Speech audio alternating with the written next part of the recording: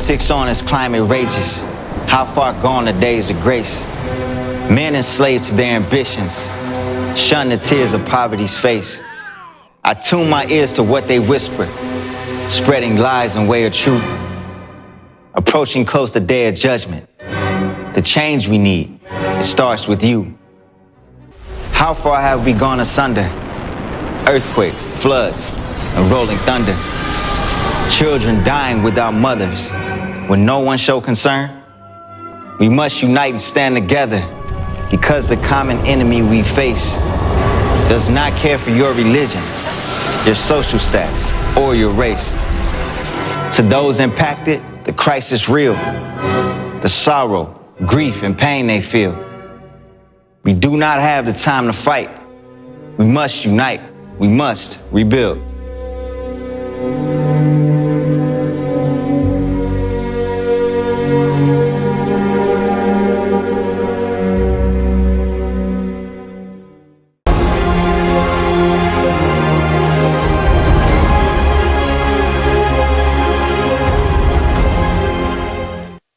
Greetings, ladies and gentlemen.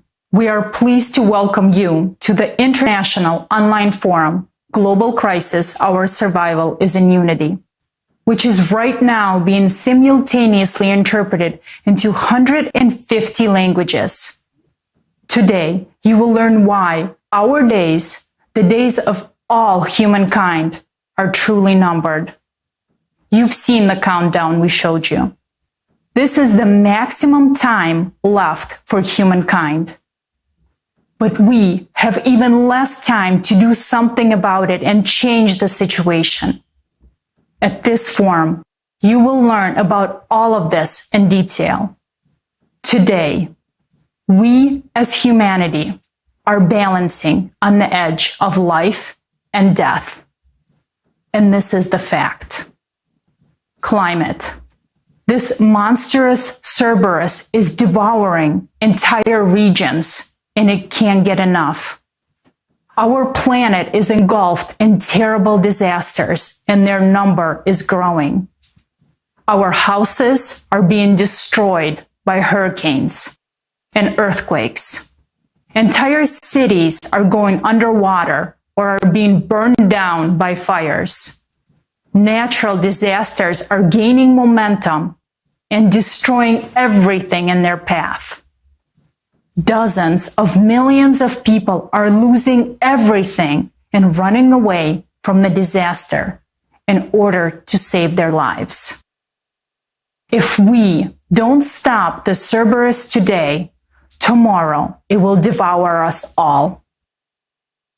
But what is humankind busy with in the meantime?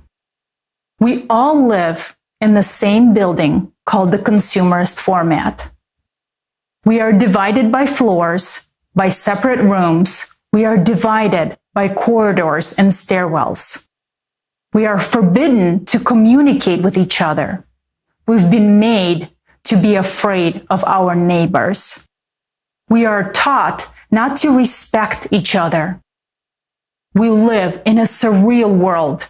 In this world, we've been taught not to see reality.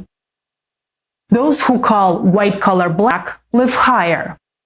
Those who call white color white live below.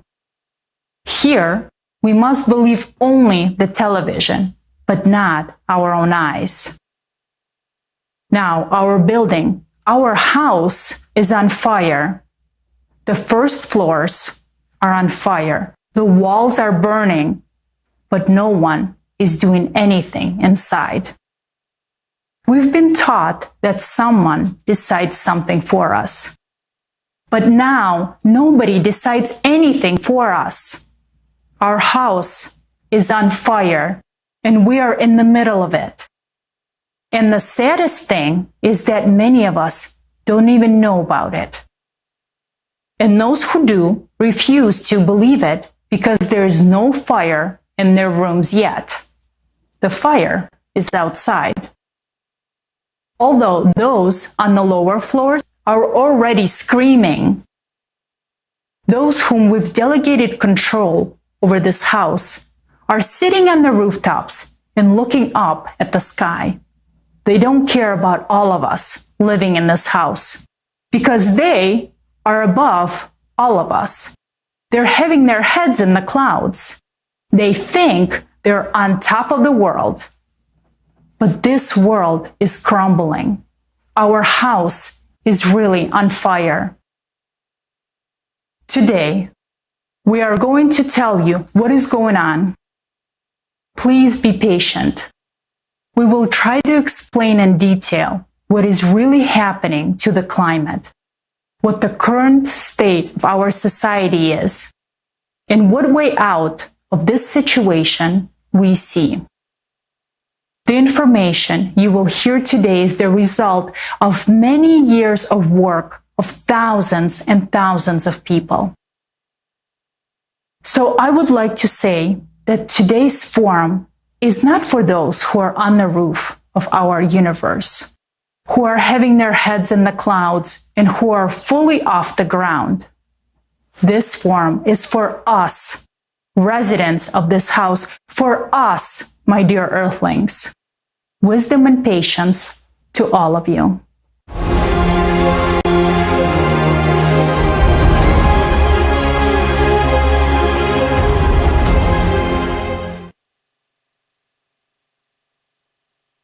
Hello, dear friends. It is a pleasure to welcome you to such a significant event for all of us, for all of humanity. Today's forum is being simultaneously translated into 150 languages. These are the languages which 90% of the world's population speaks. This is a great chance to be heard by all of humanity. We can only imagine the scale of the preparation for this forum, the huge number of people involved in making sure that the truth will be heard worldwide and that it will be understood and heard by people in their own languages. It is truly a colossal work. It is a tremendous effort. Thousands of people from all over the world have joined together to make our momentous meeting possible today. All this is able to be done only because of the dedication and commitment of these people to humanity, because they understand the importance, the responsibility, including the responsibility to disseminate this important information that will be presented to you today. It is an honor to be part of this team, because without any exaggeration, what you will hear today will save humanity if everyone knows about it. Dear friends, I would like to draw your attention. All information on the online forum, Global Crisis, Our Survival is in Unity, is presented for a non-profit purpose and in the interest of the entire society, entire humanity. The free use, reproduction, and distribution of this forum, in part or in a whole, by any means, without distortion of the transmitted information and while preserving the links to the source is permitted. Thank you very much.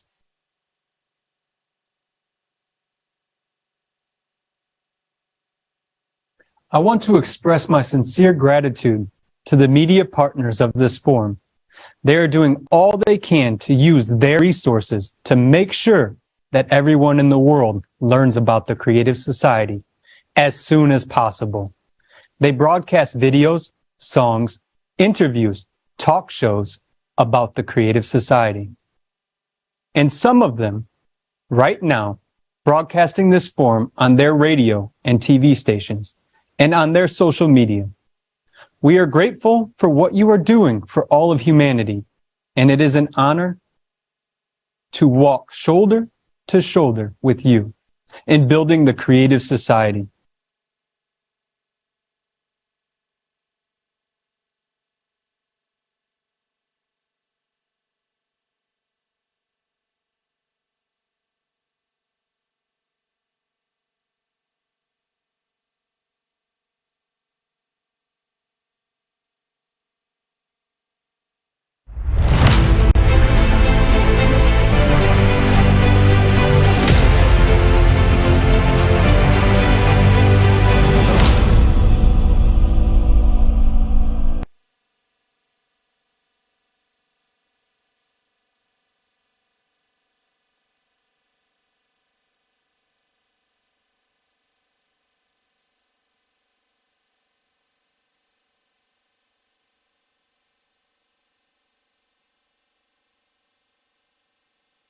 Dear viewers, and right now we would like to invite our scientist from the Climate Department of Creative Society.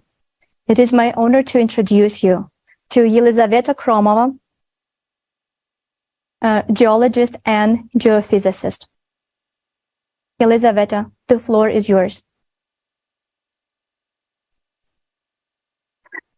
Здравствуйте, уважаемые участники. Здравствуйте, уважаемые участники форума. Greetings, dear participants and viewers of this forum. Today it's a great honor for us to present the work of hundreds of scientists and thousands of volunteers of the Creative Society project. It is dedicated to the study of the true causes of climate change occurring on Earth today, which are not related to human activity. What we're going to narrate today in such a scale and exposition has never been presented anywhere before. This comprehensive scientific work has been carried out by our international team since 1996. It's been several decades already that scientists, experts, and volunteers from different countries have been involved in this interdisciplinary research. These are experts in geology, geophysics, volcanology, climatology, oceanology, astrophysics, and dozens of other fields. Those who study the planet's core, volcanoes, earthquakes, cosmic rays, and geological cycles. We've made accurate calculations, mathematical models, and analytical forecasts of the progression of climatic cataclysms that humanity will experience in the coming years. Excerpts from the current report were published in 2014, but the full information and our calculations were not revealed to the public, and later you will understand why. Further, we are going to present to you the results of the 26 years of research. I want to draw your attention to the fact that we will present only the information and facts that you can double-check. For this purpose, we have deliberately used data from publicly available sources. We do not use the results of our sensors and measurements in today's report, so as not to frighten or spread panic. Today, we will rely only on the facts which are easily verifiable and publicly available.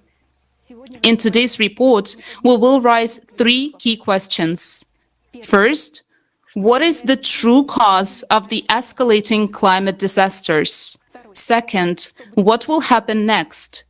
Third, what is the solution? Today, we're going to tell you what is out of the public eye. You will not hear this comprehensive information from official media sources or political reports. These facts are not just being withheld, they're being ignored as not to cause panic in society. We understand that, but at the same time, such silencing is dangerous because it creates the risk of inaction in solving vital issues. First, let's look at the current state of affairs regarding the climate situation in the world as of November 2022. I would like to give the floor to PhD Associate Professor Konstantin Rybachuk, an active participant of the Creative Society project. He has been a reporter and presenter of the weekly climate breaking news for several years now, as well as a speaker of various conferences on climate monitoring and more. So now, he's going to speak about the progression of cataclysms around the world. Konstantin, the floor is yours.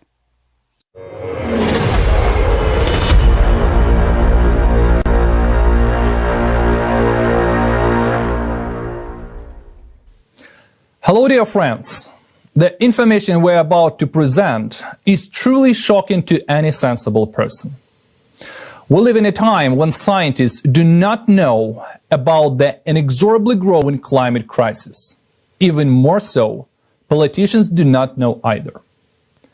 Now, all of humanity is on the brink of a large-scale climate catastrophe. And at the same time, contemporary science tells us only about anthropogenic climate change, but is silent about the actual cause of climate change. Many people doubt this, doubt climate change, but facts are stubborn things. A year ago, The number of cataclysms in the world did not exceed a few dozen per month. But this year, we're already registering an average of 200 natural disasters per week. According to our monitoring data, more than 6,000 climate disasters occurred during the first 10 months of 2022. These include floods, fires, hurricanes, tornadoes, mudslides and landslides, abnormal snowfalls and hail. Imagine, it's like 6,000 war zones where a climate, the only enemy of humanity, is waging its attack. And that's only what's reflected in open sources of information. In fact, there are many more natural disasters on the planet. And worst of all, these cataclysms have taken many lives that can never be returned. Their families and loved ones can never recover that loss. The monitoring report you will see is the result of work of thousands of volunteers around the world. All facts are cross-checked many times before we use them. All this information is taken solely from public sources so everyone can cross-check it and see for themselves the extent of the horror we have encountered. I want to emphasize that thousands of people are working on collecting and analyzing data. It is difficult for one person to collect and analyze so much information. In our research activities, we have encountered the fact that a lot of data that is available in open sources is being deleted. Information about climatic cataclysms, their power and frequency is simply disappearing. They try to give us the appearance of a more or less favorable climate situation. At the same time, the statistics are more horrifying than ever before in the history of modern civilization. That is especially evident this year.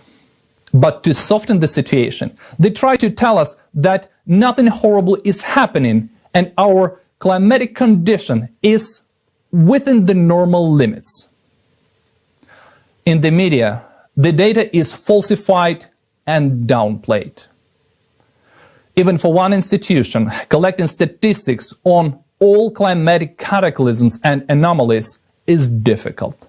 But we are volunteers, and there are a lot of us around the world.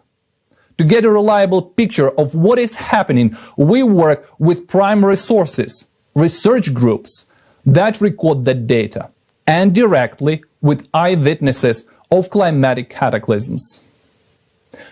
We're going to show you a climate monitoring video. I ask you to watch this video very carefully. It shows the actual progression of climate change in the world.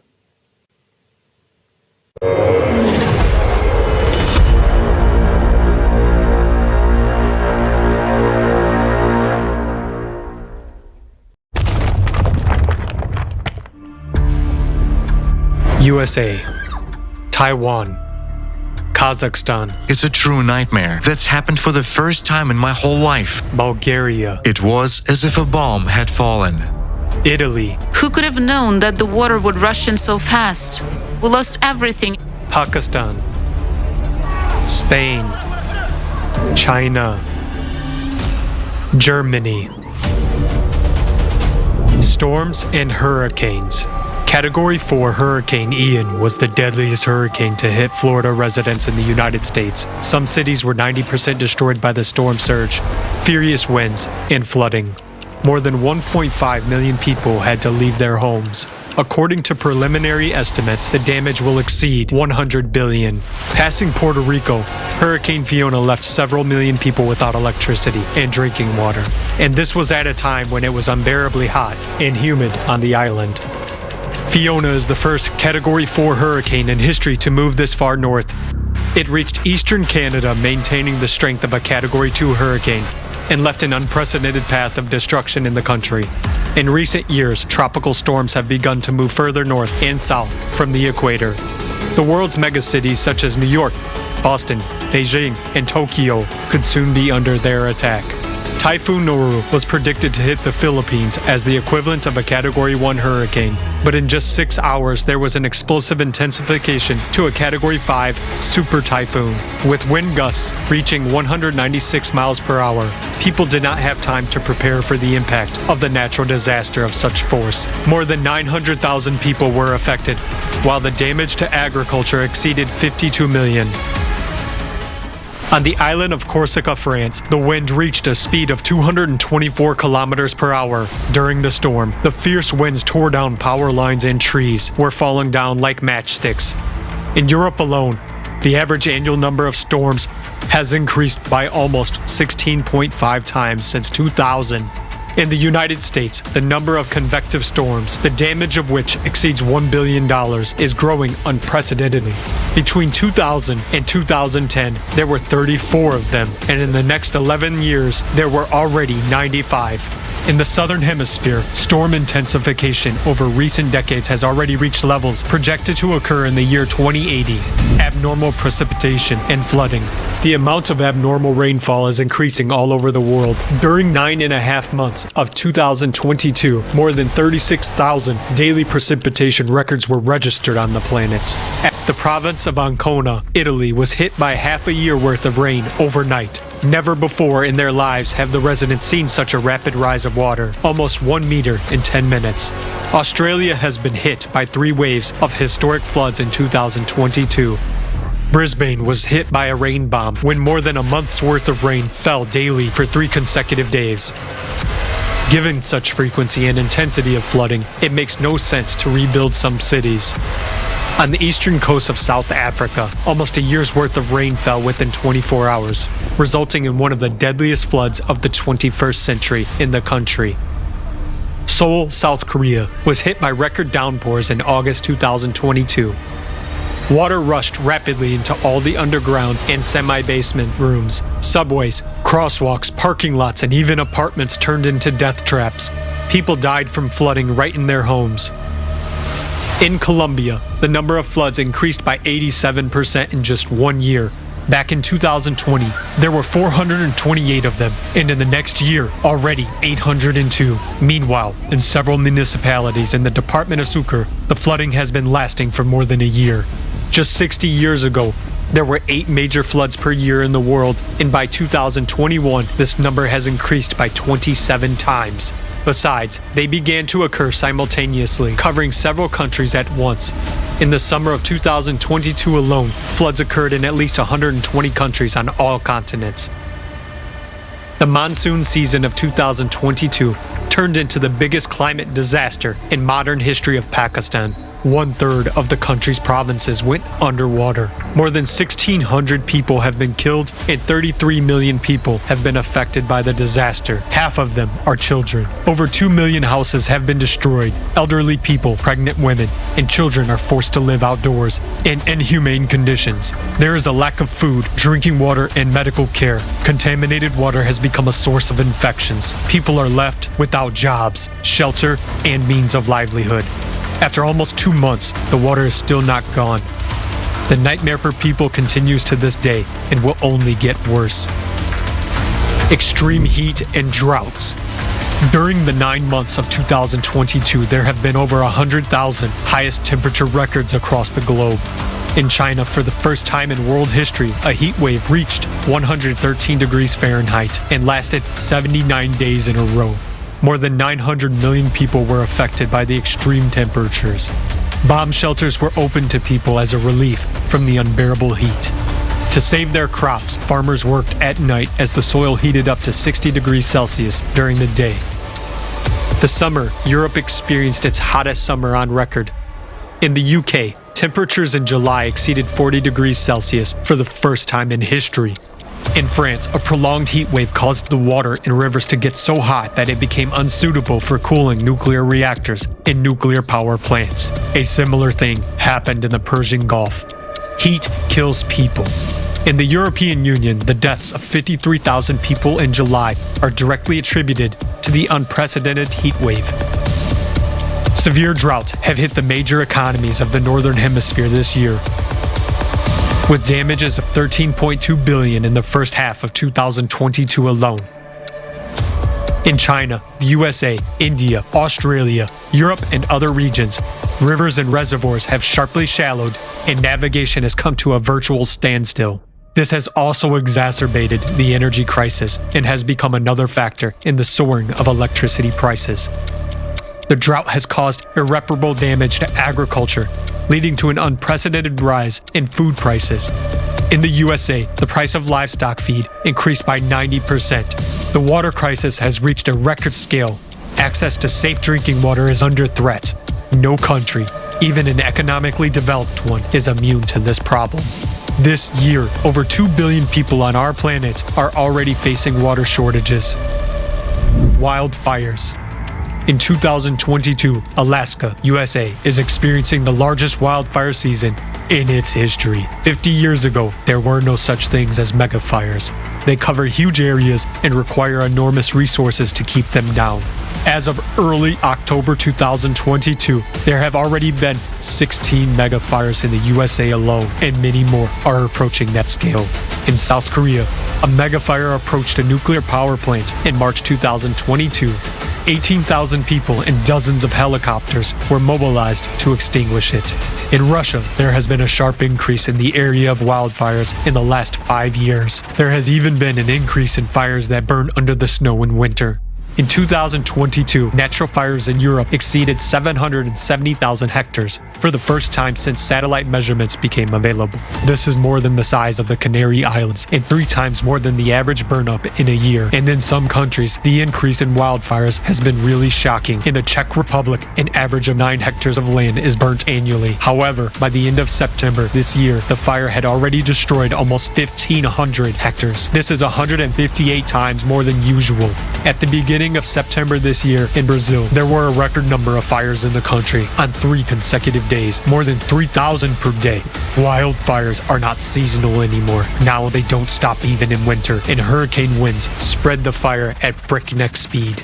In the Algerian province of El Taref, winds of over 55 miles per hour caused the flames to spread in a matter of minutes, leaving no chance for people to escape. Fires are occurring in places where they have almost never been before. Central Europe, the rainforests of South America, and even the Arctic are burning. Today, single cataclysms already occur very rarely. There goes an entire cascade of disasters, one involving the other.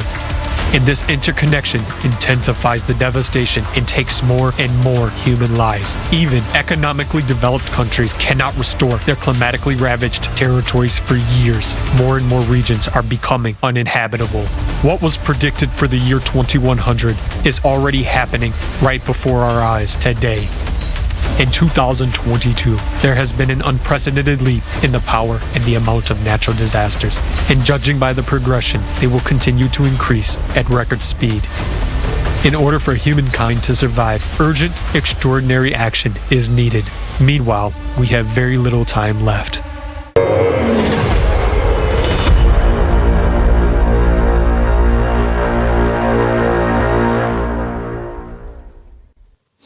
This video shows a tiny fraction of the climate disasters that have occurred this year. The year 2022 was watershed. Everyone has seen how abnormal and unpredictable the cataclysms have become.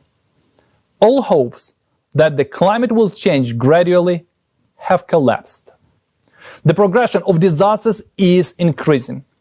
Just think, over the past 9 months, 100,000 records of heat waves and 36,000 records of precipitation have been broken.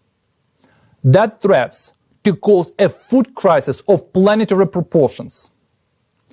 In the fall of 2022, almost the entire northern hemisphere received another dose of heat instead of long-awaited coolness. In northern Canada, where the average September temperature is about 8 Celsius degrees, temperatures over 30 Celsius degrees were recorded for several days. And in icy Greenland, the temperature was more than 20 degrees above normal. Floods have become so powerful that even economically stable countries cannot withstand their onslaught. While last year floods of the century were recorded, this year floods of the millennium are occurring everywhere. These are floods that occur with a probability of once in 1,000 years. Such a climate catastrophe hit northeastern Brazil in spring of 2022. And in the summer, as many as 5 of these millennium floods occurred in less than 1 month in the United States. Some 70 million people were affected. That's a huge number. It's not just a statistic, it's 70 million people who have already been affected. The scale of natural disasters is constantly increasing.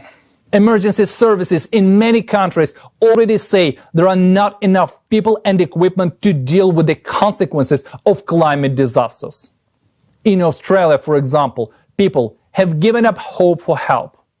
Over the past year, the country has been overwhelmed by historic waves of floods. People are simply abandoned amidst a temporary climate disaster and no help can reach them. And it's only going to get worse. There is less and less hope for international aid because countries are simultaneously faced with cataclysms and have to try to solve their own problems first. In just a few years, when the cataclysms take full force, nobody will come to help because trouble will be everywhere. Today, the consequences of disasters already affect everyone. The world is very interconnected. Flooded or scorched fields in one part of the planet mean a massive increase in food prices or famine in another. The media shows us the disaster itself, but they don't show what happens to people afterward. A cataclysm can last for hours or even minutes, but people are left to cope with aftermath for years. Do you think this is the case only in developing countries? It's been a year since the deadly flooding in Europe in July 2021, and many of those affected are still unable to return to their homes. In technologically advanced Japan, hundreds of people still live in temporary housing 3 years after Typhoon Hagibis. In the United States, after the terrible tornado that hit Kentucky in December 2021, people are still not back in their homes. And there are countless examples of this. We're all vulnerable to the elements. Millions of people lose their homes and everything they own. Everything we have accumulated throughout our lives vanishes in an instant, irrevocably. Dry clothes, a piece of bread, or a sip of water are what becomes most precious. And if you are lucky enough to survive, the most you can count on is a place in a refugee camp. Yes, losing your possessions is not the worst of evils. Many survivors lose family and friends. We can restore everything except lost human life. Cataclysms are escalating and we have no way of coping with them. Existing programs to combat climate change do not work. Over the past 20 years, the situation on the planet has worsened catastrophically and climate disasters continue to increase. And today, when we need to study the real causes of climate change, we as humanity do nothing to understand the cause of growing cataclysms. We waste time and trillions of dollars on an only false theory of anthropogenic climate change and do nothing. It's simply a suicide. We watch our world crumble. We hope that we need to be patient and wait it out and everything will return to normal. It won't. Our world will never be the same again. If we continue to do nothing, tomorrow the elements will destroy our life and it will be too late to do anything about it. Now, the search for salvation from a planetary climate catastrophe must become the most critical task for mankind, and all of the society's resources must be devoted to it.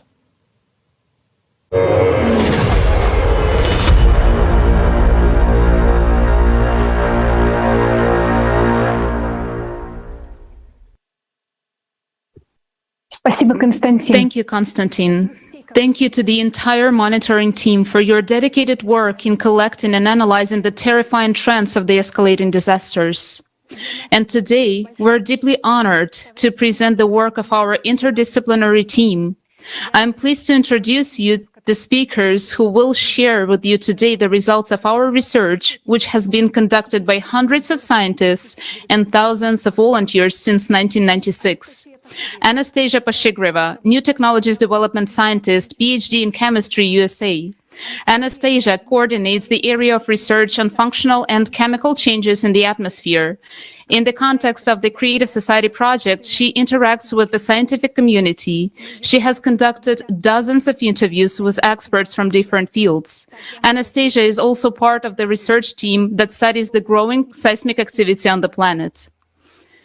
David Kruger, Creative Society project participant, geographer, Germany. By his profession, David knows well the geosystems of our planet and the natural phenomena that occurs in it. John Ann, Creative Society project participant, expert in the development and commercialization of new technologies in the fields of energy, chemical processes, and natural sciences, USA. John earned an MBA, a PhD in chemical engineering at Technical University of Munich, and a master's degree at the University of California, Berkeley. As a result of our research, we have come to a very well-reasoned understanding that the cause of climate change is not the increase in the anthropogenic CO2. The problem is not only that the temperatures on the planet are currently rising, but there is also an increase in the number of anomalies deep in the planet's interior. Therefore, the reason for the increase in disasters is something else. Let's look at the facts of multiple thermal anomalies which point to the problem inside the planet. One of the signs of climate change that you are well aware of is the melting of glaciers. It is now well established that the glaciers of Antarctica and Greenland are melting from below. But what is the threat behind this? Please look at the map in the middle. The red color here indicates the area where Antarctica has lost most of its ice since 2003. As you can clearly see on the map, this is only West Antarctica. Why is only West Antarctica melting from global warming? Geologists are well aware that West Antarctica is a relatively young continent with a thin crust. On the map to the left, you can see yellow and red areas showing the thin crust. The eastern part is represented by a thick, massive plate. Please pay attention to the right side of the tectonic map. You can see how West and East Antarctica differ. Volcanologists know well that Antarctica is also an active volcanic region. Today, more than 140 volcanoes have already been discovered under its ice. Take a closer look. Where are all these volcanoes? They're located exactly in West Antarctica, and most of them are located exactly where the glaciers are melting. You may have heard that there are two glaciers in Antarctica that are melting the most. They are Pine Island and Thwaites. You can see them marked with red arrows on the map to the left. Glaciologists call them doomsday glaciers. Multiple studies in recent years indicate that there is increased heat flow beneath these glaciers from the subsurface. Some scientists who advocate the CO2 theory claim that it is allegedly humans who heat the water which flows under the glacier and melts it down there. This is totally absurd. Think yourselves, what is more likely to heat the deep waters beneath a glacier? CO2 emissions that occur thousands of miles away from a glacier, or a volcano located directly beneath it? In fact, it is much scarier than that. Note when the intense melting of Antarctic glaciers began. That happened in 1995. Remember this year. Today we'll hear a lot about it. Since 1995, Antarctica's ice melt rate has increased by 65%. The question arises, why did the intensive melting of glaciers start exactly in our time? NASA seismologists have discovered a huge Mary Bird magma chamber under West Antarctica. The increased heat flow from the Earth's interior comes exactly from there and activates volcanoes. In the diagram to the left, you can see this magma chamber marked in red. Despite the fact that magma chamber has been there for millions of years, in 1995, for an inexplicable reason, it became active, which led to an increase in volcanic activity and intensive melting of the glaciers in West Antarctica. It is an undeniable fact that Antarctica is melting from below due to the rise of magma within the magma chamber, and this has been happening since 1995.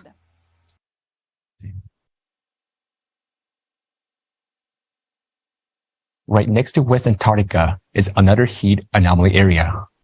Oceanographers from Germany have found that in the Weddell Sea off the coast of West Antarctica, at a depth of more than 2,000 meters, the water has warmed up 5 times faster than at the surface, whereas the upper 700 meters of water column has hardly heated at all.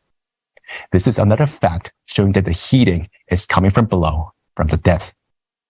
In the graph on the bottom right, you can see how significantly the temperature has been increasing since 1995. Just imagine how much water it takes to warm up icy waters of the Antarctic Sea. The Weddell Sea is bounded on all sides by volcanic structure features that are currently showing anomalous activity. And the Bransfield Strait area is currently the most seismically active in the world. Look, it is marked on the map with a red arrow. Further in the report, you will hear more about the 85,000 earthquakes that occurred here within only 6 months in 2020. For comparison, before 1995, there were no more than 15,000 earthquakes per year around the entire Earth. This indicates that magma is reactively rising in the Bransfield Strait area, thus triggering earthquakes. It is only 5 kilometers away from breaking through. You see that the Weddell Sea, just like the entire West Antarctica, has also been heating up since 1995. And this is also due to the magma ascent, which is accompanied by an extreme increase in the number of earthquakes.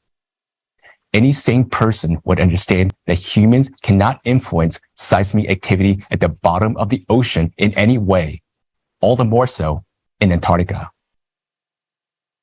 You will be surprised, but similar processes are taking place now in the central part of Greenland.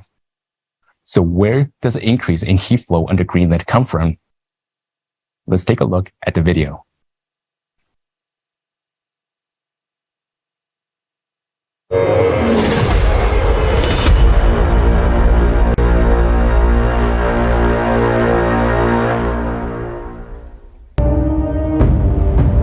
Equally intense ice melting is also taking place on another part of the planet, in Greenland.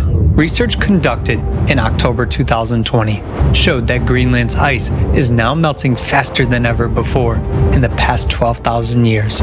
In 2019 alone, Greenland's ice sheet lost the most ice in recorded history, 600 billion tons. It is also surprising that giant lakes appear under the surface of the glacier, which is actually 1.5 kilometers thick.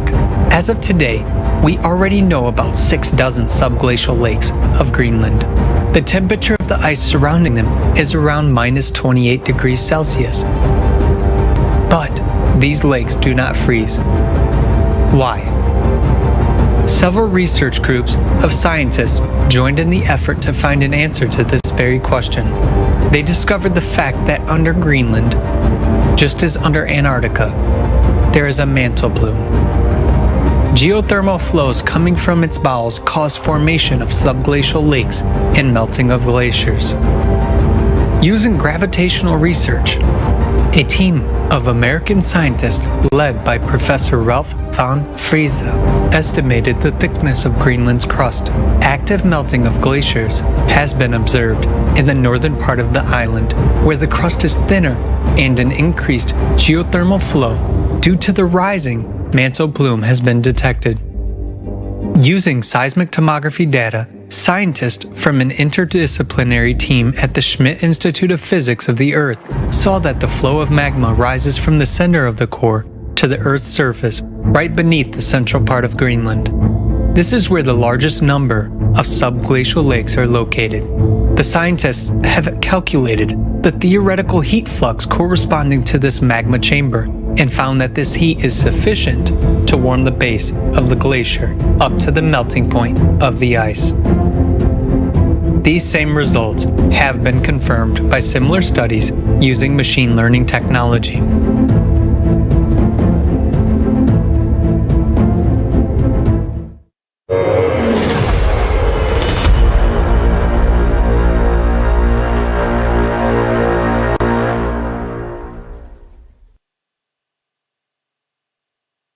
Now, you know that the increased melting of Greenland is also due to the rise of magma in the magma chamber. The glaciers of Antarctica and Greenland have begun to melt from below since 1995. And this is happening faster than any time in the past 12,000 years. This suggests that there hasn't been such an intense rise in magma over a period of 12,000 years. But as it turns out, exactly this period of 12,000 years is of enormous importance. Next, you will learn why magma in magma chambers has begun to behave so strangely, how this threatens humankind, and when this will happen. In addition to melting glaciers, significant thermal anomalies have also been observed in the ocean. Where does the ocean get heated the most? As you can see on the map, of the averaged model of ocean water heating, the ocean water gets heated the most in the area of the Greenland tectonic zone, that is, in the area of the ascending magma chamber. But what is another key process occurring in this part of the ocean?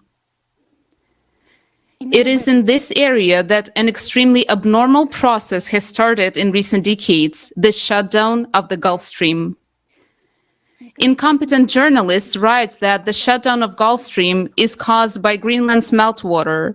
However, according to the calculations of oceanographers, the Gulf Stream is 20 times stronger than the oncoming cold stream of meltwater. This flow of cold water can be compared to a spit against a waterfall. So what kind of impact can we talk about? In May 2010, there was a short-term shutdown of the Gulf Stream. Why? Geologist James Camis has deducted a chain of correlations on how the Gulf Stream shutdown is linked to changes in the planet's interior. In 2009, the magma ascent caused a series of earthquakes in the vicinity of Iceland, which followed by the well-known eruption of the Eyjafjallajökull volcano in March 2010. And as early as May 2010, a huge mass of hot water surfaced across the tectonic zone along the faults and stopped the movement of the Gulf Stream. You can see this process on the screen right now. In other words, the shutdown of the Gulf Stream now occurs in pulsating stages as a result of the release of enormous heat caused by the ascent of magmatic chambers beneath Greenland. Given that magma chamber beneath Greenland is becoming more active, we're getting closer to the point when the Gulf Stream will stop completely. The last time, what's important, the Gulf Stream stopped was 12,000 years ago. Remember that figure, 12,000 years. You've heard about it already. And what is important, oceanologists note that such phenomena of water heating occurs not only in the area of Greenland, but across the entire world's ocean. So let's take a look at what is going on.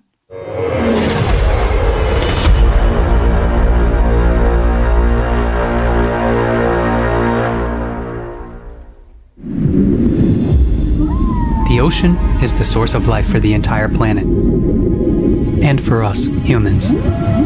But it ceases to be the source of life. It is about to become the source of our death. Just think about it. Ocean warming has increased by 450% in just 30 years. According to scientific estimations, for the ocean to heat up at today's rate, it would take as much energy as would be released if 7 atomic bombs dropped on Hiroshima would explode every second for a year. The direst fact is that the ocean is heating not only on the surface, but also at depth. A team of US researchers has found that the average depths of the ocean warmed 15 times faster over the past 60 years than they had been warming over the previous 10,000 years. And this progression is accelerating every year. At the moment, science has no explanation where this amount of heat comes from. The only theories being considered are that the oceans are warming from the sun and from human emissions of the greenhouse gas CO2. But they can only explain heating of the upper layers of the ocean to a depth of up to 200 meters, because sun rays do not penetrate deeper. The water can be maximally heated by the sun up to 700 meters as a result of agitation. How can we explain the numerous facts of warming of the deep ocean layers? Think about it. How much energy does it take to heat such a volume of water as the world's oceans? We already see examples of such anomalous heating everywhere, not only on the bottom, but also on the surface. At the end of 2013, a huge area of unusually warm ocean water, about 1/3 the size of the United States, formed in the Gulf of Alaska and began to spread. The water temperature in many places exceeded the norm by 5 to 6 degrees Celsius. National Geographic dubbed it the blob that cooked the Pacific. Nick Bond, state climatologist for Washington, named this phenomenon the blob. The appearance of such anomalies began to suddenly become more frequent. There is something common that unites the places of formation of all these blobs. These are geologically active regions with a young, thin crust, with active underwater volcanoes, cracks, and deep crustal fractures. These are places of the most active output of hot and fluid magma. The ocean is called the kitchen of weather. The warming of its waters already enhances catastrophic typhoons and hurricanes, which annually claim thousands of human lives. The unprecedented heating of the ocean suggests that the ocean is already exhausting its ability to contain the energy trying to escape from the bowels of the earth. And when magma reaches the denser and thicker rocks of the continental crust, which on average is 2 to 3 times thicker than the oceanic crust, then the processes of cascading eruptions of land volcanoes will begin, and it will be too late to stop this process or to seek salvation.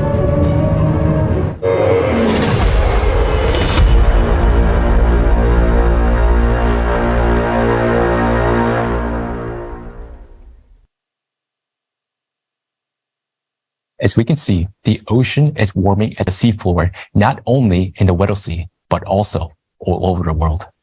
Even the mid-depth are warming, while huge volumes of heated water, those so-called blobs, are rising to the surface. Note that such huge blobs of hot water have been appearing more and more frequently since 1995. Look at the bottom right graph.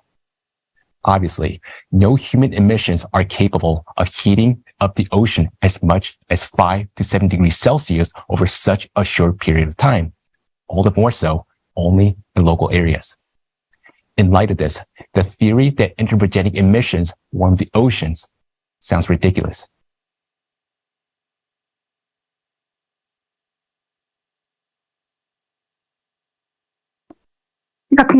As we have already understood, it is heated from underneath by ascending magma. How exactly does this happen? Now you're going to hear something unique about one of its heating mechanisms. Please turn your attention to the screen.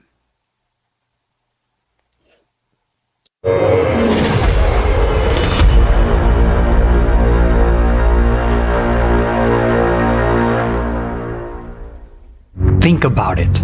How much energy does it take to heat such a volume of water as the world's oceans?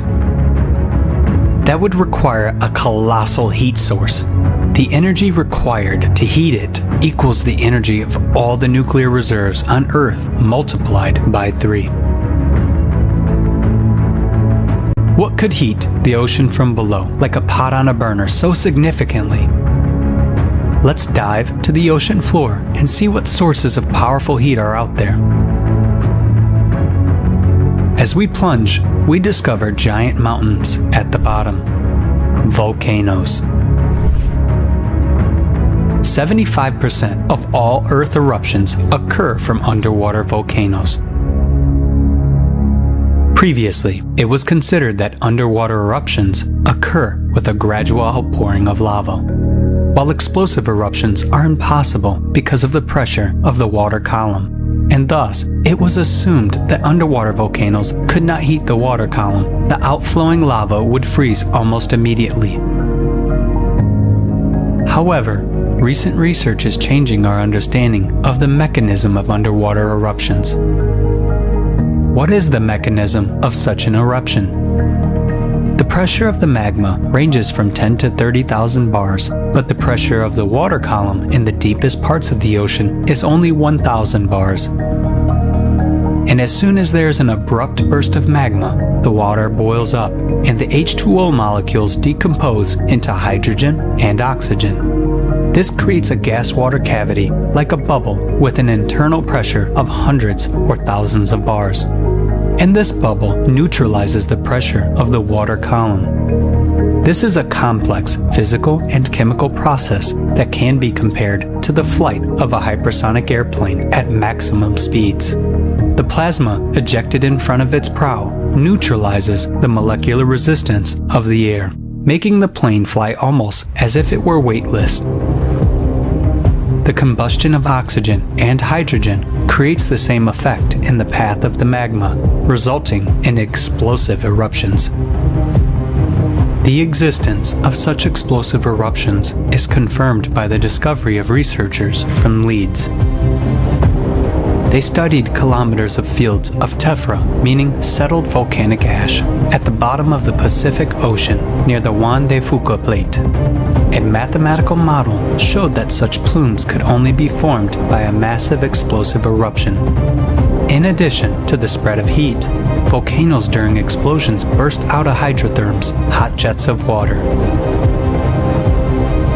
Studies have shown that the volumes of ejected boiling water can be tremendous, about 40 million Olympic swimming pools, and they are quickly formed during eruptions. The contribution of explosive eruptions to ocean heating is confirmed by Bernd Zemanowski from Julius Maximilian University in Bavaria. With submarine lava eruptions, the thermal equilibrium currents in the oceans are disrupted locally or even globally. However, given the size of the ocean, the energy of even such strong underwater eruptions is not enough to heat it up. Since active volcanoes are not located everywhere, and their eruptions are occasional, why then has the ocean heated up so much over the past 30 years?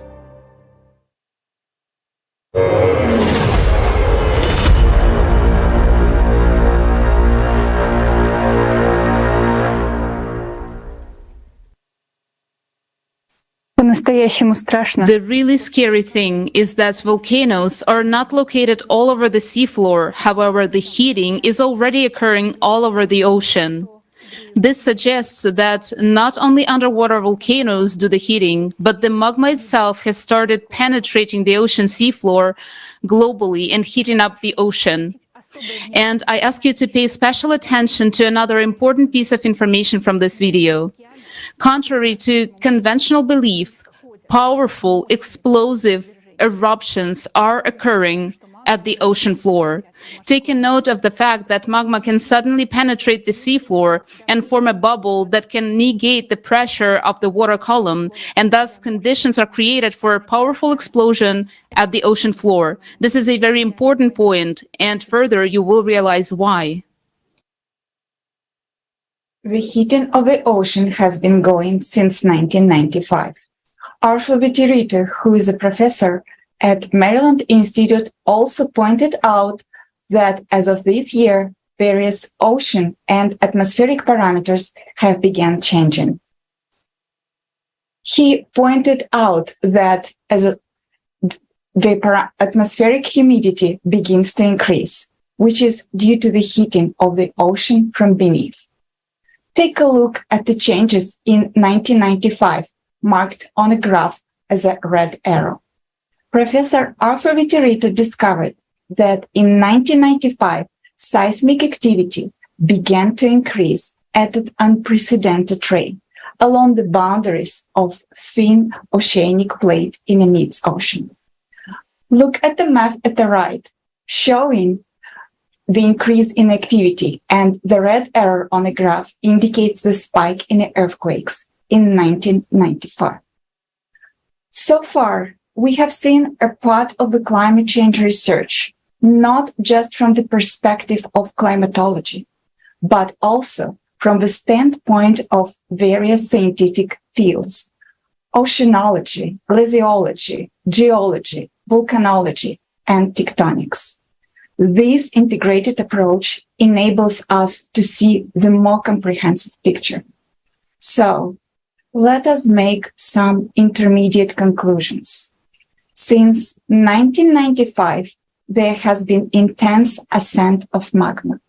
This results in, first, increased melting of the glaciers of West Antarctica and Greenland from the bottom up.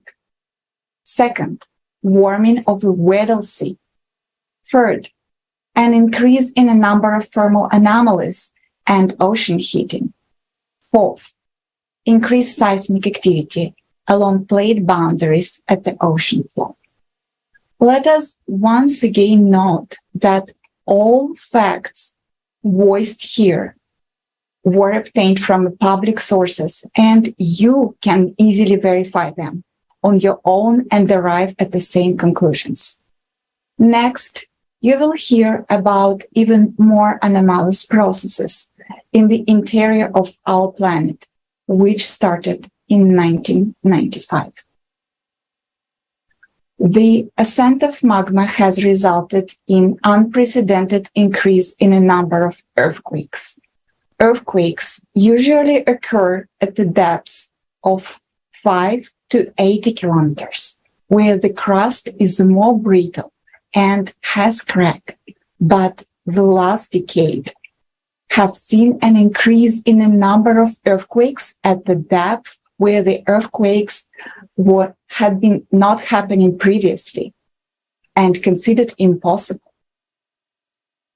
These are the depths of more than 700 kilometers, where the earthquakes are not supposed to occur because the rocks in the inner mantle are plastic, like a molding clay, and they are enabled to crack. Over recent 7 years, the number of deep focus earthquake has increased by a factor of 10. Remember this. So why do earthquakes occur at such depth where they have never been occurred before? You will learn about this from the report later today. The highest number of the deep focus earthquakes is observed in the area where Honga Tonga Honga Ha'apai volcano erupted in January 22. Look, it is marked with a red arrow on the map, and the worst part it is that it's just outside the Mariana Trench, which has the thinnest oceanic crust, a mere 5 kilometers. This is an important fact. Please take a note of that as well. Seismic activity is increasing both on the ocean floor and on the land. Earthquakes are emerging even in the regions where they have never seen before. The number of earthquakes, their magnitude, and energy are increasing. Note that in 1995, the first distinct rise of the earthquakes took place. Look at the map in front of you. It depicts the earthquakes before and after 1995. You can see the fact that earthquakes began to expand away from the edges of plate and occur in a new territory. It is important to emphasize that the recorded growth of the seismic activity over past 30 years has nothing to do with the number of seismic sensors on the planet. Look at the graph. The black dots continuously show the events started to be registered around the planet, which indicates that the observation network is very dense. By 1973, the number of installed seismic stations around the world had already been sufficient to record all earthquakes of magnitude 4 or greater, regardless where they occurred. Let's see what it means for us, people.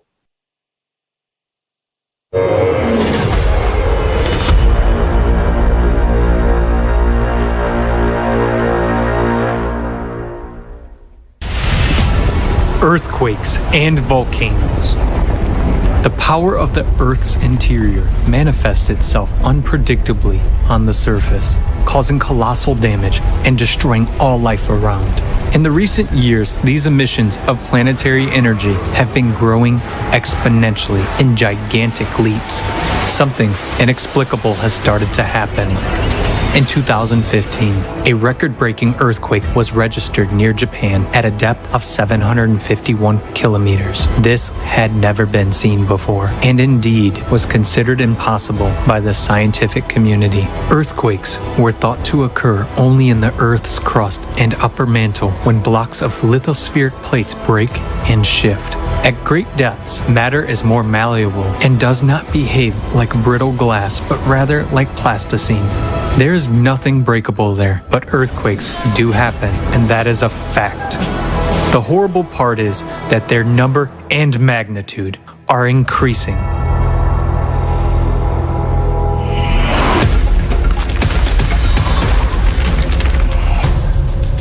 Earthquakes are not only becoming deeper, but they are also getting closer to the surface, which means they are becoming more destructive.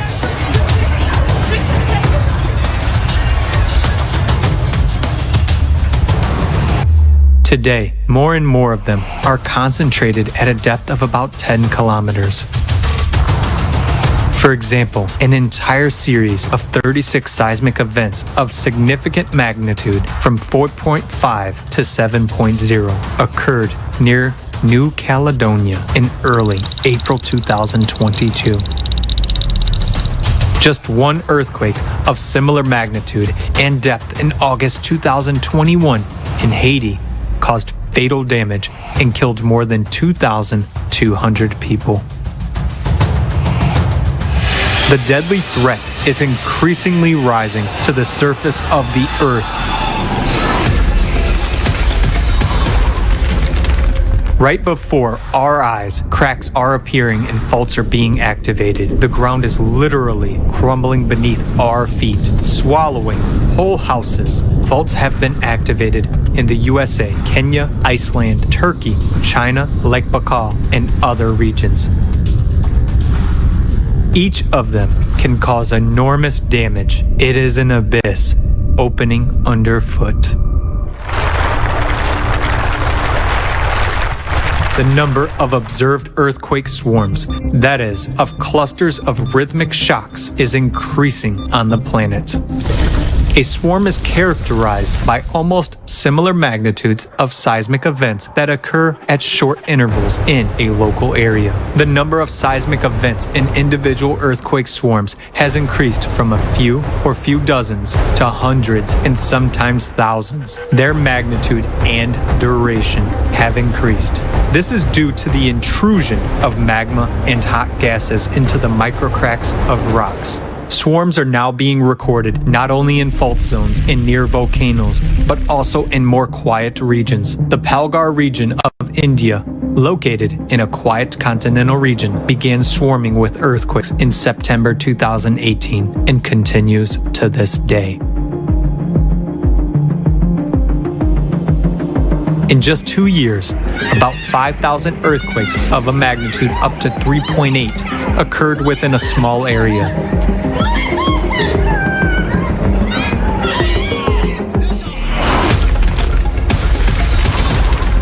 And what has been happening since August 2020 and the Bransfield Strait off of Antarctica has been described by scientists as a huge magma intrusion. Some 85,000 earthquakes have been detected in the first 6 months, with a maximum magnitude of 6. Normally, these processes occur over geologic timescales as opposed to over the course of a human lifespan, said study co-author Simone Scheska, seismologist at the Research Center in Potsdam.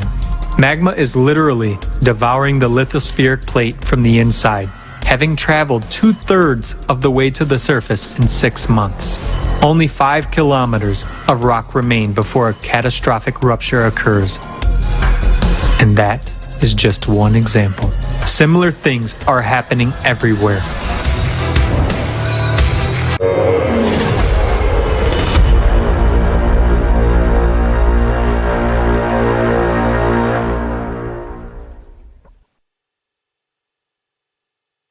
The way the seismic activity is rapidly increasing these days is a catastrophe. But the most absurd thing is that seismic agencies, international seismic databases, are now trying to conceal the fact that the number and magnitude of earthquakes is increasing. Until 2014, earthquake trends for major international databases were the same. And now, watch closely. Look at the graph. How did the curves start to behave after 2014? We see a complete discrepancy in the data from different seismic databases. What happened? This graph shows the total number of all unique earthquakes from different databases. You can see from different color bars that until 2014, the databases registered the same set of earthquakes. But since 2015, they have started to register different sets of earthquakes, chaotically, regardless of the region. Simply put, they began to put all events into different baskets. Scientists use a particular database, relying on its validity, and as a result, they see no real increase in seismic activity and rely on incomplete data in their studies. The largest correction was made to the records of seismic events with the magnitudes from 3 to 4. Look in the graph to the left. You can see that a chunk of data for small magnitudes is missing. Can you believe that Indonesia, one of the most seismically active regions, has stopped having small magnitude earthquakes? Their number has dropped from 3,500 to 8. And there are many more such examples of data distortion and underreporting of magnitudes. In reality, there are much stronger earthquakes taking place now than we're told. The absurdity of this situation is that if you ask those databases why they're deleting earthquakes of magnitude 4 and smaller, and why the increase in magnitude is not shown, they'll find excuses saying that it is difficult to deal with these data, that there are too many events, and that they have changed the criteria of including low magnitude earthquakes in their catalog. In other words, as soon as the number of earthquakes of magnitude 4 started growing, they started deleting them and explaining this by technical difficulties. It is ridiculous to justify the data forgery in this way, taking into account the modern development of database storage technologies, as well as the data processing by neural networks and artificial intelligence. Why are magnitude less than 4 being deleted? Because they reflect the process of magma ascent most clearly. Prior to eruption, seismic activity often starts increasing. And all facts indicate, however, that in the near future, we should expect a significant increase in seismic events of higher magnitude. The real increase in seismic activity on the planet looks like this. To our deep regret, we are obliged to state that this is what the progression of seismic activity on the Earth looks like. And yes, it is growing exponentially. Look closely. This is just the beginning. Further in the report, we will show you how events will unfold according to the mathematical model. It is important to note that if you just search for the first seismic trend on the graph on the internet, it will very likely come from only one database, so it will not show you the actual dynamics. But the most shocking thing is that nobody even compares the earthquake database from different databases. Nobody, conducts a truly global study and monitoring of the actual seismicity on the planet. Isn't that absurd? That's why we started analyzing the data ourselves. You can download the seismic databases yourselves and verify the information, and you too will see the scam taking place. We don't judge them. We understand that they resort to such methods because they see no way out and don't want to sow panic among people. But how can we call those who do this true scientists? And now, let's examine one clear metaphor to help us understand what's going on in the world today. Thank you so much, John. Yes, indeed, manipulation of information occurs not only with scientific data, but also in the media. Two opposing theories of climate change can be found today. The first one is that the climate change is the result of anthropogenic CO2 emissions. And the second is that the climate is not changing at all. There are mass media outlets that support one theory or another by promoting it. But the truth is that both theories are sponsored by the same sources, whether the media in both cases are owned by the same masters of manipulation. We are supposedly given a choice, given two hypotheses, but they are equally irrelevant to reality. There is a mass mind manipulation going on at a time where we should have been ringing the alarm bell a long time ago. This can associatively be compared to a burning city. Imagine you and I are living in the city where a fire has started. The homes on the outskirts are already catching fire. We worry and ask a question, what is going on? And we are immediately offered different answers to choose from. Some say, it's not a fire at all. It's some kind of hallucination. It's your fantasy. Nothing is coming at you at all. It's just a glam, a sunset, don't worry. Others will say, it's just some kids running around with flashlights, nothing to worry about. And another one's going to tell you it's a herd of cows and their reflections are coloring the sky. So there are no fires. Just stay peacefully, keep on sleeping, and just have a good rest. Meanwhile, some others gonna actively try to invite you to do some other activities. Look, there are some kind of men fighting for the money. Go check it out. Or take a look what kind of speech was delivered by our governor just yesterday. Hurry up, go listen. We, the residents of the city, see and hear this. And what are we supposed to do? We see that our neighbors' homes already caught fire. And by all laws and simple logic, we're going to be next. So what should we do? Should we then go tell them, yeah, sleep well, your house is going to burn tomorrow, not today. So there is nothing to panic about until tomorrow. You shouldn't be nervous. Or should we wake up and wake our neighbors as soon as possible? And yes, when they wake up, they're going to be terrified. But these emotions and hormones will activate their muscles and the strength and will help them to get the buckets and quickly put out the fire in the neighborhood homes before they get to burn your homes down. Isn't that what we're supposed to be doing to save our homes right now before they burn down? Are we going to just quietly wait until our house is going to catch fire? I think it's enough of these lies for all of us. It's time for us to put the fire out. And of course, we're going to go get buckets and run to put the fire out as soon as possible. Otherwise, if we're not going to do it today, all of the homes going to burn down tomorrow along with ourselves. So we must take action, because there's only one thing that we can do. We can unite and put the fire out together. And there's going to be no one but us to do this. This is a simple example. Putting out the fire is all about informing the humanity about the reality of climate situation on the planet. The media and those who own them are not doing this because they simply have no solution to this situation. In order to maintain calmness, peace, and stability in the masses and prevent panic, they are forcing they're forced to lie to us.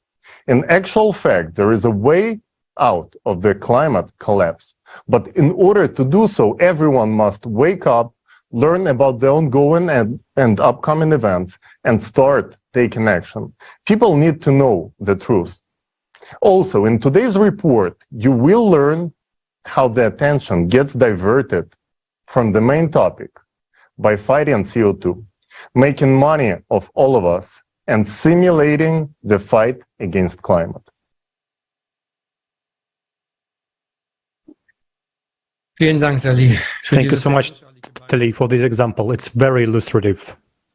Indeed, our homes are on fire, and the Climate Cerberus is walking around the planet on the loose, without a leash, and starting to tear it to shreds.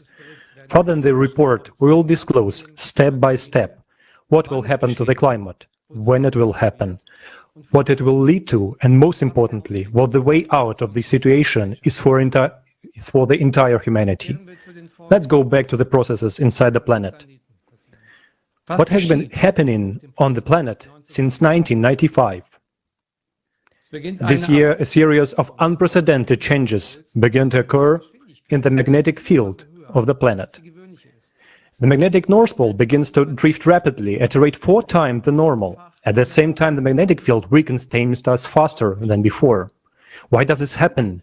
The drift of the North magnetic pole happens due to the acceleration of the molten iron flow in the outer core. Against this background, there is also a growth of the South Atlantic anomaly. This area where the magnetic field is extremely weakened, it's a dent in the Earth's magnetic field.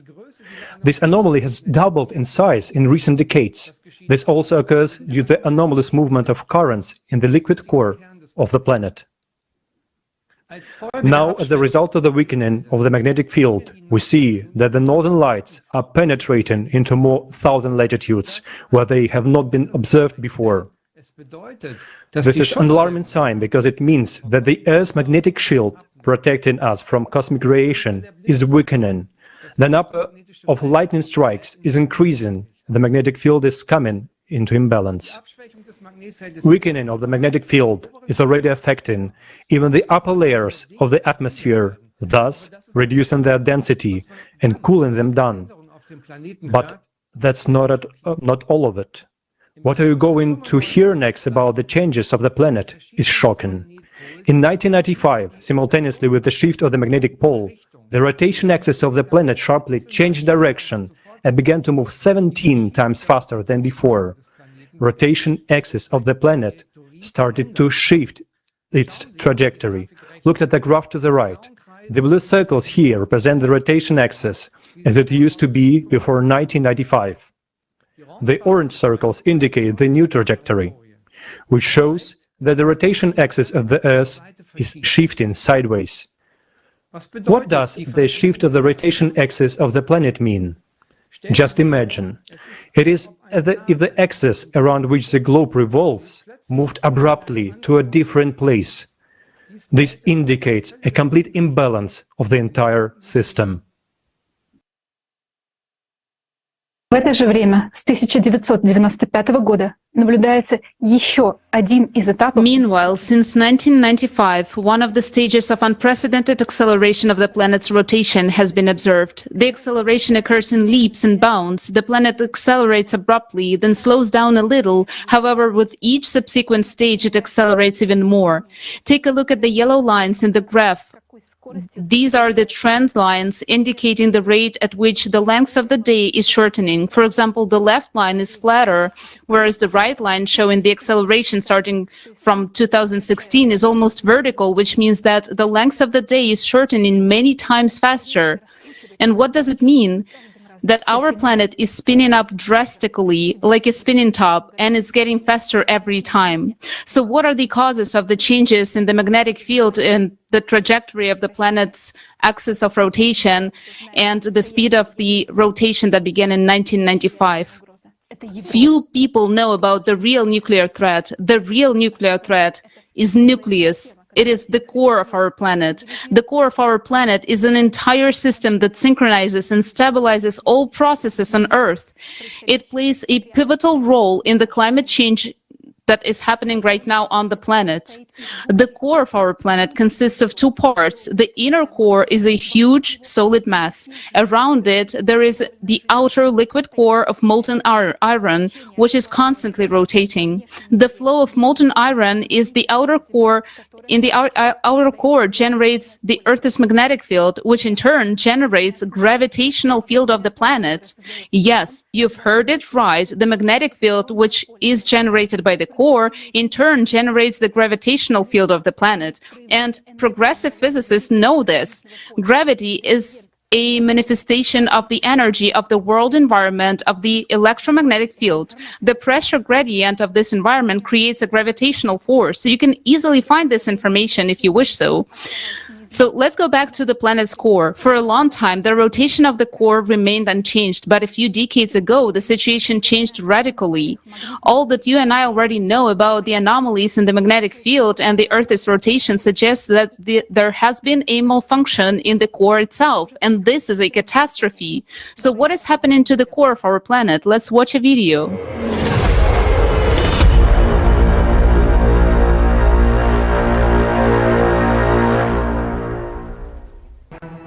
Another important evidence, confirming that abnormal processes are taking place in the core, is the drastic acceleration of the North magnetic poles drift by 3.5 times over the past 20 years. Together with the extreme acceleration of the North magnetic pole movement, a mysterious anomaly weakens the planetary magnetic field, which protects us from dangerous galactic and solar radiation. Scientists have been able to calculate that the Earth's magnetic field has weakened by 9% over the past 200 years. As a result, an area of weak magnetic field known as the South Atlantic Anomaly has been formed between Africa and South America. Moreover, in the last 5 years, another such area has developed southwest of Africa, and it is actively growing. The electromagnetic field is generated by the dynamo mechanism in the Earth's core, and therefore it is evident that changes in the magnetic field indicate changes in the core. Another proof of the anomalous behavior of the Earth's core is the appearance of a powerful neutrino emission from the bowels of the Earth, which was also registered in the year 2015. An even more anomalous event occurred in the year 1998. Scientists detected a sharp bouncing displacement of the core by observing the Earth's center of mass using satellites. As a result of the bounce, the core shifted sharply northward toward the Tamir Peninsula. At this time, scientists at the Medicina station in Italy detected a gravity burst. The velocity of the planet also increased as well as the centrifugal force. Concurrently, there was a dramatic change in the shape of the Earth. As measured by a laser rangefinder system from the US satellites, the planet began to expand abnormally along the equator, whereas before that, the trend had been the opposite. Because of the increased centrifugal force, magma plumes began to rise closer to the surface, which increased the geothermal heat flow and the number of earthquakes. As a result, new faults and cracks began to form, through which water from the surface began to escape deep into the Earth. In the same year, there was a sharp increase in the speed of the North magnetic pole's drift. The bounce of the Earth's center of mass became the key factor of the system's imbalance. This event led to a dissonance among all the Earth's shelves, which caused a dramatic increase in many natural disasters: earthquakes, volcanic eruptions, tsunamis, hurricanes, tornadoes, and so on.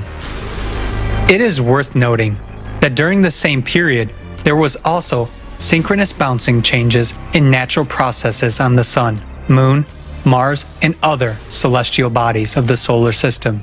And this also occurred because of the displacement of their cores. This has led scientists to believe that such synchronous bounces may be caused by the influence of external factors on the solar system. But over the past 50 years, our planet has continued to accelerate. Since the year 2016, this trend has intensified even more. June 29th, 2022 was recorded as the shortest day of the history of observations. The previous record was just 2 years ago. Even seemingly insignificant acceleration of the huge mass of the Earth will cause catastrophic consequences in the near future.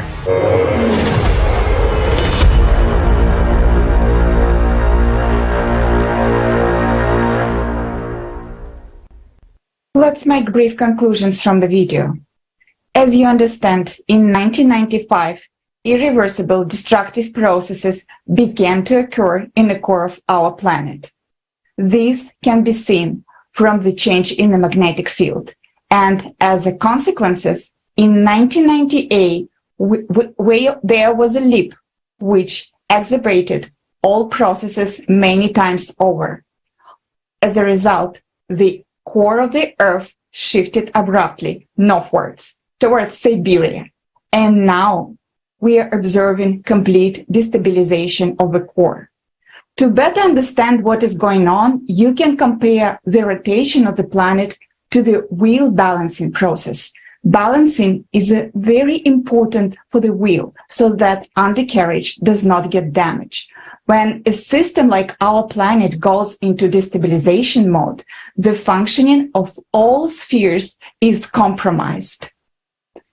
As a result of bouncing core, serious gravitational changes began, and there appeared irregularities in inertia processes of the Earth.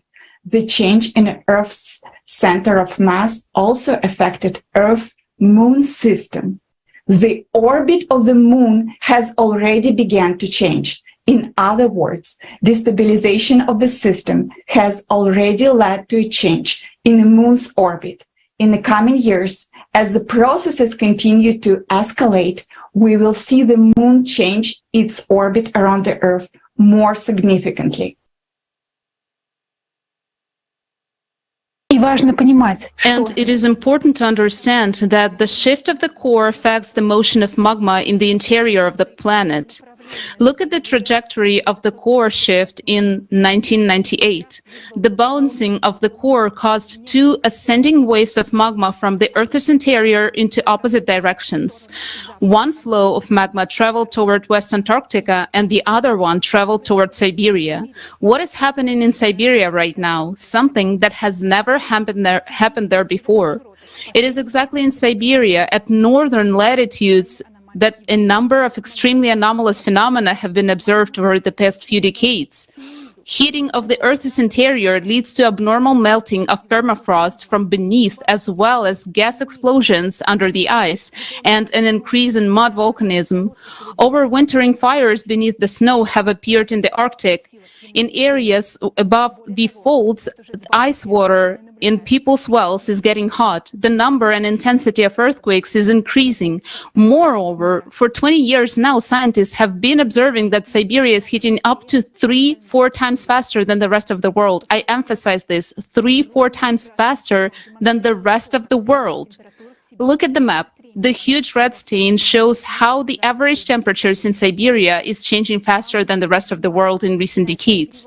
As magma rises, it begins to hit the plate from below and boils the groundwater.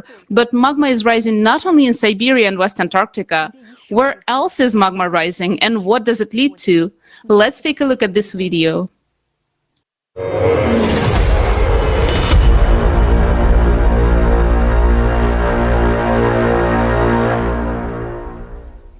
In recent decades, the Earth has been accelerating its rotation by leaps and bounds, which means the centrifugal force is increasing. As a result, at the equator, the planet is expanding and increasing in volume. This causes the Earth's crust to crack and geological faults to activate. At this time, processes similar to blood cavitation occur in the Earth's interior with magma. Blood cavitation during Chyson disease is a life-threatening phenomenon known to divers during rapid ascent to the surface. Due to the sudden drop of pressure, the dissolved gases in the blood are released instantly, causing the blood to boil. The resulting gas bubbles destroy the walls of the blood vessels. In the Earth's interior, sudden pressure drops are associated with an instantaneous increase in centrifugal forces during a sudden acceleration of the planet's rotation. This causes magma to rush abruptly towards the Earth's surface. Lithospheric plates are destroyed by cavitation, microbursts of active gas-saturated magma. Just as the walls of vessels are fused by the bubbled blood of a diver, this process accelerates itself, affecting deeper and deeper layers of the mantle. That is why we are seeing ever more powerful and deep earthquakes and seismic swarms. The proof that this process is increasing and accelerating can be seen in the massive double-deep earthquake in Peru. Meanwhile, the expansion and intensification of the pressure on the crust due to the cavitation of the magma serves to intensify the erosion process. What does that mean for us? Soon, we will see eruptions and earthquakes of a magnitude that our civilization has never experienced before. The countdown of the clockwork mechanism of the magma bomb inside our planet has already started. Under the onslaught of a massive attack from the Earth's interior, the thinner oceanic crust is already giving up its position. The ocean has so far restrained this power, but eruptions are moving into the terrestrial phase. Tonga is vivid proof of this. It has the highest number of deep focus earthquakes, and the eruption of the Hunga Tonga Hapai volcano on 15 January 2022 alone affected 80% of the population of the surrounding region. If one volcano can do that, what can we expect from a massive eruption of terrestrial volcanoes? After all, already now, we observe their synchronization. The thicker continental crust is holding the line for now, but it won't last long. This threatens to bring on a volcanic winter and a new ice age. The magma's violent power has already awakened volcanoes that have been dormant for hundreds and thousands of years. Our planet is looking more and more like a minefield, where shells are beginning to detonate like a chain reaction.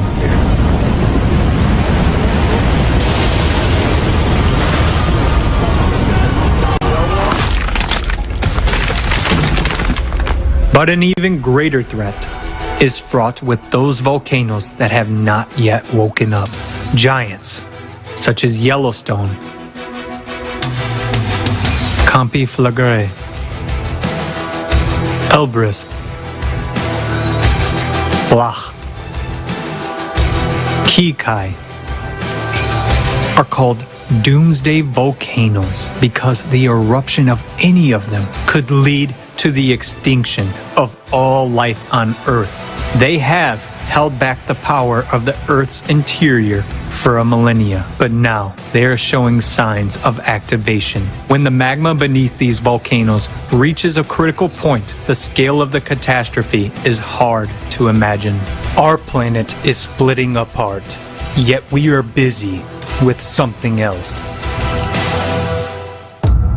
Endless problems of the consumerist format cover our eyes, not allowing us to see the main thing. We are deceived by data manipulation. Earthquake statistics are manipulated in the same way that temperature data is. Those who do this keep quiet, some for the money, and some, perhaps, not to scare people and spread panic, so that people live out their last days in peace. Because it was so suffocating inside. I couldn't breathe. People die inside the dead body inside the house. It's a nightmare. Well, I'm pretty well fucked. I fell through that hole. So that we go straight to the precipice with our eyes closed while someone knows but deliberately hides or is afraid to voice the truth.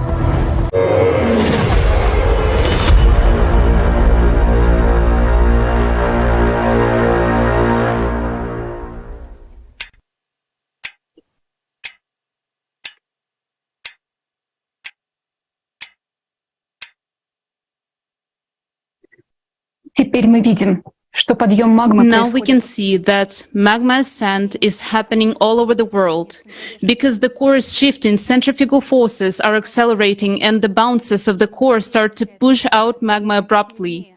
The faster the planet spins, the harder it pushes liquid magma away from the core towards the surface. This happens according to the principle of centrifuge. And this is not happening over millions of years. It is happening right now. Recall how quickly magma came towards the surface near Antarctica. And there's another alarming indicator which volcanologists have recently registered. A different composition of magma has begun to emerge to the surface from the Earth's interior. For example, a recent study of Fagradalsfjall volcano in Iceland, which erupted in March 2021, showed that during its eruption, magma from deep areas of the mantle plume entered the volcano chamber. As you remember, this is that very plume that heats Greenland's glaciers from below. The deep magma from this plume begins to rise very quickly, and this is evidenced by the chemical analysis of the composition of the magma released during the eruption. According to the study, the rates of change for the key chemical indicators of magma erupted by the Fagradalsfjall volcano in 2021 was over 1,000 times higher than in other eruptions. Think about it. The subsurface layers of magma have one composition, whereas the deep layers have a complete different composition. Usually, they don't mix. Deep layers of magma cannot just go ahead and rise to the surface. The fact that they rise suggests mixing of magma in the depth, which should not happen. But unfortunately, we do observe that. We hope that this wouldn't happen, but it's already happening. And this process is only intensifying. Magma of different chemical composition corrodes across crust much faster. It just melts away the mantle. These are indisputable facts. This is another evidenced by seriousness of the process going on under our feet. The magma ascent is already causing swarms of earthquakes of 1,000 events a day in Iceland and trigger volcanic eruption that had not been active for thousands of years. Another example of abnormal magma rise was the eruption of La Palma volcano in September 2021. Volcanologists estimated that the outpouring magma had an unusually low viscosity, the most fluid magma of any historical basalt eruptions. A similar altered composition of the fresh magma was recorded in the eruption of the Tonga volcano. Let's see why magma started mixing up in the Earth's interior. As it rises, the pressure in the magma drops, causing it to boil like blood during cavitation. Because of this, magma expands in volume and begins to press, erode, and heat the Earth's crust more. Remember, we have already talked about the unprecedented increase in the number of earthquakes at the depths of more than 700 kilometers. And here's the answer to what deep focus earthquakes in liquid magma are. This is exactly the boiling of magma and cavitation explosions. Think about it. Explosions equivalent to thousands of nuclear bombs in power have started to occur in the interior of our planet. This is what stirs the batches of magmatic melts, as if someone is stirring the magma in the interior with a big spoon. This process accelerates on its own. Magma starts pressing harder against the thin crust of the Earth's surface, the Earth's crust. This forces the expansion of the planet and causes cracking in the thinnest parts of the Earth's crust, among the mid-ocean ridges and faults. An increase in magma pressure melts away and deforms the Earth's crust. The number of new cracks and fractures increases, and the old ones begin to be activated. New fracture zones are opened up, allowing water from the surface to escape into the interior. Because of these, rivers and lakes all over the planet are drying up, even though precipitation and floods are increasing.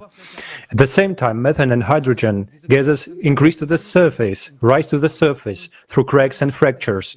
These gases are easily flammable, so there are more and more wildfires along the faults. The regassing of the Earth's interior is evidence of cavitation processes which are triggered by the instability of the core. And the magma is rising everywhere right now. Where the crust is thin, it's been felt the most. As we know, both West Siberia and West Antarctica have very thin crusts. But look at the map. Yellow and red colors show regions where the crust is also thin. This includes Europe, the west coast of the United States, Africa, Australia, China, and many other regions. The ascent of magma triggers volcanic eruption. One of the most famous supervolcanoes, Yellowstone, is showing alarming signs of seismic activity. The number of earthquake swarms is increasing there. The map shows the ground rises and sinks near the caldera. The magma there is critically close to the crust, and any slightest destabilization in a planet's interior will cause an eruption of Yellowstone. And this means a catastrophe, not only for the USA, but for all humankind. Supervolcanoes will undoubtedly react when the magma gets closer. The motion of the planet core increases the pressure of magma, and then the pressure reaches a critical point, the magma will burst out and form exploding volcanoes.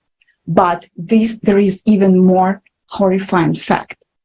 Do you remember we have mentioned the Mariana Trench? There, the oceanic crust is the thinnest, only 5 kilometers, and where the most of deep focus earthquakes take place. In other words, the largest amount of cavitation blasts of magma occurs. And more terrifying than Yellowstone explosion is the focus of magnitude 10 earthquakes near the Mariana Trench. Such a powerful earthquake never happened within the memory of our civilization. This power means that magma will easily tear through the 5-kilometer crust. Later in the report, you will learn about the consequences of the magma breakout in Mariana Trench. What are the reasons for this instability in the Earth core and acceleration of our planet? What is pushing magma to the outside?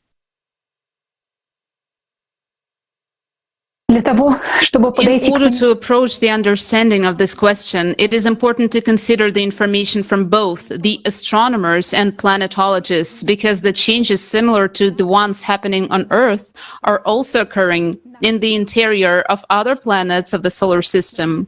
For example, just like on Earth, on Uranus, Jupiter, and Venus, wind speeds and the size of hurricanes are increasing.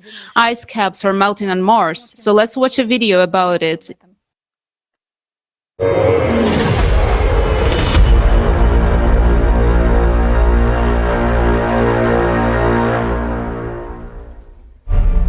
For 2 decades, the brightness of Neptune was changing according to the 11-year solar cycle. But after 1996, this process was disrupted. Global changes took place in the atmosphere of Neptune. This is due to the penetration of galactic cosmic rays into the lower atmosphere, which have an impact on storms and hurricane formation. Also, unusual storms occur on Neptune, and the giant storm discovered in 2018 was the strongest, the brightest, and was wider than the Atlantic Ocean. Moving to the equator, it should have dissolved, but it did not. Instead, it turned and began to move away from the equator. This unpredictable atmospheric behavior is something new to see, NASA states. On our planet, galactic cosmic rays also penetrate into the middle layers of the atmosphere, which is now leading to a global restructuring of the atmosphere. Uranus was considered to be a calm planet, and until 2007, scientists attributed the active weather on Uranus to the influence of the solar heat at the equator. But no one can understand why powerful storms have been raging on the planet since 2014. Previously, the temperature on Uranus was dropping, but since 2014, scientists observed a rapid heating of the planet. astrophysicist Henrik Mellin notes the following about Uranus. Uranus is unique in that it has remained so very quiet storm-wise for so long that the appearance of these storms in 2014 correlates so well with the abrupt heating of the upper atmosphere.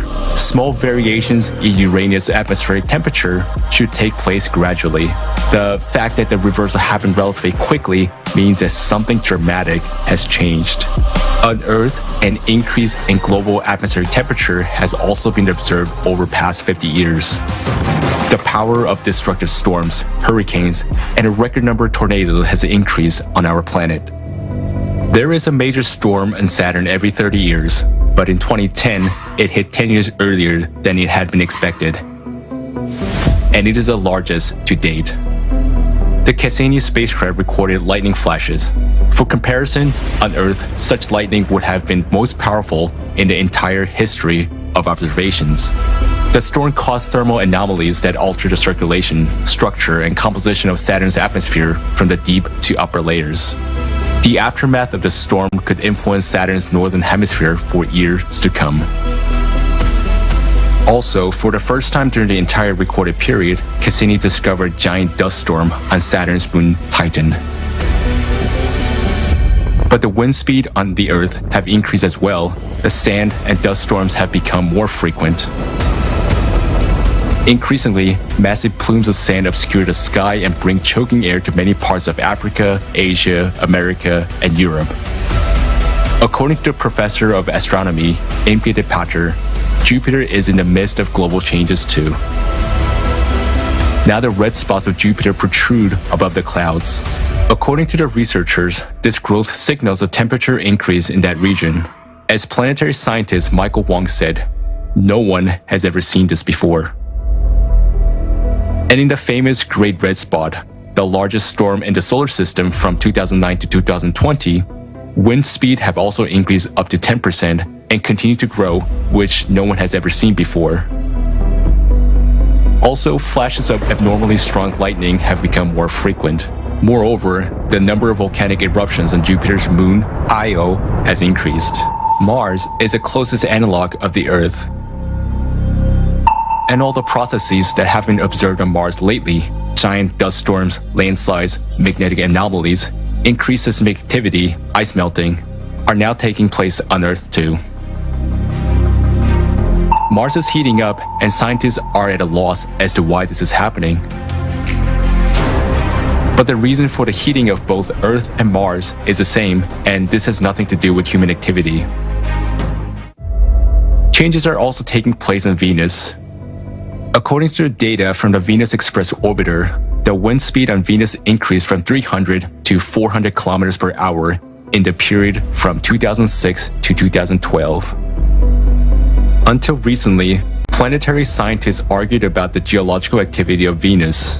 A new study has identified 37 recently active volcanic structures on the surface of Venus. Geology professor Laura Montesi says, "This is the first time we're able to say, look, this is not an ancient volcano, but one that is active today." Just like on Venus, more and more volcanoes are now waking up on Earth, and magnetic activities in the bowels of the planet is growing. In 1998, the Doris system recorded a sharp jump in the cores of the planets of the solar system and the cores of their satellites. In the scientific work of Yuri Barkin, it is said that the influence of the solar system comes from the outside, and global climate changes on the planets are occurring simultaneously.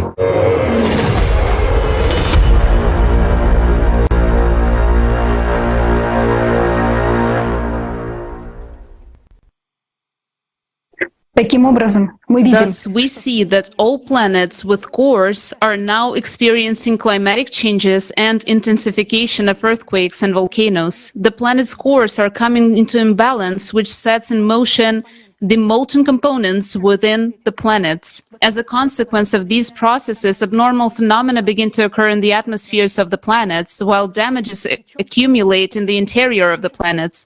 Moreover, this happens even in the gas giants, despite the fact that they do not have solid cores.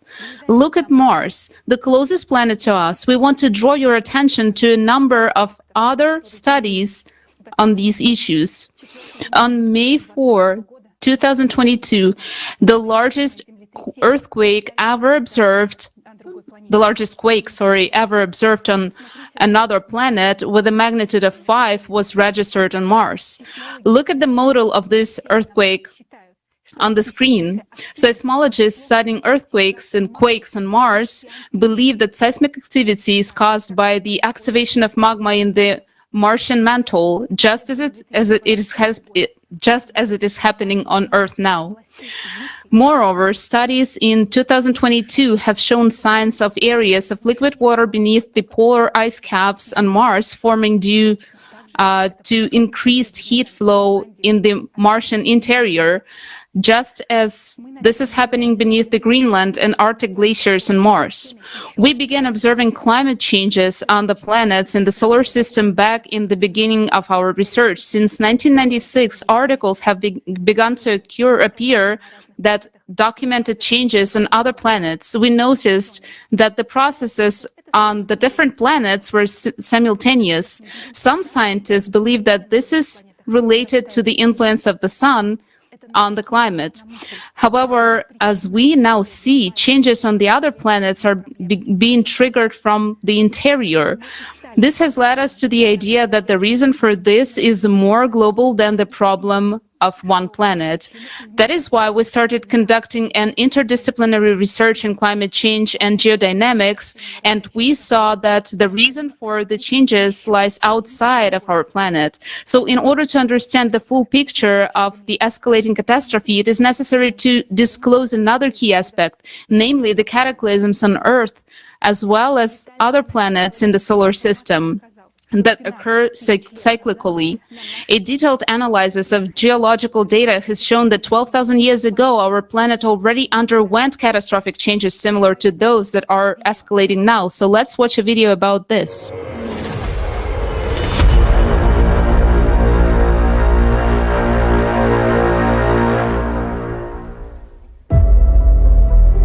Changes similar to what we now see occurred before the peak of the crushing disaster just about 12,000 years ago. Those events are called the Ensnared oscillation and the Younger Dryas glaciation that followed. 12,800 years ago, global temperatures rose as much as 15 degrees Celsius within just a few years. Most of the ice sheet suddenly melted, and the Earth emerged from a full ice age. At that time, there were extreme floods and other natural disasters, along with an intense sea level rise. The Gulf Stream stopped at that time, just as it is happening nowadays. Scientists from the University of Kansas have proven that about 12,800 years ago, there was a giant fire on Earth that covered a tenth of the entire planet's surface. Other researchers have also found that large fires raged in Siberia 12,000 years ago.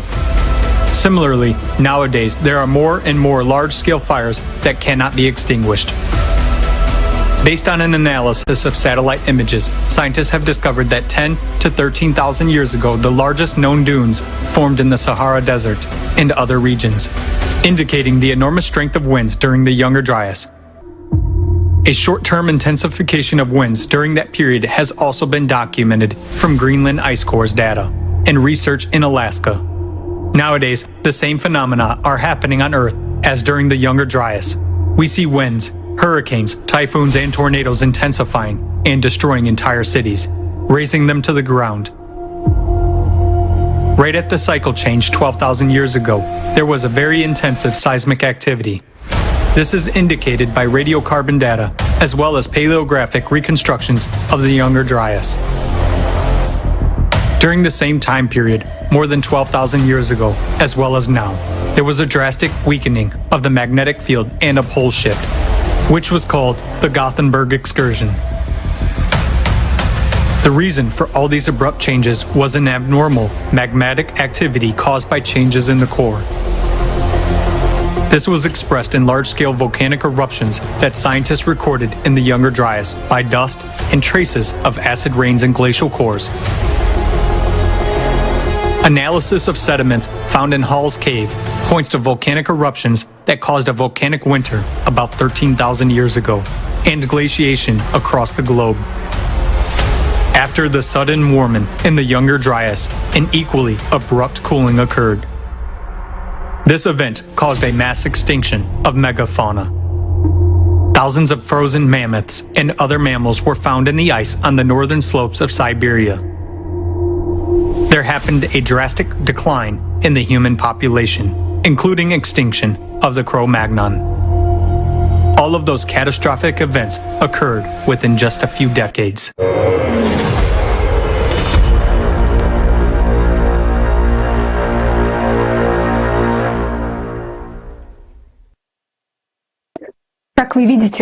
As you can see, in the Younger Dryas, changes in the magnetic field began exactly as the ones happening now.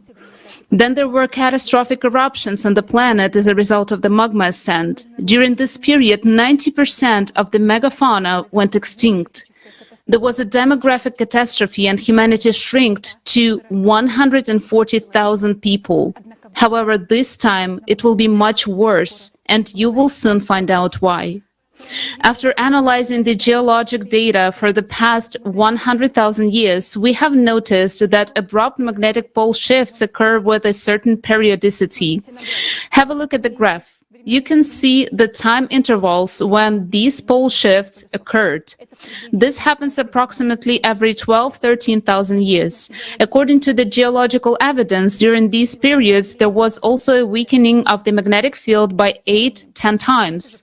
Let's recall that the same thing is happening today. Our magnetic field is weakening 10 times faster than in the last century. You and I already know that changes in the magnetic field do not occur by themselves. This is a result of changes in the planet's core.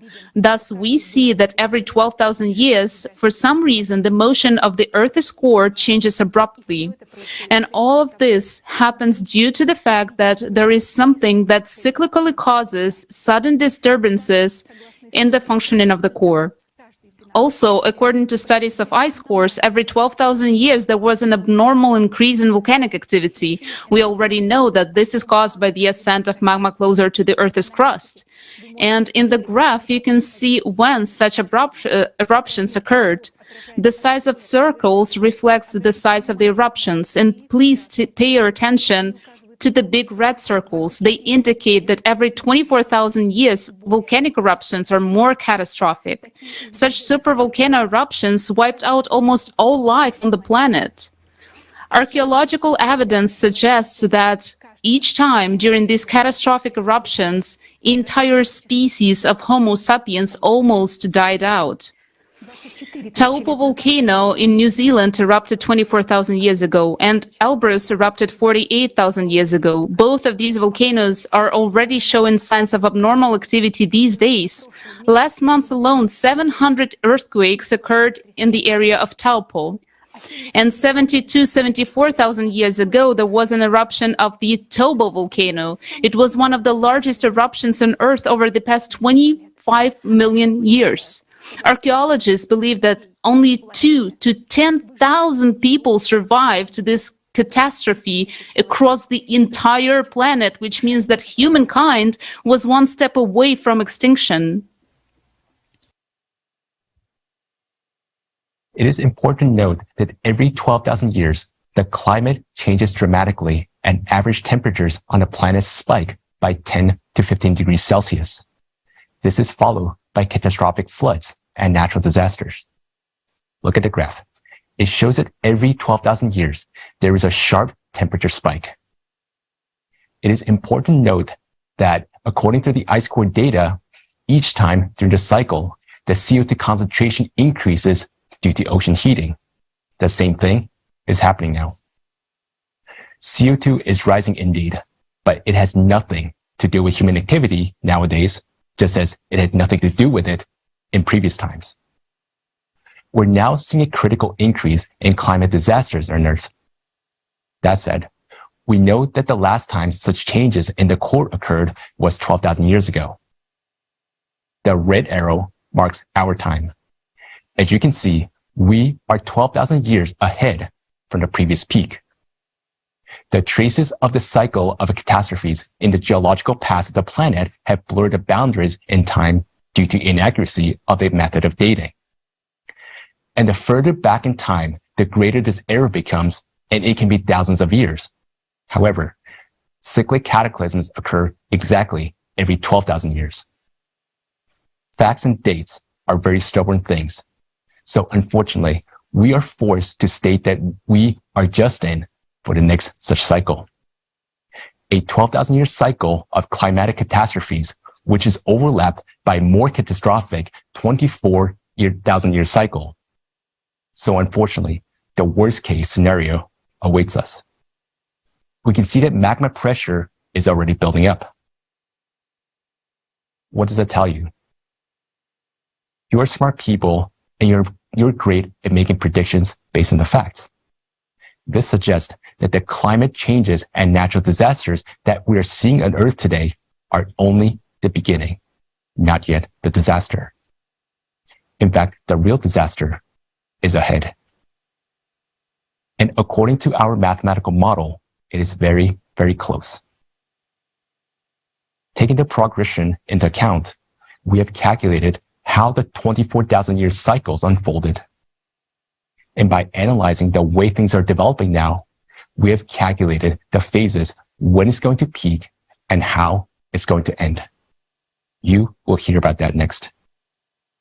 But what causes the cycle of cataclysms and affects the core of our planet every 12,000 years?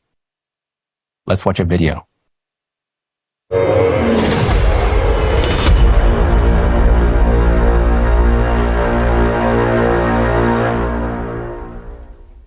Researchers believe that this cyclicity is galactic in nature. That is, it is related to the rotation cycle of the galaxy. Every 12,000 years, radiation from the center of the universe affects the solar system and even influences the sun. In 1998, not only was the Earth's core recorded jumping, but also those of the moon, the sun, and other planets.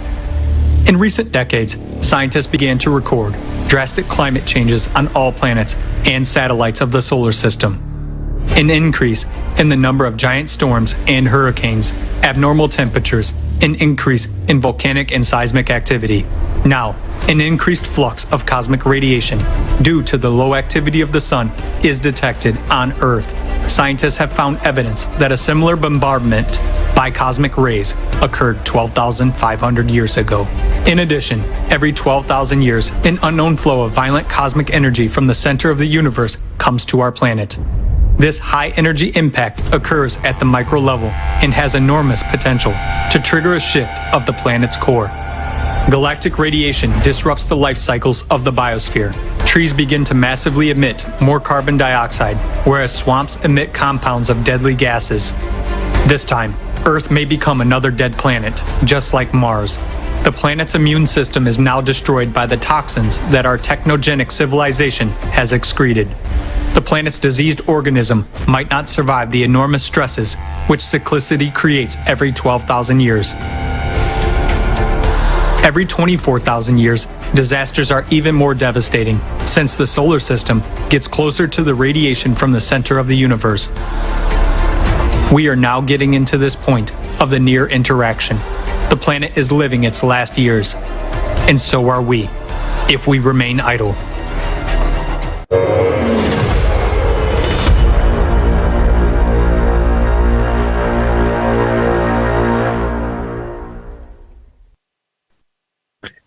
As you just heard in the video, the changes in the core are triggered by a cosmic impact that comes from the center of the universe.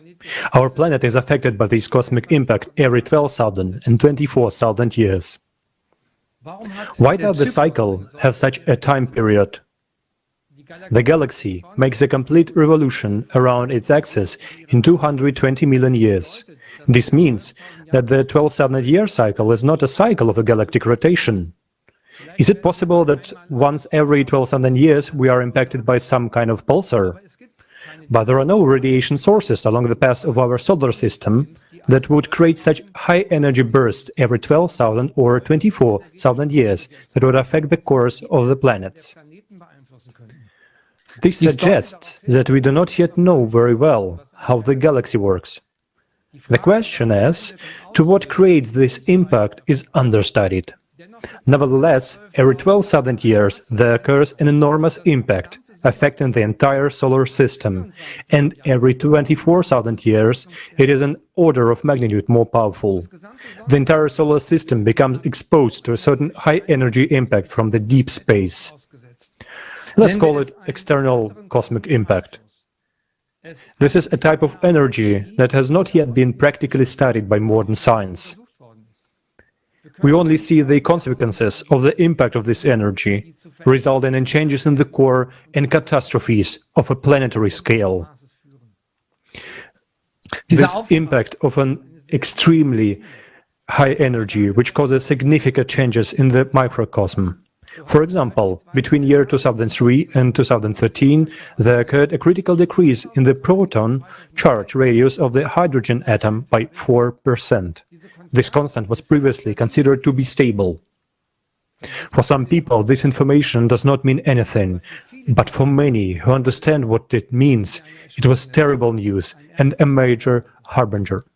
In other words, this radiation is capable of affecting not only the course of the planet, but also the microcosm. We'll talk further today about what this impact is. There is one more very important thing that we need to understand now. If the planet has made it through the previous cycle, albeit with great losses, yet it made it through, these times the thing will be much worse. Having summed up all signs of the climatic changes on Earth, we have found that today's events are progressing much more rapidly than in the previous cycle. What is happening in our planet now in previous cycle, it was at the second stage, while we are experiencing it at the first stage. And these indicate that subsequent climatic disaster will be many times more severe and devastating, and that the planet will not survive them. Why? Because we have destroyed the ecology of our planet, in fact, killed its immunity. This is the anthropogenic factor that we will not be able to change in such a short period of time. All dates indicate that destructive processes are only getting worse and accelerating. We have been told that such a change would take thousands of years, but it's nonsense. Everything is happening much faster, and you can already find statement by the scientists that climatic changes predicted to take place in 100 years are happening now. Thanks to God that there are scientists who say that they have miscalculated, that they were wrong, that everything is happening faster in an avalanche-like manner, and it is more serious than it seems. But we have been talking about this for a long time already. Let us draw intermediate conclusions. We're now entering a more dangerous cycle of cataclysms of 24,000 years. In the meantime, the planet's ecology was killed and the planet's immunity weakened. While we have not even entered the peak of the cycle at this point, disasters and cataclysms are already escalating at an alarming rate. In this case, underground bunkers will not help, as they will simply melt, because magma is ascending from below. And now, the key question of our report: how much time is left before the catastrophe of our cycle happens? Please take a look at the seismic activity graph again, please. You can clearly see the exponential growth and uncontrolled exponential increase in the number of earthquakes. This progression has a mathematical pattern, so having calculated it together with the best scientists, geologists, and analysts, we have modeled the progression in which earthquakes will accelerate in the future. And what we discovered was utterly terrifying. Why? Take a look for yourself. As you can see, the rate of increase in seismic activity is shocking. At each successive stage, the number of earthquakes increases 3 times as much. The more earthquakes will happen, the the magnitude of them will increase more. And by 2028, there will be 1,000 destructive earthquakes a day on Earth, whereas in 2036, there will be over 1 million earthquakes a year. Just think about it, more than 1 million earthquakes a year. What is this, if not our end? Already in 2028, life will be almost unbearable. That's literally in 6 years. Just think, your comfortable family life, your business, your plans will be over in 6 years. And in 2036, the end of all humanity will come.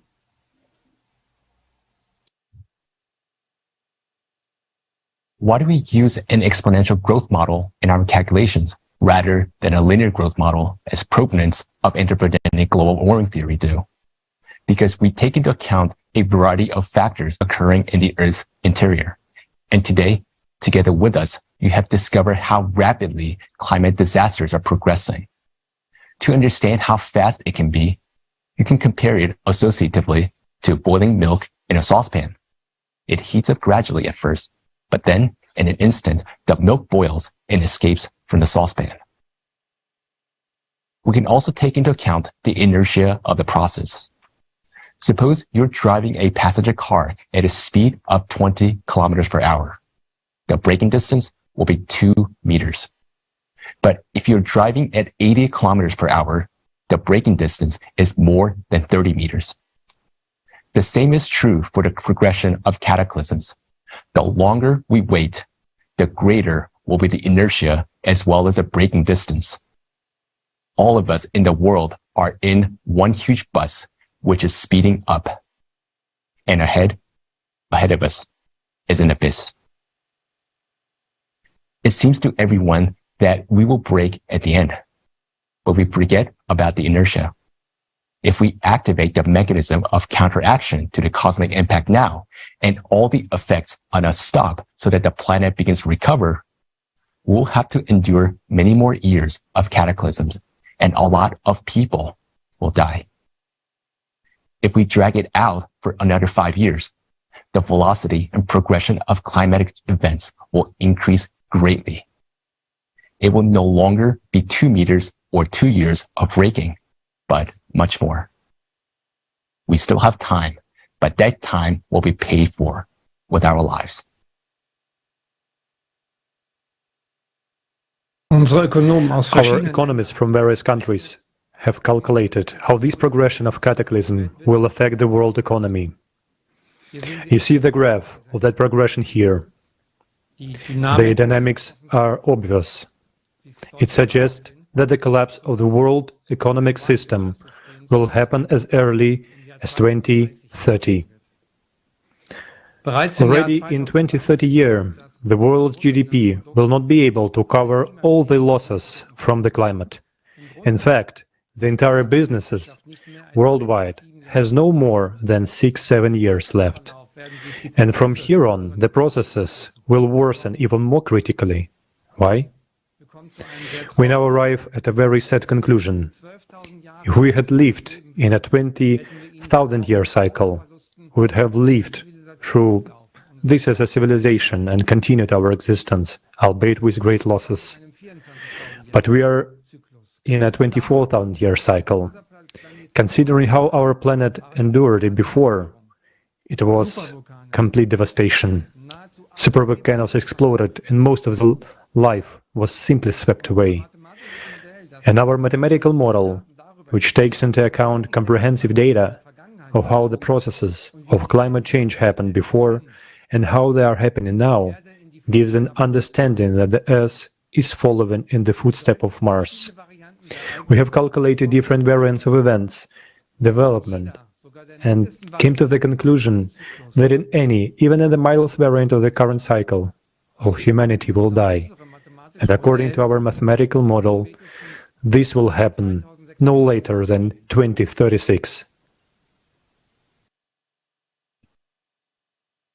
Да, Yes, we are already experiencing bad times. There is an economic crisis, geopolitical crisis, and many regions of the planet are truly on the brink of starvation.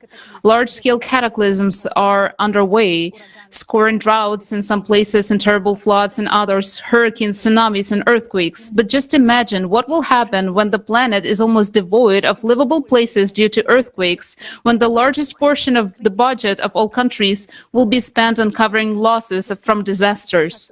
Of course, living conditions will critically deteriorate, prices for everything will rise, water and food, gas and gasoline. But in 14 years from now, nobody will need water, food, gas, or gasoline, or anything at all. Because after what happens no later than 2036, no one will need anything. We have prepared a detailed model of events that will happen in the future, and now we're going to present it to you. We consider it our duty to report to you the seriousness of the situation in detail. We've deducted the scale of events based on the progression that we have been able to estimate from the increase in the number and strength of earthquakes. Further development of these events leads to the internal cracking of the Earth's crust. Through these cracks, magma will begin to rise in geometric progression you have seen in the graph. This will then lead to microfractures in the crust in some places, which will increase magmatic activity. And it will keep increasing even more until it provokes a large-scale rupture in the thinnest part of the crust, which is in the ocean. This is inevitable. There is a 99.9% probability that this rupture will occur in the area of the Mariana Trench. This is where deep focus earthquakes are registered and where the Earth's crust is the thinnest, only 5 kilometers. At first, when a small amount of water will meet magma, magma will break through the crust for the first time, exploding violently. When we say the micro-explosions will occur, we mean that, in fact, each of these explosions is equivalent to the explosion of dozens of nuclear bombs. This will destroy the thin layer of the crust beneath the Mariana Trench, but the worst thing will happen next. And to understand what happens next, we will show you an experiment.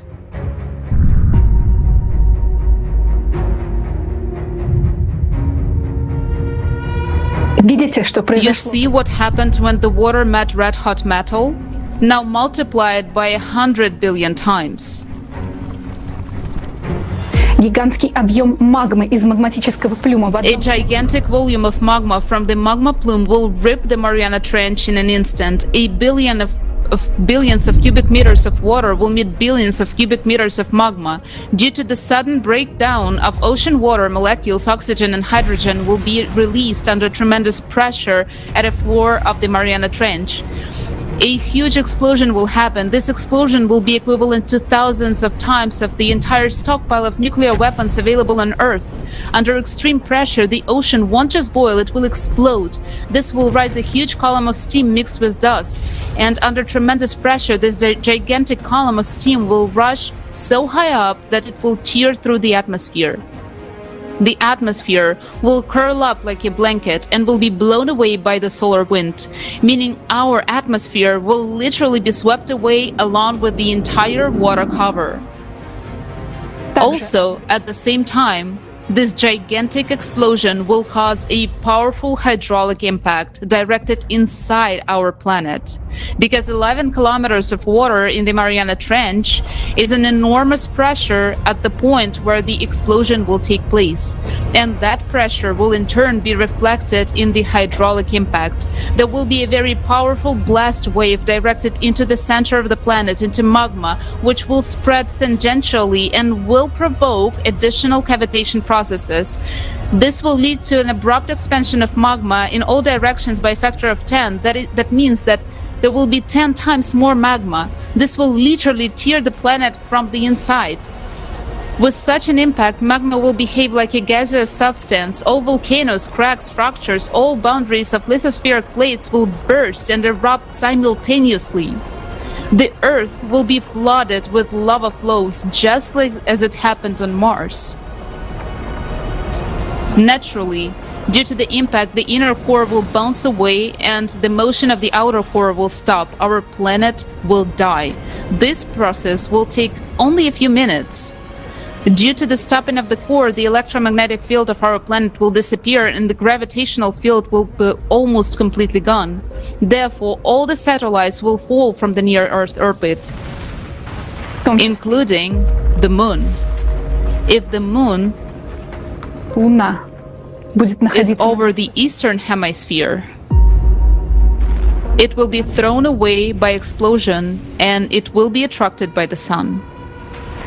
And if the moon is over the western hemisphere, it will fall to Earth the moment the gravitational field is lost. But we, humans, will no longer be threatened by this. Because as a consequence of these events, we as humanity will already cease to exist completely.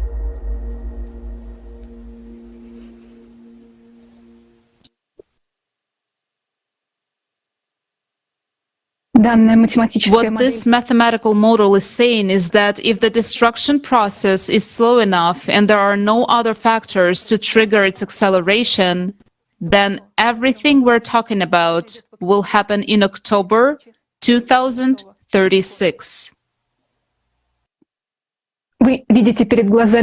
Before your eyes, you see a timer that counts down to the time when the planet, as a living planet inhabited by life, will no longer be able to exist.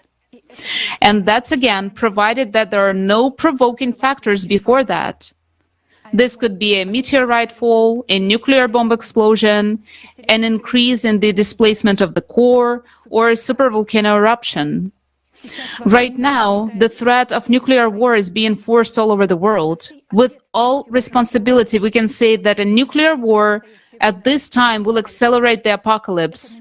It will cause irreparable damage. It will kill the economy altogether and contribute to the destabilization of processes within the core, accelerating them. We will just hasten our doomsday. This is not a solution. This is utter foolishness. We're depriving ourselves from the last time we can do something.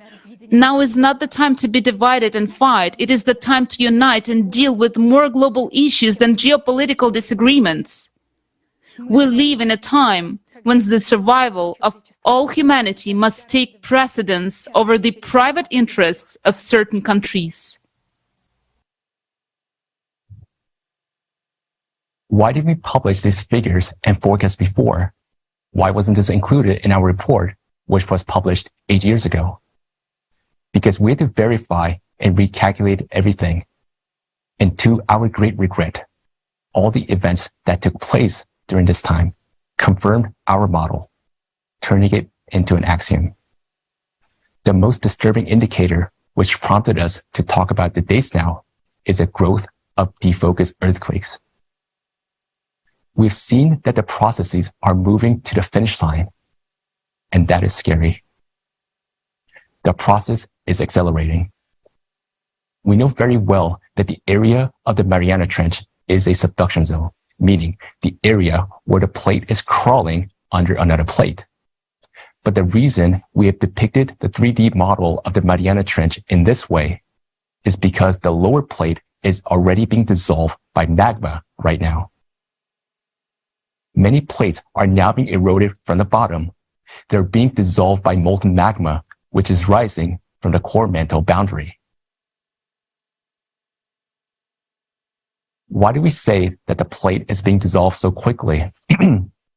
Look how quickly the red-hot deep magma has been making its way up over the past few years.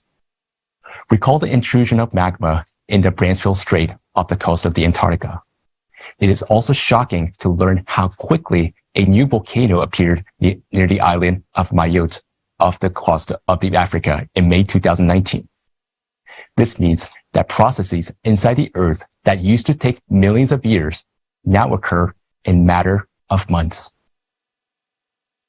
Why do we say there will be an explosion of magma at the bottom of the Mariana Trench, despite the fact that there is such a huge pressure of the water column? Because the magma that ascends from the depth is much hotter and has different chemical composition than the magma that normally comes out in the underwater eruptions. What is more, the explosion will occur exactly because it will be squeezed in the depth of both by the pressure of the magma and the water column. Water is seeping through the cracks and meet the magma. Therefore, an explosion in the enclosed system will be many times more powerful than those explosions that occur in the open spaces.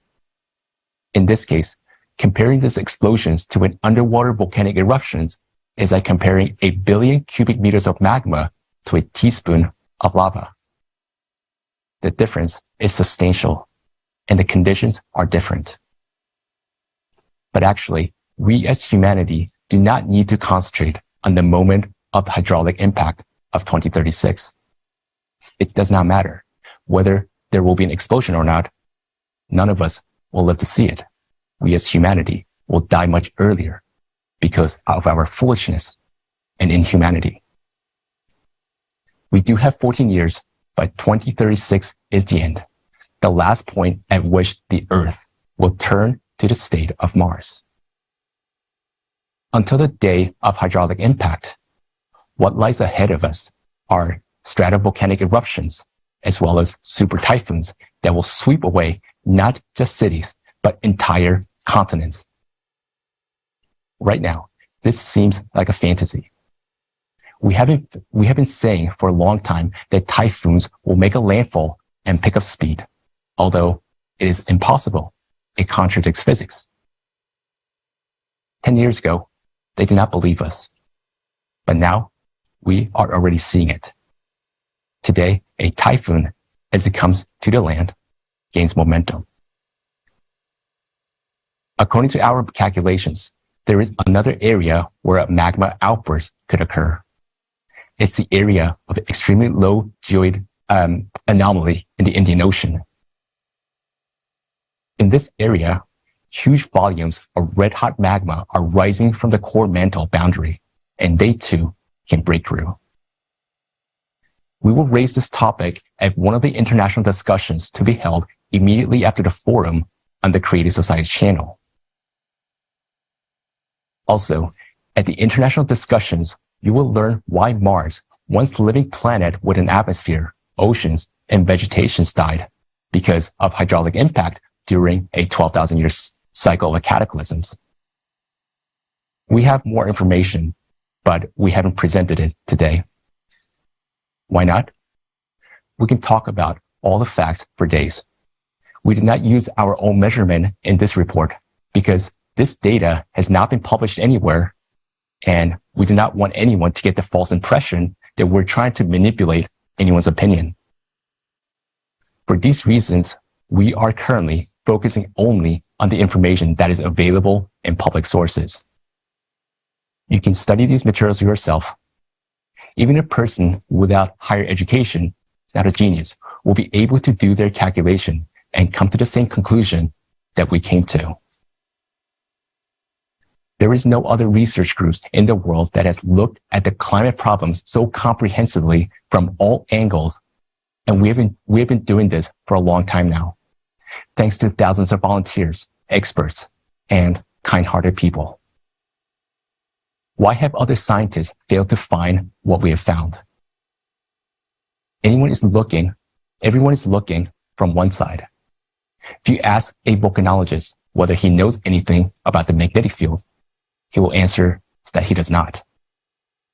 Seismologists choose only one database as a source of information and completely ignore all other databases. It is not even their task to see what the overall picture looks like. They're searching only within their own country. In our research, we apply an international and interdisciplinary approach. Thanks to this, we can see the whole picture. And now, you can see it too. We would be the first to rejoice if we're wrong about our model. But unfortunately, the further we studied the question, the more we became convinced of the inevitability of the catastrophe, and the more we were thinking about how to stop it. We've been looking for a solution, and we found it.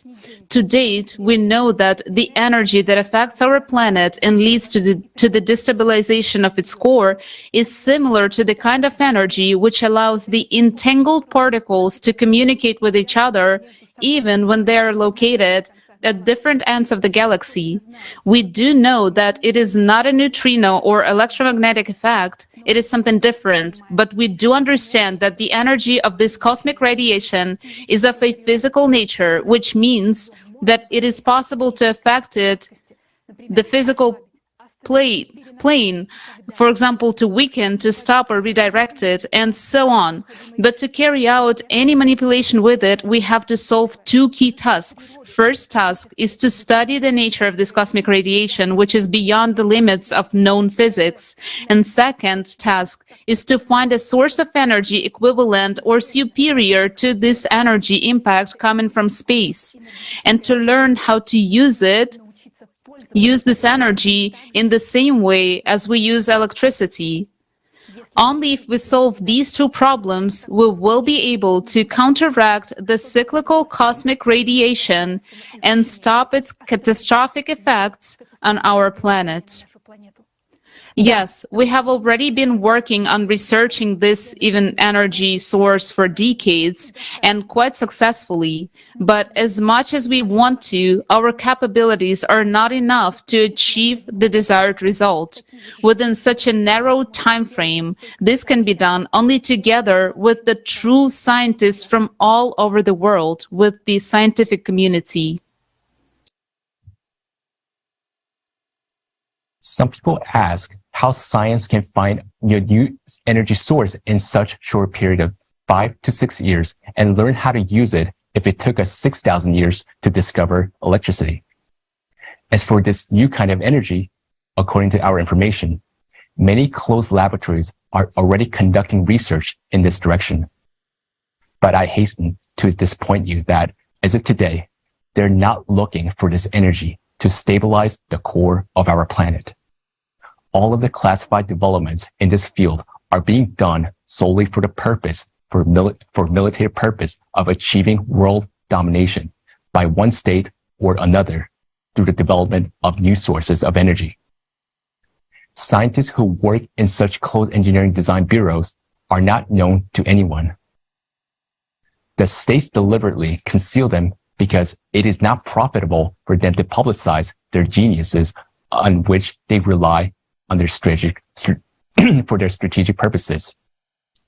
But these scientists are the ones who have the real potential to save us, because they already have the necessary skills, experience, and understanding of the processes that the world-famous Nobel laureates, grant eaters, and careerists have never even heard of.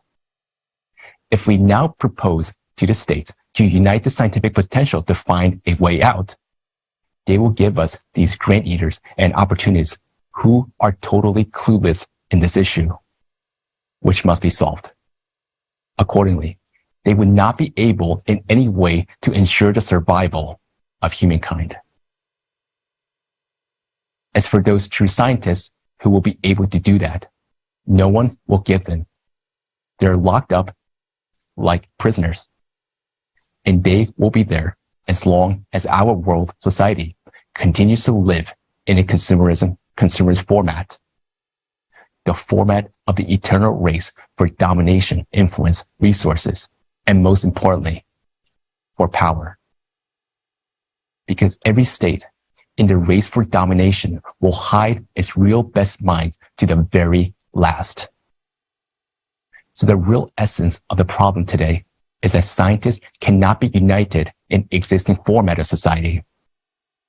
So if we really want to survive, we should change the very format of the society, the very model of our social organization. We need such a format of society which would provide no conditions for wars to break out, and where it will be impossible for any one person to rule over billions. And it doesn't matter what this format will be called. What is important is the conditions it will create in society. Through many years of work and extensive research, we have come up with a model which puts human life first. This model is called a creative society. The model of the creative society forms such conditions in the world in which we, as humankind, will finally be able to stop the competition for profit and power, and most importantly, will be able to put real genius scientists at one table. Only this will give humankind a chance to find, as soon as possible, how to counteract this cosmic radiation, to stop the destabilization of the core, and to stop the growth of climate catastrophes. In the creative society, humanity gets a chance to survive. And what's more, we get a chance to build a unified civilization, as we should be, so that never again will humanity face such threats.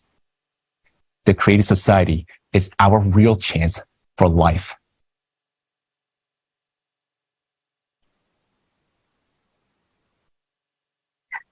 In the report presented today, you have heard the results of years of research conducted by a large interdisciplinary team of scientists from around the world. For more than 10 years together with a huge number of leading specialists, volunteers, and concerned experts, we have collected analytical data, cross-checked information, numbers, and facts. We conducted practical experiments and theoretical calculations, which later formed the basis of mathematical models and forecasts.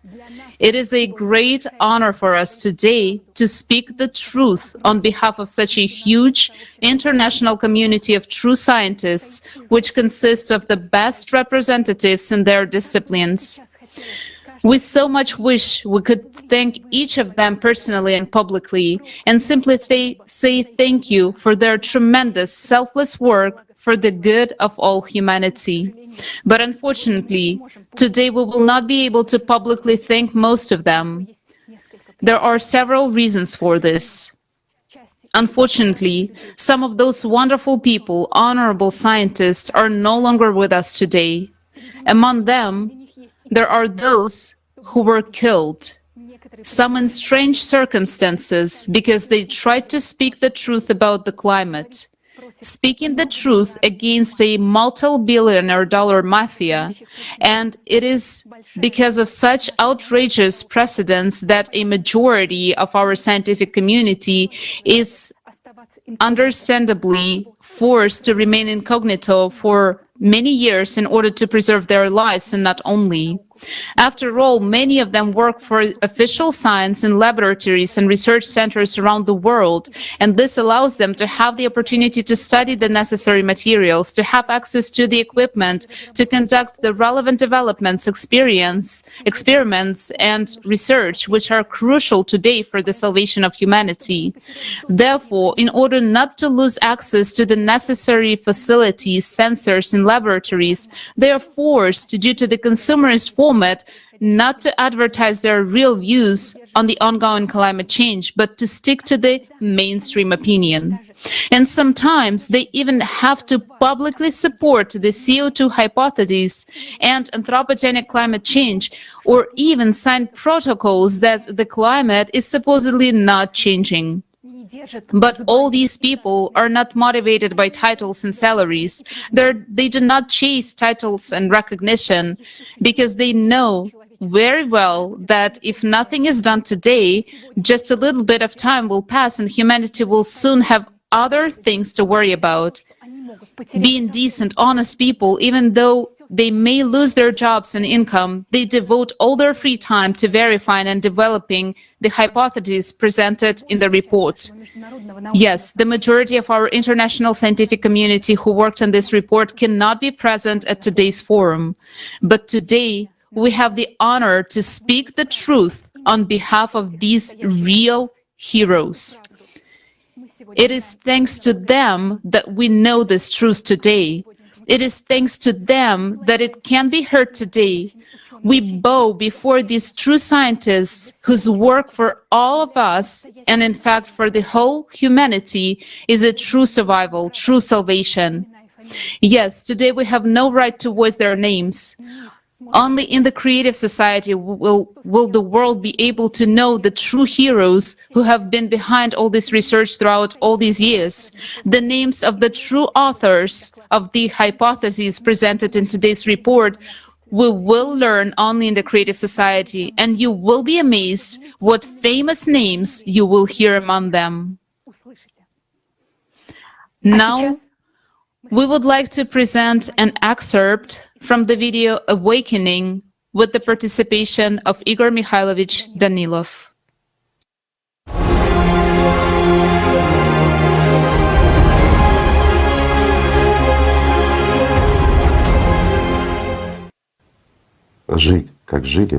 We will no longer live like we used to.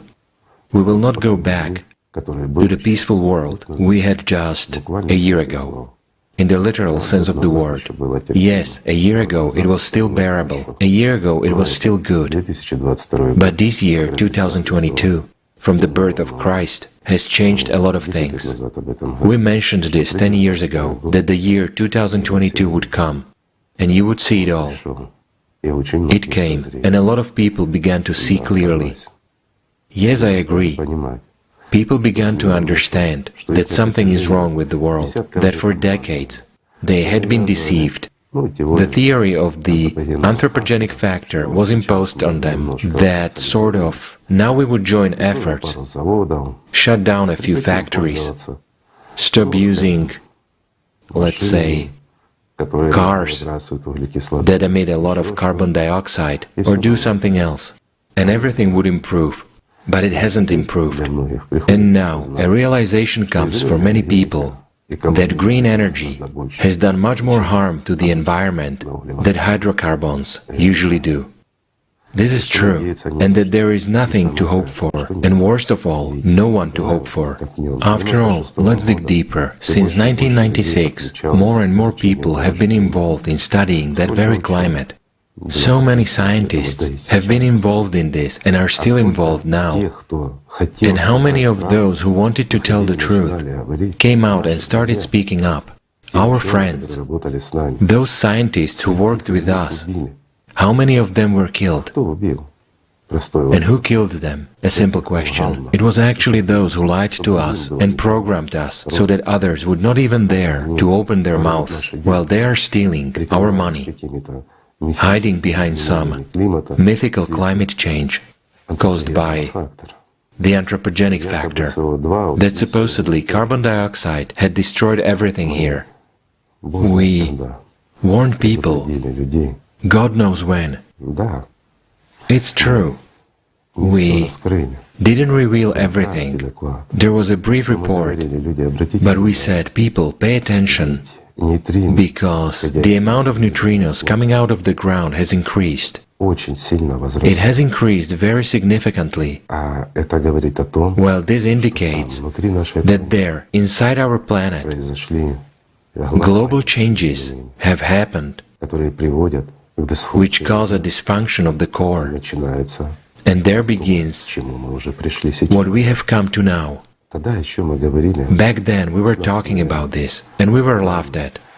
You know, smart couch critics and absolutely inept scientists with big names, who are just like them, told us, show us how you measured neutrinos. With what? Because in order to catch those neutrinos, nowadays there are powerful installations, huge ones, so everything is not that easy for them, but not for us.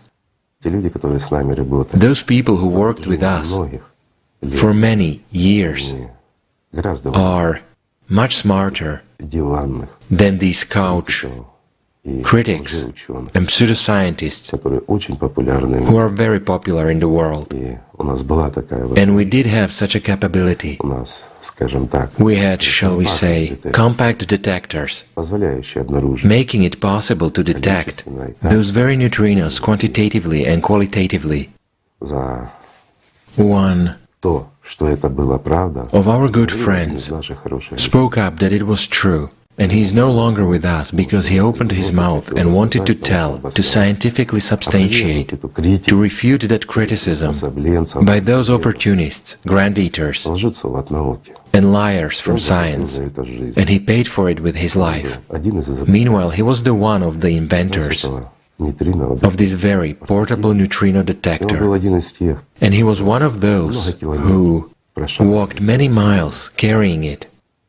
And the fact, the scientific fact was established that neutrinos in huge quantities began to emit from our planet. This is really the fact. And now it has been already confirmed by other scientists too. This has been public information in recent years.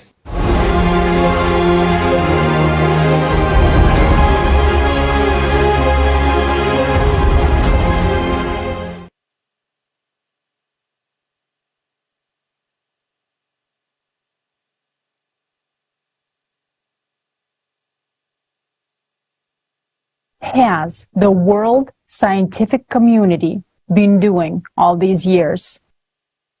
It has been diverting people's attention from the real causes of climate change by offering them false theories. One group of scientists was on the side of the theory of anthropogenic CO2. In contrast, another group claimed that the climate was not changing at all. Nevertheless, today, it is already evident to everyone that the climate is changing more and more. Therefore, many people trying to comfort themselves are deluded by false theories. But this year has shown itself in full force, and everyone is already worried. What populist scientists have predicted to happen 100 years from now is happening today. The world we are used to no longer exists. And now we must make a mature decision about how to protect ourselves from the Climate Cerberus. Let's walk through this in order. We have only 5 to 6 relatively stable years. During this time, we must find a way to counteract the radiation that is now destabilizing our planet's core and causing climate disasters. Scientists do not know the nature of this radiation, which means we are still defenseless against this terrible threat. As humanity, we now have 2 essential tasks. First is to study the nature of cosmic radiation. The second is to find an energy source equivalent or superior to the radiation coming from space to counteract it. To solve these problems, we need competent scientists who are kept in closed laboratories around the world. These scientists study the energy we need, but they do it only to develop new kinds of weapons.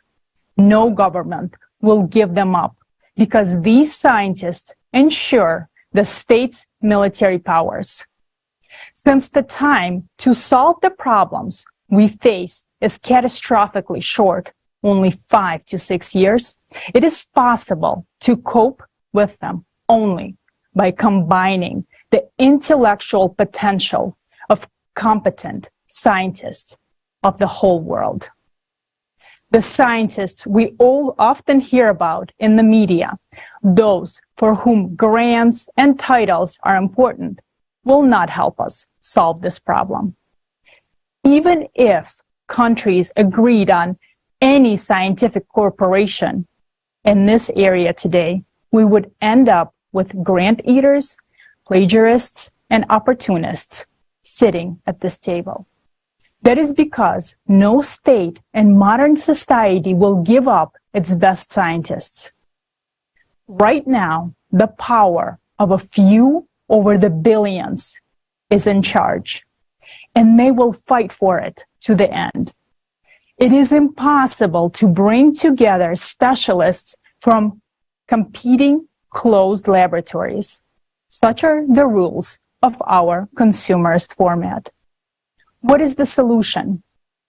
We need to ensure that these scientists don't need to develop weapons and that countries don't need to defend themselves.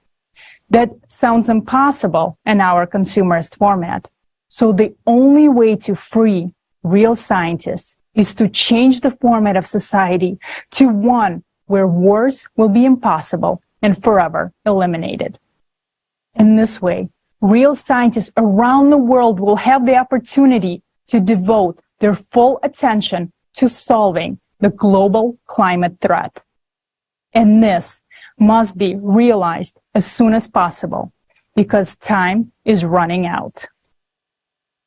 10 years ago, when the situation with the climate and its progression became apparent to us, we realized that a new format of society was required.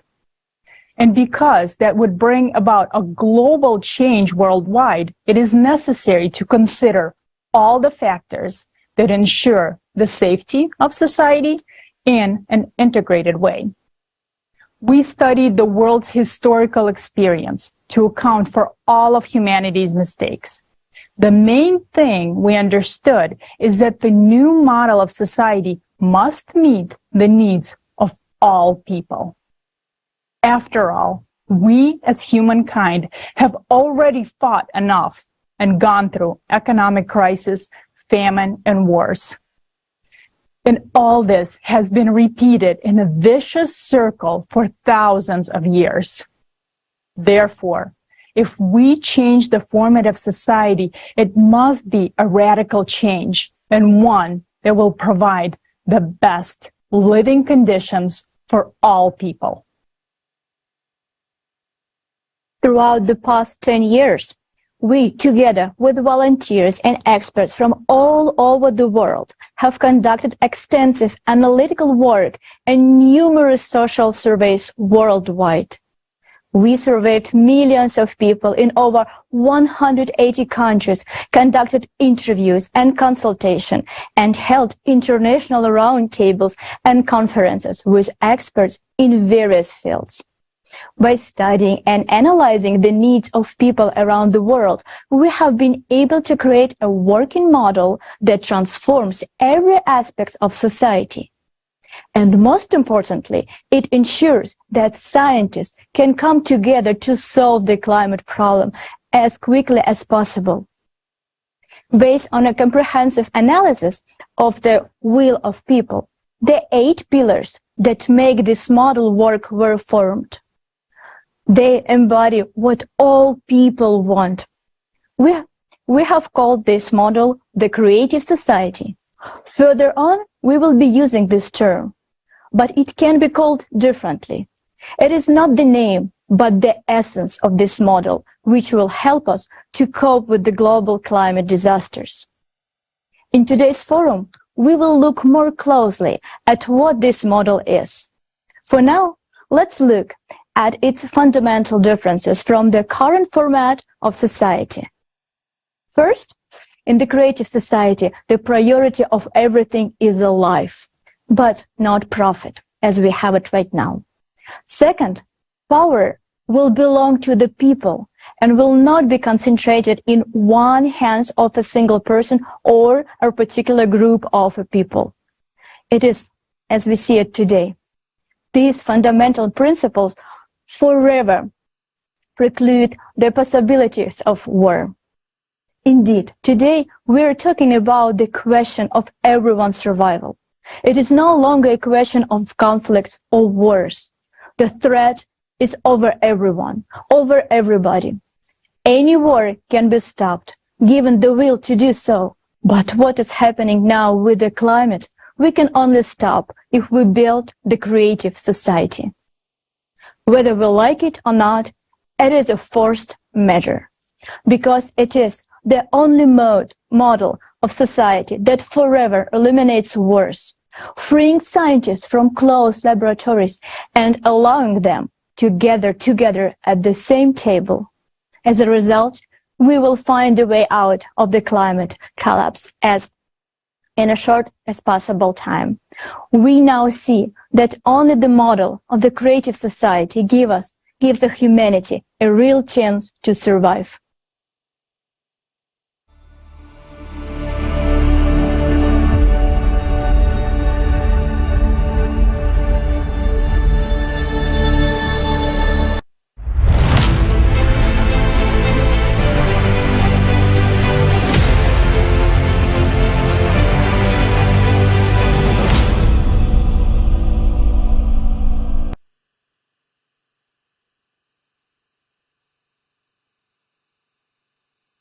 Dr. Seema Manuel Nagy, Director, Principal, Sanjeevani World School, Mumbai, Life and Happiness Coach.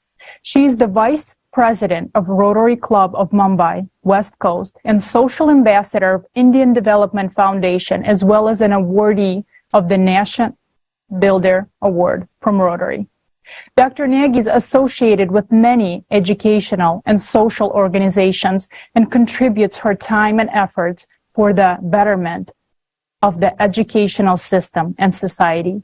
She's an international speaker and is highly regarded in 7 countries. Dr. Nagy has been bestowed with many prestigious national and international awards. Her work has been recognized in the World Book of Records, UK, Asian World Records, and the Great Indian Book of Records in personal and professional categories. Welcome, Dr. Nagy. The floor is yours. Is increasing day by day. Millions of people across the globe have already experienced the terror, being left on their own with the raging natural disaster, and millions have become climate refugees. The progression is gaining momentum. While we continue to argue about the causes, ignore the facts, or simply ignore everything that is happening. Friends, this is suicide. Yes, I understand that the flow of information bombarding each one of us today, it's very difficult to discern the grain of truth. But it is there. Today, we have all heard about the true causes of climate change. We have all heard about how many years we have left to unite all of our scientific potential. It is impossible to overstate how important this information is today. If you have any doubt, take it and calculate it yourself. Compare all the data and all the numbers that have been presented today. This is actually already happening. See for yourself that this is fact. We should have started to act long time ago. We Rotarians got acquainted with the report earlier. And thank you for giving it to us. We have had time to reconsider a lot of things. And now it is important to take action so that we have time to save all of us, all of humanity. If everyone else has any doubt, check it for yourself.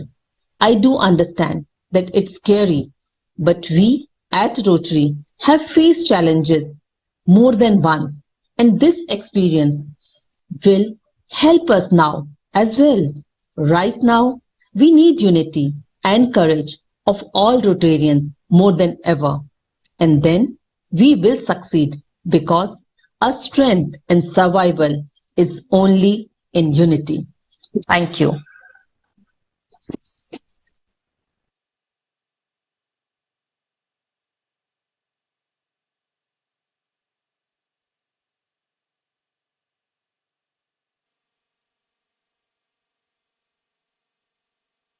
Thank you so much, Dr. Nagy. And we pass the floor to the next distinguished speaker, Mr. Marco Antonio Hernandez, President of the Rotary Club of Cordillera de Peñalolén from Chile.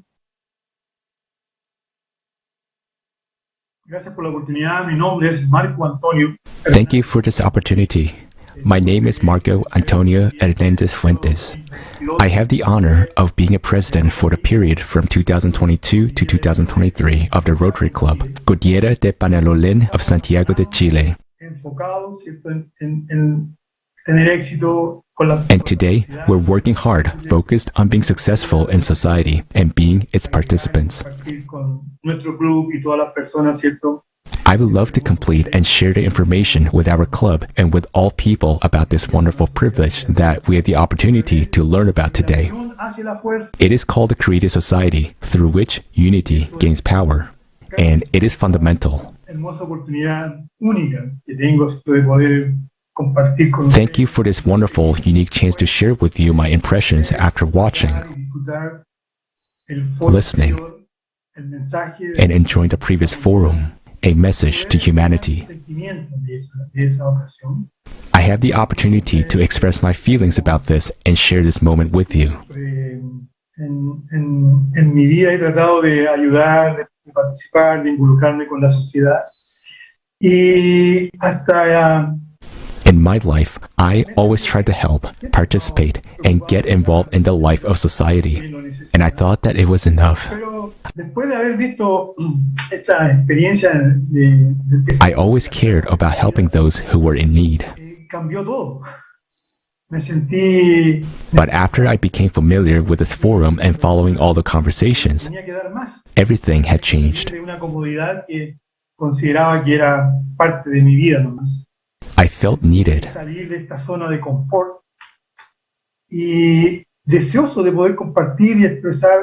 I felt like a person who had to do more.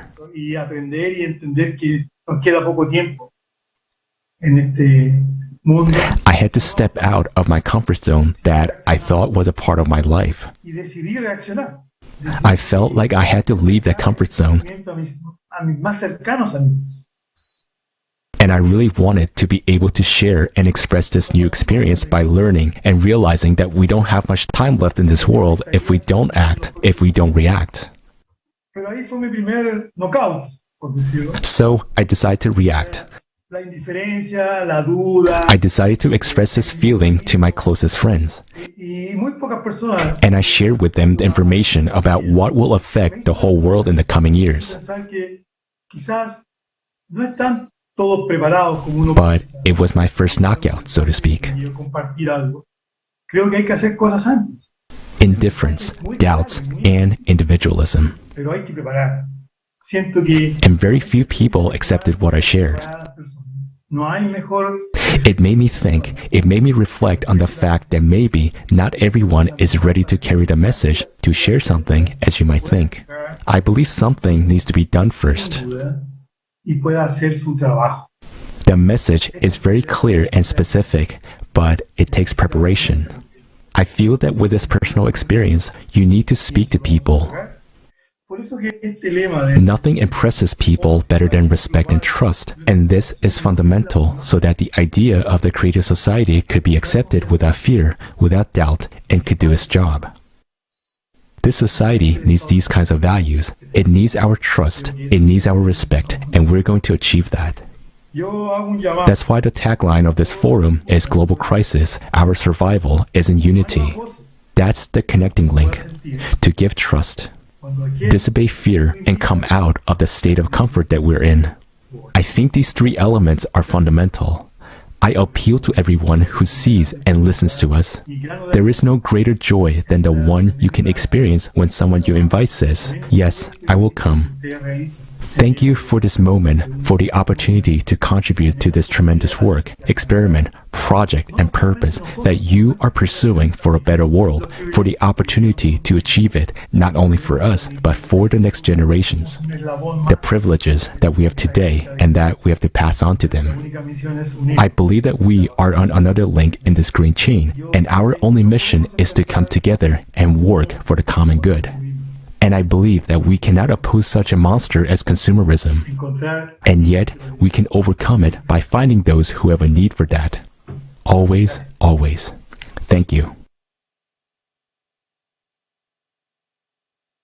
Thank you very much, Marco Antonio, for your words of support to the Creative Society and for bringing people together, and for your profound understanding of the danger in which we as humanity now find ourselves.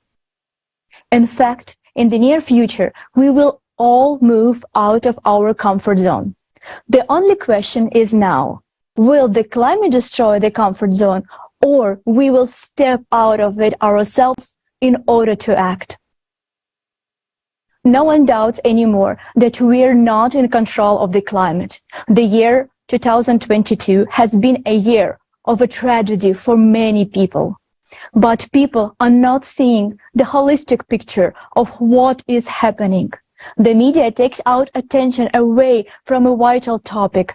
Case point, when millions of people suffered in Pakistan, the world's media gave only a few words about this terrible tragedy. Let us hear the truth of what is happening from eyewitnesses of climate events around the globe. Notice how many tragic events you didn't know about. Why would you want to know that? Watch, and you will understand everything.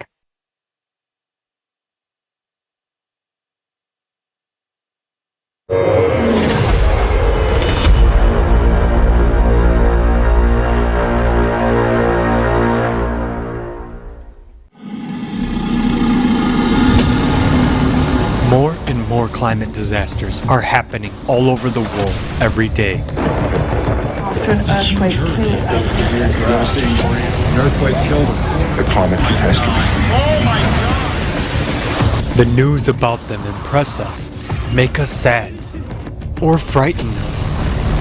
But right away there comes a thought that it happens somewhere far away, and it won't happen to me. But it seems like that only until it happens to you personally. I don't know, I got really scared. There was smoke and we started to suffocate. Lost my friend in it. I look in my mirror and I'm on fire. We only had minutes to get out. Anyone can become a victim of the ruthless Climate Cerberus at the most unexpected moment. Why? We are going to show you the stories of people affected by climate disasters. There are millions like them around the world. As you listen to them, try to answer yourself a simple question. Will you be ready when the Climate Cerberus comes to your home?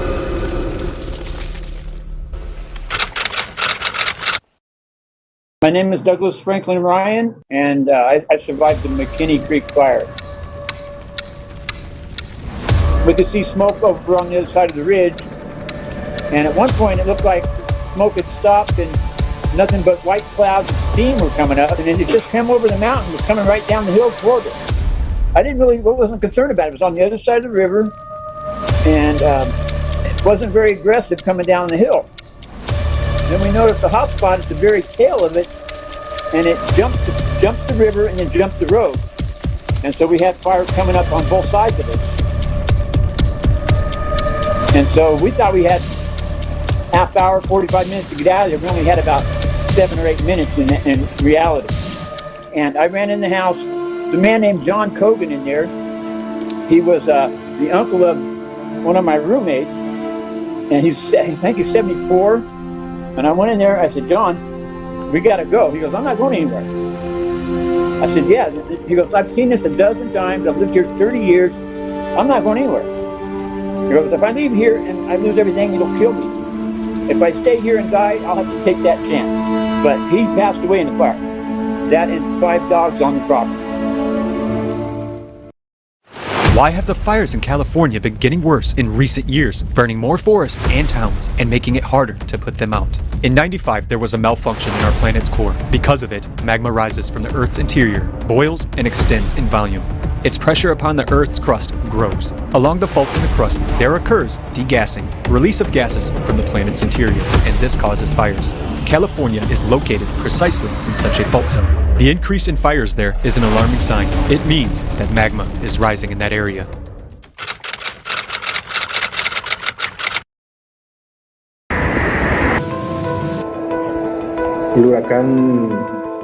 The hurricane actually took a different trajectory than all hurricanes.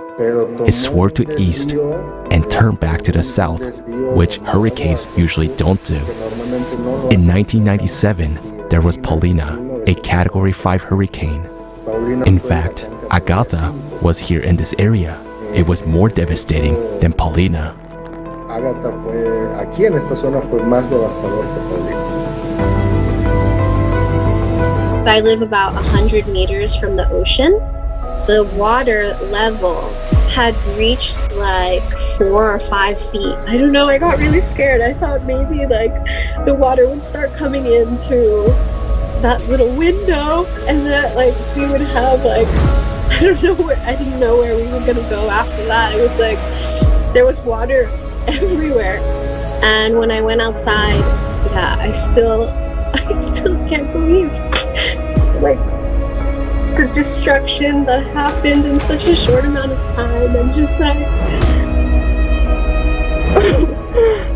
how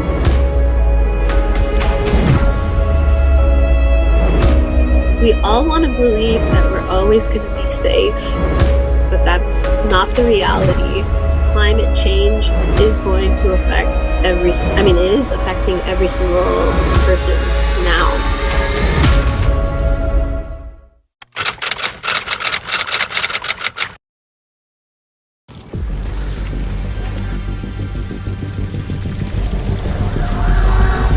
There was a fire on September 3rd. It started in the afternoon. You could see the smoke very far away. Then closer to the evening, everything just burned up in a blink of an eye. The police officers were running into the houses and shouting, "Run for your lives as fast as you can. Save yourselves." People were evacuated. There were buses, rotation workers. Some evacuated in their own cars. Everybody evacuated as fast as they could. People grabbed things they could stuff in their cars and left. My daughter grabbed me and her 4 children, put us in the car, and we drove off. A very large flame was coming. There was smoke. We began to suffocate. When I drove closer to my house, I wasn't shocked. I was hysterical. Only the walls were standing there. Everything was burned. The house, the cars, the documents, there was nothing left. That was unbelievable. I don't wish anyone to see anything like this. It was terrifying. In my 60 years, I had never seen anything like that. Not even in a horror movie, to be honest. We're going to keep living here. Plus, there's a forest, nature, and fresh air all around. It seems like yesterday, everything was there, everything was good. And now, you're standing here and looking around, and there's nothing.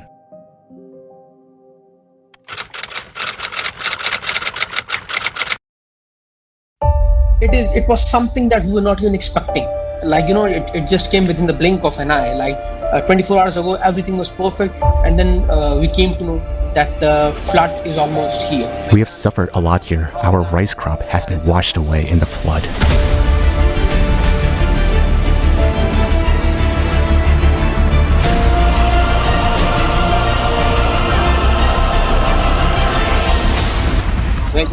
There was water all around us. No electricity. We had nothing to eat or drink. We were alone. Crying people were going out of their homes.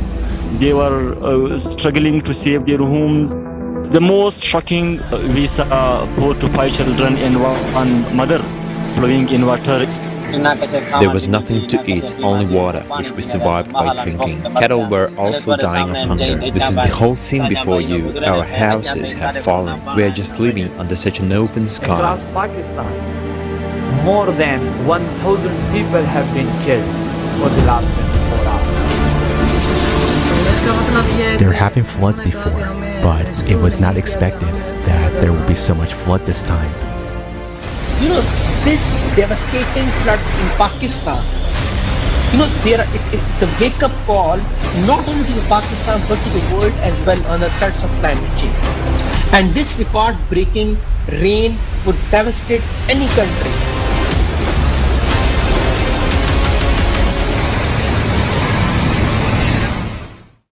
Why have the monsoon rains in Pakistan become abnormally heavily? In recent years, there has been a sharp acceleration in the rotation of our planet. This is causing magma to rise actively from the bowels of the Earth towards the surface. The red-hot magma is getting closer to the crust and is causing groundwater to evaporate in large quantities, causing catastrophic floods in different parts of the world.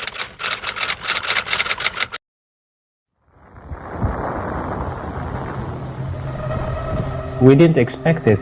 The weather was just clean. I've been here in the Netherlands for almost 36 years, and I've never seen a tornado like that before. This is insane. it can damage a lot. And what is next? Maybe it's gonna be in F2 or F3. What's gonna do then?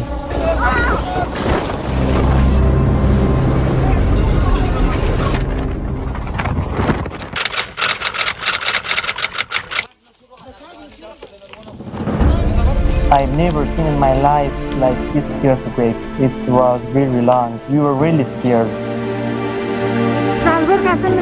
4 people in my family died. I buried them today. Moreover, 12 relatives were hurt. I feel helpless. I don't have any money left. Many people were wounded, many people were died, many homes were destroyed. Until the end of the day, it were more than 1,000 people who lost their lives, and more than 1,500 people were injured. People were crying and screaming all around because their houses had fallen down. Women and children were trapped underground. Many of them died. Why are there more and more destructive earthquakes in Afghanistan? The increase in the number of earthquakes in Afghanistan is a result of a rise of magma. Because of the increase in pressure, magma rushes upwards towards the crust and increases the number of earthquakes around the world.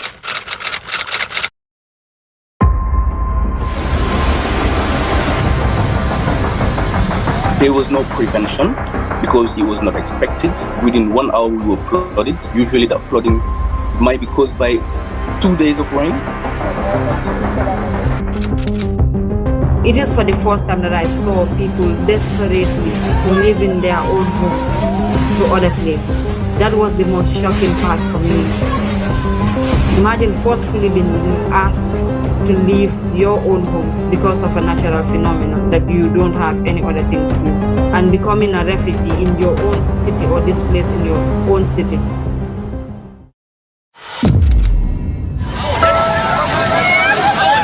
So basically, the situation was really bad. The young kids got swept who are in these houses. We recovered many bodies. It just came with nobody aware. The area that they are working sank, houses sank, cars were taken off by water. I lost my friend in it, watched the car sink when I can't tell.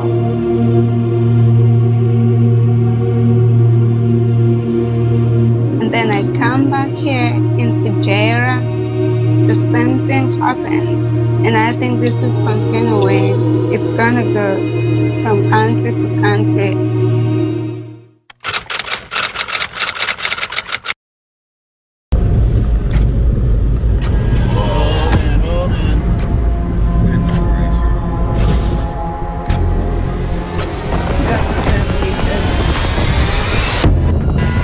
This is insane.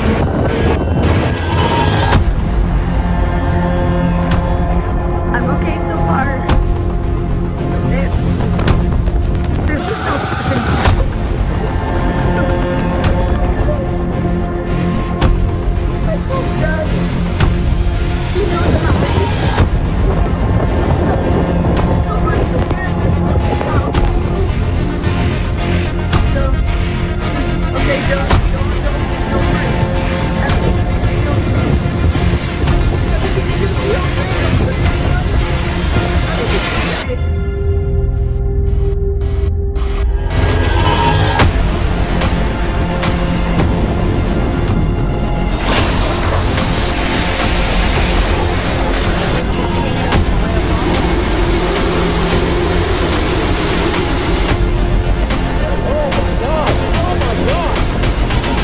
Holy crap.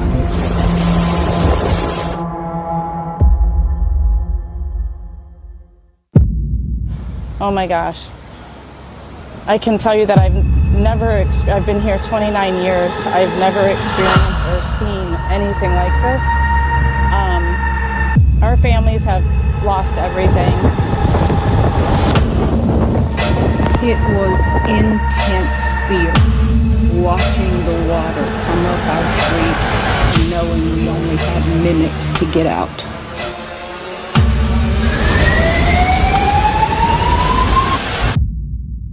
It was horrified. My trailer was shaking back and forth.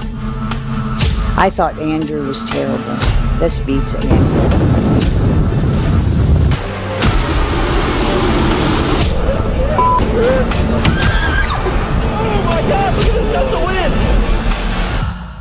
There are many people who do not have the resources to leave.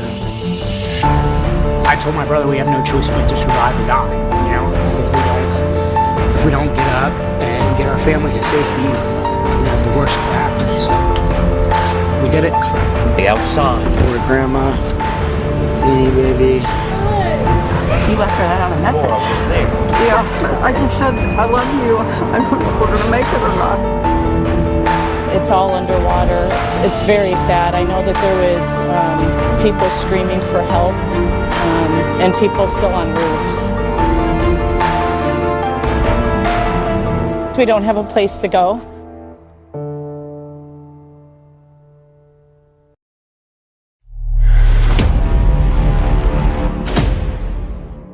Today, it was us who suffered.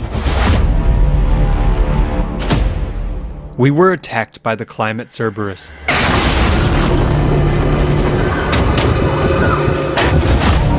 It destroyed our homes, took our lives. But now, it's coming for you. Are you ready for its arrival?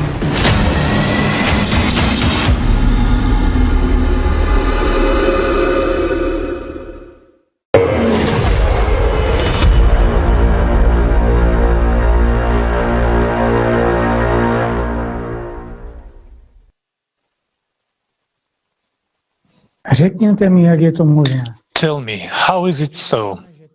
How is it that we are suffering from the climate? These people have now shared their stories. They've had to face the climate and experience all of its ferocity. Millions of people have been left without homes.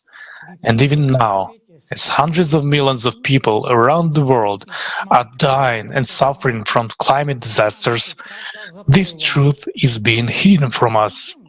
But why? Why are we not told the whole truth about what is happening to the planet? How long will we play the silent game? After all, even in the report on the future of humanity, it began to be removed just a week after it was released, after it was published. Who benefits from keeping us people in the dark? The answer is obvious. Those in power and their lackey scientists. After all, they are the ones who have been screwing us over the $4 trillion and continue ripping us off. You don't believe me? Look at your utility bills. Why the hell do I have to pay triple price for the same light and heat? Let the genius who came up with the green energy issue answer this question for me. Where are the benefits for the simple invention and for the common people, which give power to these swindlers? I ask, where are these benefits of the green energy? Where is the reduction of CO2? The environmentalists themselves are saying, we don't even have 10 years left. And in the mathematical model we've heard today, there are 14 years, at least. So much for the future. I really wonder if the authorities of any country have started to budge. Have they done anything to save people during this time? I don't think so. Now, instead of consolidating everyone and everything gets crumbled and separated. You, Judas, have sold out. You don't care about people's lives. You don't care about the truth. That's why you ignore reality and bark at those who act to save humanity. But never mind. Let's see how you will change your tune when the climate has its say. Then your lies will become so obvious to all that you will be simply torn to pieces by your own patrons. And if they don't, And if they don't, people frantic with grief will. Our people is one big multi-story house. It is collapsing, it is burning, and it is bursting at the seams. You, on the other hand, climbed up high to convince us that everything is fine. But that's a lie. Your floor and flat may not be burning today, but the rest of us are on fire and choking on the smoke. Just think what you will tell the people who will lose everything in one instant. How will you explain to them that all of your actions are a scam and a fraud? That you are just making money off of us, filling your pockets and mouths, justifying your nonsense with scientific postulates. Now then, you freaks, answer me, where is my money? Once again, you bastards, where is my money? Show me where you spend it. Will any of you even be able to answer that question? Where to and what did you really spend it on? And how has it improved my life? In fact, I actually have to pay the utilities too, and instead of raising people up and explaining the cause and effect relationship and what awaits us, you are doing an incomprehensible thing. Idiots. There are many serious people who understand what is going on with the climate. And you keep saying it's the animals' fault. Are we living in a madhouse where the first one to put on the doctor's overall is the doctor and the rest are the patients? People, let us get smarter and grow up. Otherwise, we will simply cease to exist. It is clear that none of you will answer my questions. You are afraid. You really wake up in the middle of the night in a cold sweat, tremble with fear that people have exposed you. And instead of dealing with the situation, you are thinking of ways to divert our attention away from the threat and shut us up. First, there was a pandemic, now you're scaremongering us with a nuclear war. Listen, you geniuses, does it ever hit home to you that a nuclear strike would only speed things up? I see that it would be in your interests. You wouldn't have to come up with something now new to tell us sheep to go on bleeding while your mow us down. The only trouble is we'll all drop dead without exception. So don't even get your hopes up for your bunkers. The climate won't spare anyone.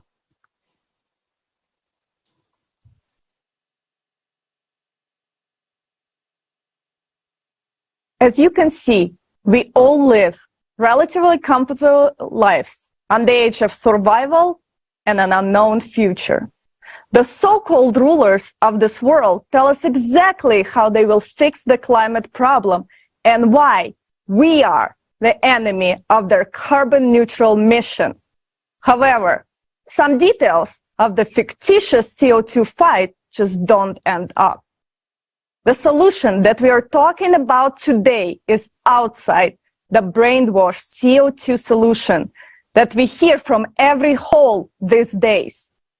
CO2 scammers want to make a lot of money from the scheme, but ignored the very important 24,000 years climate cycle and the changes that are taking place inside the planet. These changes are now evident. According to their calculations, the climate crisis should have settled down to help them support their CO2 theory. But catastrophic events are only growing. So who is stupid now? How did CO2 turn into a profitable business model, you ask? Once upon a time, they thought that this was a normal cycle. After all, every 1,000 to 3,000 years, there are small changes, warming and cooling. Even in the 18th century, it got colder. Then they noticed that the temperature on Earth began to rise. Scientists simply decided to make a profit hoping for a cool-off. Since they're so smart, they increased their funding for research, explaining that this is an anthropogenic human factor. This also allows politicians to make money and control the masses. Politicians can dictate green energy propaganda, enslaving non-competitive countries with fines, carbon tax, and CO2 quota sales. As a result of our wonderful media being owned by a few big businesses, I believe this idea has spread through the masses and into our brains. In fact, we do not even question their so-called research and solutions. While billions of us are silent and dumb, they collect our money to build their mansions, buy yachts, fly private jets, and party on their private islands, all sponsored by us, the people. Yes, they are very smart business people to sell us a lie, to profit from it greatly, and to offer no promises to their sheep.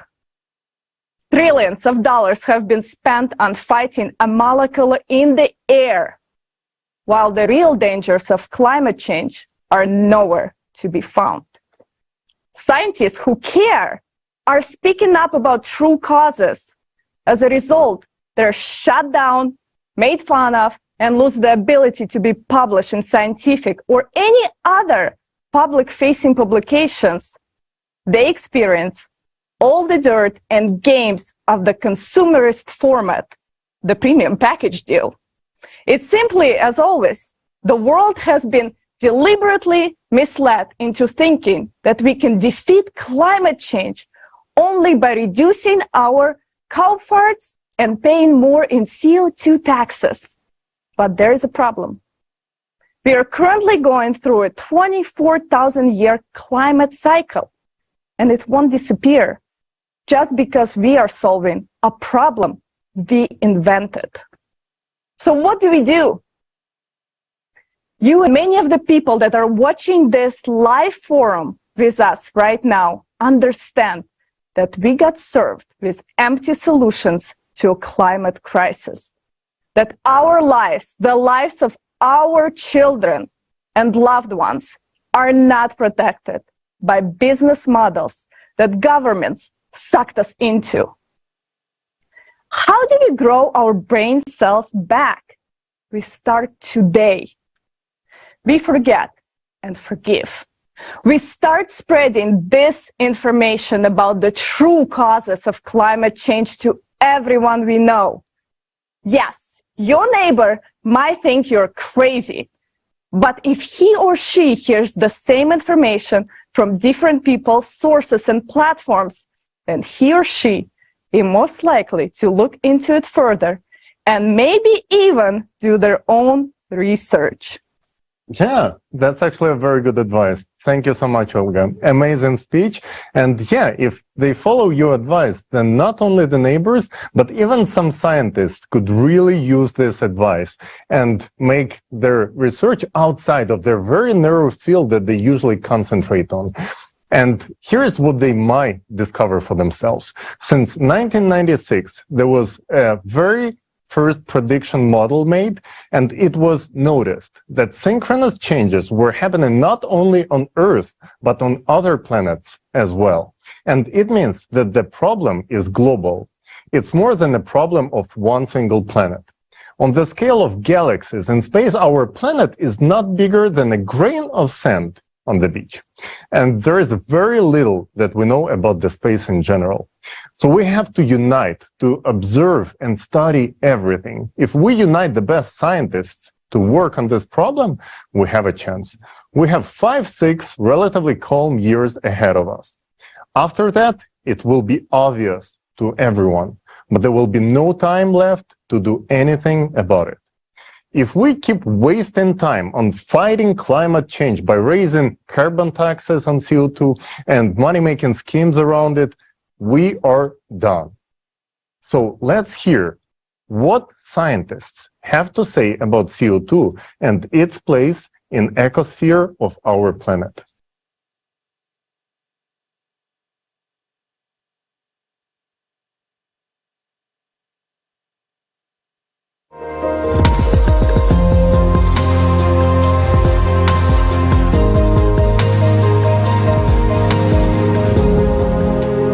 Anthropogenic global warming is a grandiose scientific scam of the 20th century. The hockey stick graph, I took one look at this graph and smelled a rat. Literally the greatest imaginable fraud one could find in modern science. This really is the most destructive conspiracy theory that has been invented along with anthropogenic climate change. It's like I woke up in the insane asylum and the patients have taken over. And taken over academia too. Today, from every direction, we are being told all the time that man-made CO2 emissions are to blame for climate change.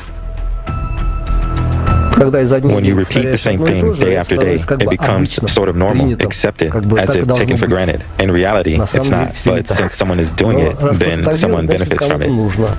So this model of the anthropogenic origin of the current global warming and its threat to humanity is a myth. A separate question is, who needs this myth and for what purpose? To fight CO2, they tell us to shut down plants and factories, stop heating our homes and filling our cars with gasoline. Stop eating meat and stop showering. We are also told that we should breathe less, stop having children, and generally reduce the human population on the planet. And of course, we should pay more taxes, as much as possible. Isn't that lovely? Don't you like to be taxed? It's hard to imagine a better control lever than carbon dioxide to essentially control society. This unequal battle with CO2 has been going on for over 40 years already, but what are the results of this battle? But so far, no measures have been successful. On the contrary, from one climate conference to another, the level of CO2 in the atmosphere only continues to grow, completely ignoring all international rights and norms, as if we are paying for it to grow. If you believe the story, the narrative, the fakery that CO2 is going to kill the earth or kill us or whatever it's going to do, if you believe that story, then you will be afraid and you will be guilty. And so that makes you open your wallet and send a big check to Greenpeace.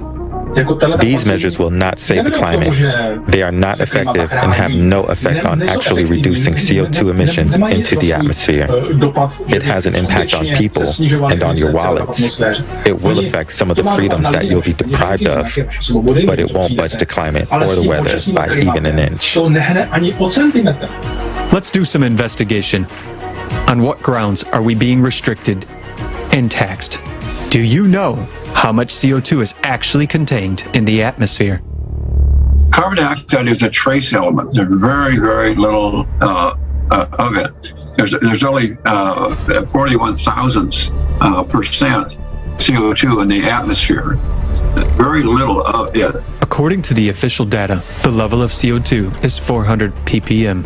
What does this mean? ppm means parts per million. In other words, there are 4 molecules of CO2 for every 10,000 molecules of air in the atmosphere. But we are told that these molecules trap heat coming from the Earth and warm the atmosphere. But how can 4 molecules trap heat for 10,000 other molecules in the atmosphere? How can such tiny concentrations have any effect on the climate at all? Even a school student would understand that they can't. That small a rise could not possibly cause any kind of climate change. It's close to nothing. You double nothing, you still have nothing. Hold on a second, though. It's not just humans that add CO2 to the atmosphere. There are also natural sources such as oceans, volcanoes, trees, and marshes. How much CO2 does humanity produce then? The established human contribution to the overall increase in CO2 concentrations since 1750 over the entire industrial era has been estimated by various researchers to be between 1% and 12%. All of humanity is responsible for only 5% of annual CO2 emissions. The other 95% is what is emitted from the oceans and land. This is a natural cycle. If we consider that 0.03% of the natural CO2 was already in the atmosphere before the human contribution, then the anthropogenic CO2 will be between 1 to 12 10,000ths% of the total atmosphere. That means that a human has added between 1 and 12 molecules per million of other molecules in the atmosphere. In the meantime, we are being robbed by carbon taxes and forced to reduce our already negligible concentrations of CO2. Even if we stopped all the factories and plants in the world, and even if we stopped breathing, it would result in a CO2 reduction of less than 1 ppm out of 400 ppm by 2050. Meanwhile, disasters are already destroying lives and entire countries for completely different reasons. CO2, let alone humans, has no effect on warming whatsoever. There's no correlation at all between carbon dioxide and global warming. And we had a period of global cooling from about 1945 to 1980, during a time when CO2 was rising rapidly. And so there's no correlation here at all. If you look at the data over the past 160 years, you will see that despite all the efforts of humankind to emit more CO2, this gas could not decide whether to heat the atmosphere or cool it. Similarly, before the industrial age, the planet heated and cooled on its own without any help from humankind. What effect is CO2 having on global temperatures right now? In 2019, during the pandemic, humankind significantly reduced its CO2 emissions. The entire world was under quarantine. Plants and factories were shut down, and the air in cities was cleared of exhaust fumes. However, the concentration of CO2 in the atmosphere continued to grow regardless of the quarantine. If there was a human effect, if the humans were causing this rise in the rate of rise, then when humans stop using hydrocarbon fuels for some significant period, as we have two examples now, 2010 and now recently, then you should see likewise a change in that curve, a slowdown in the rate of rise in that curve. But this is not observed whatsoever. The main orchestrator of atmospheric CO2 is the ocean. How dare you! Since about 95% of the Earth's carbon dioxide is dissolved in its waters. When the ocean heats up, it releases CO2 into the atmosphere. First comes the change in the sea temperature. A little bit later, the land temperature red. And then about 1 year, 11 months, or 10, 11 months, the carbon dioxide changes. And when temperature at the sea goes down, the carbon dioxide goes down 10, 11 months later. In other words, the increase in carbon dioxide is a consequence of the heating, not its cause. And humanity has nothing to do with this process, nor does it have anything to do with climate change. But if CO2 increases naturally, it must intensify the greenhouse effect anyway, right? That is absolutely not the case. The most important greenhouse gas is water vapor, whose content in the atmosphere is 50 to 100 times more than all the CO2. And it is water vapor that creates up to 95% of the greenhouse effect. In other words, the content of water vapor in the atmosphere, on average, is 5,000 times higher than the content of anthropogenic carbon dioxide. So the greenhouse effect of CO2 is extremely low. Is there one at all? According to theoretical calculations, the increase of CO2 in the atmosphere has a cooling effect. Everybody says, well, greenhouse gases are warming the atmosphere. But no, they're not.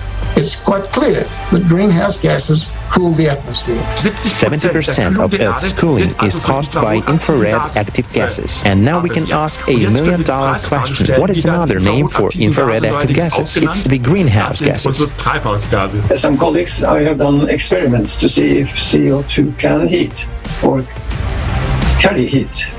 So we have built small greenhouses and tried to heat it by the sun outside or inside with the artificial heating. we were able to show that carbon dioxide stops radiation, that we were not able to show any heating. This experiment showed that increasing the concentration of CO2 only slows down the heating of the atmosphere. And another question remains: why are natural sources emitting more and more CO2 today? Ice cores from the last pre-industrial 100,000 years, when there were no cars or factories, contain CO2 concentrations that are well over today's 400 ppm. For example, between 700 and 2500 ppm. In the ice cores, they say, well, there's a higher concentration of CO2. For some unknown reason, however, these data began to disappear from the articles in 1985, which strangely coincided with the establishment of the Advisory Group on Greenhouse Gases that later became the Intergovernmental Panel on Climate Change. Our planet is currently going through a period of global climatic catastrophes occurring cyclically every 12,000 years. During this period, due to the changes within the planet, volcanoes and earthquakes become more active, causing magma to ascend and the ocean to heat up enormously. Heating of the deep ocean and awakening volcanoes are causing the concentration of CO2 in the atmosphere to increase rapidly, and this happens every 12,000 years. This is an IQ test. If you're too stupid to understand this, instead you're thoroughly brainwashed by governments to think global warming is caused by your car, your hibachi, you breathing too much, and cow farts. You're too stupid for this discussion at all. You're going to become like the dinosaurs, extinct, and you should be. You're too stupid to survive. It's time to ask every lying scientist, where to and why was our money unreasonably spent? Why was our money wasted to the wind? If this was a false theory, then why did they shut the mouths of honest scientists? While they are creating an illusion of fighting with a negligible amount of CO2, millions of people are dying, cities are being destroyed, and the number of climate refugees is growing. And we are fast approaching the collapse of the planet because of the 12,000-year cycle. And due to our carelessness, the only way to escape the escalating disasters for us is to unite in order to build the creative society. Only together can we create a better world for our children and save billions of human lives. Our future depends on each and every one of us.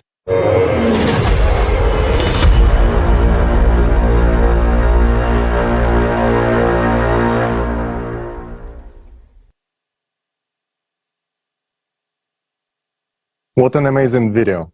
As you have just seen, the theory of human-made climate change is a proven fake. Just like the weapon of mass destruction in Iraq, we have been brainwashed with the image of the enemy, and we must sacrifice our well-being and trillions of dollars to fight that enemy. The Paris Accords and the Kyoto Protocol require that, and those two documents were signed based on one single piece of supposedly scientific evidence, which turned out to be just as fake as Colin Powell's tube in the United Nations building.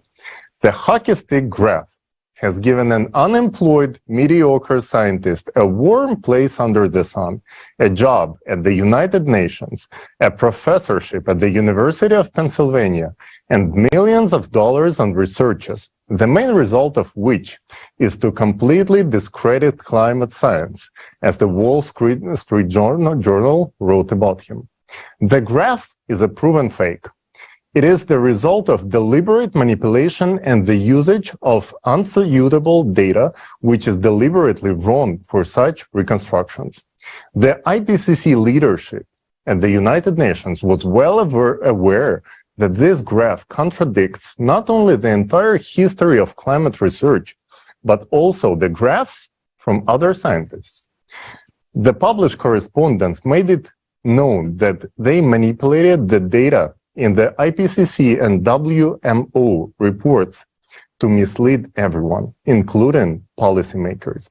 These leaked emails from 2009, known as ClimateGate, caused mass discontent among the people who realized that they have been deceived. A series of bogus investigations were conducted to appease the public. The only result of this was just a mild slip on the wrist for the fraudsters. The authors of the fake graph were merely admonished and advised to improve their behavior in the future.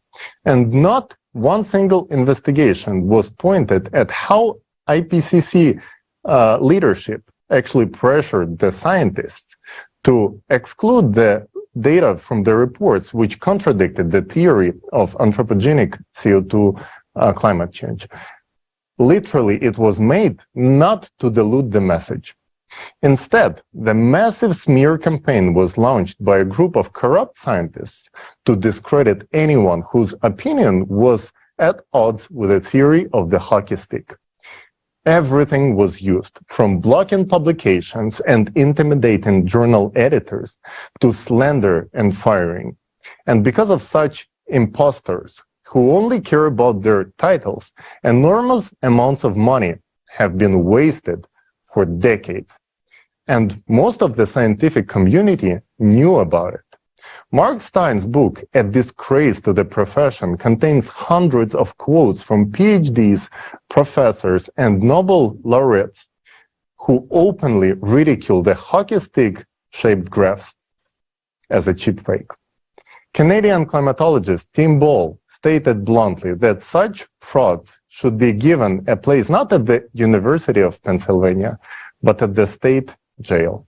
Both he and the author of the book won every single lawsuit filed against him by the author of the hockey stick graph, proving that the graph was fake. However, even though all the scientists discuss it openly among themselves, only a few state it from the high podiums. Who wants to really expose themselves to a wave of bullying and the stigma of climate denier and heretic, when you can just quietly continue to receive your grants and wear a title of a respected scientist? But respected by whom? Those same grant eaters? Those who praise themselves, write each other positive reviews, and pin awards on each other? And what is in it for us, the people? What do we get from such science? What have we gained from it? Those who call themselves scientists of the world turned out to be just a well-paid, corrupt, hired servants and just talking heads. And in those heads, there is nothing about the science. It's only the personal gain that they have in there. And there was never anything scientific in it. They laughed at our hypothesis of external causes of the climate change. But they're not laughing now, because even they were smart enough to realize that this is something that humanity is facing right now, and we don't have even that much time left. And that is scary. The scary that this truth reached even those fools. And it is scary because not only the truth reached the worst representatives of the science, but because we have nothing to contradict this with. The number of cataclysms increases each year. The real problem, cyclical climate change, is studied only by a few who are telling the truth. And most of the money spent on this mythical fight against CO2, those money would be enough to actually solve a lot of real problems. These are the facts that many have now begun to voice openly. But the problem is that we must find a way to counteract the climate and survive as a humanity. Our knowledge today is not enough to stop this climate Cerberus. And we need to get it on a tight leash. Otherwise, it will destroy the whole world, our whole world. And now, more than ever, we need to stop this bickering and stop fighting for the interest of individuals and corporations. We need to unite. Everyone understands that the consumerist format has outlived itself, and that the current system is unsustainable. There is no format of the society that corresponds with what is needed right now, except for the creative society format. Everyone wants to live in the creative society. Evidence is showing it. Years of in-depth research conducted by volunteers, participants from all over the world, millions of surveys, around the globe, and it shows everyone wants to live in the creative society. We don't have time for the political games. Everyone has to face the truth. Look around us. We have 14 years left at most. And it is uncertain that we will even have those 14 years. The mathematical model is not flawless either. It is based on current progressions. But accelerating factors can add up, and the time can be significantly reduced. It is only a few nuclear explosions that would be enough to accelerate it dramatically. But there is a chance for humanity to survive, and we must take advantage of it. If we want to be saved and save our world and save it for ourselves and our children, we must change the entire format. You might ask why. Because this is the only option that will free up most brilliant people in this world. We will be able to gather them, all the scientific potential at one table, and provide them with everything necessary to do their job, to do a really good work. And this is the only format in which we can create the best conditions for their comfortable work in the creative society. The consumerist format will end anyway, but the question is, will we end with it, or will we become a civilization, evolve, step over this enslavement system of the mind, and remember it only as a terrible past? The choice is up to us, each one of us. And now, it is my pleasure to pass the floor to Dr. Arthur Viterito, who has been actively involved in research and climate change his entire academic career.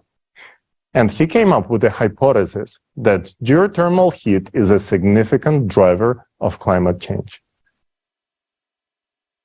I'm Mark Viterito. I'm a retired professor of physical geography. The anthropogenic origins of this, of course, have been seriously questioned by a number of folks who are actively researching in this area. But in many respects, we have been closed out of the discussion. And the way that they've closed us out is we've been silenced, we have been discredited, our work has been ignored, or we have been denied access to publication. I can start with my own experience with this. The first paper I did on this, which was 8 years ago, was rejected by 9 journals. I sent my research to 9 quote-unquote top-tier journals. 5 of the 9 journals wouldn't even review it. The editor-in-chief dismissed them right out of hand and said, this doesn't fall within the scope of our journal. One of them actually said, I don't know if you know this, but what's really driving global warming now has nothing to do with volcanic activity or anything that you said in your paper. It's all caused by carbon dioxide. You need to read the literature. That was rather unfortunate. So that is one way that they try to silence the opposition. Of course, they also get involved in ad hominem attacks, and we have been somewhat, castigated and cut out of the discussion. This is how things work. There have been professional and personal attacks on a number of high-profile professionals on this. One researcher had his office shot up. I was at a conference, and he brought photographs of gunshot marks on the side of his building. Another one that I know of, another prominent climatologist, was pretty much forced to leave as the chair of a major department because she said that she had had enough with the harassment and the abuse that she was getting from colleagues and from the administration. There's been other climate people have been sued to question this, regardless of whether or not you got involved in ad hominem attacks or if you attacked their research. They in turn would be sued. So there has been active suppression of this information, and it's really kind of sad. So yeah, careers can be made or broken on the strength of these things. If you're not playing the right game, you can be asked to leave. The subject of climate change is a highly complex, multidisciplinary pursuit. It involves elements and dynamics of geophysics. It looks at plate tectonics. Oceanography is involved in this. Volcanologists should be involved in this. Climate scientists should be involved in this. And these multidisciplinary approaches are, in many respects, not welcomed, and they are poorly regarded. The research teams that are necessary to do this kind of research need to be large and bring in many different areas of expertise. And people aren't interested in funding this kind of research. So it's sort of interesting how the glaciologists, for example, don't talk to the volcanologists, and the volcanologists don't talk to the atmospheric scientists. And what you have here is this large array of specialists who really don't talk to each other. In some instances, they can't because they don't understand what's going on in the other fields. But at the same time, they don't want to. I think it's critically important to set up these what I would call multidisciplinary teams. In addition to that, I think it's important that if somebody wants to study climate science, they have to gather expertise in a lot of different geophysical disciplines.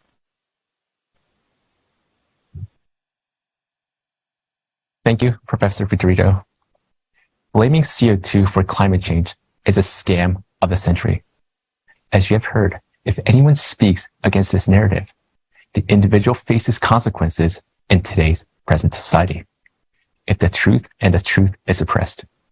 Here's an experience that I have gone through after presenting the report for Rotary last month. Rotary is a great organization. They have real heroes whose deeds are exemplary. You have heard from some of them. But among them are also those hiding in the shadows and exploiting Rotary's name in their own interest. And today, I want to talk about the dark, in fact, truly disgraceful individuals in their organization. About a week after the Rotary report was published, an individual, let's call this person Karen, from the Environmental Sustainability Rotary Action Group, sent an email to my employer's leadership titled, Damage Control After Rotary Caught by Climate Disinformation Scam. Your staff involved. In short, she disagreed with the views in the report and wrote this unethical, disturbing message behind my back, hoping that my employer would take a punitive actions. To make her case, Karen from Rotary accused a creative society, user Rotary's name, tricked a past president to boost attendance and credibility of the event where climate change disinformation was presented. And that creative society tends to trick people, referencing a BBC smear article. In addition, Karen asked whether my employer is aware of my participation in this event and asked how they will address this disinformation campaign because she stated that it would reflect not well on my organization. After reading this email with such twisted lies, I even questioned myself if I did something wrong. I didn't even know what the consequences would be. What should I expect from my employer? Will I lose my job? Will I be able to feed my family? A couple hours later, I had a call with the vice president of my employer. I confirmed that I presented the report about the recent progressions of natural disasters and the true causes of climate change, not the anthropogenic CO2 theory. I stated that these are my views and I wasn't taking back my words. But what was really disturbing was that Karen's insinuations that my voice appeared to be dubbed as my mouth movements or body were not aligned with the sound and that my image could have been hijacked. She questioned whether I was a willing participant. In fact, in addition, offered a plan to back out. I just had to say my image was hijacked or it wasn't me. The ugly side of the story. To give up, offer him a way out. It reminds me of the story with the 30 pieces of silver. And we all know how that ended. I think Karen very likely used this type of dirty tricks in the past, offering a back-out option to individuals who spoke against her interest. By doing so, she attempted to discredit the whole report. And this scheme was probably effective. If you say something against her opinion, even if the truth is spoken, you will be punished so that the next time you will not open your mouth and others will stay silent. To be clear, I am a participant of the Creative Society. I myself, on behalf of the Creative Society, invited by Rotaract Atlanta, presented the report. Now, the main purpose of her attack. Karen disagreed with the report on the true causes of climate change. Therefore, she called us climate deniers and wrote the Creative Society is spreading disinformation and causing confusion by denying contribution of fossil fuels to anthropogenic climate change. They insist that volcanic activity, not anthropogenic release of CO2, is responsible for climate change, so any money spent to reduce CO2 emissions is wasted. In fact, after the report, Rotary members also started to question why they're not involved in studying the true causes of the climate change and if the existing climate programs should be re-evaluated. Clearly, her interest and programs of her sustainability group in Rotary were hurt, since the report did not support blaming CO2 for climate change. And because her agenda was threatened, Karen threw a fuss in Rotary, then wrote lies in nasty emails to pull strings in secret, just to push through her own interests. Sadly, many people probably look up to her as she has served as a public speaker, a Rotary's ambassador. Yet what kind of character did she display? It isn't ethical to quietly pull strings through my employer, is it? Should an individual's freedom of speech be threatened just because the other side disagrees? And there's another question. Were Karen's actions coordinated with the Rotary's club? There are undoubtedly Rotary members, such as the one who spoke today, who would make the name Rotary sound proud. But unfortunately, Karen has shown that in Rotary, there are also self-serving, low characters, those who drown others on their way for the benefit of few, regardless of anything about facts or even about the future of humanity. The actions of Karen from Rotary have shown the ugly face of the famous club, and millions of people are hearing about this in 150 languages now. But thank God, my employer has good people and provided an opportunity to respond to these shameful lies. I stood firm, explained my position, and they respected my views. I'm proud to work for my organization and appreciate the wonderful leadership who treats employees as humans and do not follow the lead of such bullies. It is worth noting the broader implication of this incident. I'm an ordinary citizen who spoke in public. Someone didn't like the message, it hurt someone's personal interest, and look what has happened to me. Intimidation and threats to my rights.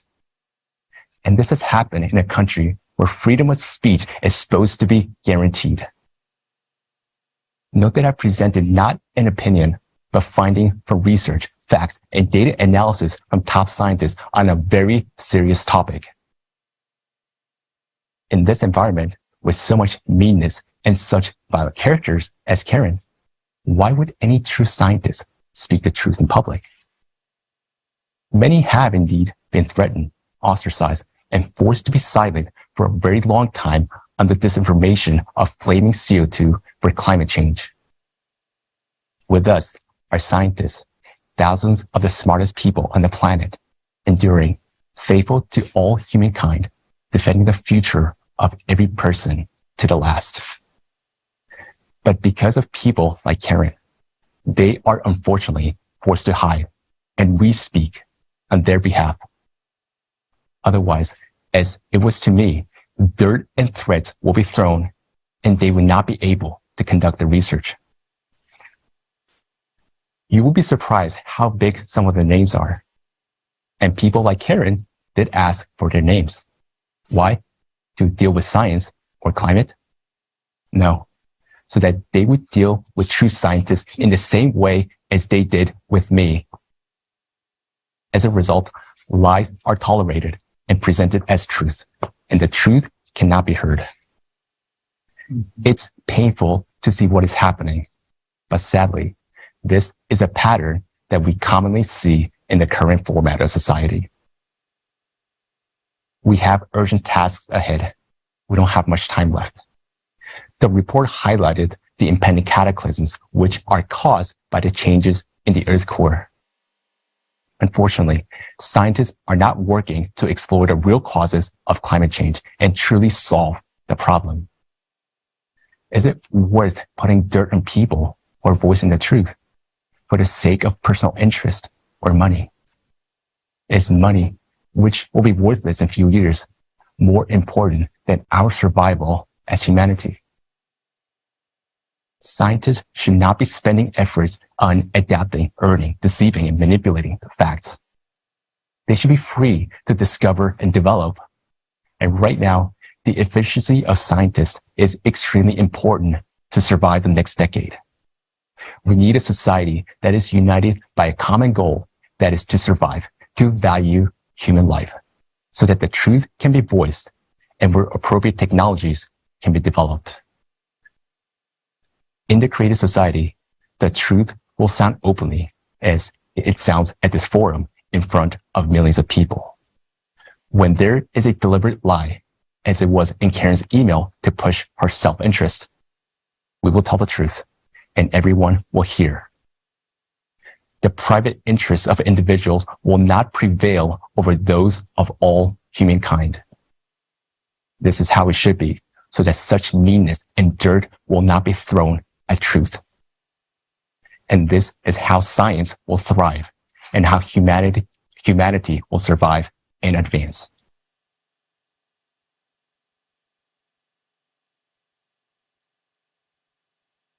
Thank you so much, John. This is the reason why very few people know what we are talking about. Everyone knows about the anthropogenic factor, but doesn't know what is happening to our planet. Throughout this forum, we receive messages like, this information should be everywhere. Friends, we're all volunteers. Unfortunately, we have no access to the world's media, through which vital information can be disseminated quickly as possible. We can only count on each other. And if you understand the seriousness of this situation, please share this forum with everyone. If you can get the forum on television, radio, or even podcast, do it. We know that climate change is a cyclical process. It does not depend on anthropogenic factors. But our activities have devastated the planet's ecology so much that it is left without immunity. Therefore, this time, it will not be able to endure this cycle. Only an interdisciplinary approach can make sense of this issue. Let's figure out what the real anthropogenic factor is. Why exactly now will our planet not survive the cycle of cataclysms? I'm pleased to introduce you to our next speakers, Alexander Masny, a biochemist and bioinformatician from Germany, and Anna Kotler, an ecologist from Israel, who will present a report prepared by an international team of scientists and independent researchers of the Creative Society Project.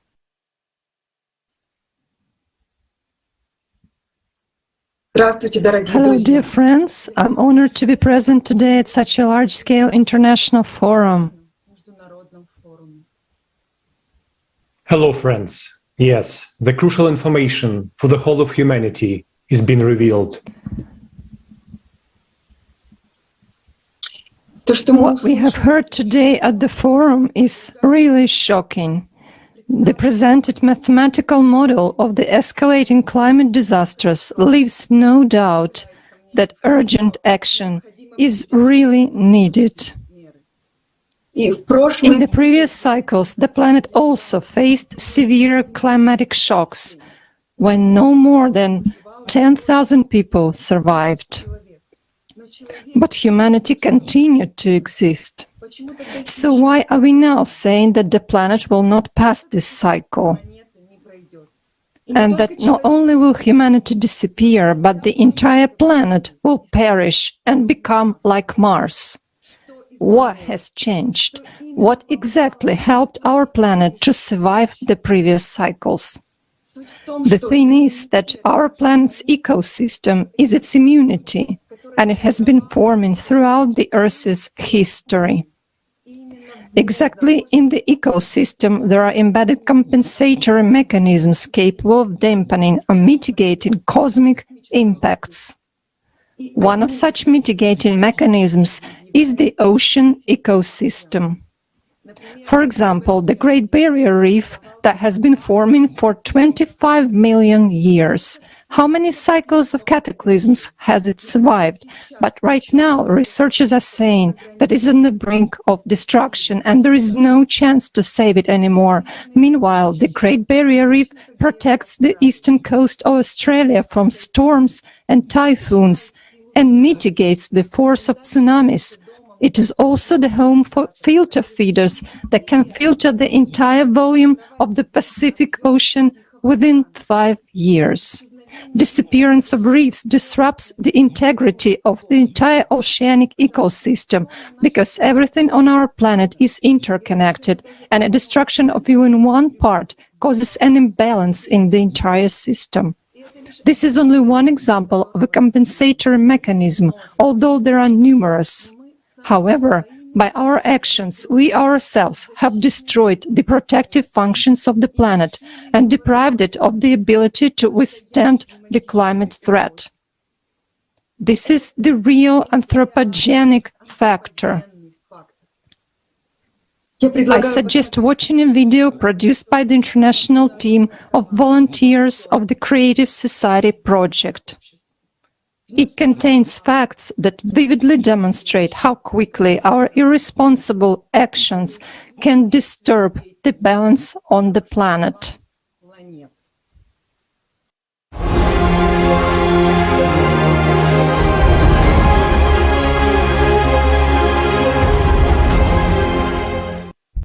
Our planet is approaching the peak of the cycle of cataclysms, which happens every 12,000 years. Every 24,000 years, the cycle is more destructive, and the Earth had already passed through it more than once thanks to the compensatory mechanisms laid down by nature. But now we are threatened with total annihilation. What has changed? Why are these mechanisms no longer working?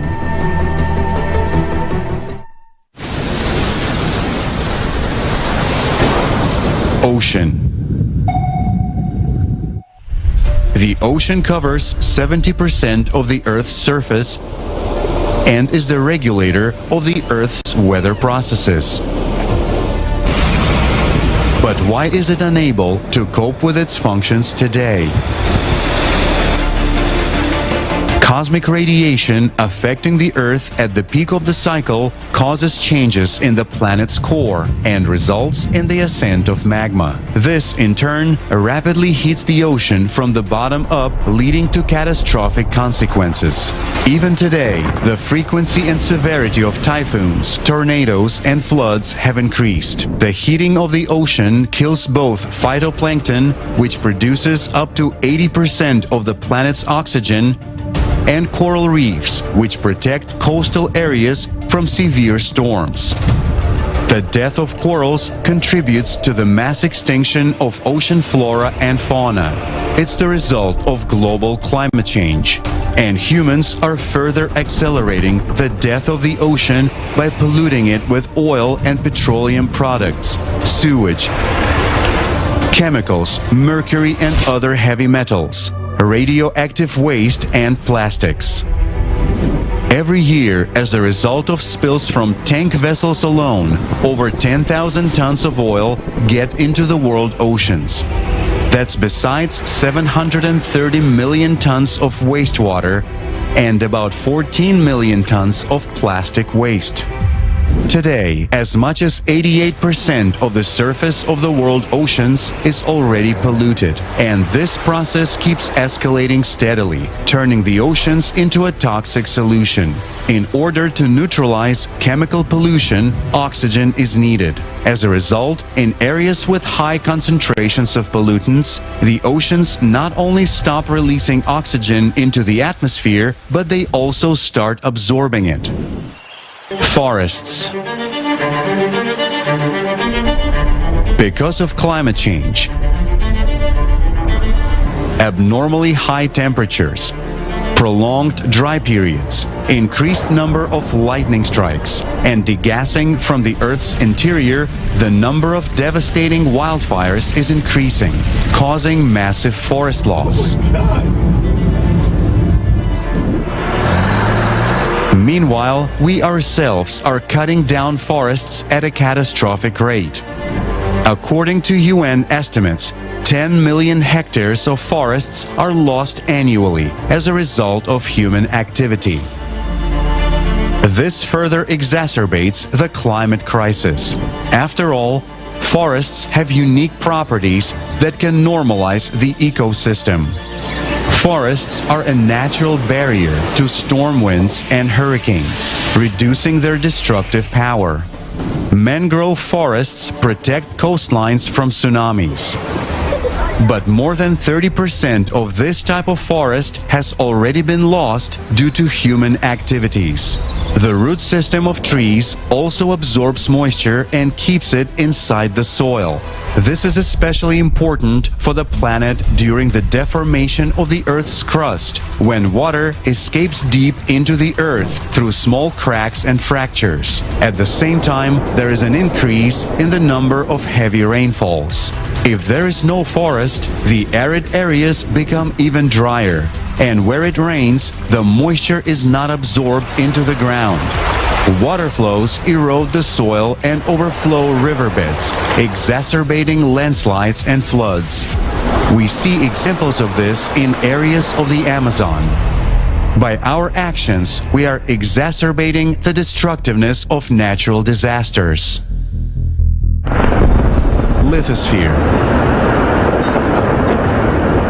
Every second, 128,000 cubic meters of natural gas are pumped out of the Earth's interior. 240 tons of hard coal are mined, and 141,000 liters of oil are extracted. Extraction of minerals, construction of large water reservoirs, technological explosions, and explosions during the testing of new types of weapons create cavities and voids and disrupt the integrity of rock, making it more fragile and prone to cracking, fracturing, and land collapses. These impacts can cause crustal shells to fracture, according to Griffith's model, which states that even microcracks in a material can cause its complete failure under certain stresses. And all this is at a time when, due to cyclic changes, magma pressure on the Earth's crust is increasing. The frequency and strength of earthquakes are increasing, while earth faults and land collapses are growing. Atmosphere. The atmosphere protects all life on the planet from cosmic radiation, saturates the air with vital oxygen, maintains the global water cycle, and keeps the Earth's surface temperatures at a comfortable level. Its ozone layer serves as a filter against ultraviolet radiation from the sun. But due to a cataclysmic cycle of 12,000 years, atmospheric functions are disrupted. The increase in planetary degassing is destroying the ozone layer, and chemical contamination further exacerbates the ongoing processes. According to a study published in the PNAS journal, iodine, which is present in anthropogenic emissions, has a destructive effect on the Earth's ozone layer and slows its regeneration. Short-lived compounds such as dichloromethane also deplete ozone. Fuel combustion in space missions and space debris reduce the protective functions of the atmosphere. Ecology is the immunity of the planet, and defense mechanisms only work when immunity is strong. But we humans have violated the integrity of the ecosystem, and therefore compensatory mechanisms no longer work.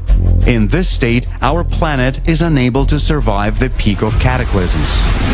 We need time to restore the ecology, and that's something we don't have. We no longer have time for disagreement, for enmity with each other, or for the consumerist format of society. Because climatic cataclysms are escalating, and we are only a few years away from their peak.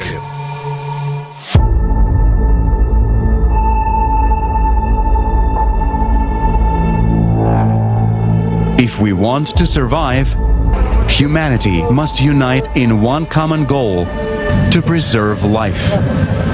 This is only possible in the creative society, where all of our scientific, resource-related, and human potential will be focused on solving the main task.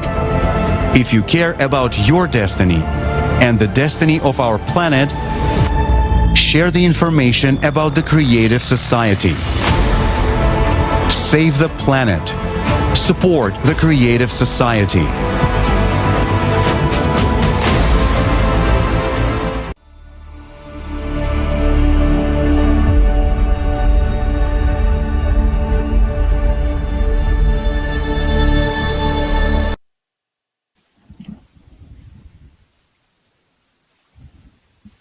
We have exhausted the planet with our actions to such an extent that its protective functions have ceased to activate. That is why we are entering a cycle of climate catastrophes so intensely and harshly. The planet has turned into a garbage dump. Every year we dump more than 2 billion tons of waste. Moreover, the mass of plastic waste alone, which is thrown away within 1 year, exceeds the mass of all human beings on Earth and amounts to about 300 million tons. 90% of plastic waste is not recycled but accumulates and poisons the planet. There are 36 megacities on the planet today, and their number is constantly growing. Just imagine, almost half of the world population lives on 1% of the planet's surface area. All of this creates a tremendous point load on the lithospheric plates and increases the risk of fractures in the Earth's crust. Just think, what would happen if you put pressure on a single point of the body? For a very long period of time, it would cause a disruption of blood circulation and consequently tissue damage and death, meaning necrosis. The same thing is now happening to our planet. At the same time, we have lost 1/3 of our woodlands, and this is only according to official data. We cut down forests at a speed of 1 football field per second. The deduction of woodlands triggers destruction in all the ecosystems. Forests influence the distribution of moisture and production of oxygen, as well as mitigate climate change. They are a home for animals. Every day, 137 various species of plants, animals, and birds disappear due to the global loss of forests. Yes, and the extinction of only one species caused the so-called domino effect, when the chains of interconnections are destroyed. We have no idea how everything is interconnected in the nature. I will give you a simple example. Ordinary worms in the ground. Do you know that if these worms disappear, we will live for 2 years at the most? Another example, mosquitoes. Many of us thought that it would be great if all of them disappeared. But if it happens, 4 years maximum, and then we disappear after them. Every species contributes to the ecosystem throughout its life. Look like everything depends on each other in this world. If something is disrupted on one part on the planet, this is surely reflected to the whole world. The world is one. We are in one boat. 50 years ago, environmentalists at the UN conference at Stockholm said that if we do nothing today, there will be an environmental disaster. And what do we see? The environmental situation has only worsened.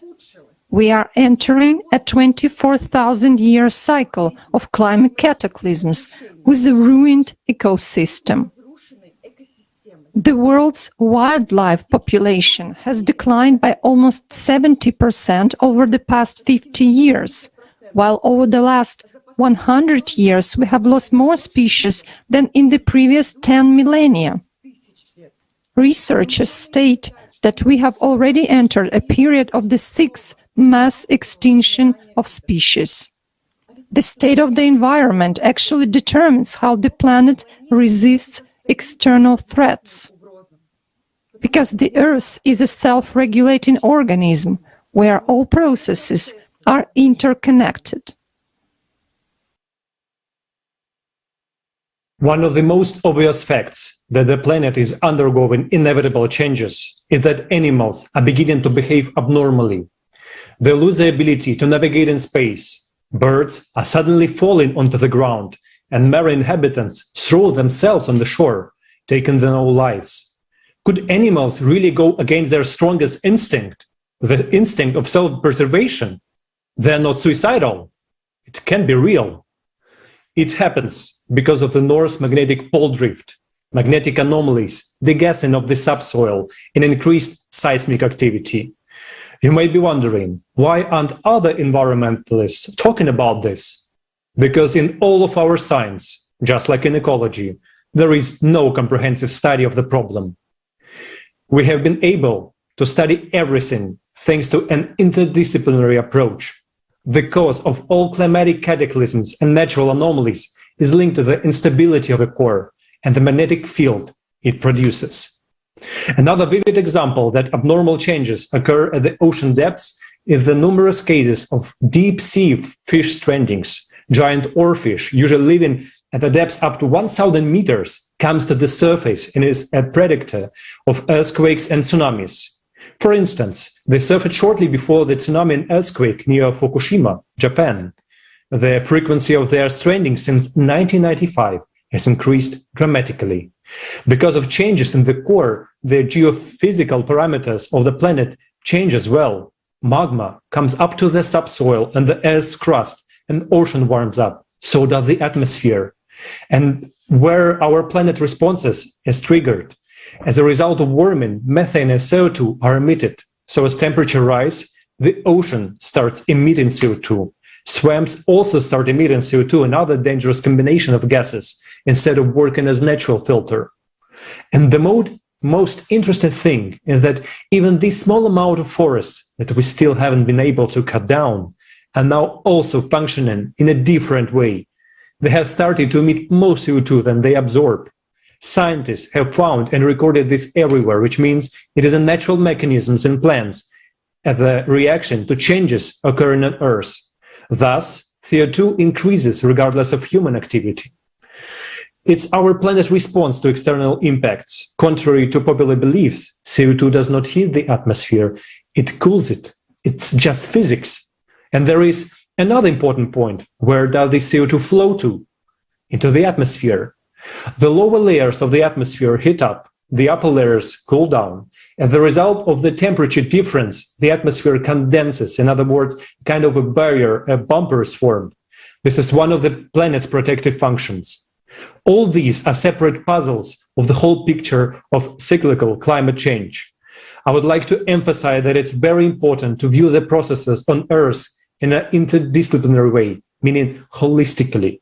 It's necessary for scientists to hear each other, to work together with their knowledge and experience to solve the current challenge.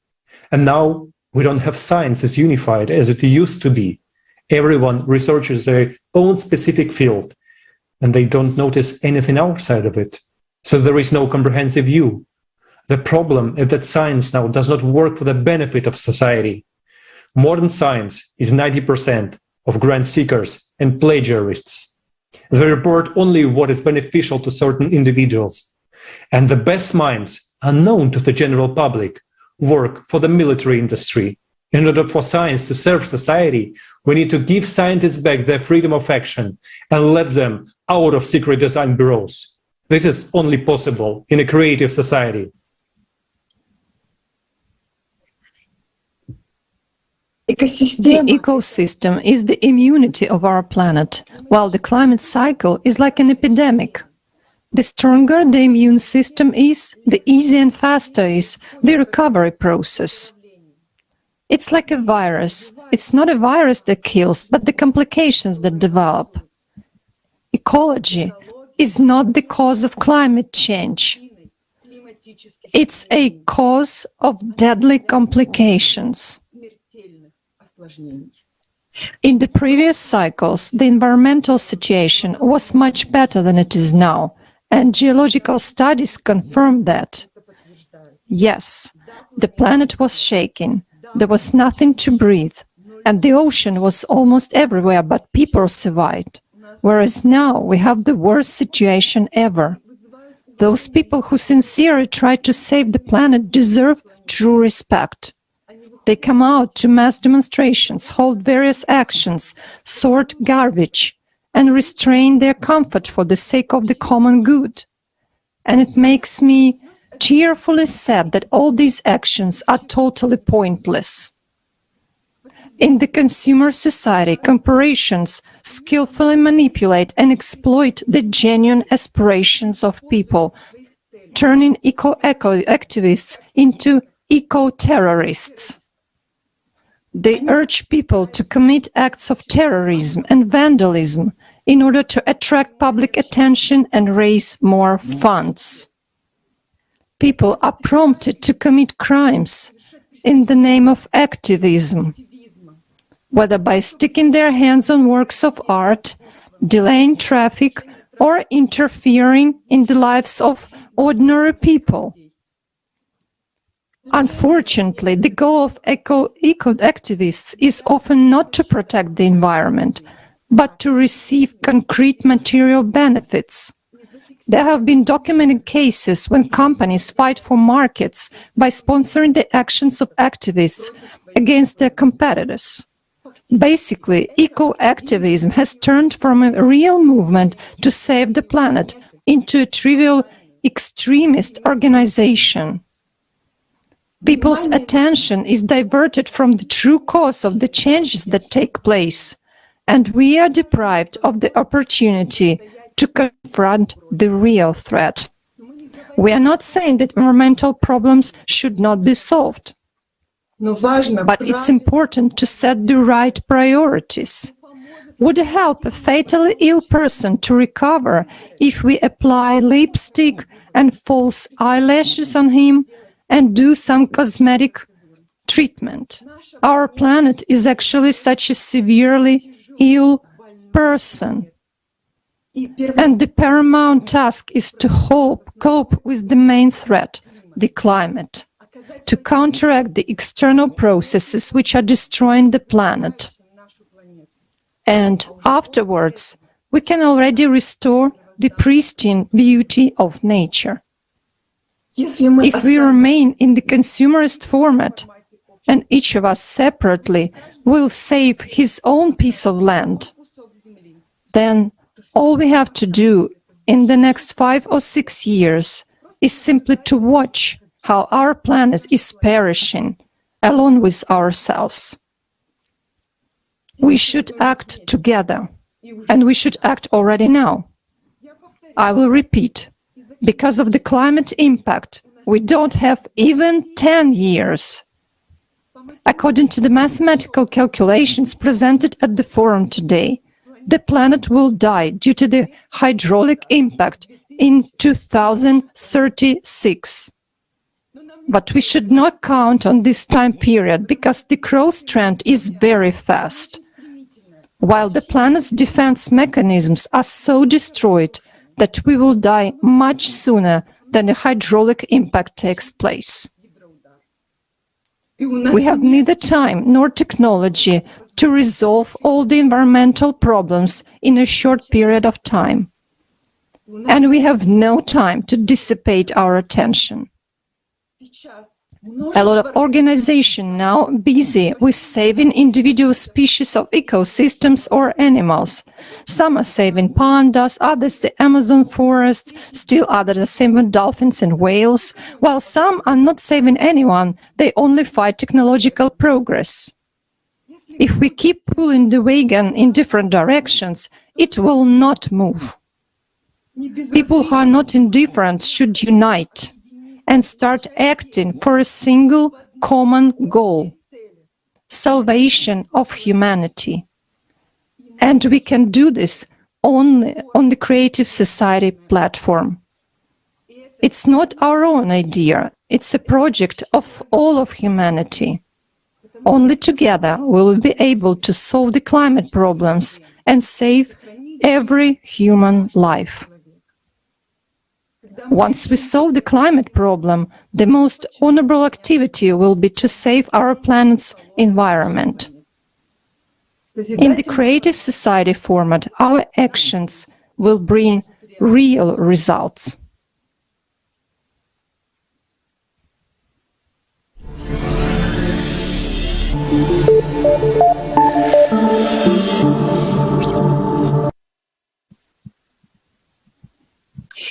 And now it is my pleasure to introduce Елена Sevrikova, Doctor of Engineering, Professor at the Institute of Advanced Materials and Technologies of the National Research University, Moscow Institute of Electronic Technology.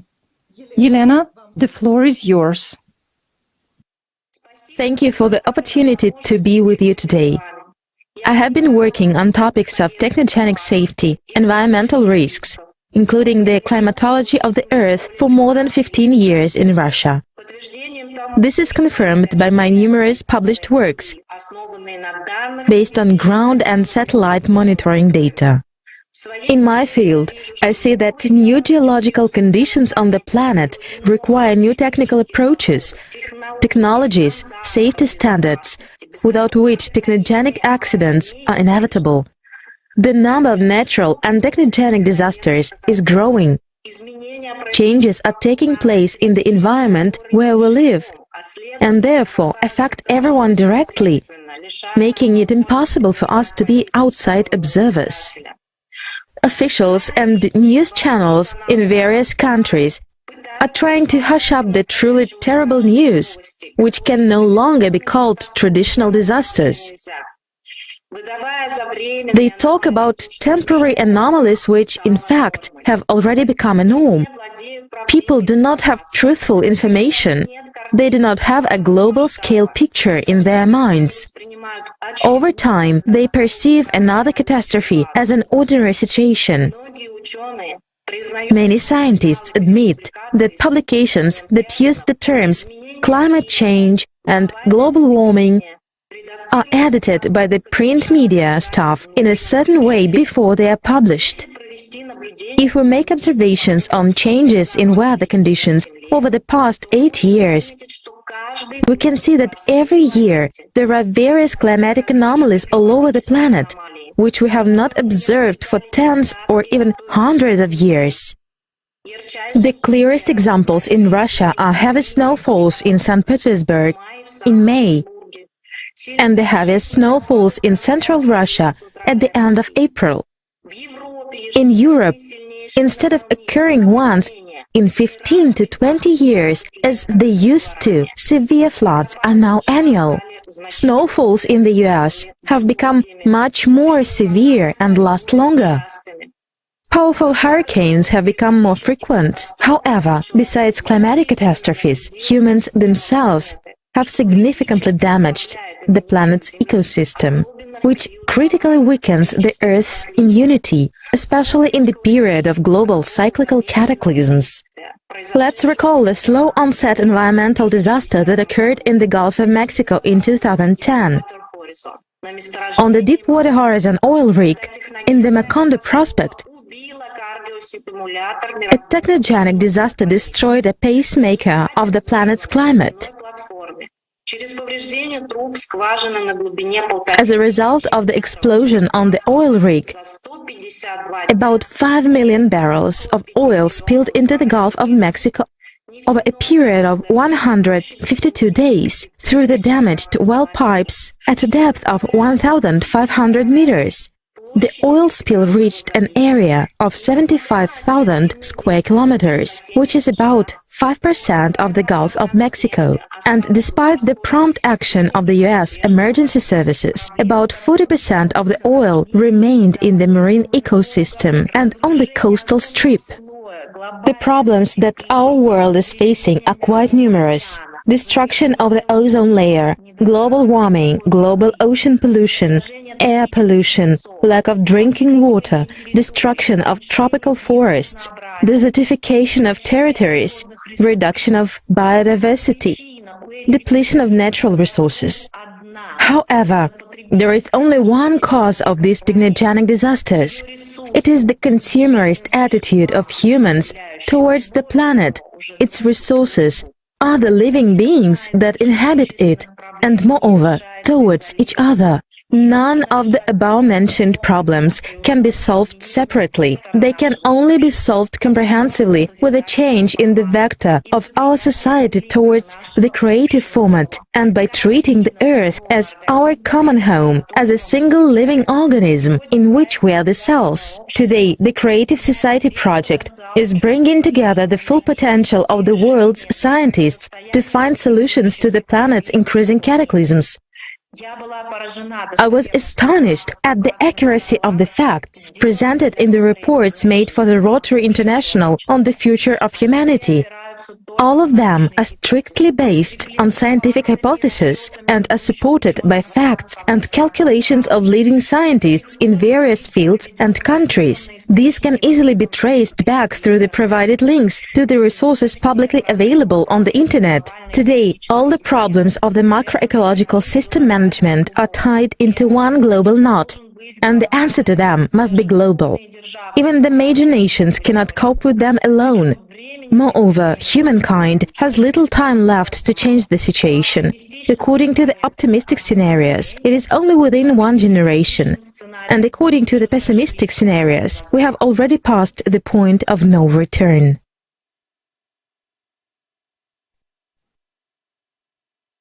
Thank you very much to all the experts who worked on this report.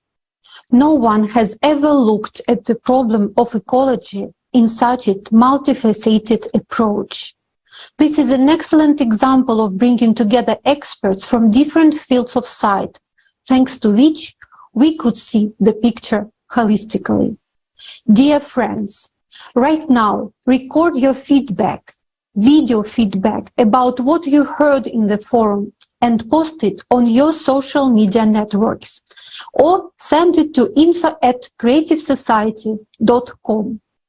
Now, we bring to your attention a unique new format of timeless spoken word from a popular musician and songwriter and performer from California, Roy Starr Soundseek. For centuries, our humanity has been dealing with the same problems that consumer format has created for us. And to break this spiral of silence, we need someone to start speaking the truth about what's really going on and the output we have. Timeless spoken word is a message and a call to all of us from Roy Starr Soundseek. In essence, it's an appeal to all of humanity. Let's listen.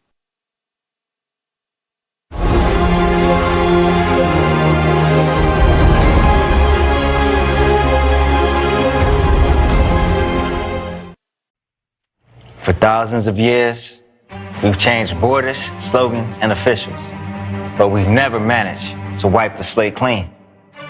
The same rallying cries, posters, and news lines explain to us what it is we should die for today, for faith, for a name, for someone's idea, for glory, for freedom, for power, for a patch of land. It'll all be forgotten, for time will erase all names and fame. all triumphs and goals, leaving nothing but graves. For thousands of years, we, the entire mankind, with our blood and our mind, with our strength, our breath, and the time of our lives, we pay the maniacs stung by power for the fruits of their ambitious desires, for their rabid, ravenous greed. We pay with our hearts, with our mothers, with our daughters. Absently, we lead our sons for the slaughter, all for the sake of some tyrant to say, "It is I who have conquered this land." In the media, we read excuses for the murders. Hang in there, feebly they say to us. But let me ask you, my friend, honestly, voice the truth. How much is your life worth to you? Tell me, is a handful of land worth a child's life? Worth our blood and strife? Worth the grief and pain in the human heart? You see, this blind strife happens not in the wilds, but in the field of yourself, in the field of your views and ideas, your judgments. Haven't you noticed that? They move us from here to there like pawns, while we keep standing without a squeak, humbly waiting for someone to speak, someone who can no longer bear it. So he'll start speaking and shouting about what we all can't be silent about. What's inside us like a storm willing to burst out. There's no right and left in this world. There's no me and you. It's just people on this earth. We all want to live and we don't want to die. We are called to live, not to kill. So why do we need such a world where life is not valued? A world where we'll be finished by the climate or by our own sense of pride misalignment. After all, better is the world where life is valued, where life is favorable for all, and where the goal is the same. The clear format of creative society is to the benefit of all, undeniably. For this motto is a sunrise of humanity. But that's when the human in us will flourish. We will discover ourselves, and our talents to create will be encouraged. The key to change our life are in the 8 foundations, which are to be embedded into the constitutions of nations, so that there's welfare, vastness of creation. The whole world must be turned into a beautiful garden for us to live in an abundant oasis. It's easy to change the format of our world. We just need to start spreading the word. And that's why we have to proclaim with high speed that the creative society is what we all need. That's why I tell you, do speak. Because the word that arises from within will have the oppression of silent skin. Today, our survival is only in unity. It's the only way and solution for humanity. So I ask you now, tell everyone you meet, for humanity's evolution, the creative society is what we need.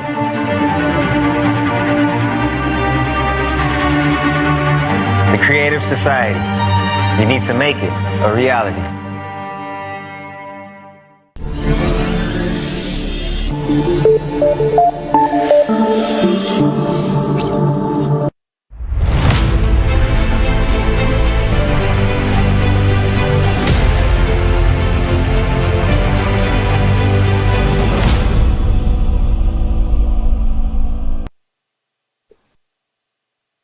For those who just joined the live stream, we would like to remind that right now you are watching an international forum, Global Crisis, Our Survival is in Unity, which has been translated into 150 languages by volunteers from around the world.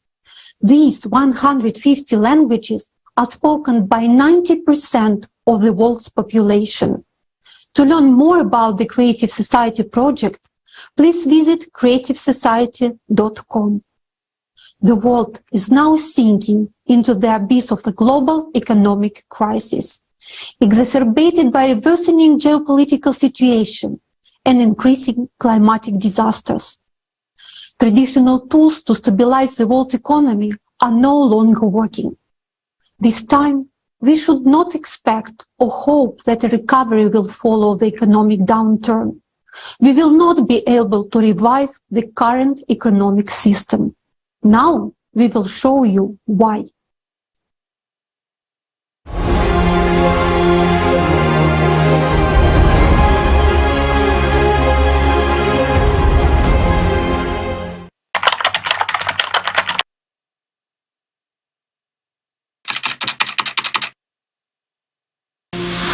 We're used to thinking that after an economic crisis, there is an economic upturn and that we need to adapt to new conditions and wait. Each of us hopes the crisis will not affect us or that we will be able to prepare for it. But this time, it will be different. There is no hiding from the impending collapse, even in the most developed country, even with enough money and high-paying jobs. It no longer matters whether you are a head of a company, a business owner, or a top expert. This crisis won't spare anyone. Why is there a global economic crisis today? And what awaits us in the future? Even the strongest economies in the world are experiencing an inflationary shock. The prices for all goods and services are rising sharply around the world. Inflation in the USA and Europe is now higher than in the last 40 years. What has caused such a sharp rise in inflation? During the pandemic, more than $15.5 trillion were printed in the USA and 2.5 trillion euros in Europe. This injection of money led to inflation, a reduction in the purchasing power of the population, and a price spike. In a market economy, the quantity of goods and services has to be balanced by the money supply.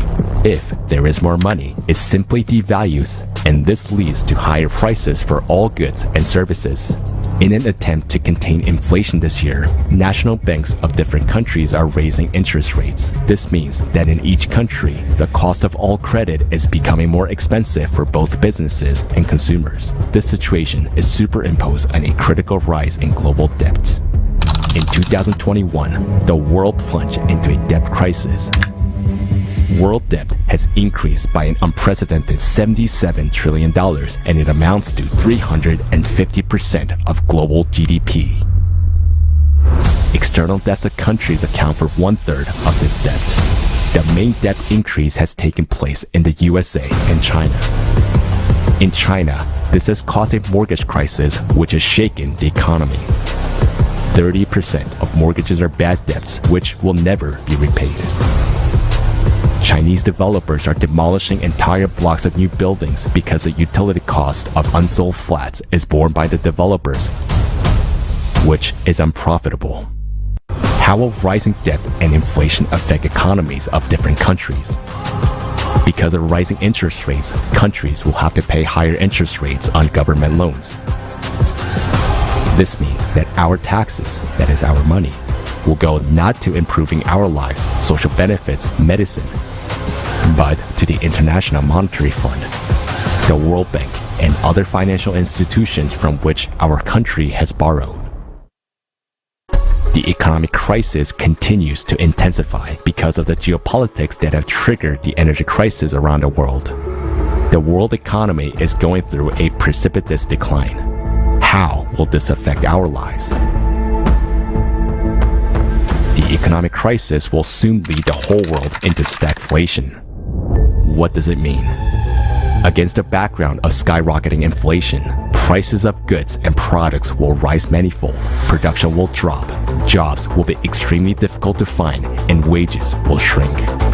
Many goods and products will become scarce, and some of them will disappear altogether. This will lead to starvation, power shortages, and fuel shortages. Today, poverty is the norm of our world. According to World Bank statistics, almost half the world's population lives on less than $5.50 a day. That's $165 a month. With this amount, people must not only provide themselves with food, but also pay for utilities, rent, basic necessities, and medicines. Obviously, it is impossible for people to survive on this money. In developed countries, poverty is also a big problem. In the United States, 50 million people live in poverty. In Great Britain, 14.5 million. In Germany, 13.8 million people. In Japan, 20 million. The highest level of poverty in these countries is child poverty.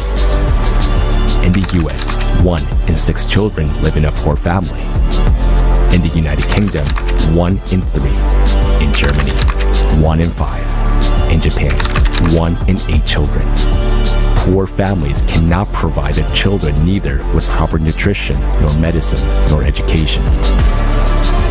The paradox is that in our consumer society, over 70% of people are living in poverty or at a survival level, while 1% of the population owns more capital than all the rest of people on the planet. And their capital continues to grow every minute. Even in times of crisis, the rich get richer and the poor gets poorer. The very model of the modern economy creates this inequality. In the current model, the wealth of some people is accumulated only at the expense of the impoverishment of others. The economy of the consumer society doesn't work any other way. This is the essence of the modern consumerist format of society.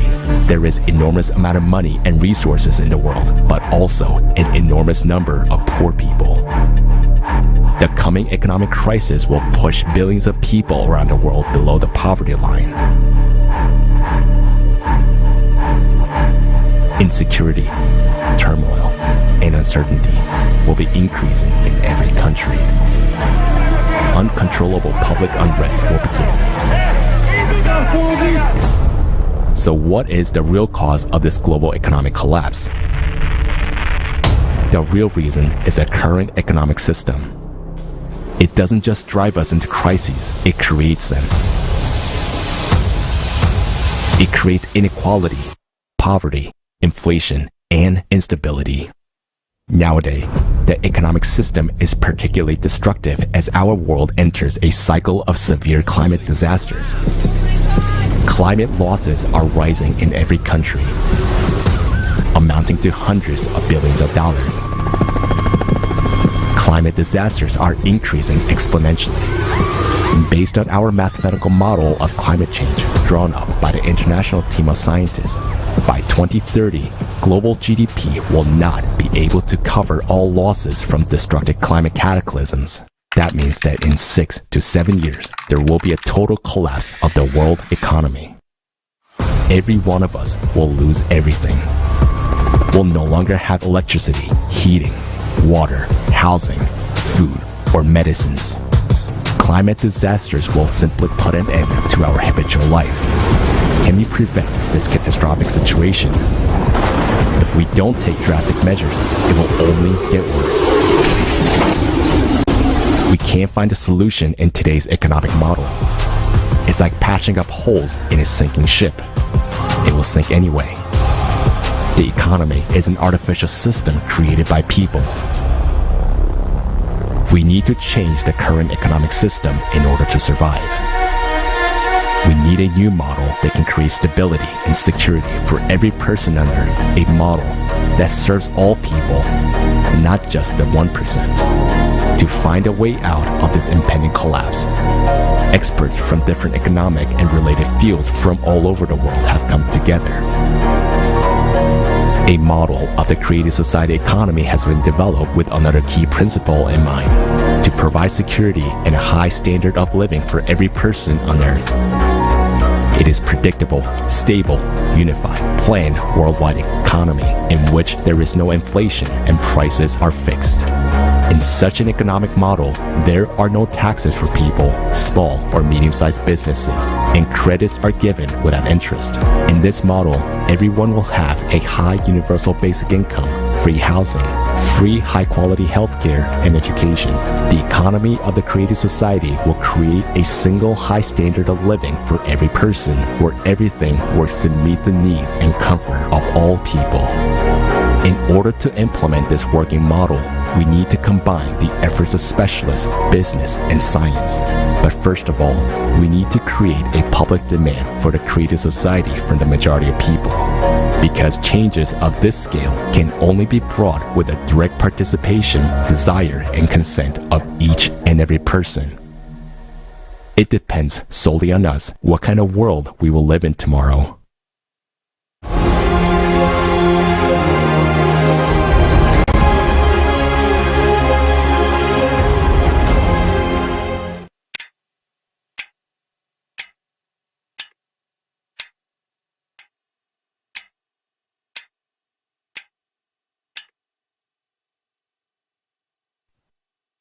Greetings, dear viewers. What you've just seen is not a Hollywood movie, but a reality of today's life. Most of these crises are already visible. One of them, which we still tend to underestimate and don't want to admit to ourselves, is food crisis. And what is even scarier is that hunger is being created artificially. And unfortunately, if we do not change the consumer format of society, it's what awaits us all. The modern economic system of the consumer format is designed so as to create crisis, inflation, and wars. All wealth and resources in this system belong to a small percentage of people. It is even called the economy of the 1%.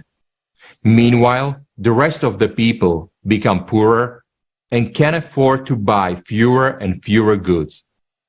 The economy loses consumer demand and the recession begins. And this causes people to become even poorer and money to flow even more to the top of the pyramid, to the so-called 1%. This is the economic system itself creates poverty, and poverty creates hunger. This is the standard mechanism of the consumer format.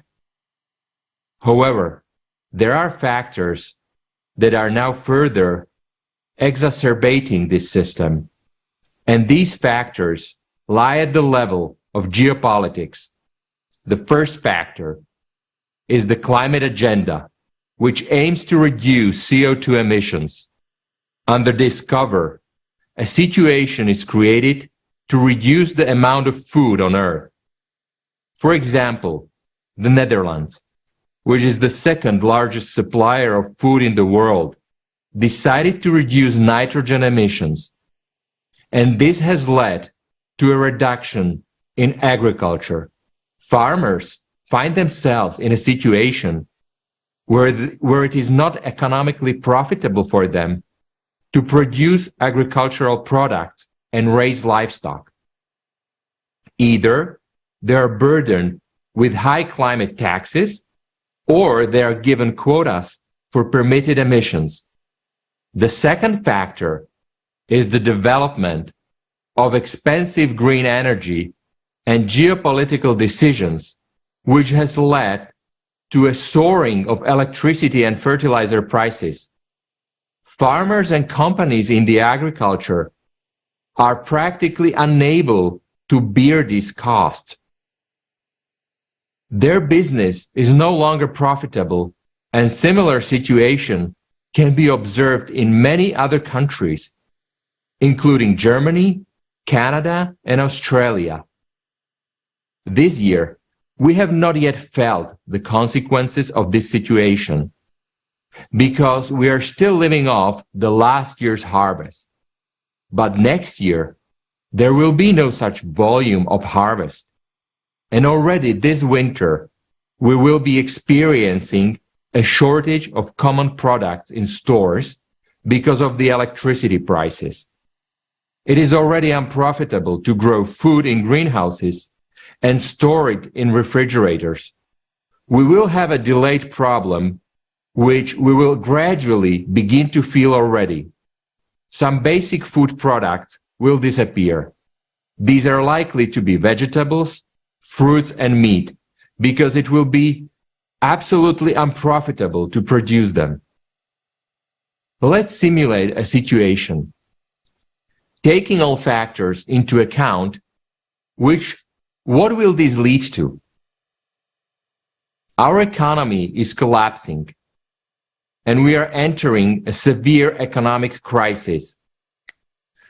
People are getting poorer and poorer. Consumer demand is dropping rapidly. In parallel, there is a geopolitical crisis, and we find ourselves in a situation where producers can't produce and buyers can't buy. Even if there is demand, there is no money.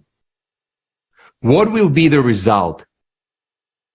The food market is divided among three huge global corporations. These corporations are owned by two global financial funds which own each other.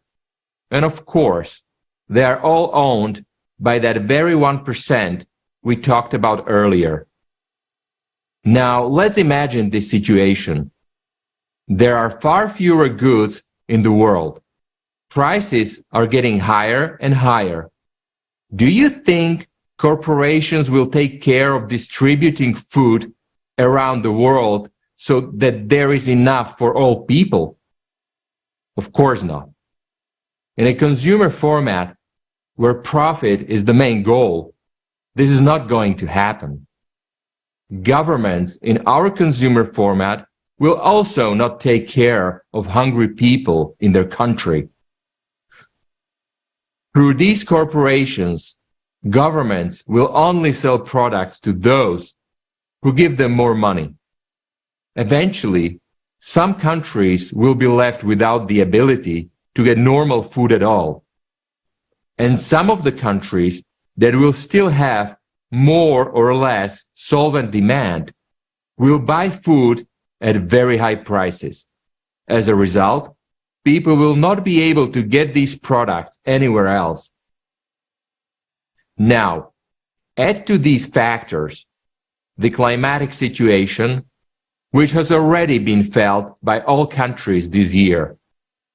The climate will exacerbate the geopolitical, economic, energy, and financial situation. And things will only get worse. This means that we will have no production, no money, no agriculture, and no fertilizers, without which we cannot grow anything. And in a very short time, we come to the point where simply we will have no food. So how do we solve this problem? There is no solution in the consumer format at all, because there is no equal redistribution of food, and there is no goal for providing food for people either.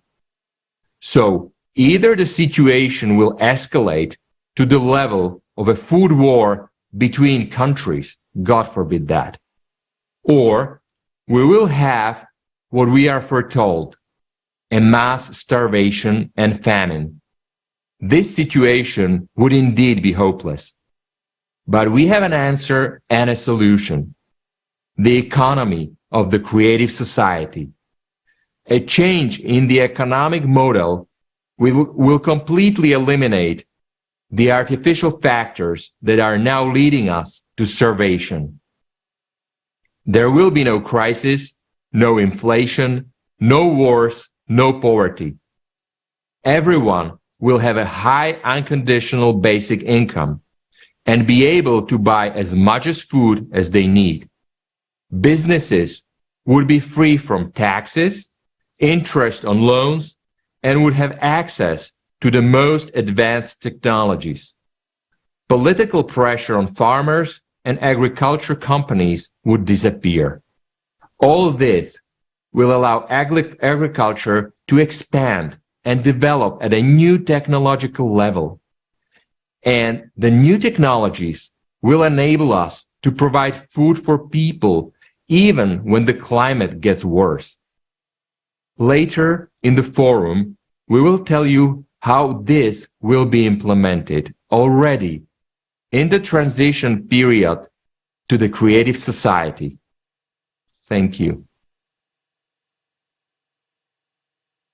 Dear viewers, right now you are watching live the International Forum, Global Crisis, Our Survival is in Unity. with simultaneous interpretation in 150 languages. Today at the forum we learned about the true causes of catastrophic climate change, the critical state of our ecology, why the world economy will no longer recover, and why hunger threatens everyone. Stay tuned. Next, you'll see the premiere of the film The Diary of the Last Man. You'll find out which prophecies have already come true. We realize we have covered many heavy topics today, but you have the right to know the truth. Stay with us. We'll be talking a lot more about the solution and the perspectives that will open up for everyone in the near future. People can no longer remain silent about the problems we see in today's society and about the need to unite to solve these problems. This is what the famous Cuban band Buena Fe song is about, which they wrote and performed especially for our forum today. The song is called Cuánta Más, which means how much more suffering and catastrophe does humanity need to endure to realize that it's time to change the world. And even though it seems that each of us is just a tiny flame, together we are a huge tsunami of love, and we will save the world and make it truly beautiful.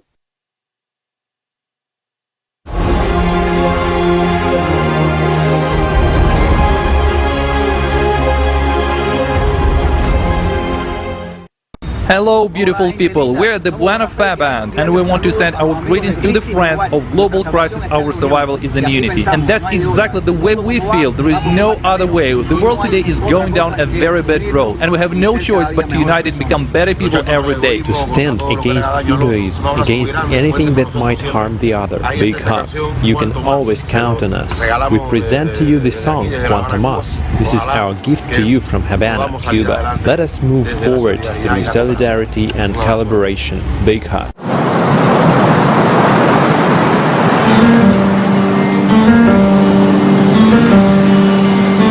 Cuánto más hará falta el sermón del poder del amor. Cuántas veces se invoca la paz y a la conciliación. Cuánto tiempo invertido en forjar una idea del respeto. Que una vida siempre importe más que suntuosos objetos.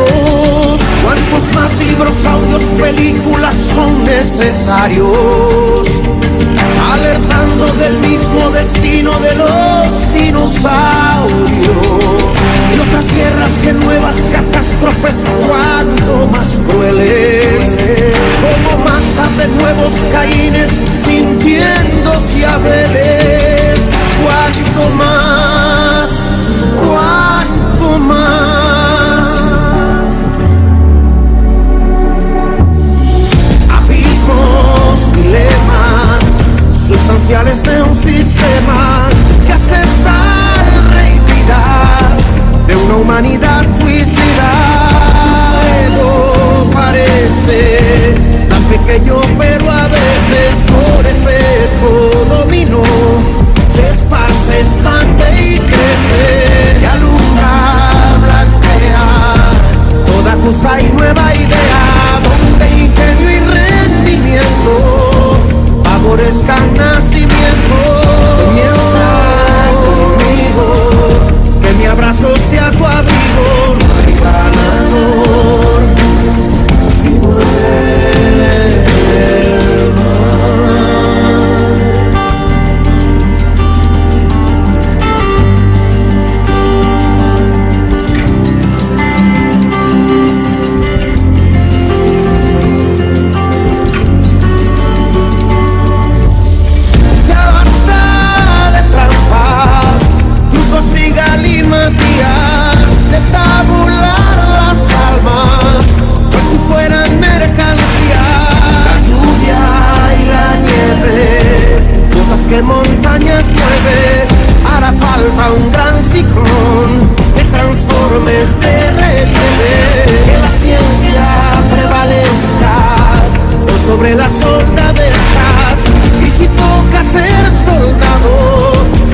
vergüenza de olvidador.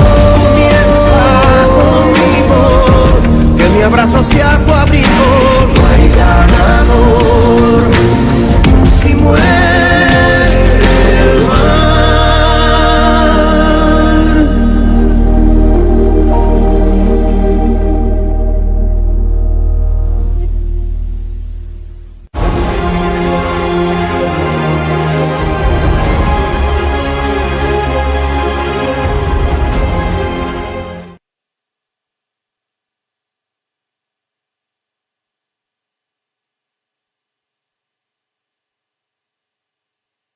The depth of your soul. You can feel how much understanding, wisdom, and personal experience is put into this song. Indeed, as has been said, in order to change the terrain of this consumerist format, it is necessary to bring all people together. How much longer will we allow the consumer society to turn us into slaves? How long, with our tactless consent, will this lawlessness continue? How many more wars do we need in order to realize that wars only happen because of our inaction? Because we continue to support the consumerist format. And yet, all wars have the same causes. The report we heard at the beginning of our forum provided a clear model and forecast of what awaits humanity and our entire planet in the next few decades if we do nothing today. Do we have a realistic idea of what will happen? Some may say that we don't want to imagine such a development or that it's scary. But people must be aware of the future that awaits us all if we do nothing. So now we propose not just to imagine, but see what will happen on our planet with us and with our loved ones in the near future. If today, with all, we take the path of inertia and silently surrender to the Climate Cerberus.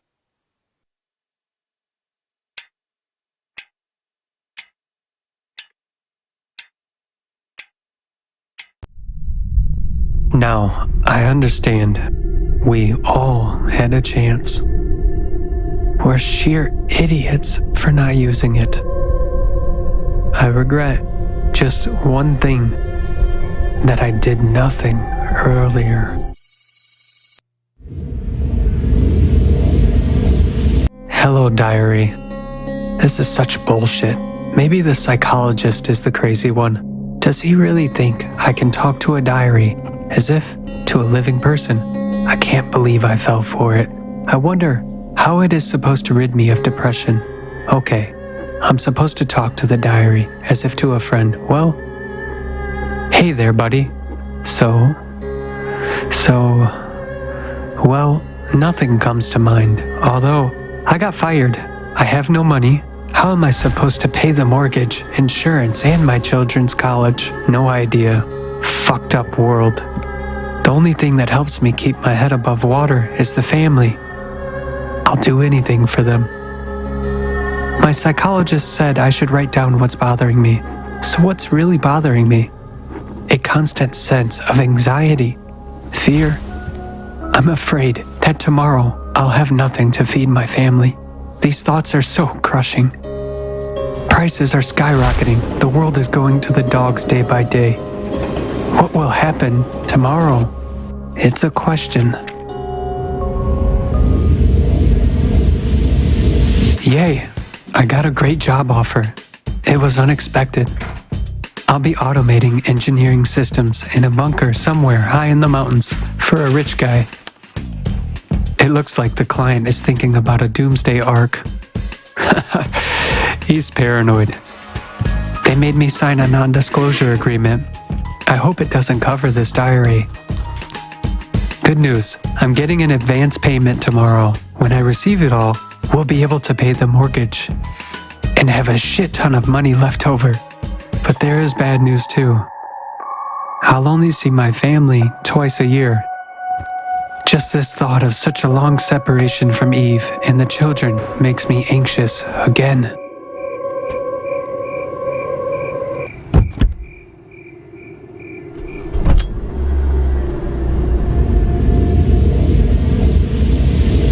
I wonder why this paranoiac needs a bunker in the mountains on another continent.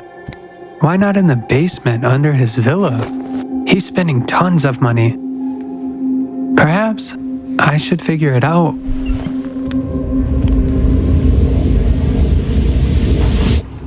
I tried to figure out what's going on with the climate and got even more confused. Here's what we have.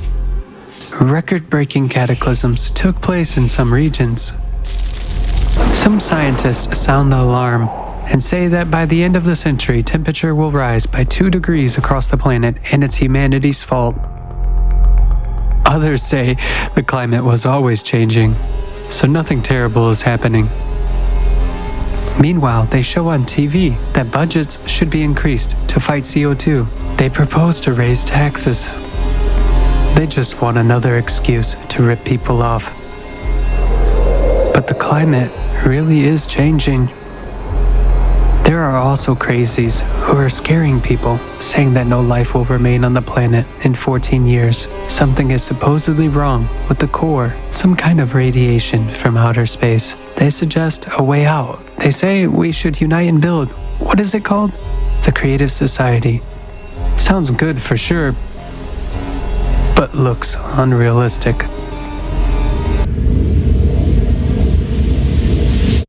The client has changed the deadline once more. Damn it. No vacation for me again. I'm tired of sitting here. It's a good thing they have doubled my salary though. When the contract is over, we'll even be able to buy a new house and a car. That's unexpected. Cool. But I miss Eve and children like hell. We watch TV a lot. They show some climate disasters every day, as if there's nothing else to show. Several severe hurricanes occurred, but probably nothing unusual. What's all the fuss about?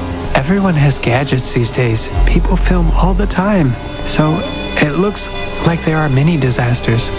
I don't think there's anything to worry about, although I have to admit that there is ever-increasing destruction.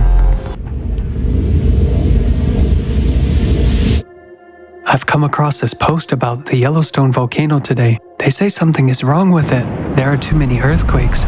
Although we do come across many comments that people are just being hysterical. Nothing new there. The strange thing is, there is too much destruction from earthquakes now. Doesn't really match their scale. I mean, some conspiracy theories say that governments underreport data to avoid panic. People come up with such nonsense.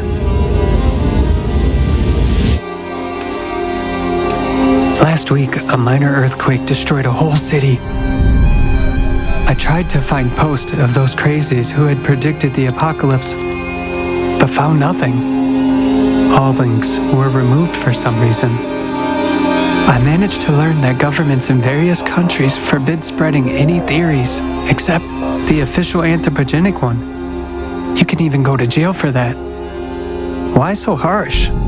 They even prohibit posting eyewitness videos now. We should sort of trust only official stats and remain calm. Are they afraid of something? The bunker is almost done, but supplies are delayed. Everyone left. Just 4 of us remain to fine-tune the automation system. We're waiting for supplies, but it's unclear when they will come since logistics are screwed. I really hope to see my family soon.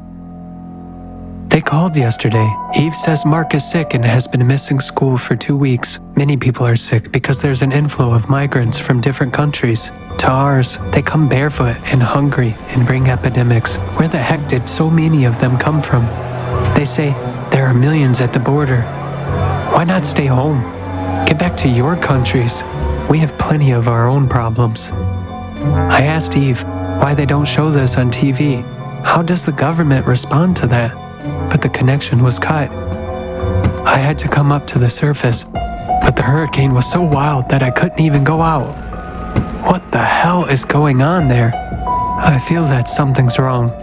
Maybe they don't tell everything on the news. Once I get my money, I'll go back home. It's time to move, somewhere as far as possible from the border. We finally finished the job. I can't wait to see my family. 4 years of separation. My God, the kids must be all grown up. I'm so tired. We had no time off the last 2 weeks, helping to unload endless boxes with food, clothes, and hygiene items. Why does he need so much? It's enough for children and grandchildren here. He'll fly in tomorrow, inspect our work, pay us off, and I'll go back home as fast as I can. The first thing I'll do is kiss Eve many times over. Happiness does exist. We've waited all day long, but our client didn't come. We can't get through to him. The internet cuts off from time to time. Eve writes some wild stuff. Last week, they had hail the size of a pumpkin. It was like cannonball bombing. What the hell is that? It made holes in the roofs.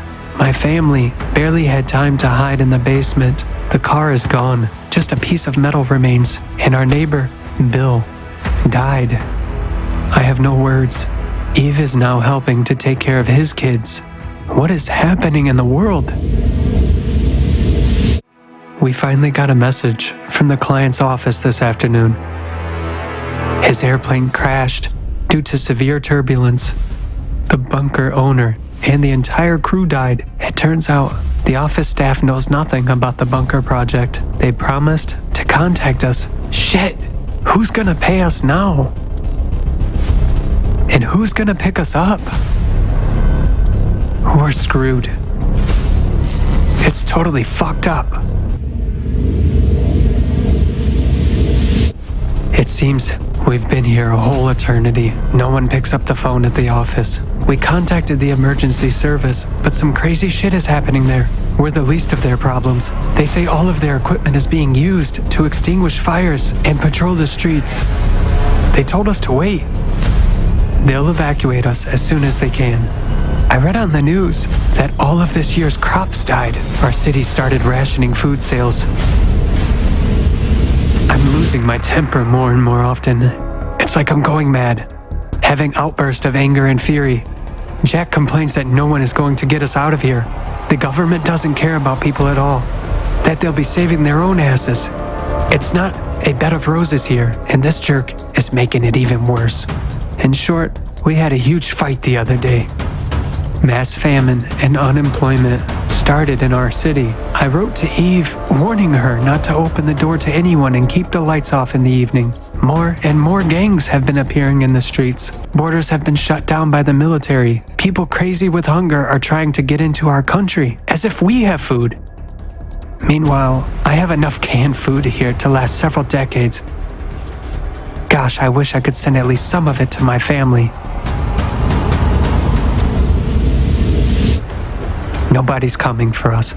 We still don't know what to do. We keep thinking about how to get out of this trap. Guys went out to scout around, but couldn't walk even 5 miles and came back. It's 200 miles to the closest settlement through the rocks. Meanwhile, horrible news keeps coming from home. And one day, no food was left on the shelves. The country is going through an economic crisis because of droughts and massive fires. Rivers are drying up. There are severe water shortages everywhere. Ashes and burning smell make it impossible to breathe outside. It's super difficult to find protection masks. Drinking water is being distributed by ration cards in cities. And what about our government? Our government has waged a war with 2 countries at once for access to the one river, which still has water. I just can't believe this is happening. Goodness, it's like a nightmare. I hope I wake up soon. It seemed there could be nothing worse than the heat. But But when water came back, which everyone was waiting for, it was no longer joyful. Endless rains began. Rivers overflowed. A flood swept even through my city and is now washing away everything in its path. I had a short call from Eve. She managed to tell me that the subway was flooded, sewage is floating in the streets, and municipal services are almost non-functional. There's so much water everywhere that it has nowhere else to go. Then we lost the connection. What's happening there? Looks like the city is doomed. I hope they manage to save their lives. I hope someone helps them. We are all people, good, normal people. I've been trying to reach my family for weeks, my dearest people, but no luck so far. Nobody knows anything about them. I check all the news and search for them in photos. It's sheer madness not to go completely insane. I read information all the time about what's happening in the world. They scared people, saying that the Gulf Stream would stop. There were plenty of disputes whether it can stop or not. It turns out it can. At one point, it just stopped, and that's it. Now many people are freezing in their homes without food and heat. Snow showers are getting heavier and breaking the power lines. They say the glacier will reach all the way to Rome. Our colleague from Japan, Mamoru, had a nervous breakdown yesterday at the news of a terrible earthquake in Japan. They say the magnitude was 10. I don't know what's going on, but it is probably hell there. I can say one thing for sure. The world has never seen such destruction. They're not giving the exact number of victims, possibly hundreds of millions. Mamoru wasn't able to contact his family. He couldn't contact anyone he knows at all. Today, Mamoru disappeared. We searched for him everywhere, but couldn't find him. He probably left. Where could he go? Jack and Ali went searching for him. He couldn't have gone far. I stayed at the base to wait for them. A week passed. No one came back. Guys are offline. I went up, fired my gun, and lit signal fires. Nothing. Just my echo. Something happened to them. Damn it! Am I going to stay here alone? I'm the only one left. And I simply cannot get out of here. What day is today? I've had no communication with Eve for over a year. Satellites are malfunctioning. Communication with the outside world is getting worse. I'm finding out and recording the latest news in the Apocalypse Journal, as I call it now. Maybe someone will read it someday. When the permafrost melted, there were a lot of new epidemics. Apparently, ancient viruses thawed. Whole settlements are being burned down to stop them spreading. Volcanic eruptions covered vast areas around the world with ashes. People have nowhere to live and nothing to breathe. Acid rains corrode soils and infrastructure and poison groundwaters. Food can no longer be grown anywhere. By the way, planes no longer fly. There's not enough air density. They just cannot take off. Who could have thought it? And the sea has gone wild. More and more ships crash right in the marinas because of storms. Toxic gases rise from the bowels. Poisonous fumes rush to the surface from crevices. Sulfurous gas levels are already off the scale in some places. Hills and roads are smoking. Even water in the springs is bubbling. There's less and less information available. There seem to be no cities left that have any power. Wind turbines have been blown away by major hurricanes. Solar panels are swept away downwind like a deck of cards. I heard that now books and furniture are increasingly used as fuel for heating.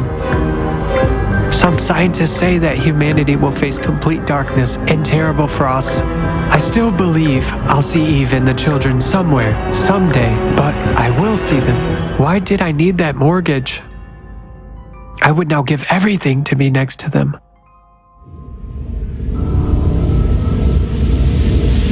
Satellite communication stopped working. Jack's ancient radio that we all used to make fun of came in handy. I sit there tuning it. Sometimes some voices in incomprehensible languages break through the noise. It's so nice to hear the voices of living people. The faces of Eve and children arise in my memory more and more often, and the question, why wasn't I able to save them? I actually could. I managed to contact several groups of survivors. Now everyone understands that we were warned about the coming cataclysms a long time ago. Back in 2022, it seemed unrealistic at that time, but now it's certainly impossible to deny the facts. I used to think that earthquakes occurred in certain places, but now they are almost everywhere. One night, there was such a rumble, as if shells were exploding underneath me. In the morning, I was afraid to even go out. It was only in the evening that I dared to make a foray. When I saw what I saw, my legs buckled. The whole valley was covered with round holes from a few feet to several hundreds of feet. The ground looked like cheese. I don't know if it was Mazdam or a mental. I couldn't imagine, even in my dreams, that such a thing is possible. Someone reported on the radio that Africa had split apart. Now I know it's possible. Coastal cities are flooded. Tsunamis rage almost every day. Asia seems to be all underwater, as the radio says. My consciousness refuses to believe it. I found a radio frequency where the people who were talking about a way out of the apocalypse are broadcasting. Now I understand everything. Why didn't I get it before? I actually saw it all the madness that was going on and gaining momentum, those bunkers, all the talks about the apocalypse. It was all obvious before. Something could have been done, and there were people who offered a way out. I should have heard them. Why was I so blind? If only I could bring it all back.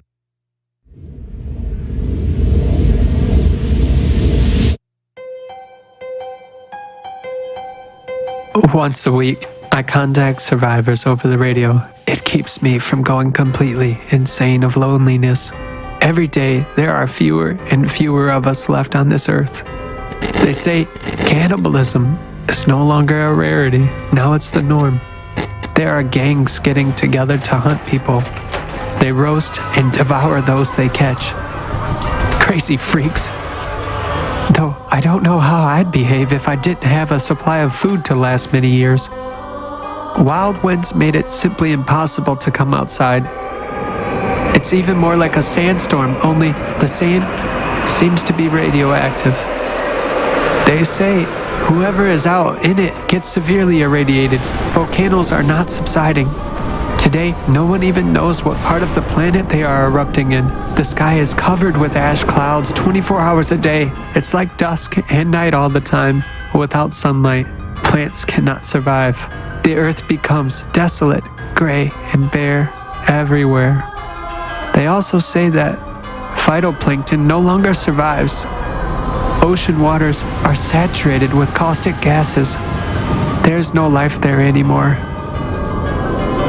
Oxygen levels in the atmosphere decrease steadily.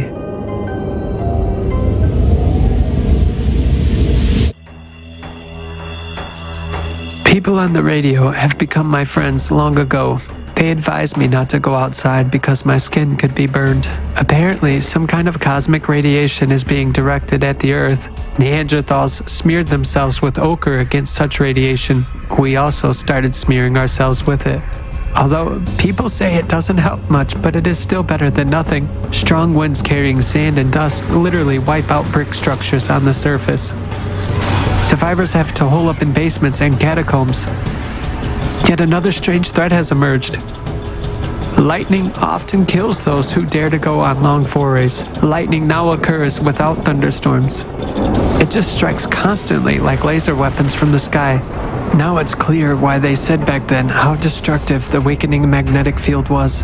It seems to me it was such a long time ago. It's getting harder and harder to write in the diary.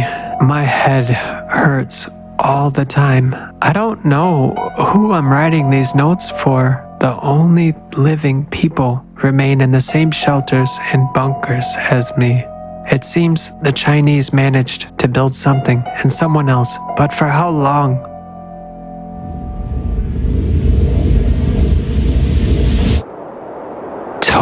silence on the radio. I don't even know if there's anyone left alive on this planet. It became hot in the bunker. The walls are hot and keeping heat all the time. Air conditioning systems are failing. Constant heat forced me to crawl upstairs and settle right in front of the entrance hatch. Lord, get me out of all this. How much I envy those who are already dead. This is total madness. I'm just sitting and waiting for the end. Why didn't I do anything before? If only I could go back to the point where it was still possible to change something. How crazy I was back then. I left the bunker. There is no point in sitting there anymore. The sky had turned orange. There are huge flashes on the horizon. It feels like the sun is rising somewhere from the west. My head is bursting with terrible pain. The earth seems to be shaking and exploding from within. Lava is everywhere. Scorching steam comes in waves. I'm running out of oxygen in my tank. This is the end. This is the end. I put the diary into the container. Eve sighs.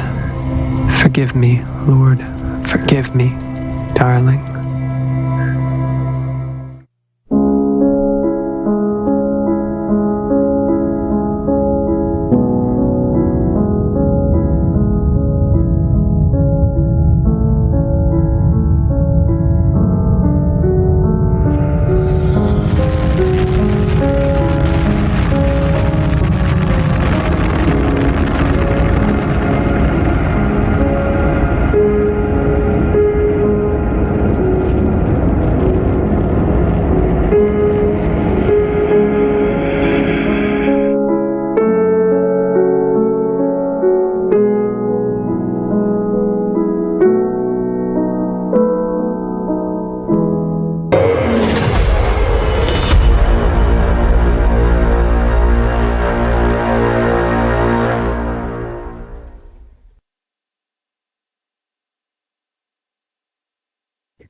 Will a sane person agree to such a scenario as we have just seen?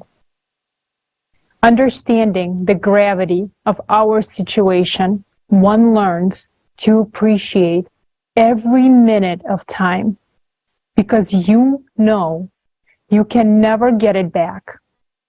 Now we must do everything we can to not be immensely bitter about the lost chance we still have.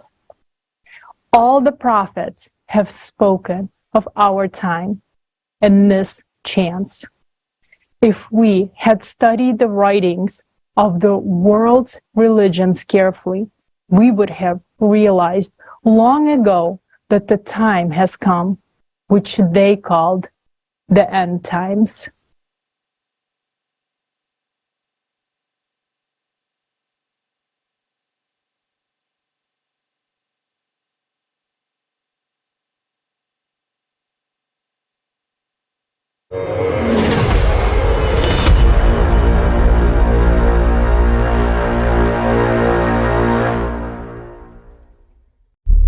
The interdisciplinary scientific study of the causes of climate change also includes the study of eschatology, that is, the description of the end times and their harbingers in the scriptures.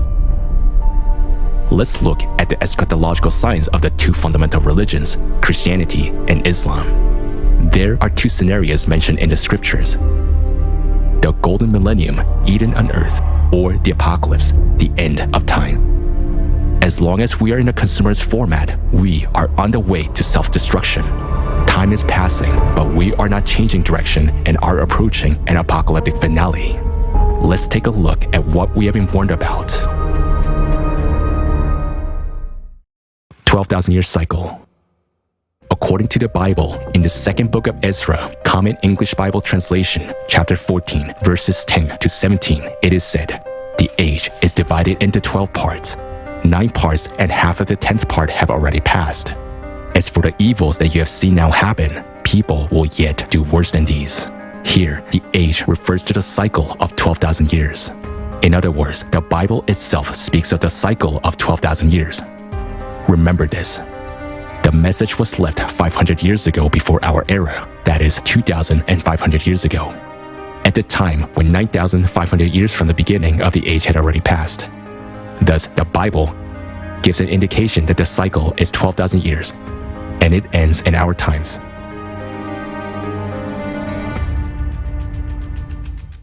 Scientists and atheists have all the answers except one. How could people 2,500 years ago accurately predict what is happening now? After all, there were no geophysical studies or predictions of mathematical models back then. There are 2 hypotheses as to where this information came from. Those who insist on the primacy of the mind are willing to believe that this information came from aliens or from past civilizations. For believers, it is divine providence. We do not claim anything. Which version is correct is up to you to decide. In Islam, the time of Judgment Day was indicated by the Prophet as the end of his community. According to the legend of the great Islamic scientist Al-Barazanji, the life of this community will exceed 1,000 years, yet be limited to 1,500 years. As of today, 1,390 years have passed since the Prophet's departure. We can accurately determine the approach of the Day of Judgment by the harbingers of the last days, indicators that the messengers left for us so that people who live in the last times can recognize them. Let's consider which harbingers of climate cataclysms from the scriptures have already come true. Fires. The 9th minor sign of the Day of Judgment in Islam talks about the Hijaz fire. Ibn Hajar writes in Fath al-Bari, one fire will happen among other events that will happen, according to the words of the Prophet, peace and blessings of Allah be upon him, before the Day of Judgment, and the other will arise just before the Day of Judgment without a gap. The increase in the area and the number of fires in modern times is caused by degassing of the subsoil along faults and unprecedented heat. The cause of these phenomena is a heating of the earth bowels due to rise of magma. Rains and floods. There are several authentic hadith in Islam which state that the Prophet Muhammad, peace be upon him, said, "The famine would not break out because of drought, but there will be famine despite heavy rainfall, as nothing would grow from the earth." The rise of magma causes groundwater to heat up and evaporate, increasing humidity, which in turn leads to record rainfall and flooding. Already now, floods are destroying crops. Another natural harbinger of the Day of Judgment is the blooming of the desert. A hadith narrated by Abu Hurairah states that the Prophet, peace be upon him, said, "The last hour will not come till the land of Arabia reverts to meadows and rivers." In 2018, heavy rains that hit arid Saudi Arabia inundated the desert and caused flooding, which made the desert bloom. Flooding has now become a frequent occurrence on the Arabian Peninsula.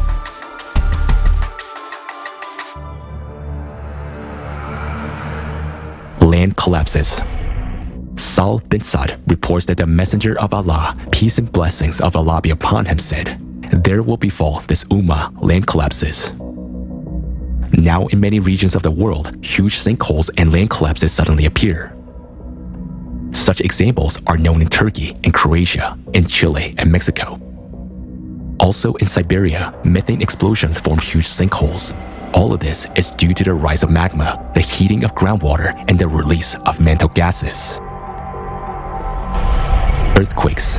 The hadith says that there will be an increase in the number of earthquakes at the end of times. The hour will not be established until earthquakes will be very frequent. Christianity also mentions earthquakes as harbingers. The Gospel of Luke, chapter 21, verse 11 says that there will be great earthquakes, famines, and pestilences in various places, and fearful events and great signs from heaven. Now, due to the rise of magma and the expansion of the planet, the number of earthquakes is growing exponentially. They're expanding their geography, their magnitude and depth are increasing. Since the beginning of the century, they're having more great earthquakes, as the Gospel says, with a magnitude greater than 8. So we see that harbingers such as an increase in earthquakes, floods, land collapses, and fires are already coming true. In addition to climate change, all the other harbingers of social change, diseases, technology, and astronomical science have already come true. The 12,000-year cycle end dates announced by the prophets also point to our time. Let's see what awaits us on the apocalyptic path.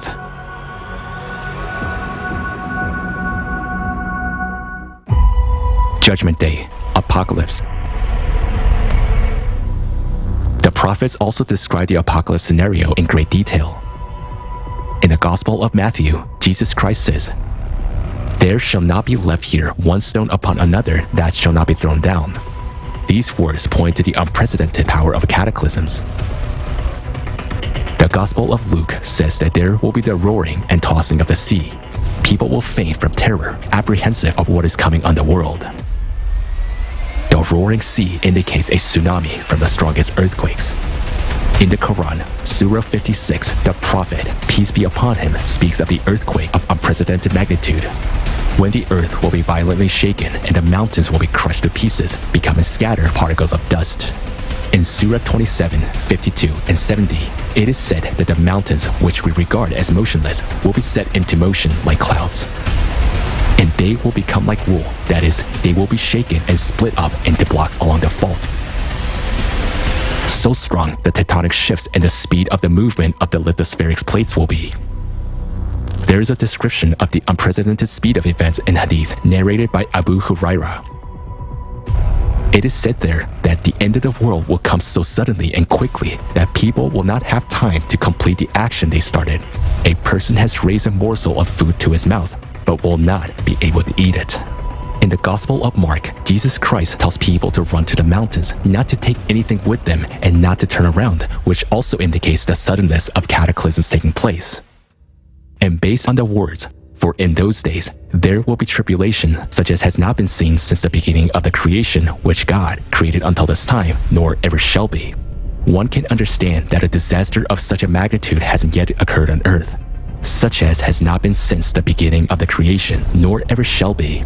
Similarly, in the Old Testament, the prophet Daniel said that such events had not yet been experienced by the earth. There will be a time of distress such as has not happened from the beginning of nations until then. The Quran speaks of violent volcanic eruptions and catastrophic fires during the Judgment Day. Watch for the day when the sky will bring a visible smoke covering the people. This is a painful torment.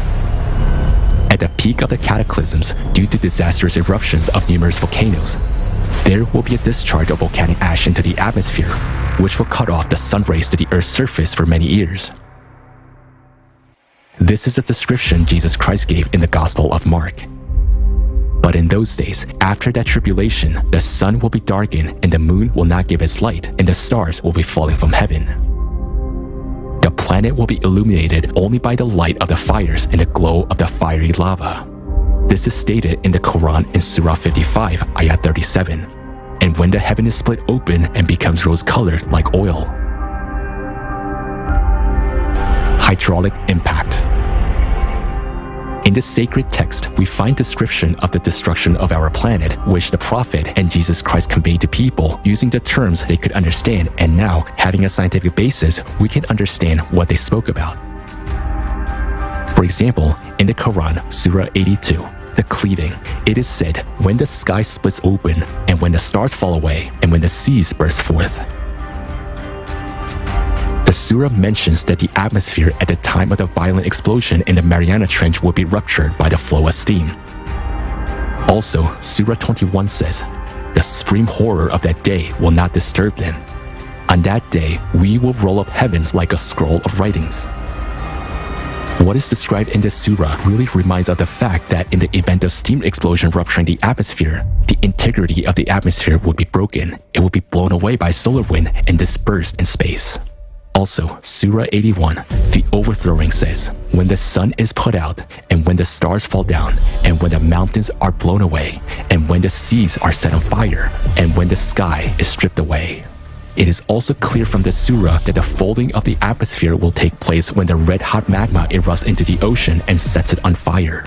At that time, when the mountains are blown away, the strongest earthquakes will occur all over the planet. What is the falling of the stars that is mentioned in both Islam and Christianity? During the hydraulic impact, the rotation of the planet will instantly accelerate and the atmosphere will disappear. It is this phenomenon that will create the sensation that the stars are falling. If we summarize the Prophet's words about Judgment Day, we see the description of the phenomena that the mathematical model predicts for October 2036 during the hydraulic impact. Indeed, they see it as distance, but we see it as near. Then, do they await except that the hour should come upon them unexpectedly? But already, there have come its indications. That is the day of carrying out the threat. On the day heaven will sway with circular motion, and the mountains will pass on, departing. On the day the earth breaks away from them, and they emerge rapidly. Then watch for the day when the sky will bring visible smoke covering the people. This is a painful torment. And the earth and the mountains are lifted and level with one blow. Then, on that day, the occurrence, that is resurrection, will occur. And the heaven will split open when the sun is wrapped up in darkness, and when the stars fall, dispersing, and when the mountains are removed, and when the seas are filled with flame, and when the sky is stripped away. If the apocalypse scenario comes true and what the prophet, peace be upon him, described happens, then our planet will become like Mars.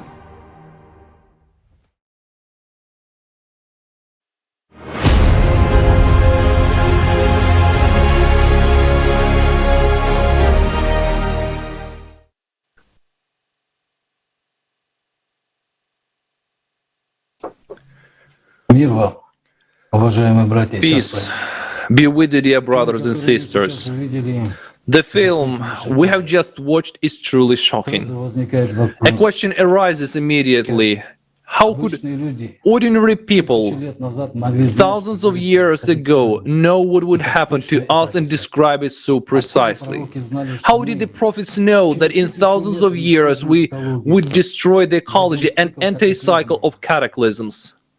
This is the most important sign for all believers. It is the sign that Allah has warned us all the times we live in now, the end times.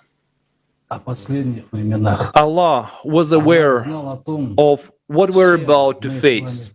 All of us living have much to ponder. Everything we have seen now in this film, what the prophets warned us about, is an accurate description of the mathematical model you have heard today. Frighteningly accurate at that.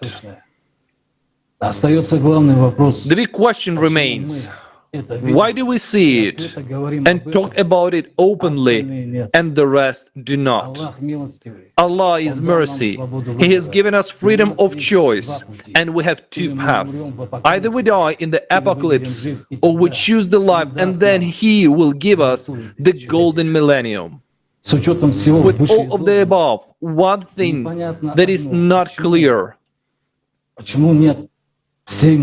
why the entire Muslim Ummah is not here? Why all the representatives of Christianity are not here now? I appeal to all believers of the entire world. You have heard the predictions, you know them. Don't you feel how time has shortened and that the world is on the brink now? Why are you silent? Why are you not with us now? Yes, there are many believers among our active participants, but there must be the believers of all religions, of all denominations. If you are true to the prophets, if you believe in one God, you must be here and speak with us. For you and me, the scriptures have described two paths that mankind has. So far, the whole world follows the negative scenario, which leads us to total annihilation of humanity and the whole planet. Although so much has already been given to people, there is a report that everyone has heard today. There are confirmations in religions about what is going to happen. I don't expect anything from polytheists. They have different positions and attitudes to everything. However, the mono-religions are the dominant religions, and they're exactly pointing to what is coming. It is written in their literature, and it is indeed so. Why are the representatives of religions who know these predictions not with us today? Or do they seek the destructions of all humanity? Allah has given us a choice. What will we choose now? Do we wait for the sky to fall to the ground? Or do we take the chance and build the society all the prophets dreamed of? Just as Christianity talked about the golden millennium, so in Islam, the Prophet talked about the new order of society that will be under Imam Mahdi if people unite. So the choice is up to us, every person. Allah loves us so much that He has given us the greatest gift of freedom of choice. If we do nothing now when our world is falling apart, that is also our choice. It is a choice to leave things as they are, which means supporting the mass demise of all humanity. We cannot justify ourselves by saying that everything is predetermined, that we're powerless to fix anything. For what then will we be judged on the day of judgment if everything is predetermined? And if everything is predetermined, then why did the prophets describe the beautiful society which you and I can build in such details? The prophet, the best of men, hoped for the last people, those who will choose the right path. And the last ones are you and me. Islam is the last religion, and the greatest responsibility for the path society takes lies with the Muslims. Remember the words of our Prophet. We are the last of the community, but the first to be held accountable. Because everyone will be asked. The time has come for us Muslims to come together, look each other honestly in the eyes and answer ourselves the question: where and whom are we following as Ummah? So tell every Muslim to hear and know, and tell everyone that there will be an international conference for all Muslims on December 10th, 2022. The global crisis. Who is the Prophet Muhammad to us?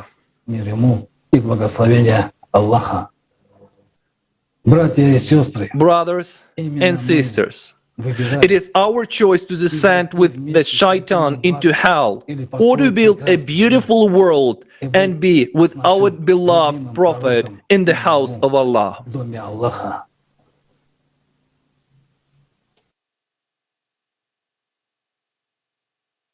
Thank you very much, Arman.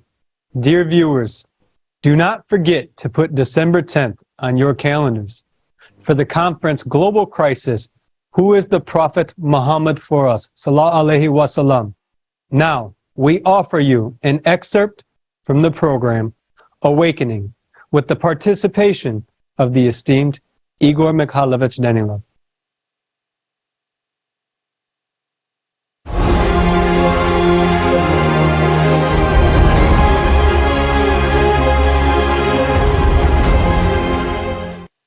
time has come for us to become humans, to look at the problem reasonably, to make a mature decision, and to start saving the whole world, the way a human being should act, to take care of each and everyone, and most importantly, to take care of our planet, to take care of our home, but we are unable to do that.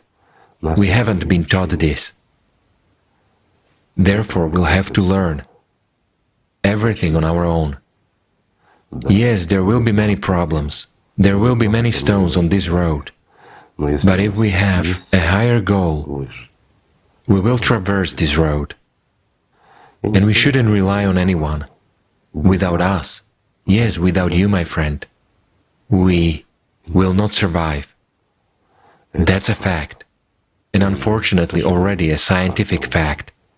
A substantiated and repeatedly verified one. What else can be said? In such a situation, where we find ourselves as humanity, I can say just one thing. We have to trust, not even in God. After all, it's our choice. God has no right to interfere in our affairs. Yes, believers will now get indignant and say, God is almighty, of course He's almighty, He created the entire universe. But He gave us freedom, the freedom to choose whom to serve. Yet what have we chosen? We crucified Christ and betrayed Prophet Muhammad, the best of people. Tell me, what good have we also done for God? When we do not accept His messengers, when our heart breaks and tells us what to do, while we do as the devil whispers.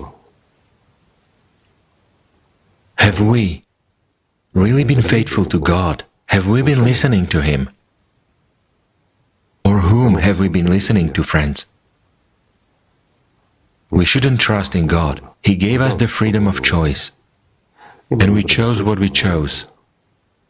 We can now trust only in ourselves and each other. The time has come for everyone to support everyone else, to become one big human family, to become a civilization. Our survival, friends, is in unity. Remember that.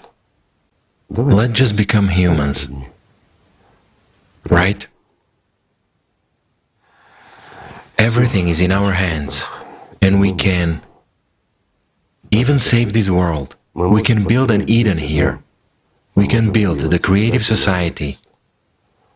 We can become humans and stop betraying each other, stop killing each other. We can start taking care of each other and loving one another. And the world will change.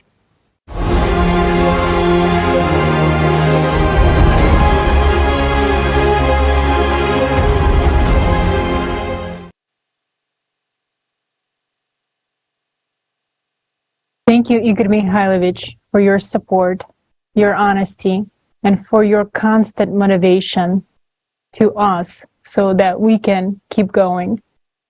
After the shocking information we heard today, any normal person understands that we are flying into the abyss. Everyone understands that something needs to change. Many boldly declare that our society has reached a dead end, but they don't see a solution and don't know the way out. But today, we already touched on the solution to all the problems and crises in our society. It is the creative society format. Stay with us as we will now explain what the creative society format is and why humanity will only survive if we build the creative society worldwide. We will show how the creative society will benefit everyone without exception, and why you should begin informing all people about it right away. We are only as strong as we are united. We need to stand together and prove that we are human beings with a capital H. Creative society is the way out. It is the goal that can unite us all. After all, we can only find a solution and survive together. And John, I'd like to pass the floor to you.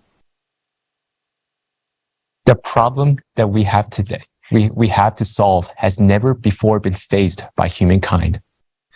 The year 2036 is the year of the destruction of our planet if nothing is changed. We have only 5 to 6 relatively stable years to do everything possible and impossible to counteract the radiation that is now coming on our Earth and causing this catastrophic destruction. It is a matter of everyone's survival. Climate cataclysms are gaining momentum, and as of today, the scientific world has not put forward a single working model to solve this vitally important issue. The scientists we know about from the media will not help us find a solution. These are people for whom grants and titles are important, not the truth. Today, all that official science does is fight for more prestigious cabins on a sinking ship. We're not satisfied with this, and we want to save the whole ship because we are all on this ship and it is already sinking. We need real scientists who know how to save the ship. We need scientists with practical scientific experience and real knowledge to solve this problem. So where are these scientists? It's no secret that humanity's best minds are now engaged in the military sector. They have applied knowledge and practical experience. They are those who develop new technologies in closed laboratories, technologies that are now unfortunately being used against humanity. Today, it is not profitable for any state to reveal those who are genuine scientists. Why not? Because these scientists provide a military advantage over other countries with their innovations. The only way to free real scientists is to change the model of the existing social organization of world society to a model where wars and the dictatorship of power will be eliminated entirely. Then, scientists would no longer need to develop weapons, and countries would no longer need to defend themselves. An important point. We need to eliminate wars not only in the present, but also in the future. Otherwise, states will cunningly continue to hide scientists in order not to lose their intellectual capacity and thus their power. Let's be honest. Politicians protect only themselves and their successors, and the latter only to avoid punishment in the future for what they have done. For the sake of their own safety, politicians will do anything, even destroy the world along with all of us. So changing the format of society is our only chance for survival. Changing conditions will spare us all from having to fight each other. Only this will guarantee the possibility of uniting the intellectual potential of real scientists and directing their attention to solving the global climate threat. Whether we like it or not, we need to unite into a larger human family to survive. If we fundamentally change the format of society, it must be acceptable to everyone. If we take this step, we must do what's best for people. Realizing that we need to change something, it became apparent that we don't need to invent anything. We can simply ask people. No one knows what's best for us but ourselves. For many years, we have been asking people how they see the world, what kind of world they want to live in, and how they think the world should be. Tens of thousands of volunteers have participated in these surveys. These surveys were broad in scope. We asked all the people, acquaintances, friends, and strangers on the street. Millions of people were surveyed in all countries of the world. By analyzing all the answers, the 8 pillars of the created society were formed. The concept of the created society itself was developed as a result of a request from all of humanity. All that people wanted became the basis of the new creative format. That's how the created society was born. Understandably, we are at the beginning of the journey, but the foundation has already been laid. Yes, we still have a lot to solve, but that is a task of specialists. Lawyers will solve legal issues, and economists, economic issues. They, as well as scientists, must sit around the same table and combine their knowledge and experience for the benefit of all humanity. Their task is to provide people with clear and understandable options for solving various issues. And people will vote for the most appropriate option.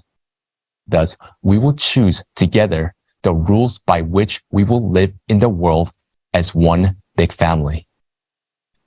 If anyone has an alternative to the created society, we would love to hear it. Among us are historians, political scientists, sociologists, and a vast number of specialists and enthusiasts who have studied human history in detail.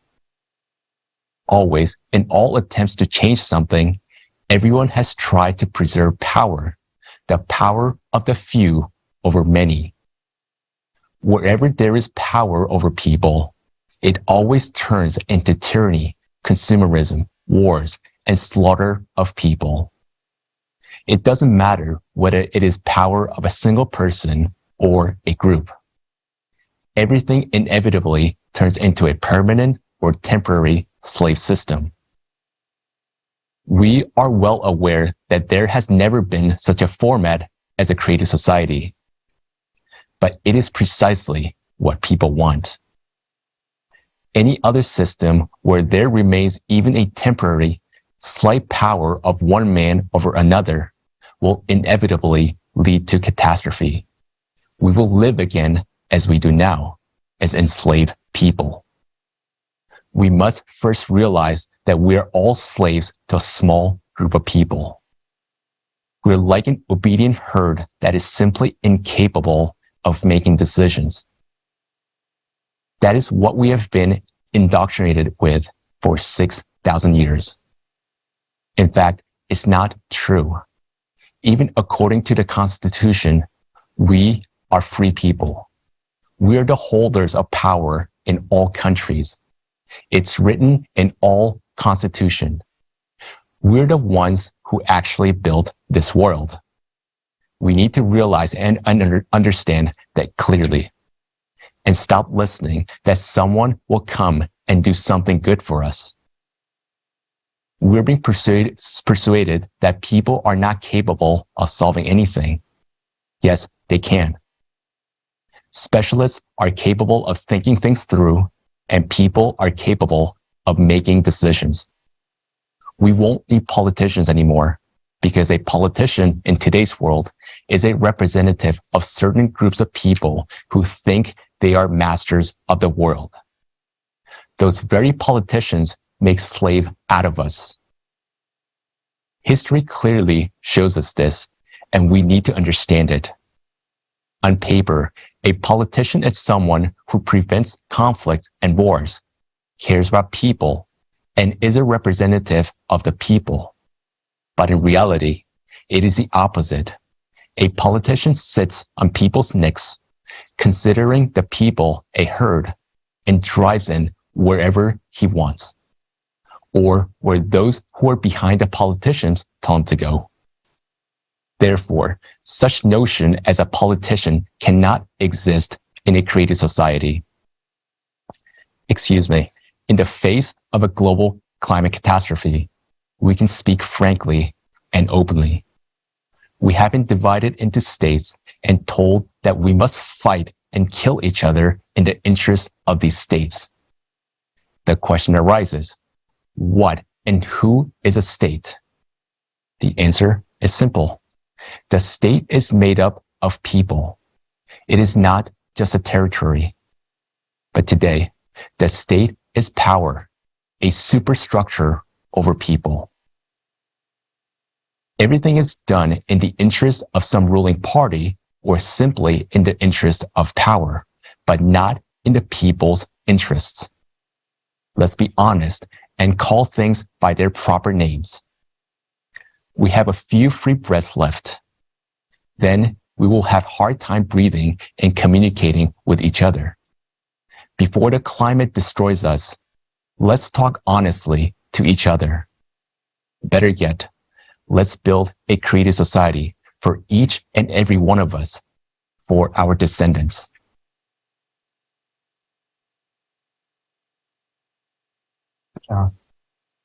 The creative society will ensure a world free of poverty, crime, and violence.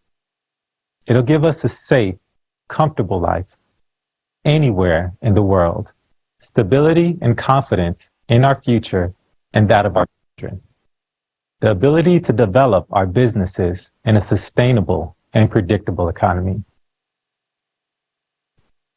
able to implement technologies withheld from us, withheld from use in the current consumer format. Moreover, it'll give humanity access to new ways of generating energy. It will accelerate our development as one unified civilization. Such a society is beneficial to all.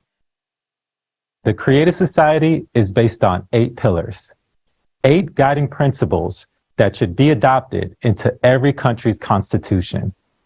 That allows for a peaceful and lawful reformatting of the fundamental values of world society from anti-human to human, and to make human life the highest value. Creative society is a new format for the unification and partnership of people worldwide. It is not a single organization. It is a movement of all people of goodwill who support the 8 pillars. Let's look at these pillars more in detail. The first pillar is the most fundamental principle. It declares that human life is the highest value. There is not, and never can there be, anything else more valuable than a human's life. The goal of society is to ensure and guarantee the value of each human's life. Do you feel the difference with what we're seeing today? Isn't that what we really need right now? For most people, freedom and equality are very important. Life cannot be fulfilling without freedom, and freedom is impossible without equality among all people. Despite the declared rights in today's Constitution, people are not treated equally in real life. The consumerist format undermines equality and, in reality, imposes on us a social hierarchy that supersedes any laws. The second pillar guarantees those rights. It states that every human is born with the right to be a human being. All people are born free and equal. There can be no one and nothing on earth superior to a human, his freedoms and rights. We all have a fear of tomorrow. We don't know what will happen tomorrow. Will I still have my job? Will the economy be okay?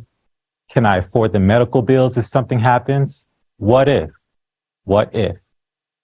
To put it simply, the third pillar removes that ultimate fear, the fear of tomorrow. That is, the fear of survival. Each human is guaranteed free provision of essential life necessities, including food, housing, medical care, education, and complete social security. And of course, everyone wants to feel physically safe. A unified global service will protect everyone from any emergencies and threats. Read that again. Did you catch that? Did you really fully get it? You'll be provided with everything to live your life without worrying about survival: food, housing, medical care, education, and so much more. Next pillar, number 4. For society to function properly and justly, there cannot be any secrets from its citizens. Therefore, transparency and openness of information for all is essential, including the information about the movement and distribution of public funds. Technology will allow us to track all public funding down to a penny. No disinformation will be allowed because mass media will belong exclusively to society and reflect information truthfully, openly, and honestly. Ideology is what shapes society's values and behaviors. The prevailing ideology should bring out the best human qualities in people. Today on TV, we see violence, destructive, hateful news, and endless problems without solutions. Mass media is aimed at the division and manipulation of the masses. After watching the news, people feel hopeless and depressed. In creative society, propaganda of violence, division, aggression, and anti-humane manifestations will be prohibited. Therefore, establishing conditions for the development and education of a human with a capital H, cultivating moral values in each individual and society.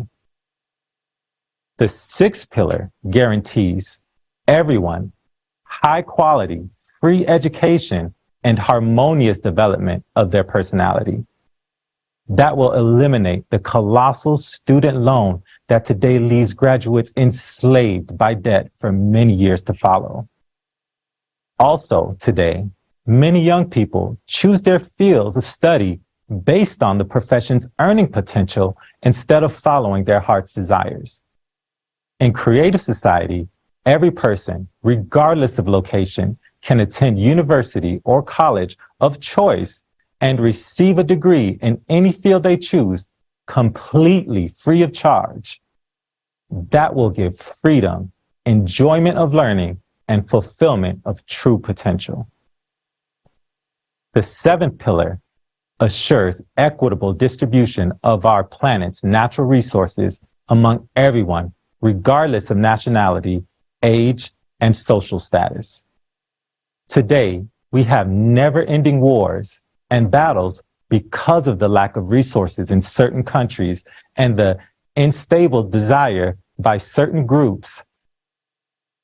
The insatiable desires by certain groups to hoard and accumulate resources in their own hands. When all resources genuinely belong to people and are distributed evenly, conflicts and wars won't be needed. The concept of power in the creative society is absent.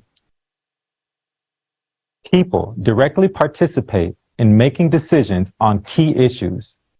You and I will decide how our communities and the world at large operate. You and I will determine what happens on our planet. Politicians will no longer supersede the vast potential of the people, and therefore the people themselves will use their rights and talents for the benefit of the whole. That's it.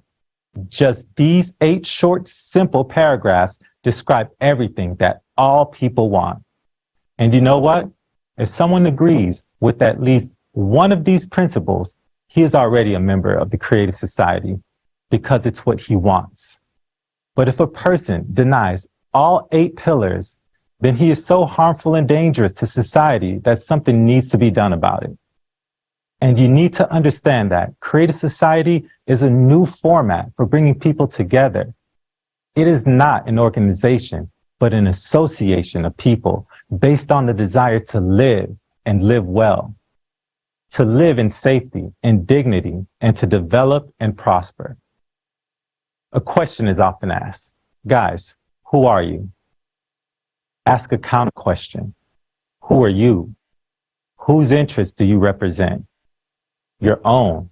Isn't that so? And that's the meaning. That is the creative society which serves everyone's interest.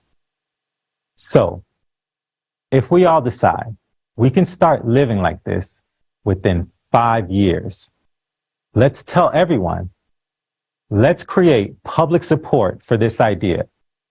Let's create electoral demand. Let's create a new reality.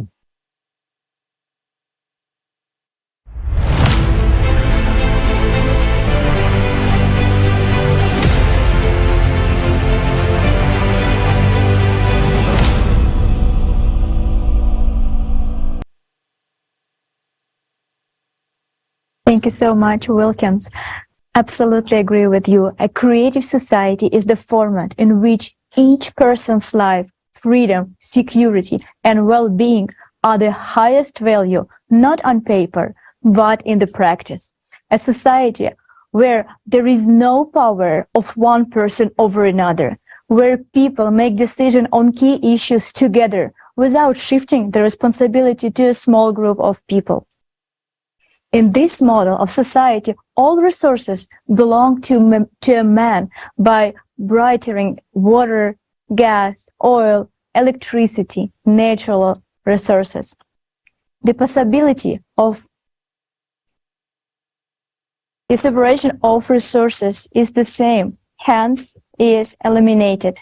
This also prevents the domination of one person or group over the majority. Let's see what each person in the creative society will receive.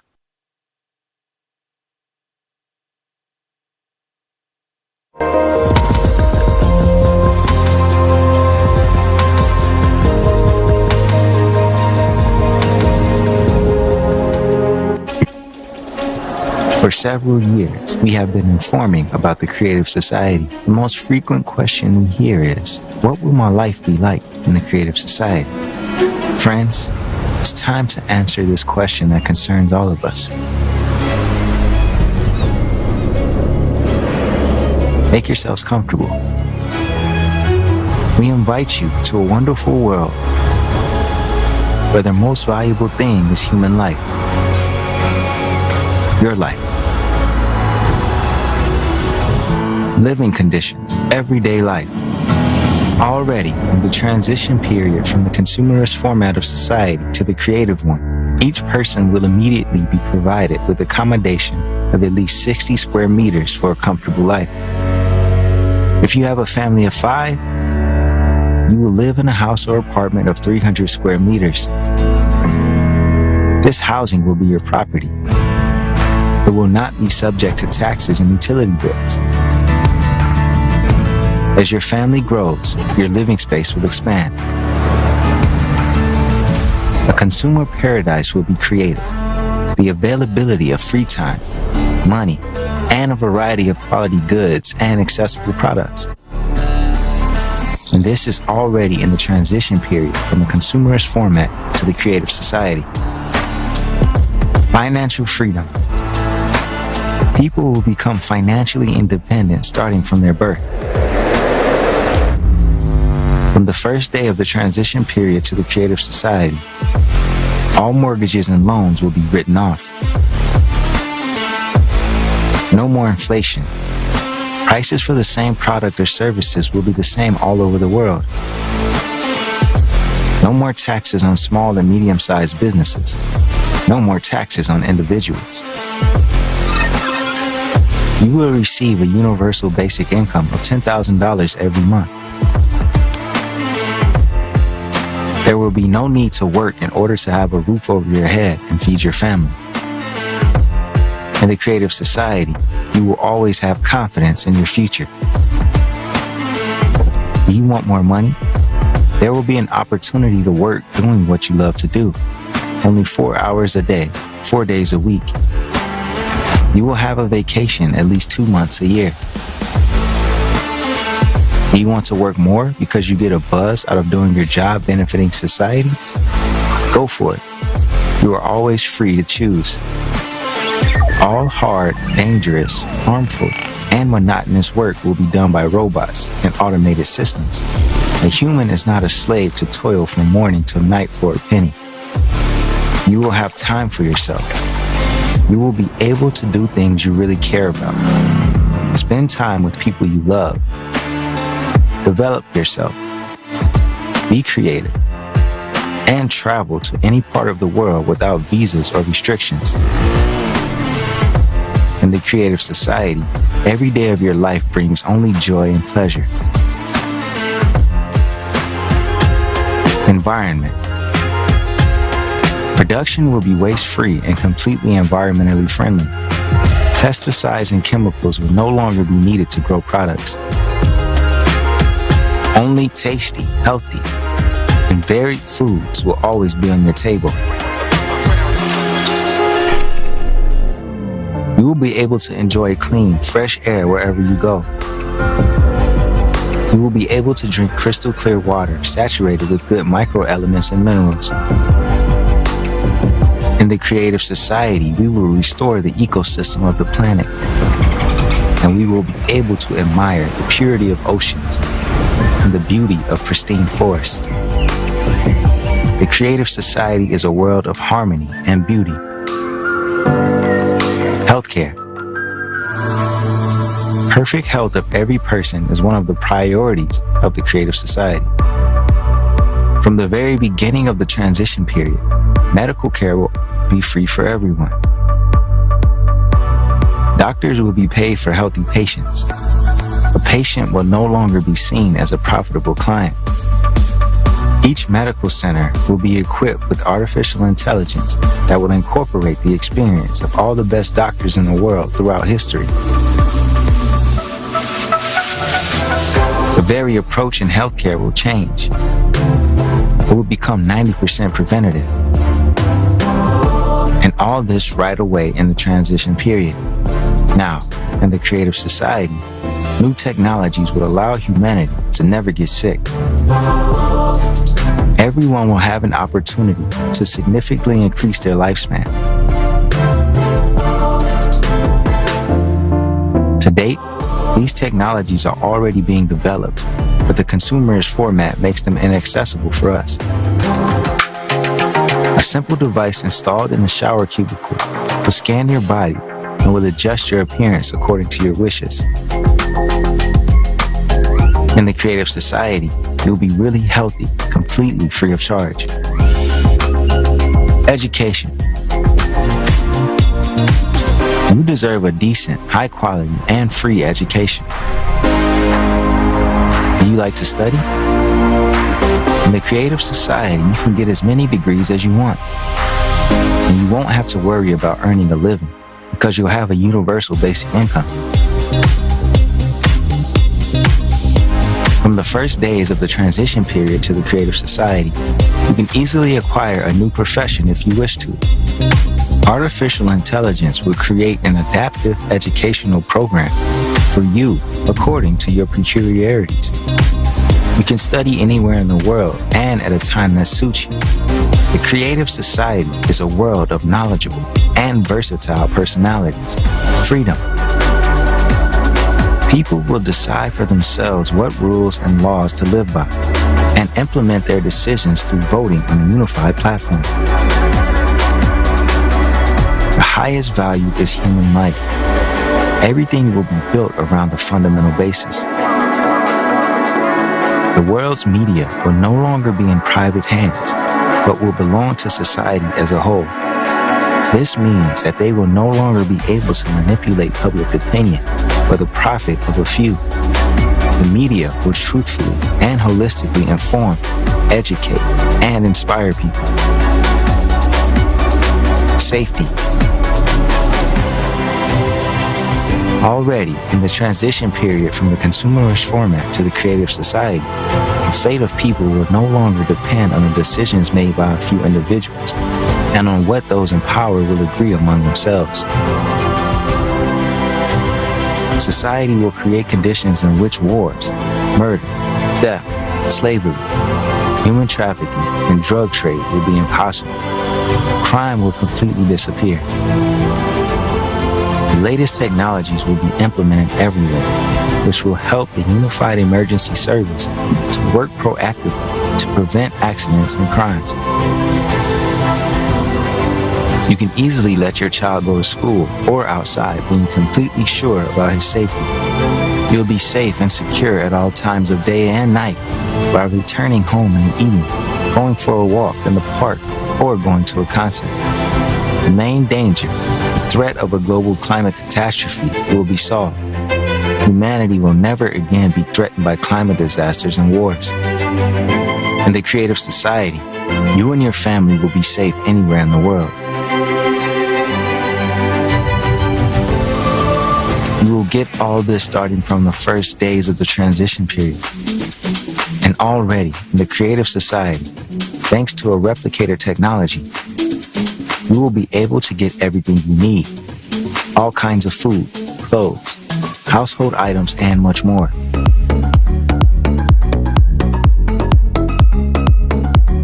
As fantastic as it may sound, most of the technologies we're talking about already exist. It's just that it's impossible to use them in a consumerist format. Beginning with the transition period, science and technology will be aimed at improving the quality of human life. Life must bring only joy and pleasure. The whole absurdity is that, despite having all the possibilities to live in the creative society already now, we continue to maintain the consumerist format. We can build the creative society peacefully, without struggle or confrontation, in the shortest possible time. There will be no more revolutions, except scientific and technological ones, which will be a permanent and natural phenomenon in the creative society. Tell your family, friends, neighbors, and acquaintances about this perspective. Share how beneficial and cool the creative society is for them. You and I are living in an amazing time, when within a short time we can move from the slave system of the consumerist format to the free and safe world of the creative society. Everything depends on you. If you want such a life, support the creative society and tell everyone about it.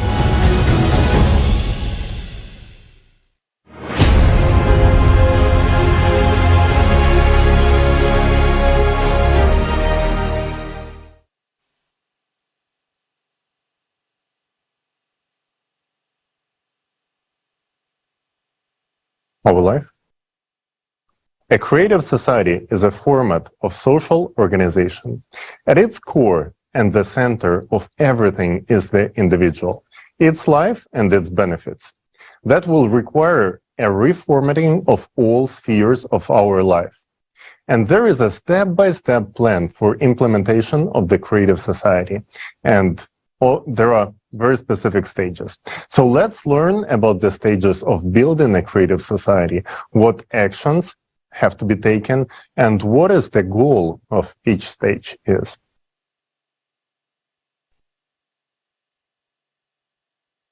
How do we know that building the creative society is possible? Because any normal person wants to live in the creative society and not in the consumerist format. The informational stage is essential, because if people don't learn about the creative society, there will be no politicians for whom they will vote. Such politicians will only appear when there is an electoral demand for the creative society. This is required to lawfully implement creative society values in our countries. Creative society is an actual working model. There is a clear plan and a strategy of its implementation. It consists of 3 stages of creative society formation. First stage, informational. Second stage, political. Third stage, world referendum. The strategy outlines specific activities to achieve the goal of each stage. In just 5 years, we will be able to move from the current consumer format to the creative society peacefully and lawfully.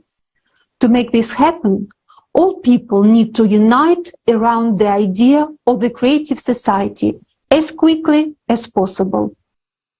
Now we are at the first stage.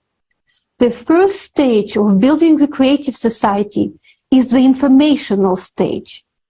The goal of this stage is for majority of people in every country to support the transition to a creative society format. The objective of the informational stage is for every person on the planet to become aware that there is an alternative to the consumerist format in which we are struggling to survive. The alternative to the creative society. The alternative is the creative society. This stage is the most important one. What does it mean to inform about creative society? It means to talk about what prospects of a new quality of life it opens up for each person: safety, security, and high quality of life. It is essential to convey to each person that forming the creative society is a practical and feasible task, and we can build it in the shortest time frame, within 5 years. Today we will learn many interesting things about how life will be in the creative society. During the forum, we will discuss how to join the Creative Society project and what you can do right now. It is crucial to showcase your choice wherever possible. That's exactly how people will create a global electoral demand in their countries. This is exactly how we will demonstrate to politicians that we want to live in the creative format of society. The result of first stage of informing will be the creation of an electoral demand for the creative society. We are at this stage right now. We have calculated that if each person tells only 5 other people about creative society, we will accomplish the first of the 3 stages in only 2 weeks. When we achieve this result, we will be ready to move on to the next stage. The second stage of creative society formation is political. Here, we aim to implement the 8 pillars of the creative society into the constitutions of every country and enact the law about the electoral platform. We will use the existing legal framework. This new format of social organization should be secured on the legislative level. To build the creative society quickly and peacefully, we need to use politics as a tool. We will vote only for those politicians and only for those political parties that support the creative society and the 8 pillars.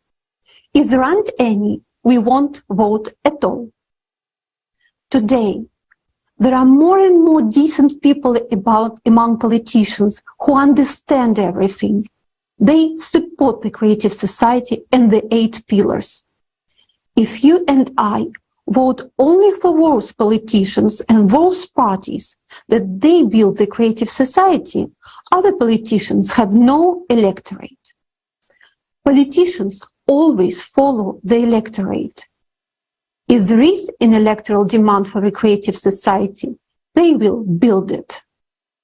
Once our chosen politicians and political parties are in power, we will need to enact laws that will guarantee the realization of interests of every person. In the second stage of building a creative society, with politicians' help, we will achieve the following goals: adoption of 8 pillars of the creative society into the constitutions, enactment of the electoral platform law, enactment of the politicians' instant recall law. The first step that politicians will carry out at our request is to introduce the 8 pillars of the creative society into the constitutions and laws of the countries, according to the existing laws, in a legitimate and legitimate manner, without violation of the current laws, in an entirely peaceful way.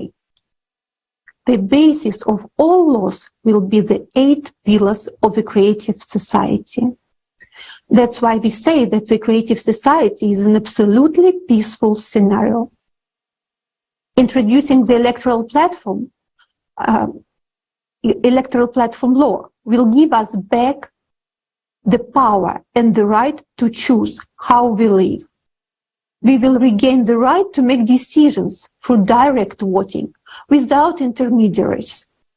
The role of politicians will be solely executive. Another essential step of the second stage is introducing the law about an instant recall of a politician if he doesn't perform or fails to fulfill the functions entrusted in order to form the creative society. The outcome of the second stage is the implementation of the 8 pillars into the constitutions of most countries in the world. After that, we can move on to the third and final stage, the vote referendum. At this stage, thanks to electoral platform, all people of the world will be able to accept the creative society as a unified form of social structure on the whole planet and establish the 8 pillars as a law by which all spheres of life of our society will finally begin to function.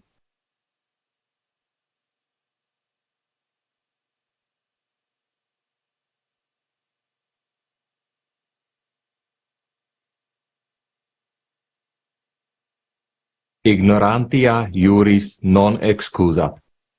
Ignorance of the law is no excuse from responsibility. Today, ignorance of the laws not only deprives us of a beautiful future, but can also deprive us of life. After all, we simply do not use our legal right to create an electoral request, and as a consequence, we put our fate in the dishonest hands of others. A creative society is an absolutely natural and necessary way to guarantee the realization of human rights, which today are declared in the legislation of any country, but are not actually realized. In order to guarantee these rights of every person, it is necessary to introduce a working legal mechanism into the legislation of all countries, not by breaking the current order, but by improving it. There is no need for any revolutions. It is evolution. A legitimate question arises: how to do it? Into the constitutions of all countries, it is necessary to introduce 8 foundations of the creative society and to pass the law on the electoral platform. The electoral platform is a society-owned electronic system, which is the only tool of initiation and adoption of laws and decisions by all people. It is also a unified legislative base. This is possible when a majority of the members of parliament support the creative society.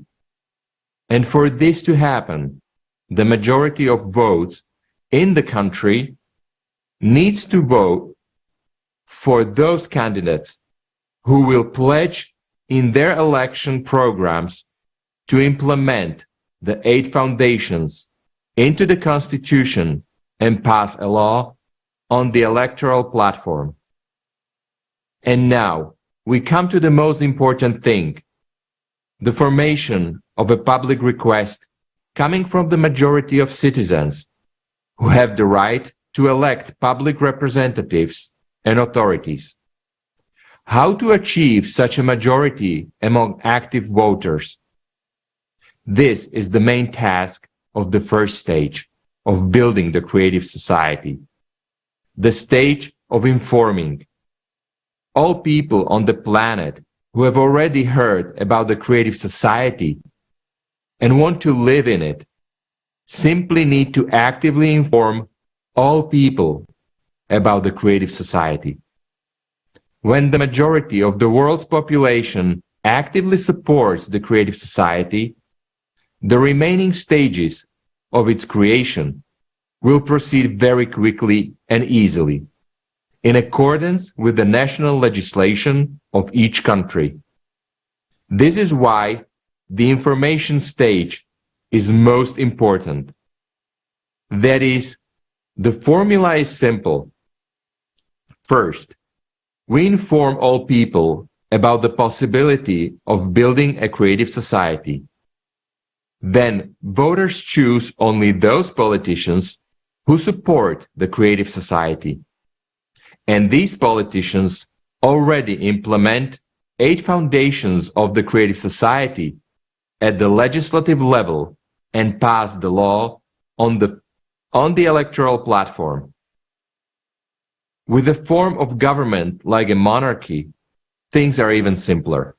The monarch, by his decision, amends the constitution or simply adopts the 8 pillars of the creative society as the basic law of the state. It is important to remember that any monarch and any politician always depends on public demand. As we can see, we, all human beings, have the irrevocable right to decide what kind of society we will live in. And the creative society is the natural embodiment of people's decision. And its constitution is not a revolution. Construction is not a revolution, but an evolution which takes place in a legal way. The time has come to exercise this right. Thank you. Now back to our hosts.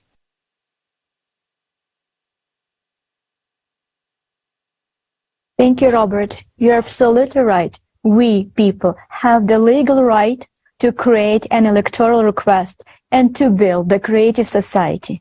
Still, people do not know about this right and therefore do not use it. In preparation for today's forum, we interviewed Ms. Christian Anderson, a member of the European Parliament from Germany. We invite you to watch a fragment of this conversation.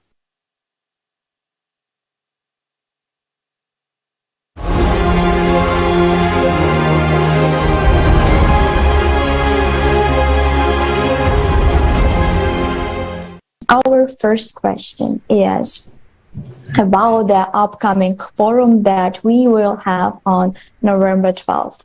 The name of our forum is Our Survival is in Unity. How important is the unification of people during this challenging time? And what is the role of people to make a long-lasting positive change in our society? Well, the unity of the people is very important at this point,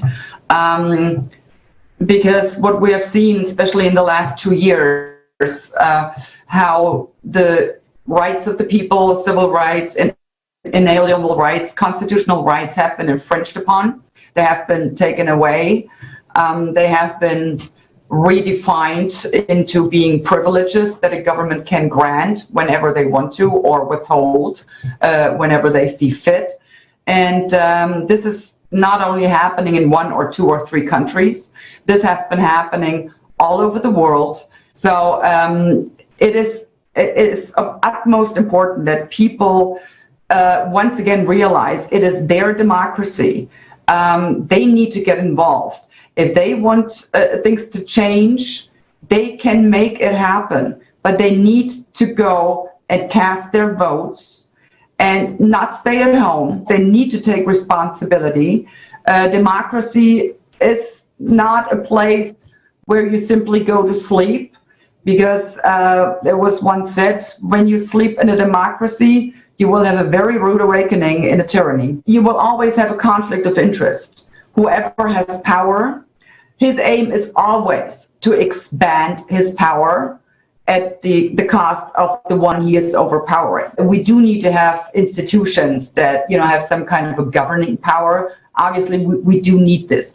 But the key is there needs to be checks and balances. That is also a cornerstone of every democracy. The people need to realize they have the responsibility for their life and they need to make their own decisions. Then they elect representatives who are supposed to implement the wish of the people. But what we're seeing now is the people are being dictated to by these elected representatives what their wishes have to be. And that is wrong on so many levels. So people need to realize we elect representatives and they are our employees and they have to do what we tell them. But nowadays, a lot of people think, well, they're the bosses and they tell us what to do. No, it's the other way around. And we need to get a clearer understanding once again of how democracy works. And it seems to be a pretty big problem right now.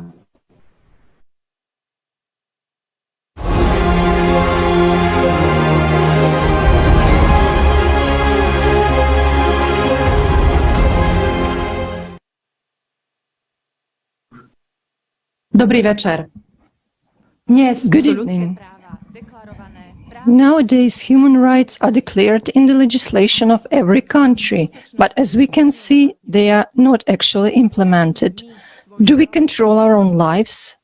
In our present consumerist format of society, can we stop wars, abolish inflation, or at least reduce our electricity and heating bills? We rightly cannot protect our own lives.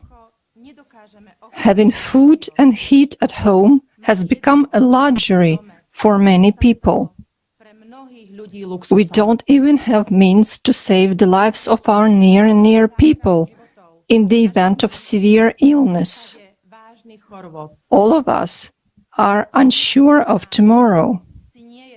Will anyone ask us what we want before they push the red button and bury us and all our dreams under the mushrooms of a nuclear war?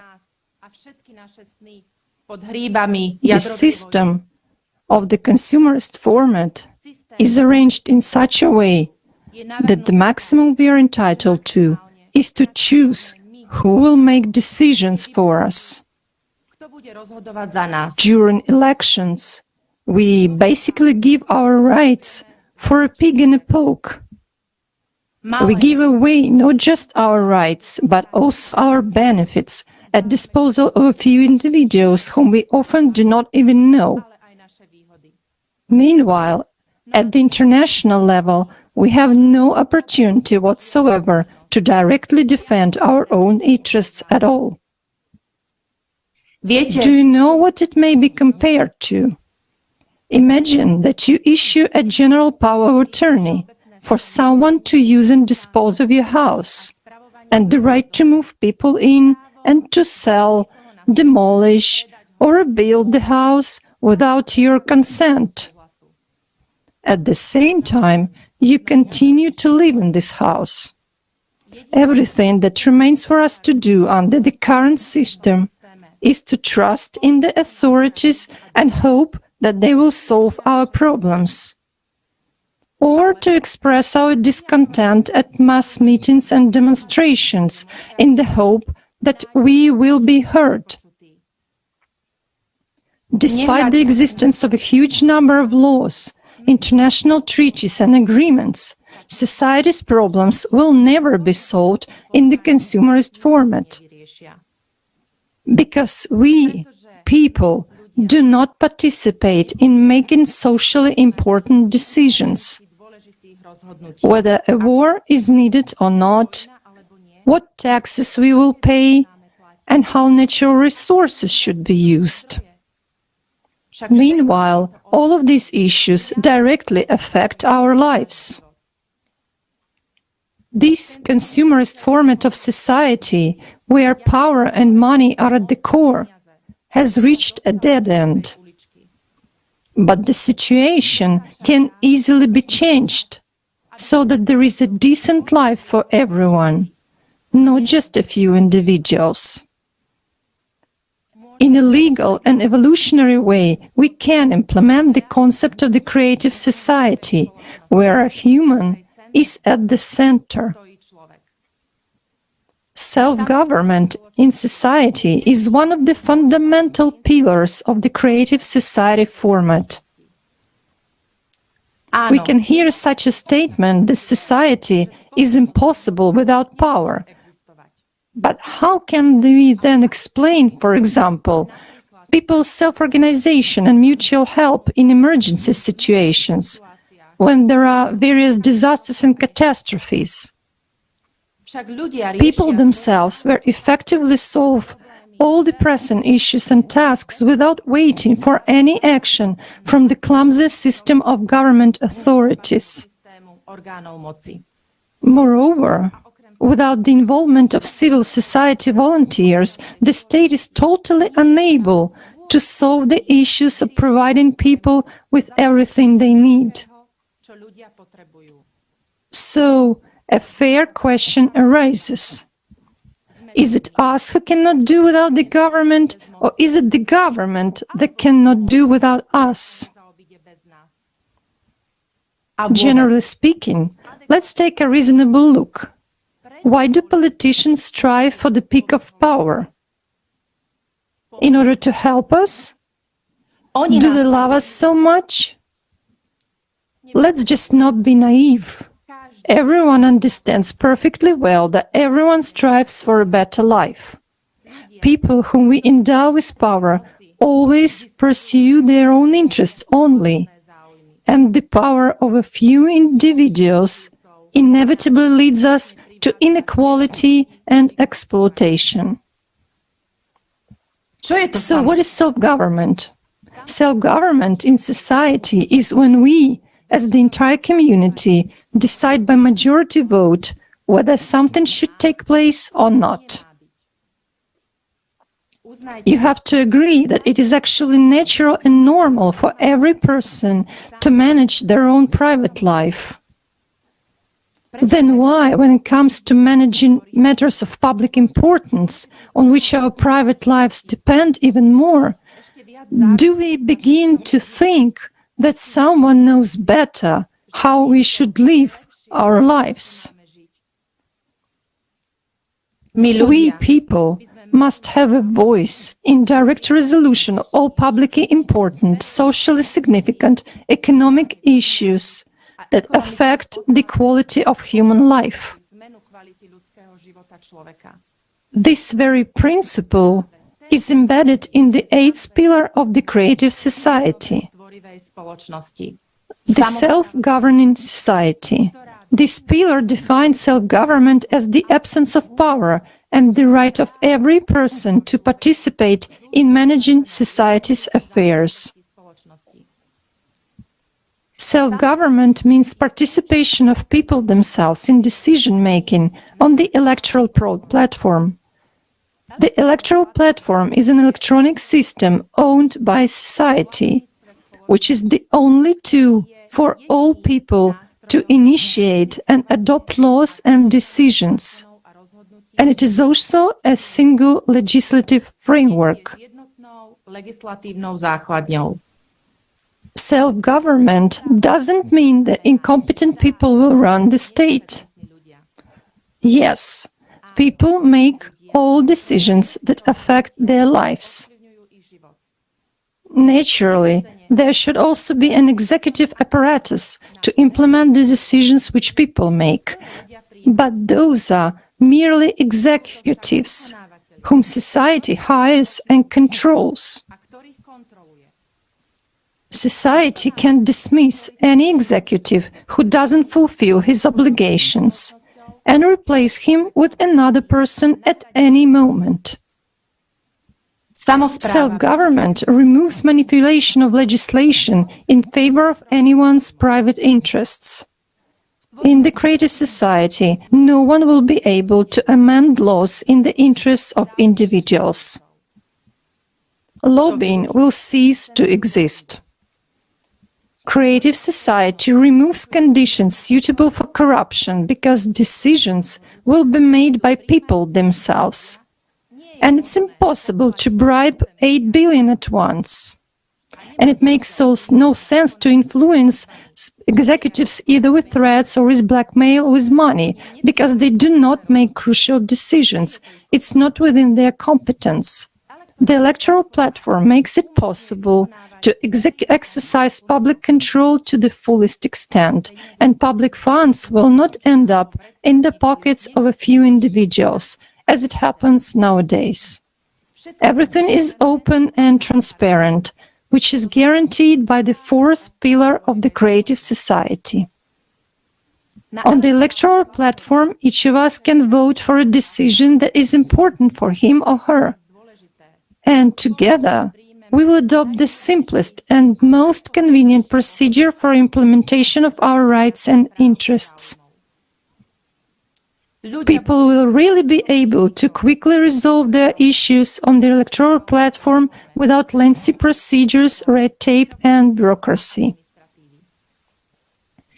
Therefore, self-government in society provides every person with the following: real equality without privileges, statuses, and immunities, an opportunity to initiate and participate in making key decisions. Point number 3, an ability to monitor implementation of decisions and receive reliable information about the state of affairs in society. Point number 4, stability and confidence in the future.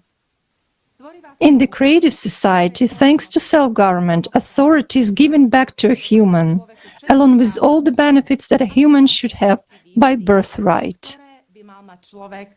Od narodenia. Ďakujem veľmi pekne. Thank you very much for your attention.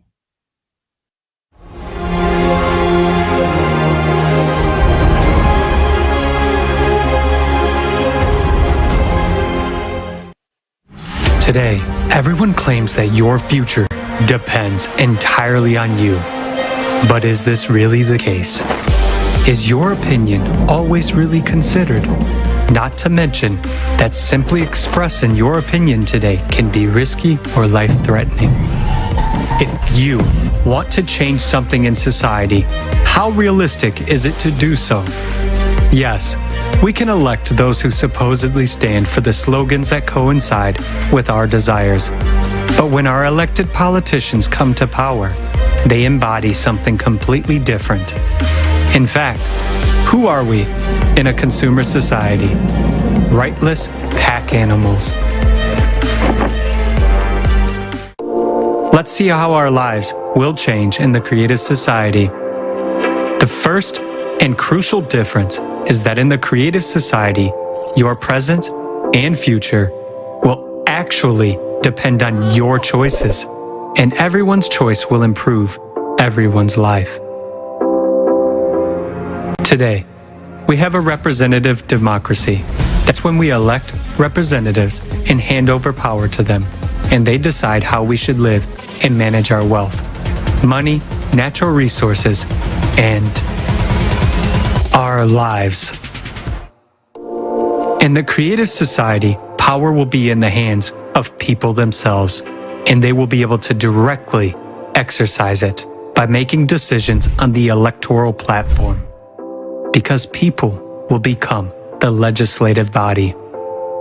Every day, people will live more comfortably, more prosperously, and more securely, with full confidence in the future. For example, Anna, a woman of 38, a wife, mother of 2, and employee of a design company. She will have a direct impact on improving society without being a politician. How can this be implemented? With the help of up-to-date technology. A platform is created for considering initiatives, passing laws, and voting. Anna will install an app on her phone or tablet. The platform will allow you to solve absolutely all issues online. Now, Anna's opinion will actually matter. It will be taken into account immediately, since voting takes place right there on the platform in electronic format. The application will be easy to use, simple, and intuitive for everyone. Designed for user convenience and fully protected against the possibility of result falsification. The most important thing is that Anna will spend no more than 30 minutes a week to vote on the platform. She will be able to read the current agenda while sitting in a cafe while her children are playing sports. Simply ticking yes or no next to each question. The app will be available to every adult, regardless of location, gender, or technical ability. After all, every person matters in the creative society. It is absolutely possible to create such a platform, taking into account today's level of technical development. Many effective developments are already being successfully tested in different countries. The use of such a platform will make it possible to get rid of unnecessary intermediaries and move to effective self-government. What is self-government? Self-government is, in fact, direct decision-making by the people. You will make the laws and decide which ones are acceptable to you and which ones are not. Any initiative to improve people's lives will be welcomed. The initiative can be local, state, or global. Experts develop and propose laws, options for solutions, and implementation of what people want. For example, Anna is a designer, so she decided to take the initiative to develop ergonomic and comfortable seating in public transportation in her country. You may be thinking right now, how am I going to make laws? How am I going to understand so much information? After all, I'm not a lawyer. But in fact, there will be very few laws to consider. They will be presented in a simple, clear form and with an obligatory explanation of how exactly it will affect your life. What will guarantee the efficiency of self-government? It's very simple. First, a law on the electoral platform must be passed. It will secure the right of the individual to make proposals and pass laws. It also legislates the electoral platform as a mechanism for implementing such a right. Thus, the individual participates directly without intermediaries in making decisions and laws.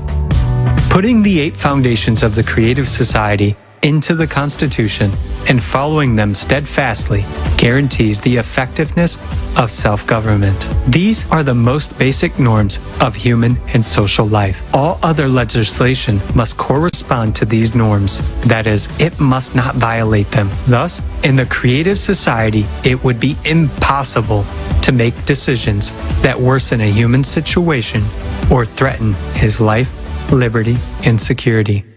For example, today, Anna decided to meet her friend after fitness and arrived at the restaurant 30 minutes earlier. She set aside this time in her calendar in advance to go to the electoral platform. She checked out what bills and initiatives were open for a vote. And in order to make a decision, she only needs to answer her own question. How much will this improve my life? And give the answer, yes or no. Won't Anna figure out what's good for her? Of course she will. For example, Anna had 2 bills on the ballot to allow houses to be built at the water's edge or not. The main point of each bill will be briefly and clearly stated with all the explanations for and against. The first bill suggests building houses not closer than 200 meters from the shore, taking into account the preservation of the environment. It also provides for a free passage to the water body with a public beach. The second bill suggests building right by the water. In this case, only a few people get the opportunity to have a house with access to the water, which means there will be no public access to the body of water. Besides, it would harm the environmental balance. Which option do you think Anna will choose? In this way, people will be interested in making their own decisions because it will affect the improvement of their lives. Of course, all the complex issues must be worked out by specialists. Any initiative is first considered from the point of view, how will it affect a person's life? Simple and clear expert offers are developed. You may ask, how will implementation be controlled? It will be simple, transparent, and will be carried out on the same electoral platform. All those who have power over us now, in other words, politicians, will be responsible doers in the creative society, and nothing more than that. They will have no privilege, no exemptions, and no immunity. The law will work the same for everyone. If they fail, they will be subject to recall at any time. When a politician loses power, he automatically becomes a doer. He becomes an employee who is hired by us, the people, and as customers, we can terminate the contract with the employee at any time. The introduction of modern technology, including artificial intelligence, will eliminate corruption and bureaucracy once and for all. There will be complete transparency in the appointment of executives, transparency in the movement of funds, and implementation of projects. All this will be controlled by society through the electoral platform. How will issues be dealt with at the international level, you ask? There will no longer be an international level. Humanity will become a united people. Everywhere, in any part of the world, there will be one law, one time zone, and decent living conditions for everyone. Now we are divided into countries, nationalities, states. In the creative society, national culture, history, and traditions will be preserved, but at the same time will be united. All this will rule out wars and any conflicts. A united civilization opens up a new phase in the evolution of humanity and prospects for rapid development. The creative society is a bright future for every person and for the entire humanity.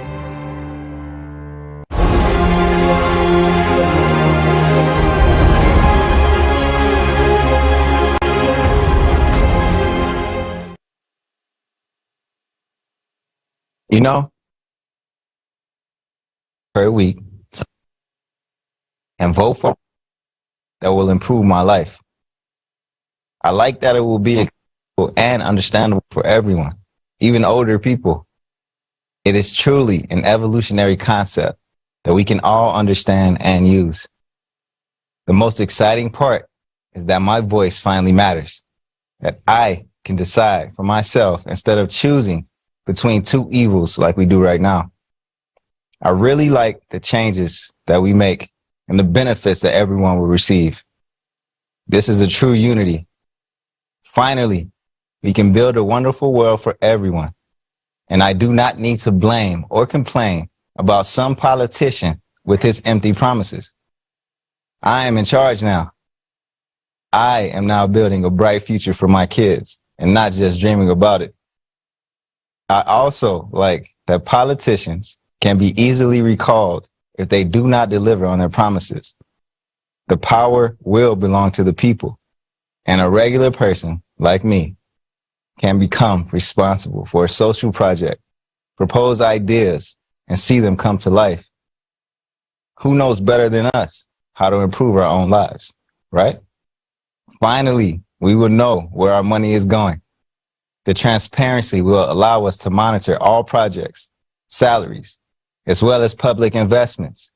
And it will be impossible to conceal money anywhere because the fourth pillar of the creative society guarantees transparency and openness of information for all people.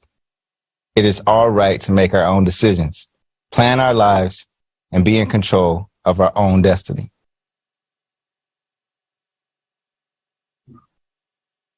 Ďakujem, Roy. Je našim právom. Thank you, Roy. We have the right to make our own decisions, to plan our own lives, and to manage our own destiny. But along with this right, there comes a responsibility and a desire to act. And right now, we can all together see the results of people's choice and their volunteer work. I am honored to present and invite you all to watch a music video, but a song that it's a gift for the forum from all the participants of the Creative Society project from Slovakia. Its title is Unity, which accurately describes the essence of the Creative Society project. Participants from the Czech Republic, Kazakhstan, United Arab Emirates, and Russia took part in creating this music video. When people are willing, they can do what seems to be impossible. The same happened when this song was created. Its authors, who starred in the music video themselves, are not professionals. They are people who came together with a common goal to create a song for the forum and for the Creative Society. This video also depicts our common journey to the Creative Society. The beginning is dark and hopeless, just like our society today. But in the distance, so we can see the light and those people who were the first to understand the idea of the Creative Society without hesitation. They go forward, and some of them even run to implement this idea, because in the Creative Society, darkness will dissipate and we will be able to start living and developing our potential. Okay? That's enough words. Let's get inspired.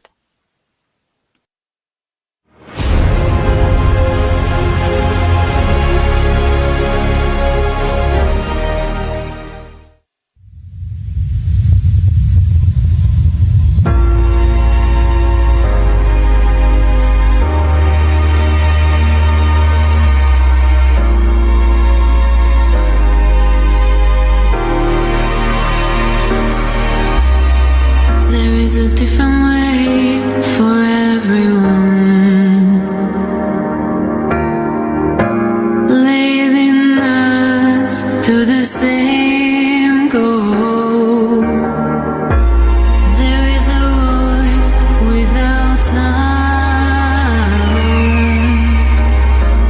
that can hear every single living soul.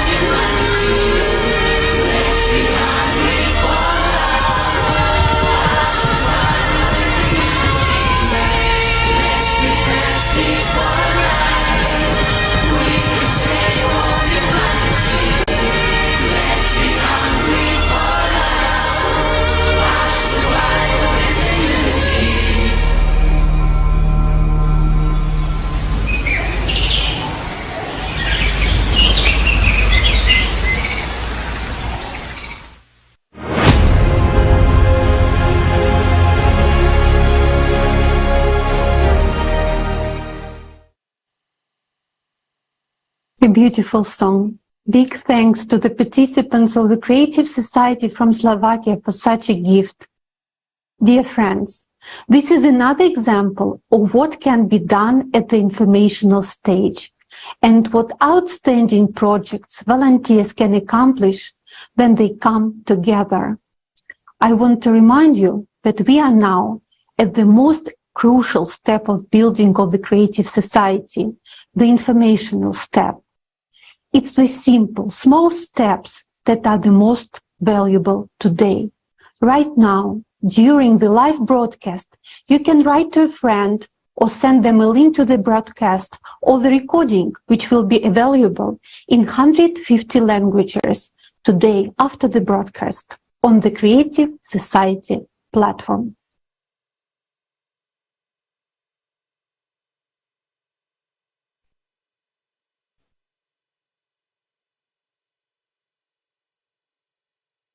Hey, earlier today, we heard that we have all the legal basis for building the Creative Society.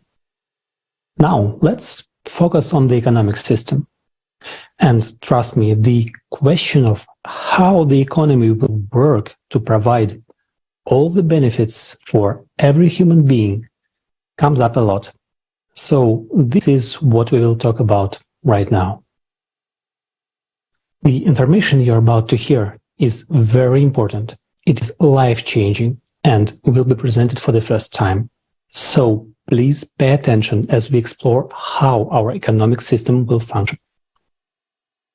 So the ultimate goal of the economic system in the Creative Society is to bring everyone to the same best possible standard of living. And we are talking about the highest quality of medical care, education, housing, food, clothing. Everyone will have the best of everything according to the strictest quality standards. So imagine a stable economy with no crisis, no fear for tomorrow, and the entire population of the planet with stable income, meaning everyone has great purchasing power and time to enjoy the products and services.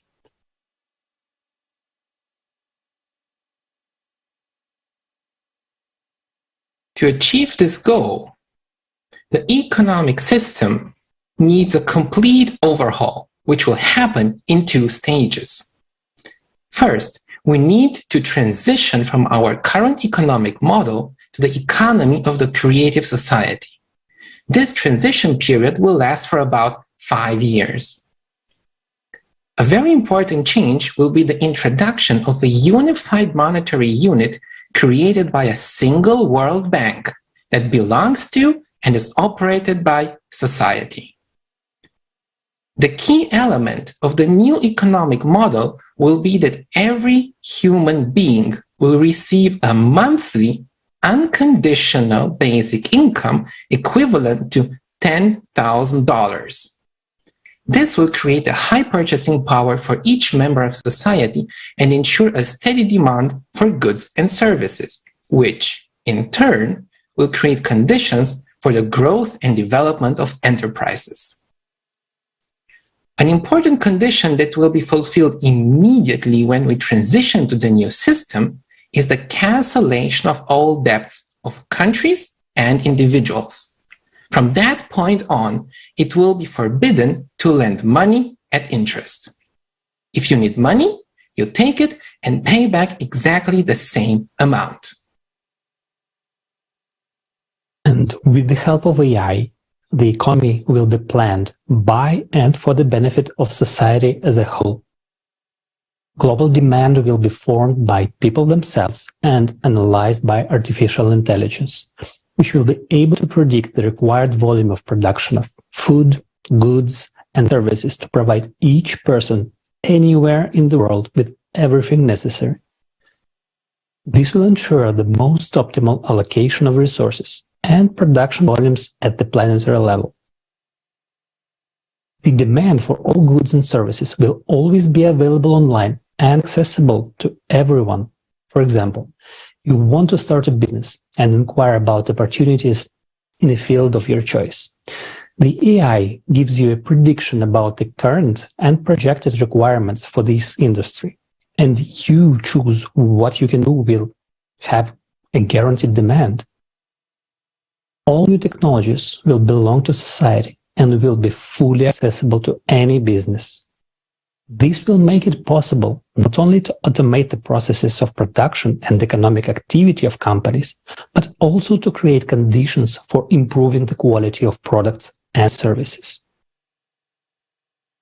Another important change: prices will be fixed from the beginning of the transitional period.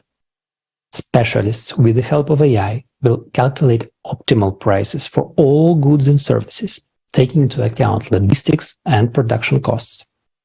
It will not be possible to increase the prices, only to decrease them, all while maintaining or improving the quality. And prices for the same goods and services will be the same anywhere in the world. Automation and new technologies will make it possible to work 4 hours a day, 4 days a week, all while having a high level of earnings. No matter how much a person works, they will continue to be paid the basic income every month. There will be an incentive for everyone to work, to live an even better life. Well, to give you an example, everyone is provided with great quality housing of 60 square meters per person. So a family of 4 lives in an apartment of 240 meters. If I want to have a house of 500 square meters, I can work to earn more and buy a bigger house. Then you come to visit and see that we live in a 500 square meters house, while you and your family live in a 240 meters apartment. Well, you already want to work and to live in a house like ours. And no matter where in the world you choose to live and work, professionals with the same qualifications will be paid the same high wage for the same job all over the world. This would eliminate labor migration and the difficulties associated with it. So let's do a quick recap.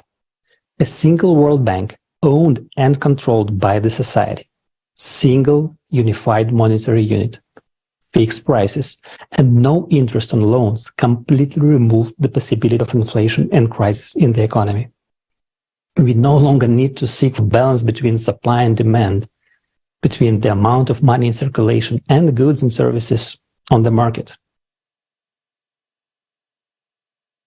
If today competition is built on money, on price reduction, in the transition period, companies will compete on quality.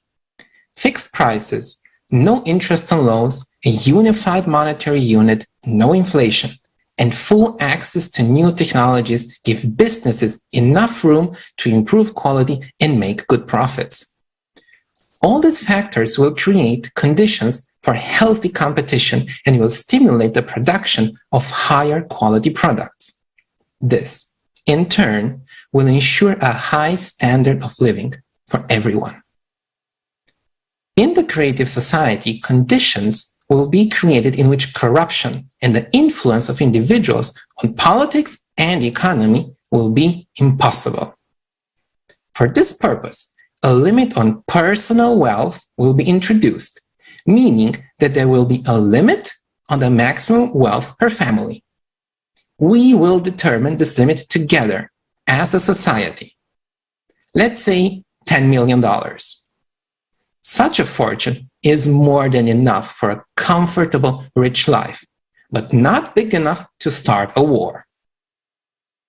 The world's resources, strategic industries, and life-supporting enterprises will belong to the entire world community, including the mining industry, energy production, the financial system, the development of new technologies, healthcare, the production of medicine and medical equipment, and last but not least, large agricultural enterprises.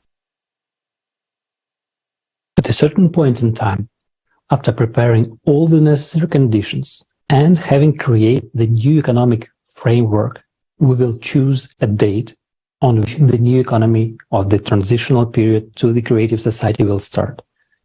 At this point, the currencies existing in different countries will be exchanged for the new unified monetary units. The exchange will be made taking into account the wealth limit. If the savings exceed the maximum threshold set by society, the rest of the money is not exchanged. At the same time, all debt will be nullified, prices will be fixed, and unconditional basic income will begin to be paid to each person. Many of you are probably wondering right now, where are we going to get the money in the new model of the economy to pay everyone an unconditional basic income of $10,000? Before we answer this question, let's understand what money actually is. We use money as a medium of exchange to facilitate the purchase of goods and services. It doesn't matter whether it's made of metal, paper, or it's just numbers on a screen. For centuries, gold and silver have been used as money. But as time passed, people came up with the idea of depositing their gold in a bank and getting a receipt stating that the bank owed them that amount of gold. These receipts, or banknotes, were used as money. This system was called the gold standard. But after the 1970s, the gold standard was abandoned altogether. Governments around the world decided that money would no longer be backed by gold. And now money is not backed by anything. Once the value of money was determined by gold, but now it is backed only by our trust. Money is simply an agreement. Anyway, in a world where you have to pay for everything, we depend on money. And people spend most of their lives trying to make money. And for money, we are willing to do what we are told. Whoever has the money has the power. More money, more power. In the consumer format of society, money is the key instrument of power. And this instrument has a master. So, who is the master of money today? In today's financial system, money is created by the central banks of countries, although these banks do not always belong to countries. In the United States, for example, the central bank is the Federal Reserve. But did you know that the Fed is owned by private bankers? But more interesting, over 90% of the money is created digitally by the private banking sector. So most of the money in the world is private. It is owned by someone. It does not belong to the government. It is private property. And there are trillions of dollars in private hands at the moment. And that's the root of the problem. Money belongs to a small group of people, not society. And no matter how we try to earn it, money always goes back to its owners. But here's the good news. Economics is not an exact science. There is not a single law in economics like the law of gravity in physics. In economics, there are no axioms or postulates. Economics is simply an arrangement between people. And that means that we can change it. We're used to thinking that money belongs to someone else. It is public, international, or private. But in the creative society, the money will belong to society itself. As we said earlier, there will be a single world bank that will be owned and controlled by society. The function of this bank will be to create and redistribute money for the needs of society. A new single unified monetary unit will also be created. With its introduction, other currencies will cease to exist and all savings and income will be exchanged for them. Private banks will no longer be able to create money, as there will be no more private banks. We will decide by ourselves, as a society, how much money we need to create to provide each person with an unconditional basic income, quality housing, development of medicine and education, and improvement of our lives. We can create as many trillions as we need, and they will be all ours. And they can get kept on our common account if we don't need them. The key point is that it's very important to understand that this money will not be subject to inflation. Because in the economy of the creative society, prices are fixed all over the world and cannot be raised. Prices will no longer depend on the amount of money in circulation, and the value of money will be maintained. And we must understand that keeping money in circulation is a temporary necessity during the transition to the creative society. It's also crucial to understand that a creative economy is a harmonious global economic system. The economic principles we've just discussed can work only together, everywhere around the world. Only one or some of the creative economic principles will not work independently of each other. And during this transitional period, we will be able to rebuild our economy, develop and make available to everyone new technologies in energy, science, healthcare, ecology, food, and other products. This will enable us to move on to the next stage, the creative economy. This is a completely different world, a world of new, unlimited, accessible to everyone, and free energy. It is a world of new technologies for the production of good and food through the control of elementary particles. In this world, we will no longer need money. In the creative society, each of us will be rich, confident in the future, and free to live the life each of us wants. The cornerstone of an efficient economy and a prosperous life is, of course, the availability of energy. It has become like air or water. We need it to live. But the naked truth is that today, energy is just a commodity used for making profit and increasing the power of a few who control it. The energy supply is being optimized to increase profit instead of covering for our needs. Let's watch the next video on how absurd and dangerous we have agreed to organize and manage this vital resource at the potential expense of our future.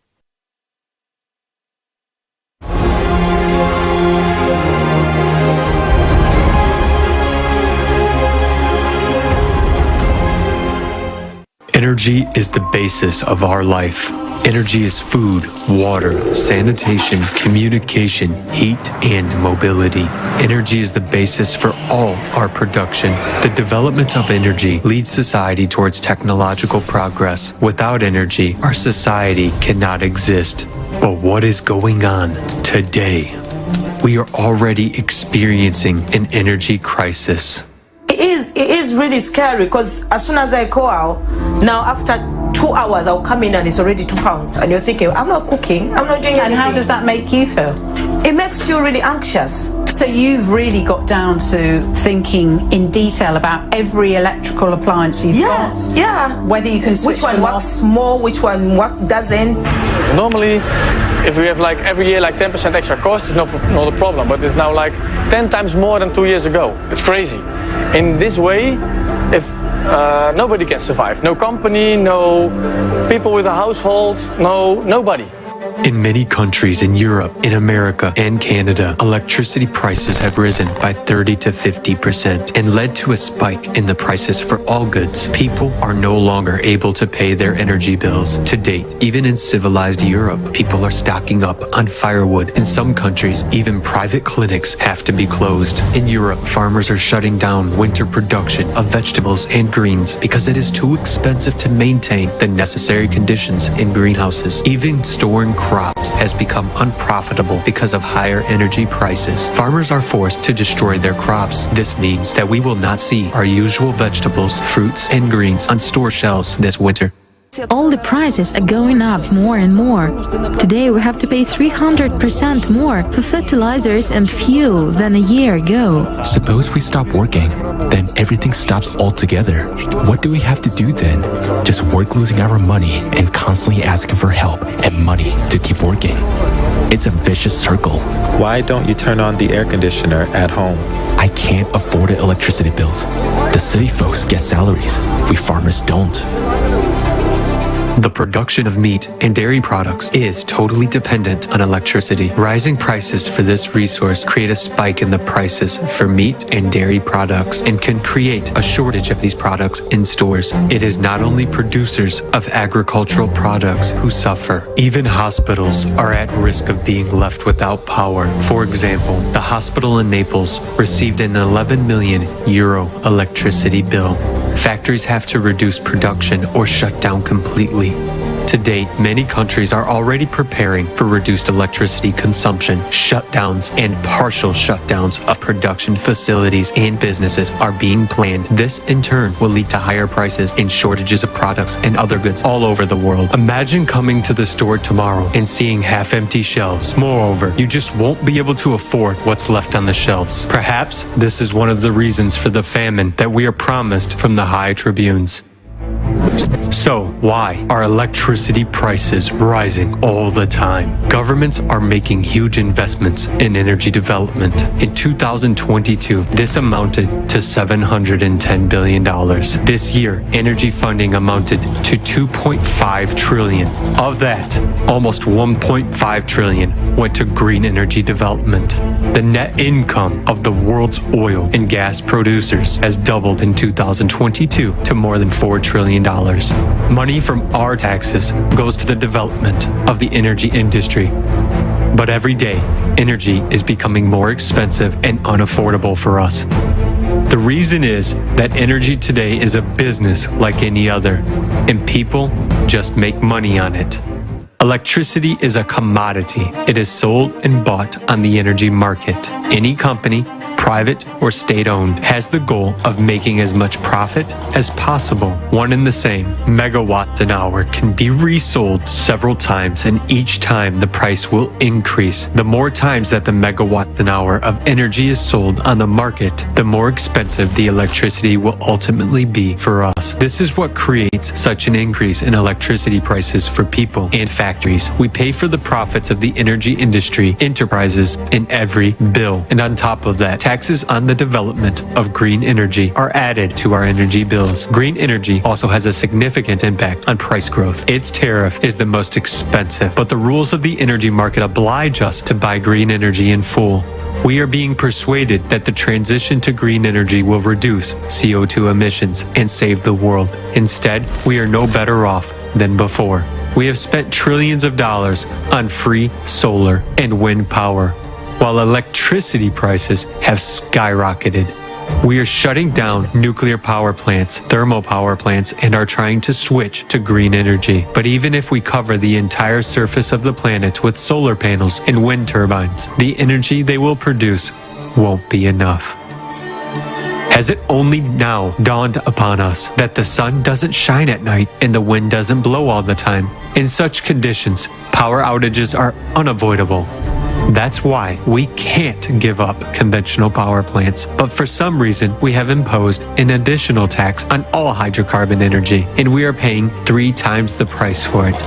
In fact, we haven't switched to green energy. We have just added an unnecessary and unreliable source and only increased the costs in our bills. So it turns out that we ourselves pay for the creation of inefficient and expensive energy. The absurdity is that in our world, energy is a commodity. It belongs to a few and is a tool of power, political influence, and manipulation of people. In a normal human society, resources must belong to all people, and energy must be free and available anywhere in the world. When we come home in the evening, each of us wants to turn on the light, air conditioning, take a hot shower, watch TV, charge the phone, and make dinner. We are used to taking it for granted. But even now, many of us can't afford it. And these are not temporary difficulties. We are destroying the existing stable system of energy supply.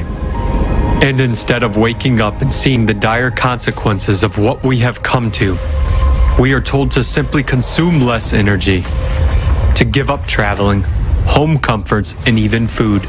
Wouldn't it be easier for us to move straight into a cave, or better yet, straight into a grave, so as not to emit extra CO2, which, by the way, has nothing to do with climate change. Extreme climatic conditions will worsen. Our civilization simply will not survive without reliable energy sources during this period. This year's record-breaking droughts, floods, tornadoes, and extreme temperatures are just the beginning of climate disasters, and we are already feeling the effects of power plant shutdowns and lack of energy. In times of climate change, we rely on weather-dependent energy sources despite the fact that they are the most vulnerable to climate change. Within just an instant, there could be a total collapse of the energy system. De-energized cities will be left without water, food, light, transport, and communications. It is obvious that further transition to green energy would be a fatal mistake of humankind. At a time of climatic disasters, it is vital that we create reliable energy sources that are powerful and independent of weather conditions. The ability of our society to survive is inextricably linked to a stable energy supply. But as long as this vital field is privately owned, and one can make money out of it, it is unable to serve us, people. Stable energy sources already exist today, but they can only be implemented if we choose the creative format of society.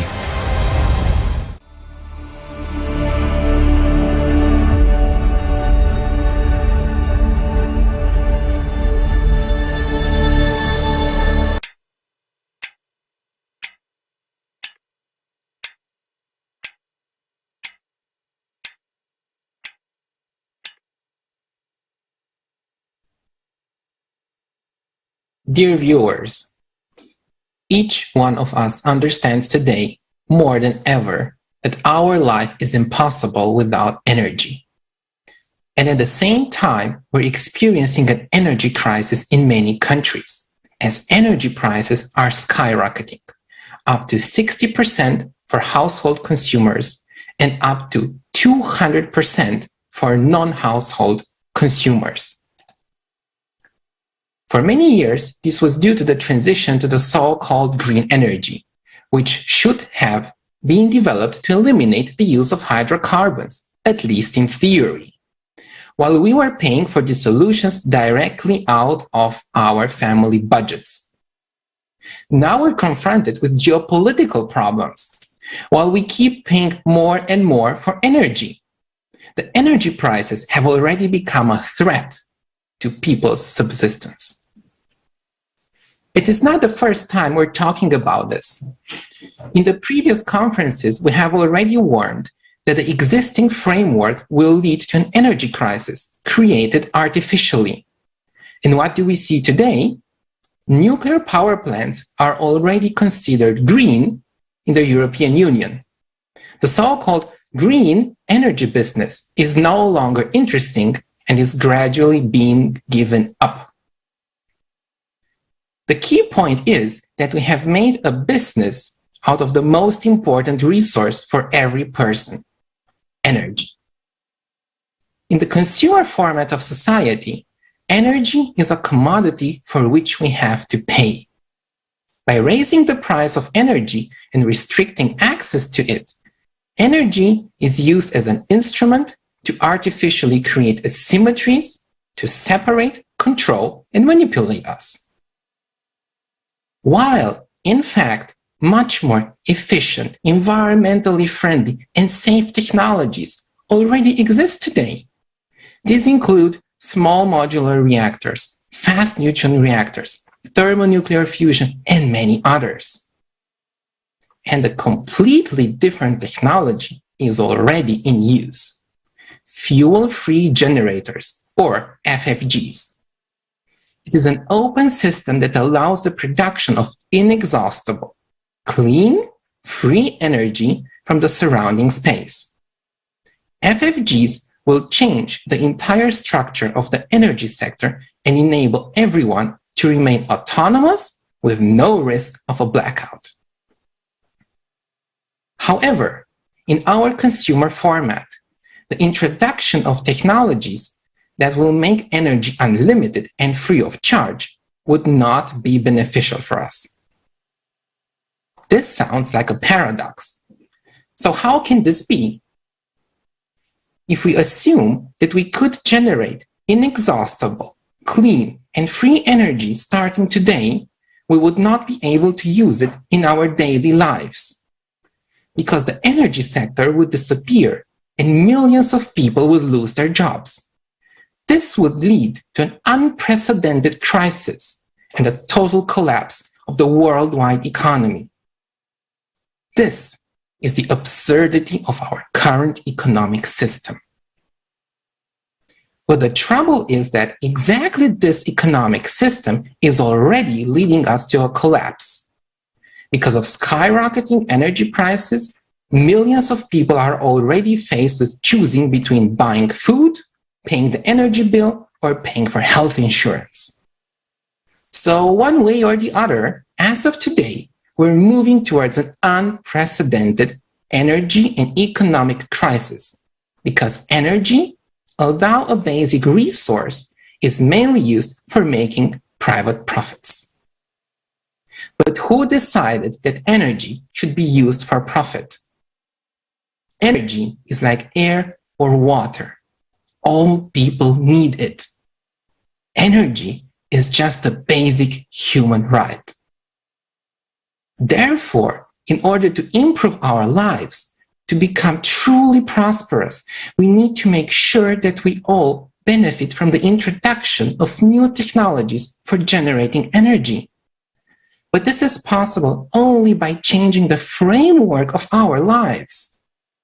Today, we reach the point where we have everything we need to move to this format, the format of the creative society. In the creative society, all strategic and life-supporting industries will belong to society. Energy is one of them. It will no longer be an instrument of profit for a few or an instrument for manipulation. After all, energy is a resource that rightfully belongs to people. Therefore, in line with the goal of the creative society, we will be able to provide inexhaustible and free of charge energy to every home and every business. But already in the transition to the creative society, thanks to the new economic model optimized by artificial intelligence, we will be able to plan the production and provision of energy required by all 8 billion people on Earth. Energy will be free of charge for consumers because it will belong to people. We will not have to pay for the energy itself, its generation, or distribution. While the people working in the energy sector will all receive high salaries on top of the unconditional basic income. All of this is possible due to the unlimited financing provided by society to strategic industries. How much money do we spend today for energy? Imagine how much of our personal budget will be freed up when energy becomes free. And we will be able to spend this available budget on goods and services we cannot afford today.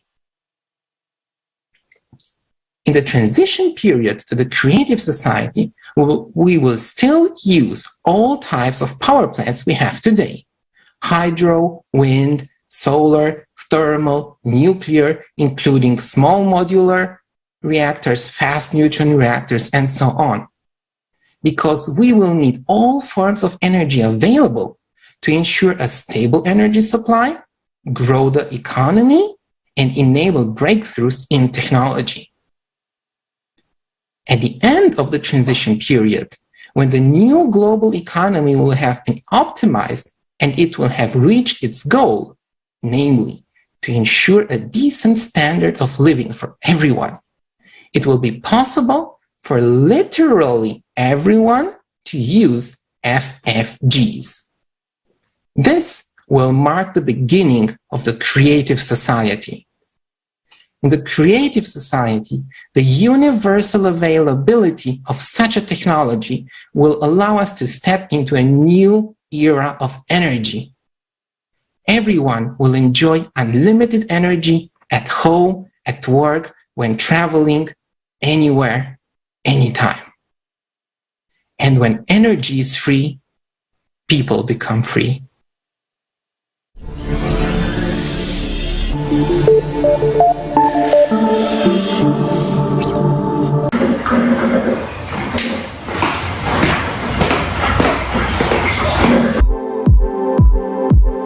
Power industry, this is something which without our civilization cannot exist.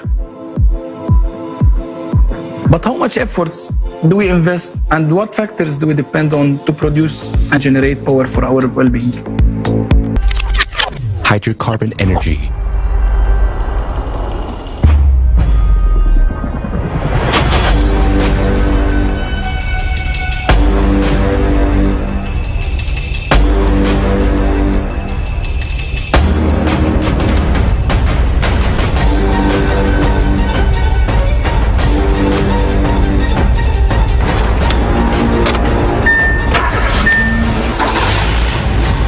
Nuclear power.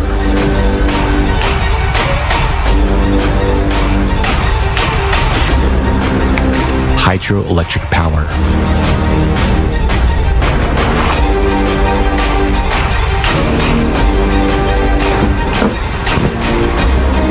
Green energy.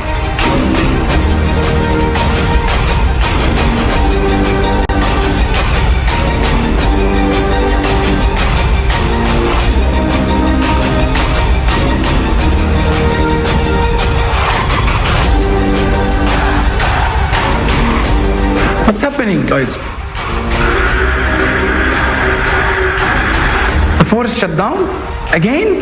Right now, we are totally dependent on our planet's non-renewable resources or weather conditions for our power industry. In the pursuit of producing more power, we are destroying nature. Also, we are jeopardizing our own lives. Is this the limit of our dreams and technological capabilities? We need a new technological leap, and we are able to do it now, but only on one condition. First, let's understand how realistic such a leap is and what benefits each person would gain from it. Fuel-free generators, what are they?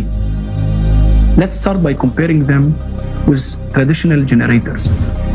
Internal combustion engines and nuclear reactors require a constant supply of fuel to convert thermal energy into electricity. Green energy requires winds or clear skies. Gasoline and nuclear fuel are finite. The sun, wind, and water are unstable, whereas engines based on these operating principles have low efficiency. What does this mean? For example, an engine has combusted 100 megajoules of fuel, and from this energy, the engine has delivered 30 megajoules into the mechanism for operation. Thus, the efficiency will be 30%. The remaining 70% of the energy will be lost as heat to the surrounding space. The efficiency of traditional energy sources is extremely low. Efficiency of thermal power plants, up to 43%. Efficiency of internal combustion engines, up to 40%. Efficiency of nuclear power, up to 35%. Efficiency of solar panels, up to 22%. Even if we go to the most efficient hydroelectric power plant, we can see that its efficiency is no more than 85%. And at the same time, we lose most of this energy while we are transporting it to the end consumer. Because it's impossible for us to implement and put hydroelectric power plant in every home. But it's very possible for us to equip every home with an FFG. The fuel-free generators requires energy only for its startup, and then it operates autonomously. which means the efficiency of fuel-free energy is greater than 100%. Thus, FFG is not a perpetual motion machine, since it requires an input of energy, but a smaller amount than what energy it can produce. An obvious question arises: how energy then would be generated if no fuel required for that? We know from the school physics class that according to the law of energy conservation, we can't get more network output than we had spent on it. But this law only works in a closed systems. Whereas FFG is an open system and it receives energy from the surrounding space. Scientists of the Russian Academy of Sciences experimentally confirmed that, for example, during the operation of magnetic FFGs, the space around the generator does not heat up but cools down. Instead, there are many myths and fakes around this technology that discredit the very existence of FFGs. Someone tries to make money from selling fake devices. Real inventors are being intimidated and even physically eliminated. Many developments were stolen or destroyed. Why is this happening? Energy is not only a tool of manipulation, but also a tool of political influence. It brings billions of dollars in profits for energy corporations, which will be gone instantly with the implementation of FFGs. Consequently, their power over us, those who buy energy and depend on this resource, will disappear too. However, despite all the obstacles, we have working devices from officially recognized inventors. Let's take a look at some of these developments. Magnetic generator. Its original inventor is considered to be John Searle, who used custom-made magnets in his machines. Since 2019, based on a similar technology by the inventor, Dennis Danzig, a US company has been supplying power to its customers using plants with a capacity of up to 25 kilowatts. Since 2019, it's no longer science fiction. Only those who are far from science and do not monitor new technologies laugh on FFGs as a fiction. Therefore, those who make fun at FFGs themselves gave a fun on others. Let's continue. A whole range of fuel-free generators was developed in Ukraine. The principle of operations of these generators was based on a looped electromagnetic gun, a pulse power system. For example, one of the systems produced 25 kilowatt of free energy on a conventional generator with an input of 3 kilowatt. The efficiency is 833%. Gravity generators. In one type of such machines, the pneumohydraulic principle is used. The generator runs on the buoyant force of water according to Archimedes' law.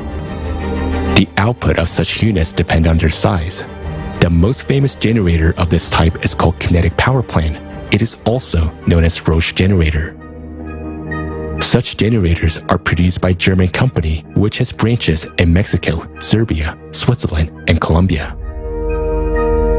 According to official expertise, the compressor of the generator of one of its units consumes 4.5 kilowatt, while a generator itself produces 11 kilowatt of electricity. That is, the efficiency is more than 200%. How much is that? Is a typical country home power consumption. 6 kilowatts per hour. Radio wave generators. Their inventor is Maxwell Chikumbutso from Zimbabwe. He is called the African Tesla. A very compact African technology made it possible not only to create a free energy generator, but also to upgrade the car so that it could move without fuel or recharging. As a result, even a helicopter was upgraded. Recently, the inventor presented a very small 500-watt power generator. Its output allows you to power a widescreen TV from free energy. And there are dozens of less-known inventions in different countries.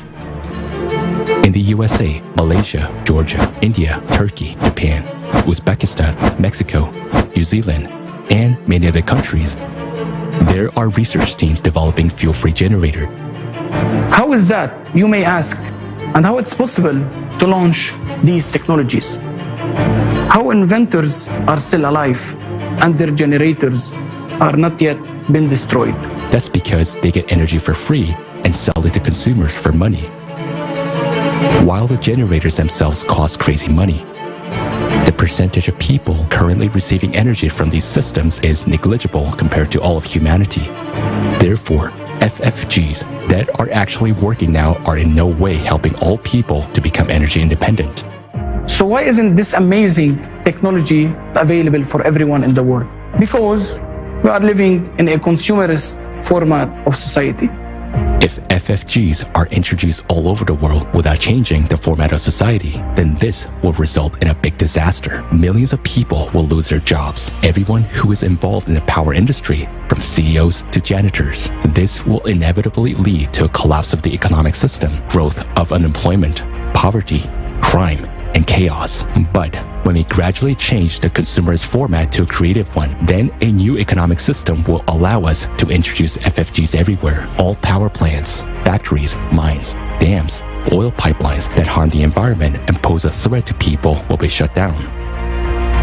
We will use hydrocarbons more efficiently instead of just burning them.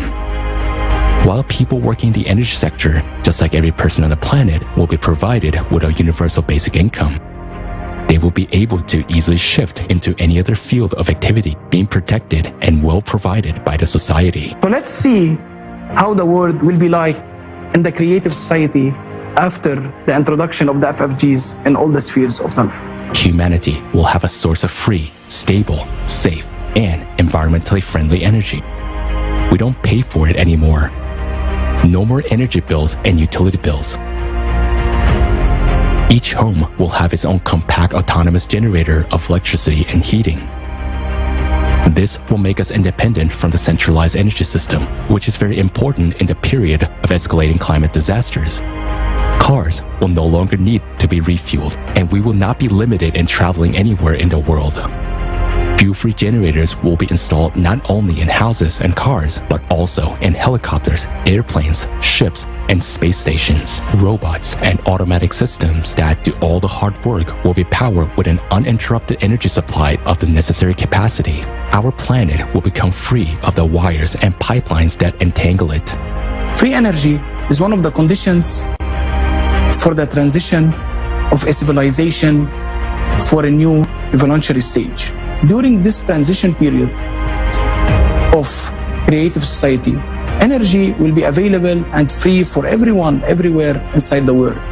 If you want FFG to be installed in your house and in your car, support creative society and tell your friends about it.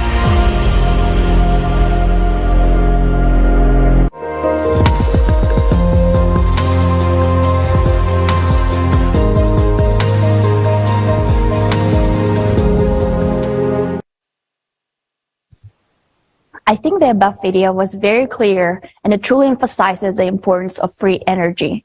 We have seen there are a variety of energy sources, and what impresses me the most is the number of alternative potential energy resources that are currently available to all of us. Free energy is not only possible, it's already here. Many scientists and inventors like Nikola Tesla and John Searle have already scientifically proven the existence of free energy and brought their proof to the mainstream. Free energy is a freedom for humanity, a birthright given to all of the living beings. By using this technology, we'll be free from the ties of the consumerism in the form of gas and energy bills. Free energy gives us the opportunity to produce it in unlimited quantities, with the only limit being our imagination. Can you envision the beauty of this dream world? It's not only a dream, it's our reality. It's up to us to choose. And from the bottom of my heart, I wanted to say thank you to everyone who has made a choice to be part of the Creative Society family. I'm beyond blessed to be part of this family.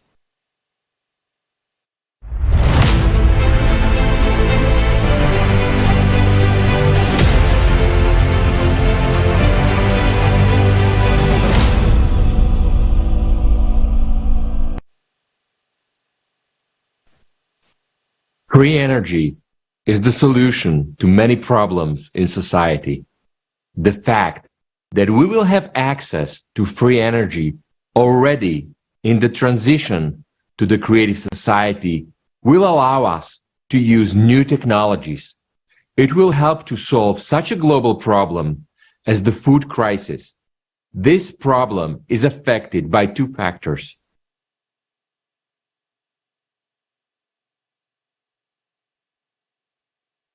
One of them is like,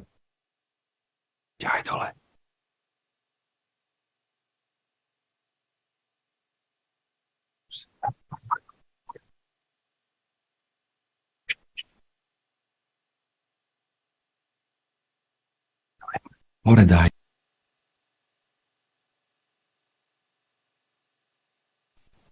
One of them is economic, which will be solved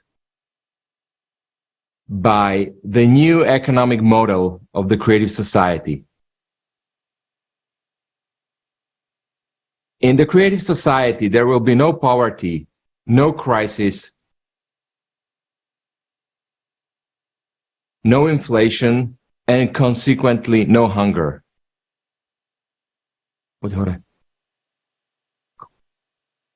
Nije, dole. Stop. With the new technologies and access to free energy, we can solve the problem of hunger completely. And already during the transition to the creative society, regardless of the climate situation, the solution is vertical farms.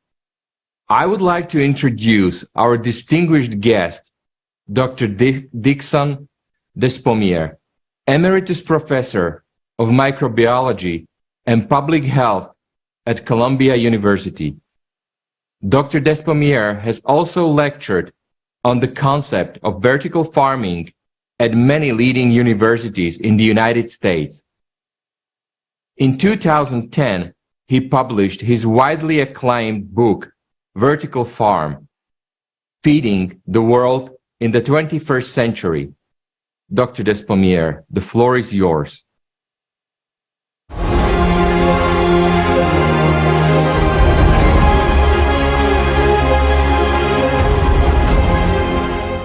First of all, let me thank you for inviting me to share my views with you. Everywhere, no matter where you go in the world, everybody has to pay for food. That's a basic commodity that's absolutely essential. In most places, people also have to pay for water. Water is another basic commodity that is not equally distributed. So the biggest question is, why do we do that? And the answer is easy. It's called greed.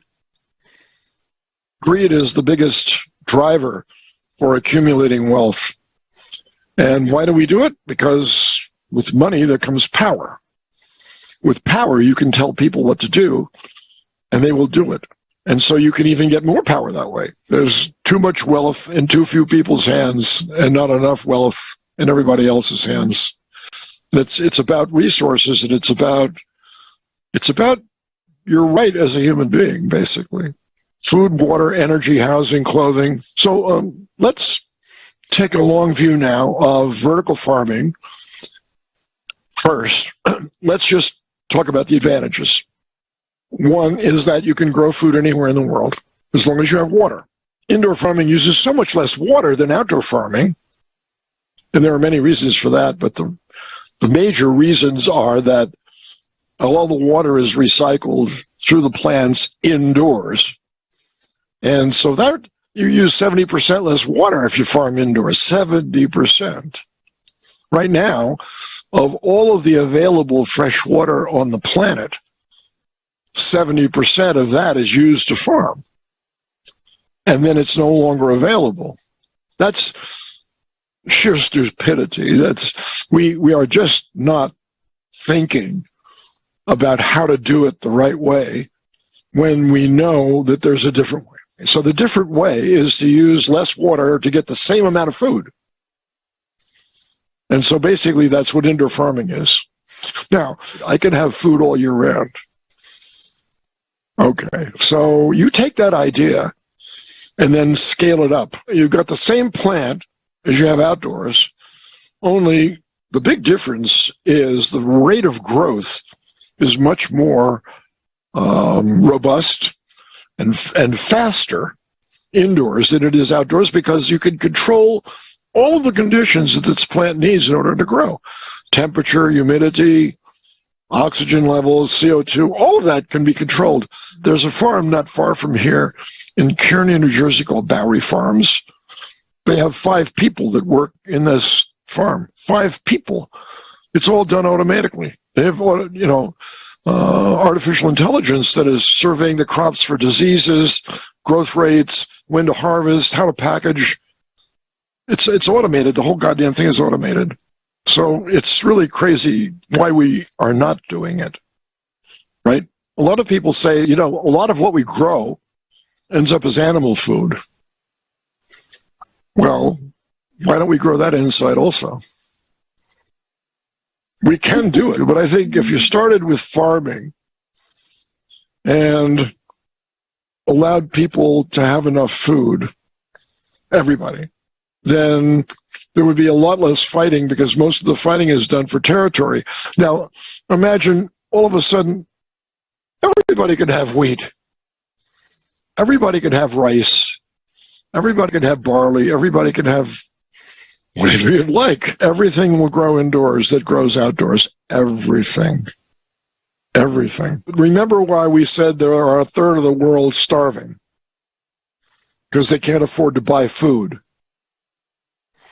So why is it that we only grow the food indoors that we can make the most money from?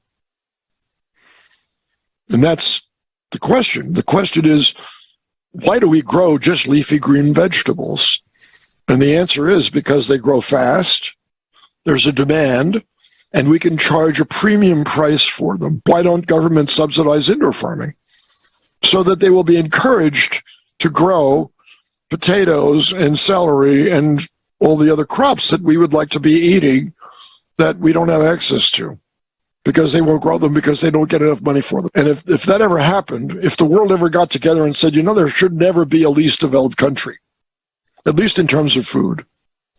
It's a human right. When you're born, it's your right to get food. It's not a privilege. It's a right of birth. And I firmly believe that.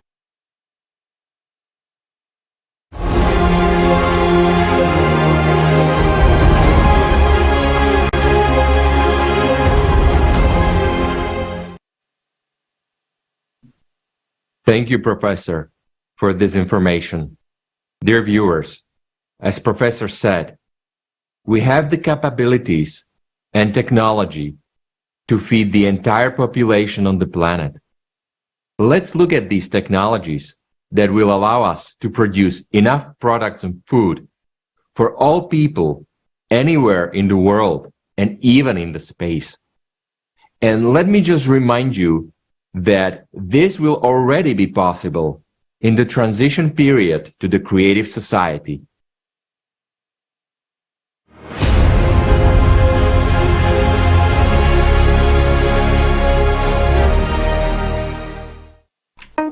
Today, we can easily solve the problem of hunger using technologies that already exist.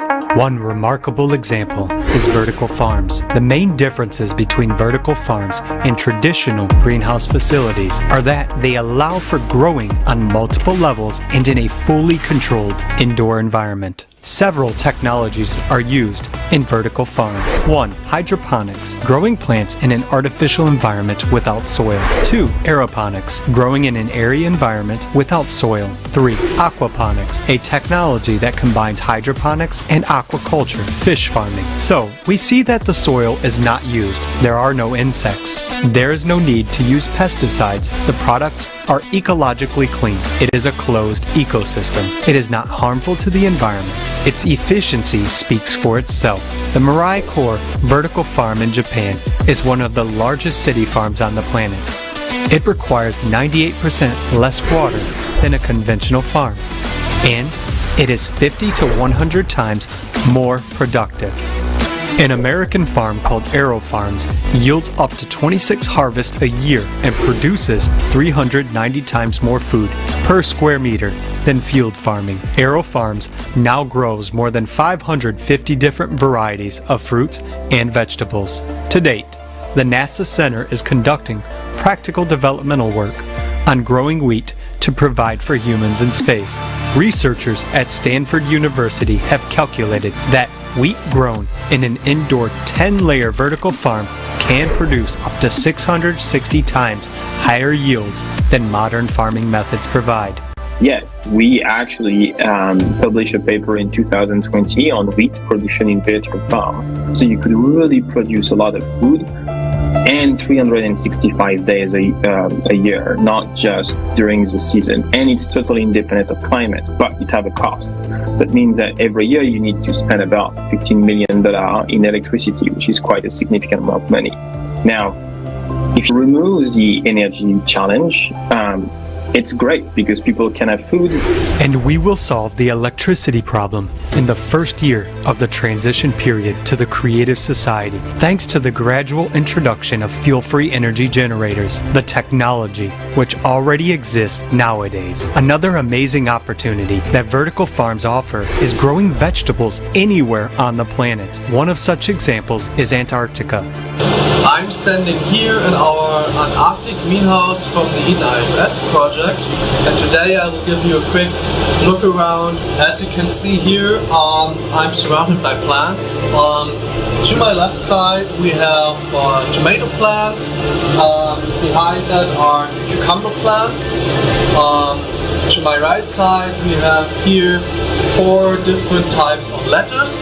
Thus, we see that vertical farms are greatly expanding our possibilities in food production, but this is far from the limit. Nowadays, projects are being developed for complete ecosystems capable of growing not only fruits and vegetables, but even raising fish and poultry.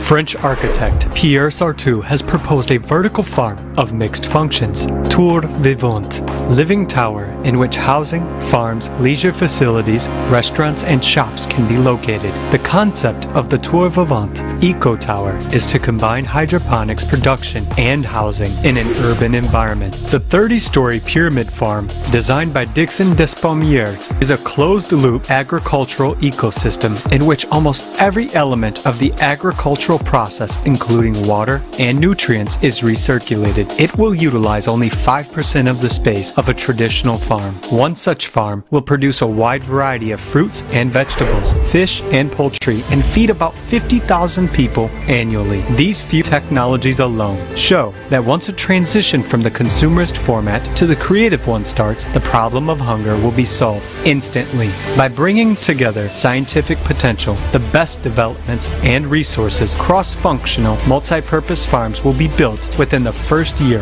of the transition period to the creative society. In such facilities, in addition to plant cultivation, there will also be fish, livestock, and poultry farms in one building. The first floor is a fish farm. The second and third floors are allocated to livestock farming. The upper floors are for agricultural products, plants, berries, fruits, and vegetables. We can create such farms even in areas where nothing grows and the land is not suitable for human habitation. We will turn the Sahara Desert into the most fertile area on Earth. Fresh products without chemical treatment or pesticides will be on your table at any time of the year, anywhere in the world.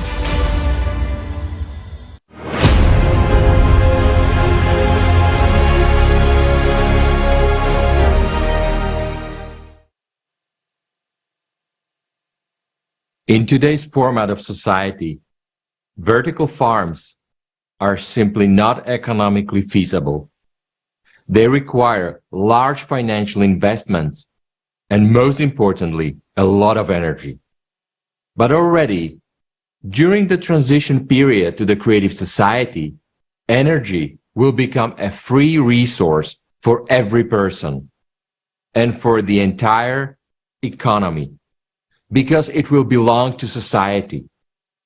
We will have enough energy to operate not only vertical farms, but also other advanced technologies. We can create such farms even in the areas where nothing grows and the land is not suitable for human life. The Sahara Desert can be turned into the most fertile area on Earth. Does this sound like science fiction? But let's get this figured out. Vertical farms are on average 10 times more productive than those traditional farms. In vertical farms, crop is harvested at least 10 times a year, depending on the plant species. On traditional farms, it is harvested only twice a year. This means that vertical farms are 50 times more efficient than existing farms. We currently use an area of 50 million square kilometers around the world for agriculture. This area includes pastures, crops for people, and forage for livestock. By size, this is the area of Australia, North and South America combined. Vertical farms would require an area of 1 million square kilometer to produce the amount of food needed today. That's 1/5 of Sahara. 1/5 would be enough to feed the entire planet. The single plant economy will optimize the transportation of products and significantly reduce transportation costs. Food will be available anywhere in the world at the same prices. The transition to universal multipurpose complex technologies should be gradual. While we will be building these complexes around the world, we will need to continue to use traditional methods of agriculture, improving them and their efficiency and environmental friendliness. This is a real solution to hunger, even in the scale of climate disasters. The problem of fresh water and its shortage is even more acute. After all, not only agriculture, but any production is impossible without it. Of all fresh water, we use 80% in agriculture today. At the same time, half of the world's population suffers from water shortages. But already today, there are technologies that can completely solve this problem. For example, water from fog. In Lima, one of the largest capitals in the world, located in the desert, fog is collected in a huge net and used to produce drinking water. And in Morocco, there is one of the largest installations which can produce up to 6,000 liters of drinking water a day from fog. It costs practically nothing to operate and requires no outside energy. Water out of the air. Atmospheric water generators can extract up to 3,000 liters of potable water per day and can be scaled up to 1 million liters. They can be mobile and stationary, operate from any energy source and in any climate conditions, even in an arid desert. Next one is desalination plants. Around the world, about 16,000 desalination plants clean ocean water from salt and turn it into fresh water. They can produce millions of gallons of fresh water per day and supply 300 million people.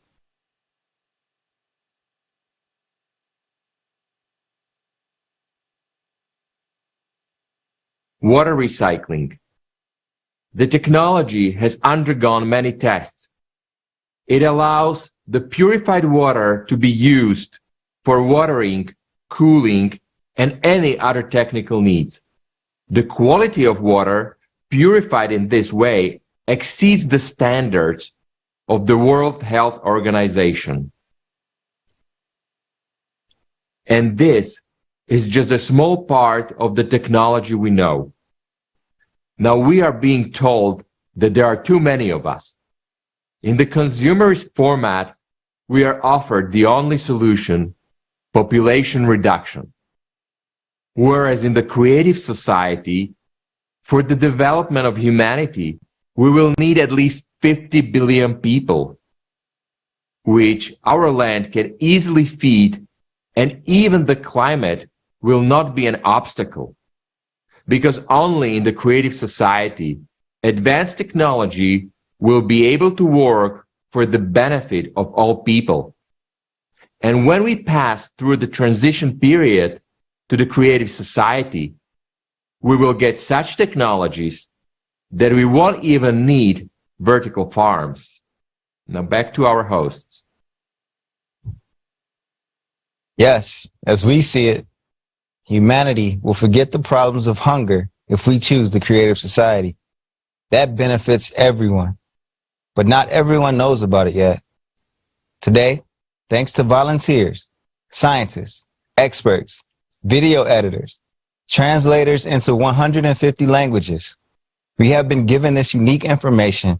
We have learned about such great perspectives. This forum was made by people for people. Now it's important that the idea of the creative society goes viral. You can share this video with all of your friends on all your social networks. We repeat once again that it is allowed to use, publish, reproduce, transmit this information presented on this forum, regardless of the form of its presentation in any way, at the discretion of individuals or legal entities, in whole or in part, without distorting the text of the transmitted information while maintaining links to sources. If you need access to videos of this conference in your language for distribution, write to the email info@creativesociety.com. The following topic will not leave anyone indifferent. Vertical farms are a temporary solution to the food and water problem in the transition to the creative society. And already in the creative society, we will have an even cooler technology. Let's see a video about it.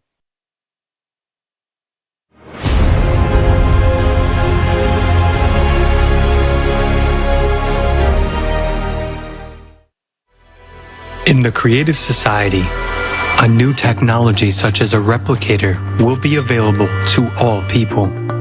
A replicator is not science fiction. It's a device that works according to the laws of physics. Let's take a lobster, a t-shirt, or a phone, for example.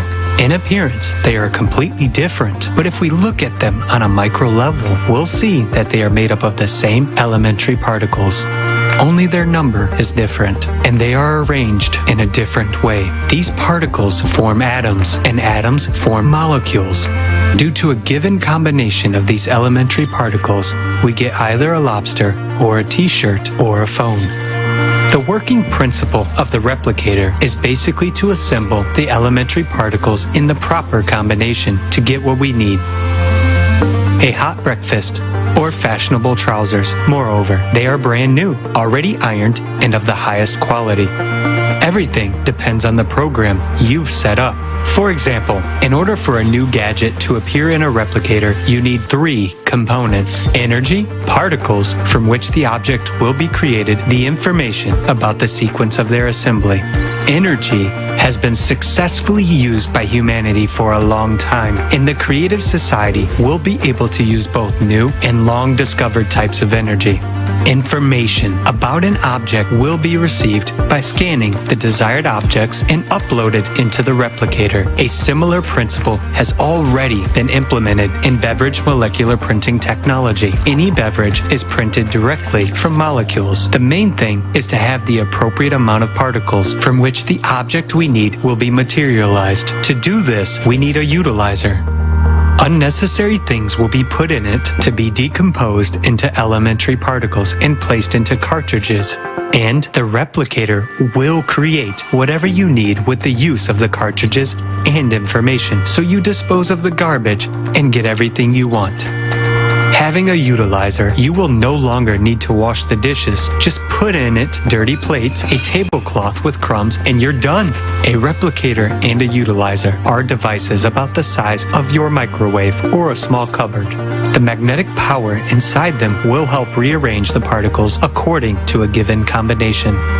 In milliseconds and at any moment, you get everything you need and completely free of charge, without harm to your health or the planet's ecology. A replicator will not only benefit every person, it will also benefit the entire planet. For example, to enjoy a delicious, fresh bun at breakfast today, a whole chain of complex production processes must occur.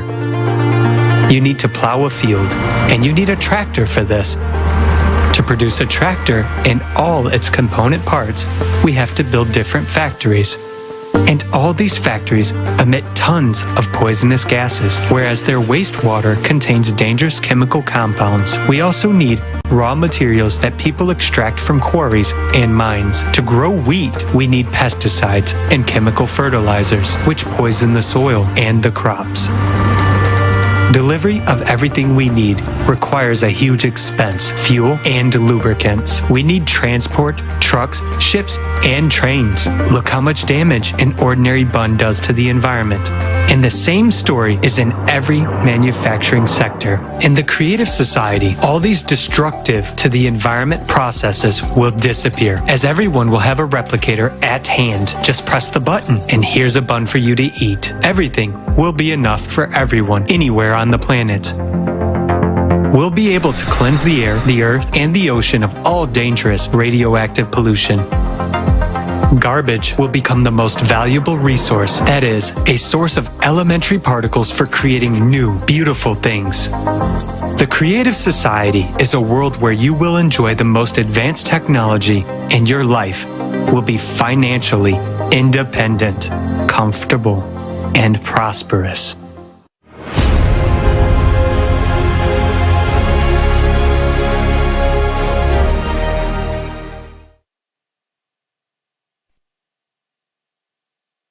Здравствуйте, уважаемые зрители. Greetings, dear friends. I have a question for women. How long ago did you buy yourself a new dress to wear? For example, to go to a restaurant or theater? When was the last time you took a warm bath with scented foam? Where did you last go on a trip? Perhaps these questions may seem too frivolous to some, but it's not that simple. When was the last time you felt truly happy and free? When was the last time you even felt like a woman? Be honest. After all, the answer to this question provides so much insight. A woman is a source of love and life. Each of us has infinite creativity that is now trapped in the cage of routine, obligation, duty, and the absurd rules of consumer society. Instead of enjoying life, it's like a woman is running a cross-country obstacle from a kitchen to the store, from the store to work, from work to daycare or school, all the while hugging a day planner with an endless to-do list. The day planner certainly has dreams and plans in it, but is there a time to accomplish them? A few minutes ago, we watched a replicator video. Just think about it, how much time this technology alone could free up. No more endless cooking, no need to puzzle over what to wear. The replicator closet will create new, stylish, and perfectly ironed clothes for you in seconds. The clothes that will fit you exactly. But that's not all. You have no idea what the future holds in the creative society.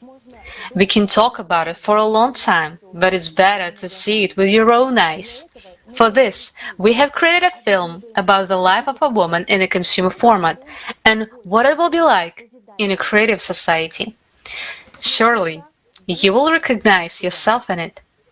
I appeal to every woman. This is a gift for you to understand that what you are missing out without creative society.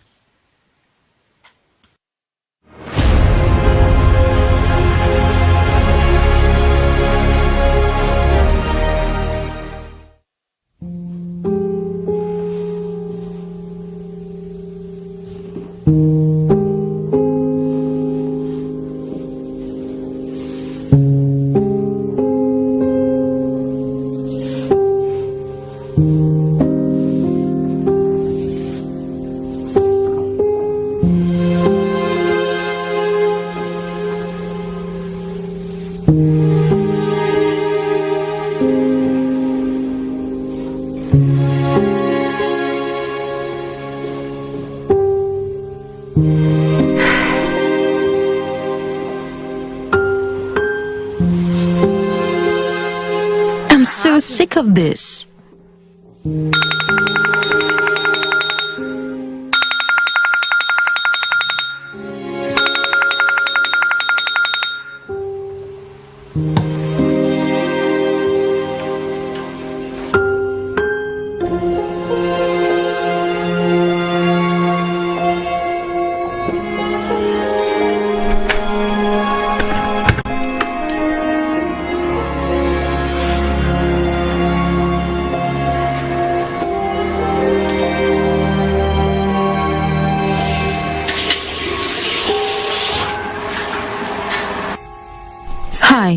My name is Maria. I'm a housewife.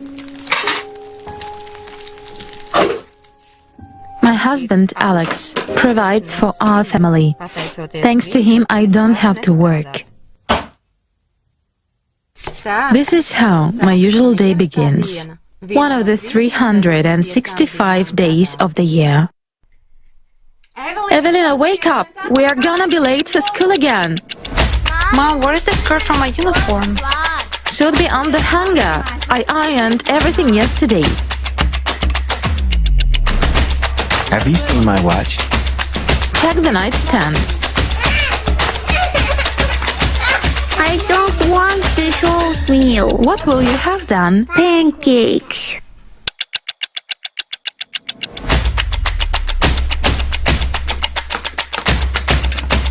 My uniform, Mom! Just change quickly. It's not there.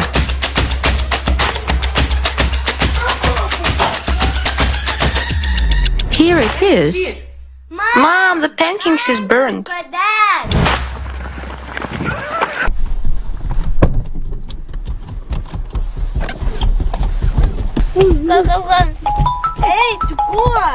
Hello. Hi. You didn't forget you're supposed to come for a haircut today. Oh shoot, I totally forgot. Can I reschedule for Saturday? I don't have any time today. This is the third time you're putting it off. You shouldn't put yourself last. I know. How do you manage to find time for everything with your job on top of it? But I don't. I'm sick of it already. After coming home from work, I wash, cook and clean until midnight. Every day the same thing. I wish I could retire already, take a break from all this. Okay, I got you. Let's make it Saturday.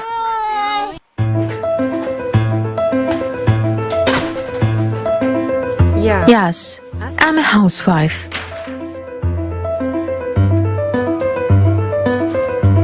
It would seem that I don't work. But I have no personal life at all.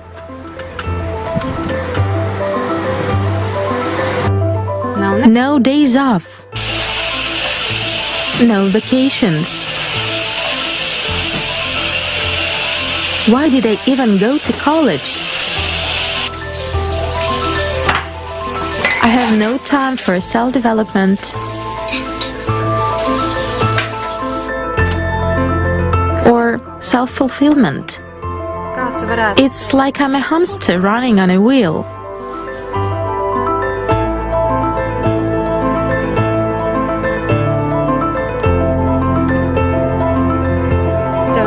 Some might say, what are you whining about?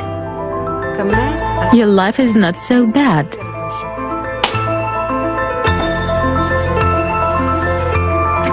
But the problem is, we are so used to it that we no longer see that we are slaves.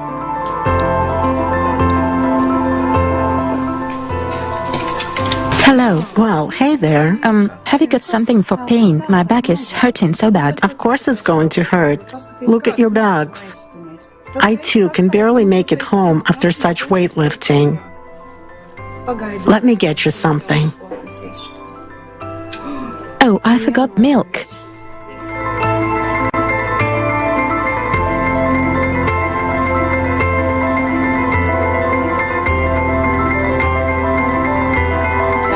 Daiga? Hi. Hi. Is it supposed to be your shift today? No, we're just short on money, so I take more shifts. Did you get your electricity bill yet? Not yet, but I can imagine what's there. I'm so tired, honestly. Something's got to change. Yes, but what can we do? I'm looking forward to the time when kids grow up. Maybe it will be easier. At least I wouldn't have to work so hard. Right. Only when kids grow up, we'll have grandchildren.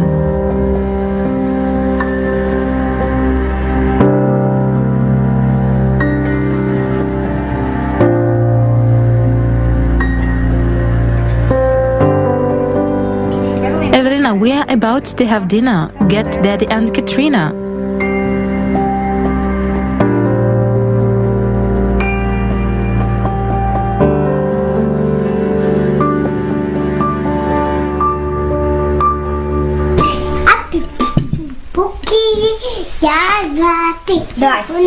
And where are you going?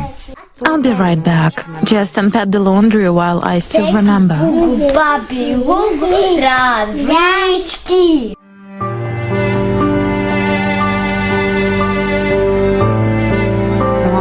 From early morning till late at night, every day it's the same thing. Cleaning, cooking, laundry, shopping, repeat.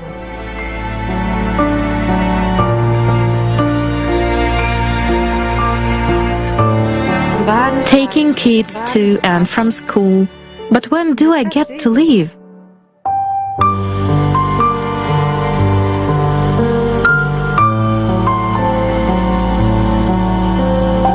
And this is despite the fact that I don't work. But I feel like a slave.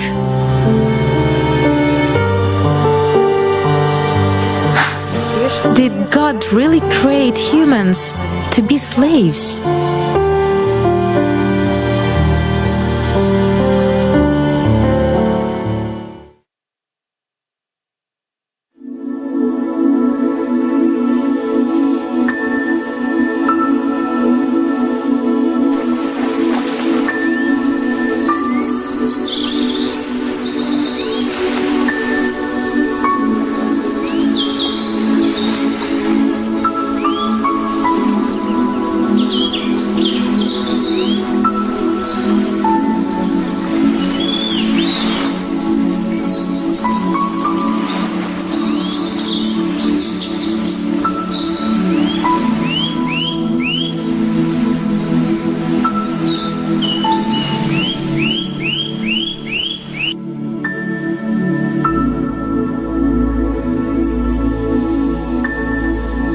Good morning, Maria. Your screening is complete. Hormonal, vitamin and micronutrients levels are optimal. The health parameters are normal.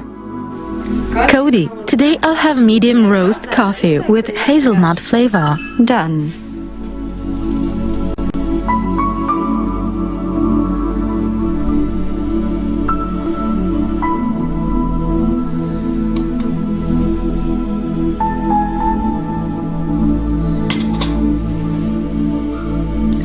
Cody, I want to set the table for breakfast. Suggest options.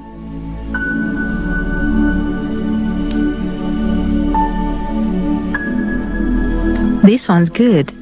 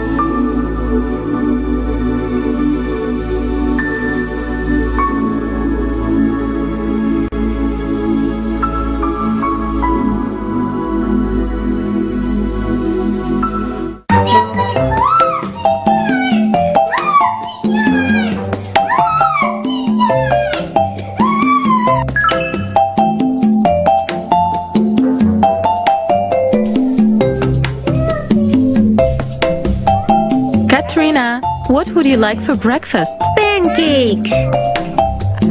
With your favorite jam? Yes. And I'll have baked rolls. And I'll have my favorite salad. Alex, what will you have? I'll have lobster. For breakfast? Well, why not?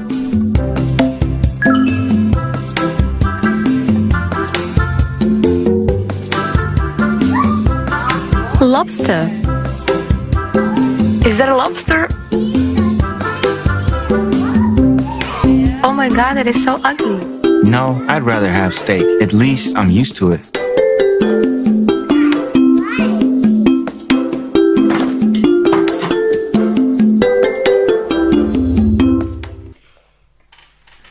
We're going to the water park today.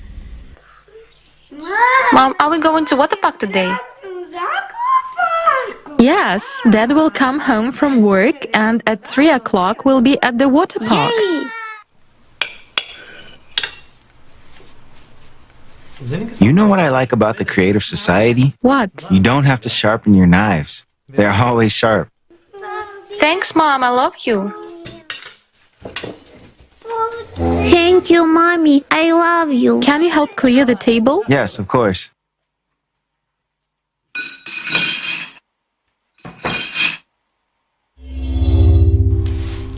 It's empty. Empty.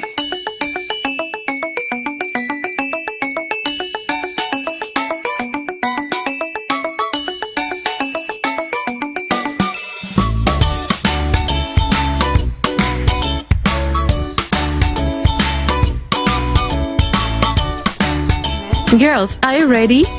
Yes, Mom. We'll be right there. Good.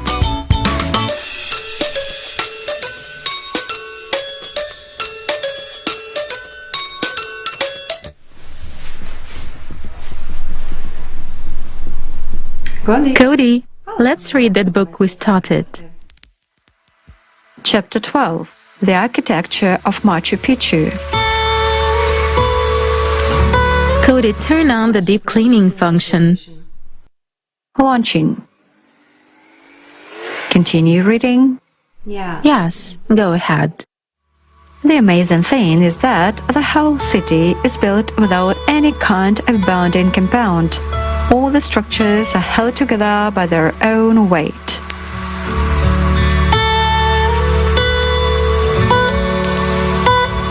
Mom, we are leaving. Have a nice day.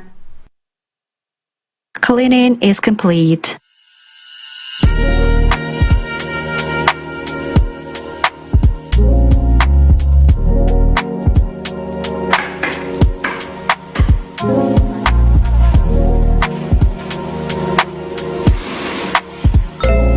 At 1 o'clock, you are scheduled to get together with your friends. Oh, I completely forgot. Cody, help me choose a look.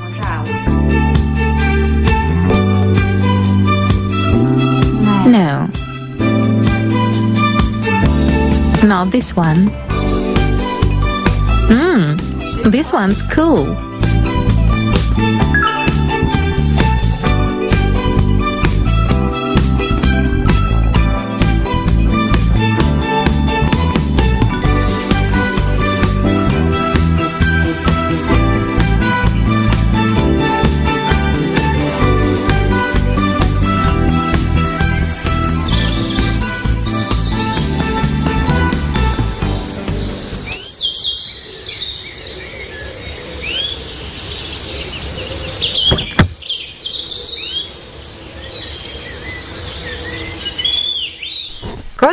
Cody, that Levy restaurant. Fasten your seatbelt. The travel time is 7 minutes. Would you like to listen to some music? Of course.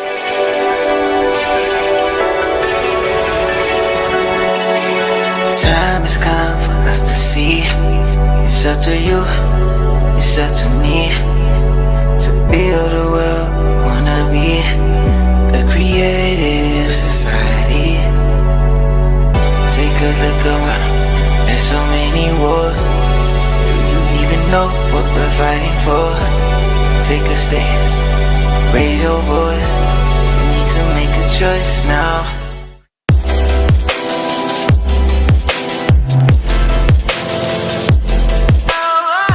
So now we finished developing this technology, and soon it will be in every shower room. Girls, you will be scanned and cured of all diseases in a matter of 5 minutes. Wow. Yeah, and it will be available to everyone.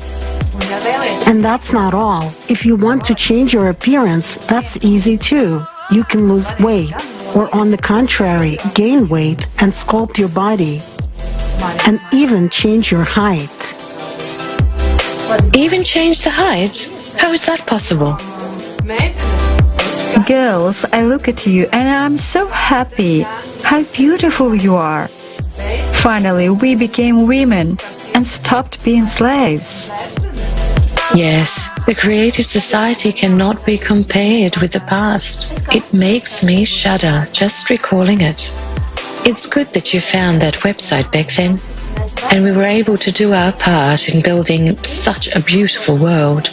Yes, girls. How quickly everything has changed. Maria, how are your megaliths? We are going to Peru one of these days to see the complex. Wow, how cool! Yes, very. I'm so excited. Girls, I could talk to you for hours, but my family will come home in 15 minutes.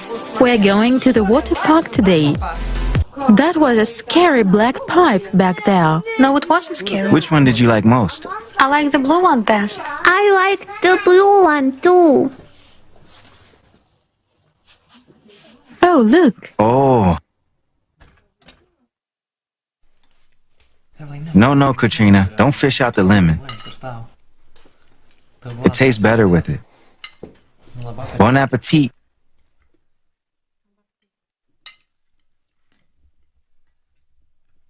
So, starting tomorrow, I'm on vacation. Have you planned the next 2 months for us? Well, we'll probably go fishing first. Yeah, I'll never say no to fishing. Right, and then we are going to South America, just like we've always wanted. Yay! And then we'll fly to New Zealand to visit our parents. And then we'll decide where to go next. Hawaii or Fiji. Oh, Turkey. Then maybe we could sail on yacht from there. Great idea. Cody, plan the route. Working on it. Life is always the result of our choice. This is how my day in the creative society ends. One more best day of my life. Are you saying this is science fiction? This is the reality. This is the absolute reality of tomorrow. If we build the creative society today.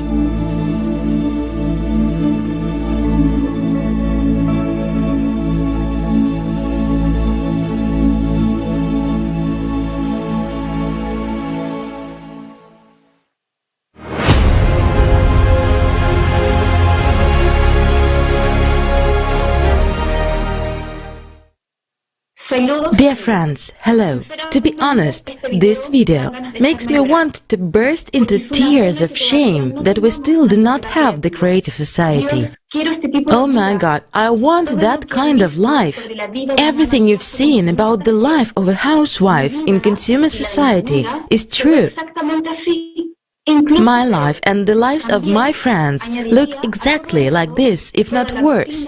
I would also add that the whole routine is endless. I'm catastrophically short of time.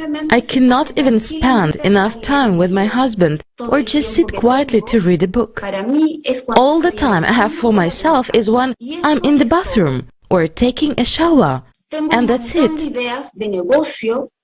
I have tons of business ideas and plans for my life. But I just don't have time or resources to do it all. As you've understood, all the time is taken away by household chores. Every day I just work like a horse, without days off and breaks, and no one pays me any money for that. The entire life of a housewife is in cooking and cleaning. And I also keep thinking that my life is not successful, and I haven't achieved anything in it. Even though I love my husband and children, I often have such thoughts. Now, after watching this film, everything resonated inside me and just opened my eyes on what my life and the life of every woman in the creative society can be like. I couldn't even imagine such a thing. The creative society gives you a chance to get enough sleep, gives you a lot of free time for self-development, acquiring new skills and fulfillment of your desires. The most important thing is that all household chores will be done by robots. No washing, ironing or cooking. Just imagine robots do all the chores at the snap of a finger. That is everyone's dream, isn't it? Even my children want to live in the creative society. I was scrolling through Instagram the other day and found a photo of a kid from Africa with a poster of the Creative Society. He wants the Creative Society. He supports it and informs about it. Meanwhile, there are adults who know about the Creative Society but do not say anything to anyone. Don't they want the Creative Society? Don't they want to free their women from household slavery so that they can be free and reveal themselves as true members of society?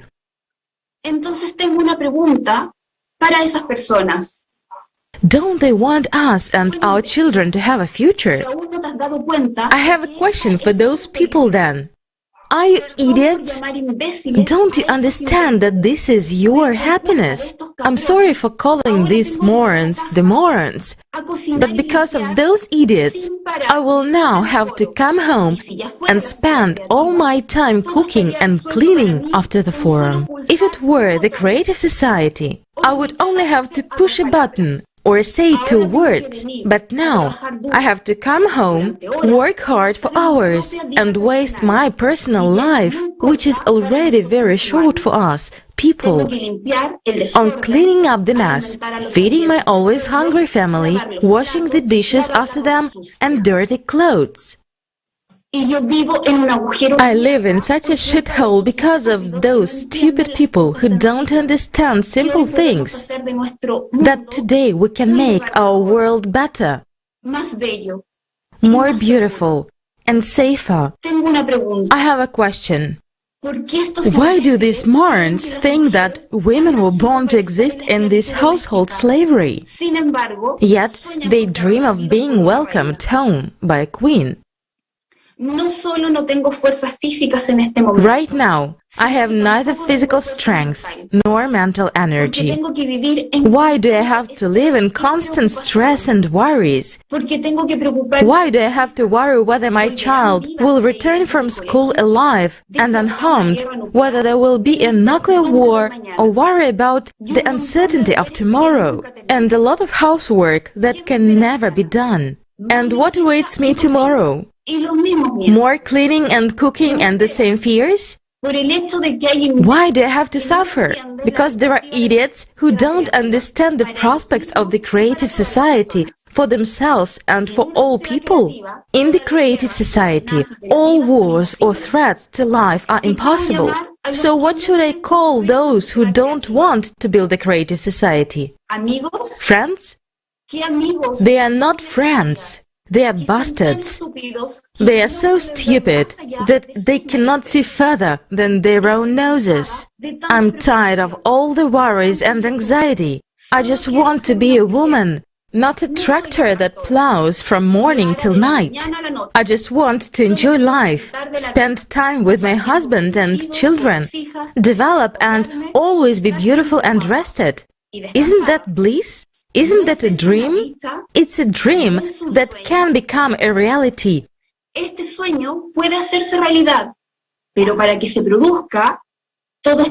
this bliss to come true, we, the women of the world,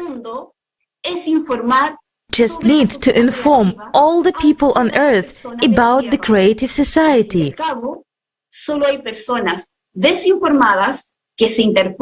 After all, there are only uninformed people standing between us and our wonderful lives. We should remember that if we now have someone around us who doesn't know about the Creative Society, he is the reason that you and I, dear women, remain in this household slavery. In order to get out of it, we only need to inform everyone, because we all want to be free and happy.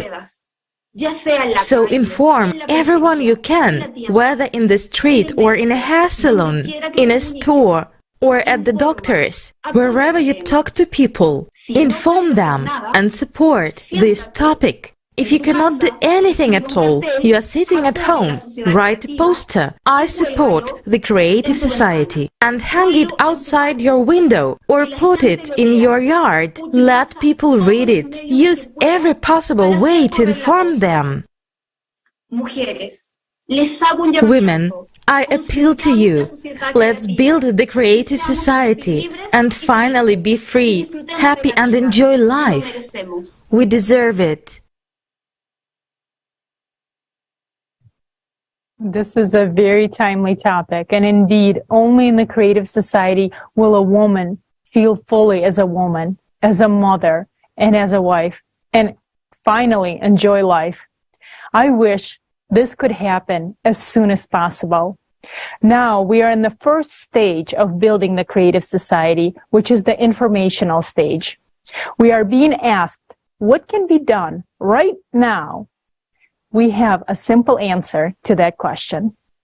There is nothing simpler than a small action. You can start wearing a t-shirt with the Creative Society logo on it, a baseball cap, a sweatshirt. Start wearing them to make people aware of the Creative Society. All the designs are now available on the Creative Society website.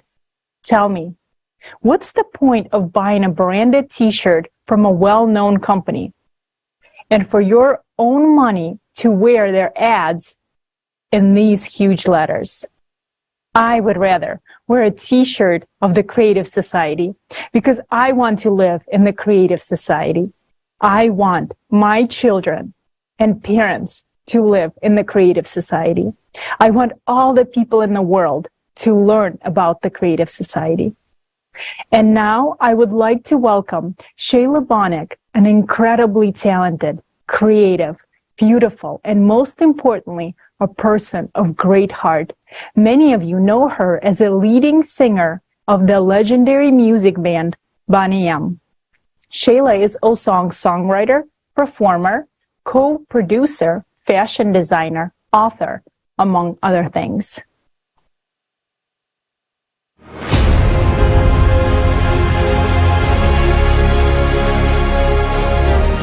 Together.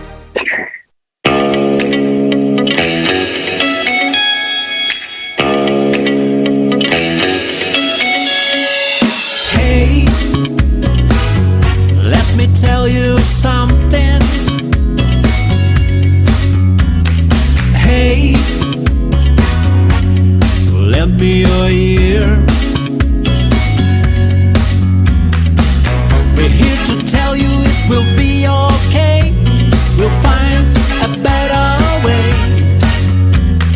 There's no need to be afraid if we unite today. We just want to be happy. We just want to live. We just want to be happy. We just want to live. We just want to be happy.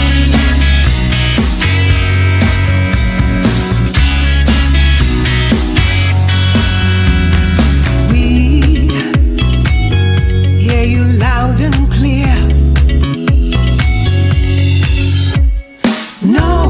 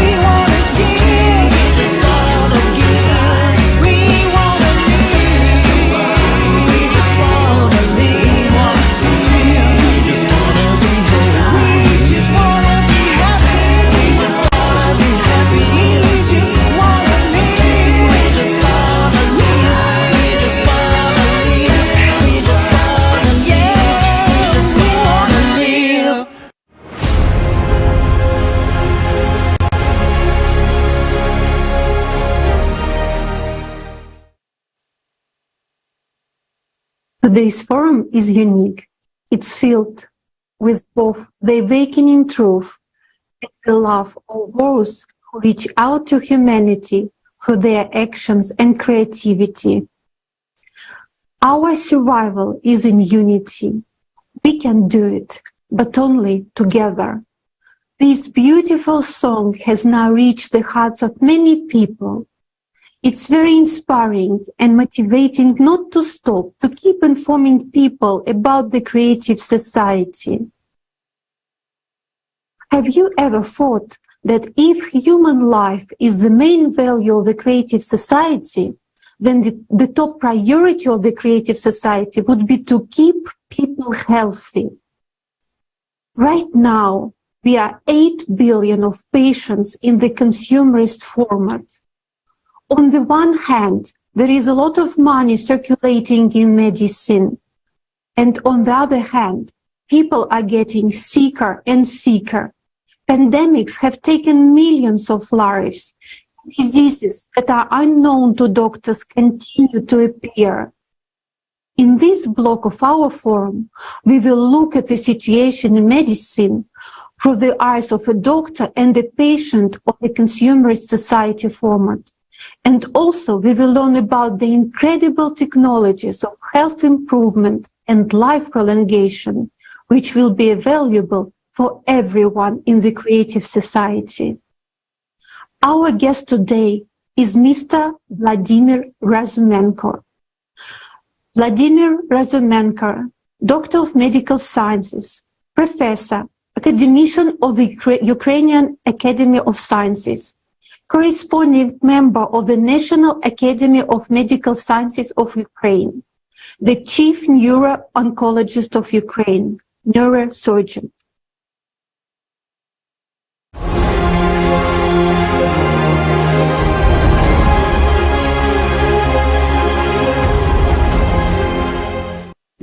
My name is Vladimir Razumenko. I am a physician by occupation. That's the main thing in my profession. I am a doctor of medical sciences, professor. I am also an academician of the Ukraine Academy of Sciences and a corresponding member of the National Academy of Medical Sciences of Ukraine. By position, I am the chief neuro-oncologist, that is, a neurosurgeon who deals with oncological diseases. I spend almost every working day in the operating room. I perform the most complicated surgeries on the brain in case of brain tumors. Without the development of medicine, it is impossible to further discuss the issue of health of the entire world's population. With the current population of about 7 billion, unfortunately, not in all countries people are able to get adequate medical care. It's a negative moment in the development of the healthcare industry in every country. Medicine today has to be highly technological. Medicine today should be highly effective.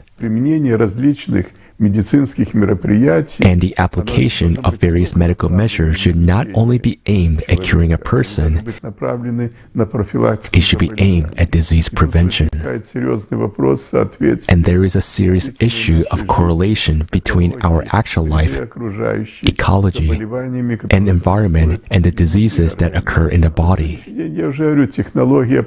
Today, technology makes it possible to cope with a whole range of very serious diseases. It concerns all organs, all body systems. But it has to be applied everywhere and in all countries. And today, if something has been invented somewhere and is being used highly efficiently, then it's necessary to share its experience.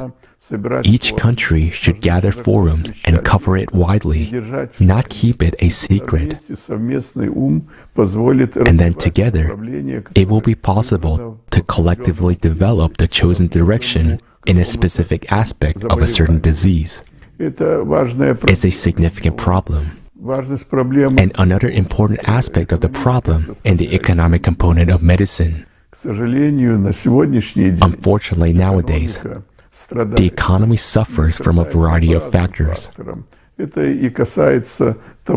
This concerns how an economically developed country uses the resources that it receives at the expense of business, how its enterprises work, and how people use the accumulated balance and accumulated funds for development of healthcare. It is considered that if the economy is high level, then the therapeutic measures must be high level too. And what to do in economically non-developed countries? And what about those countries with wars going on? When there is a discrepancy between the life aspirations and attitudes with those who run the country and who benefit from the wealth accumulation for the sake of their existence. They don't think about humanity at all. This is a major problem as well. A doctor should not make money, but should receive a proper salary, proper conditions, so that he doesn't have to think about everyday routine, or that his family is not fed. He should think about applying his professional qualities to treat these or those diseases. Therefore, preventative medicine is an important issue. And such a doctor is a real doctor who pays attention to disease prevention, who makes it possible to prevent the development of any disease at an early stage. A crucial component of our life today is the creative society. We can speak of the creative society only when we match it with the conscious state of society. If society is conscious, if it is not consumerist or parasitical, then the creative society will really allow us to change our planet, change people's relationships, improve medicine and people's health. I think that it is necessary for all of us to unite humanity on Earth as one whole in making sure that the creative process is steadily progressing and not halting or regressing.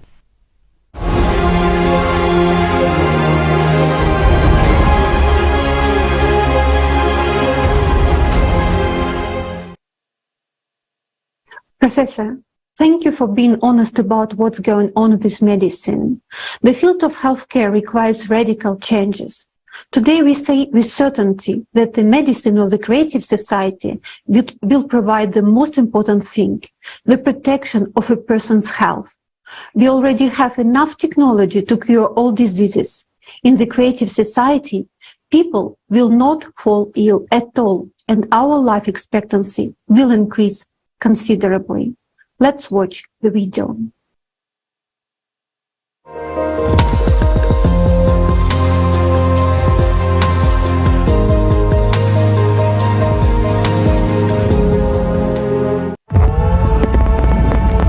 You will be surprised how many diseases can be cured even today, and what technologies exist. We're told about incurable chronic diseases and that there is no way out, either surgery or taking drugs for the rest of your life. We are milked by playing on our feelings of fear and hopelessness. But let's see how things work in reality.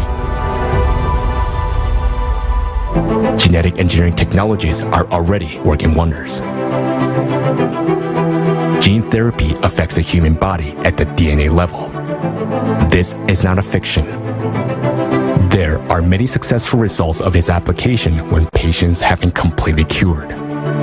You can find information about these technologies in public access by Googling them or by visiting the offices of the development companies.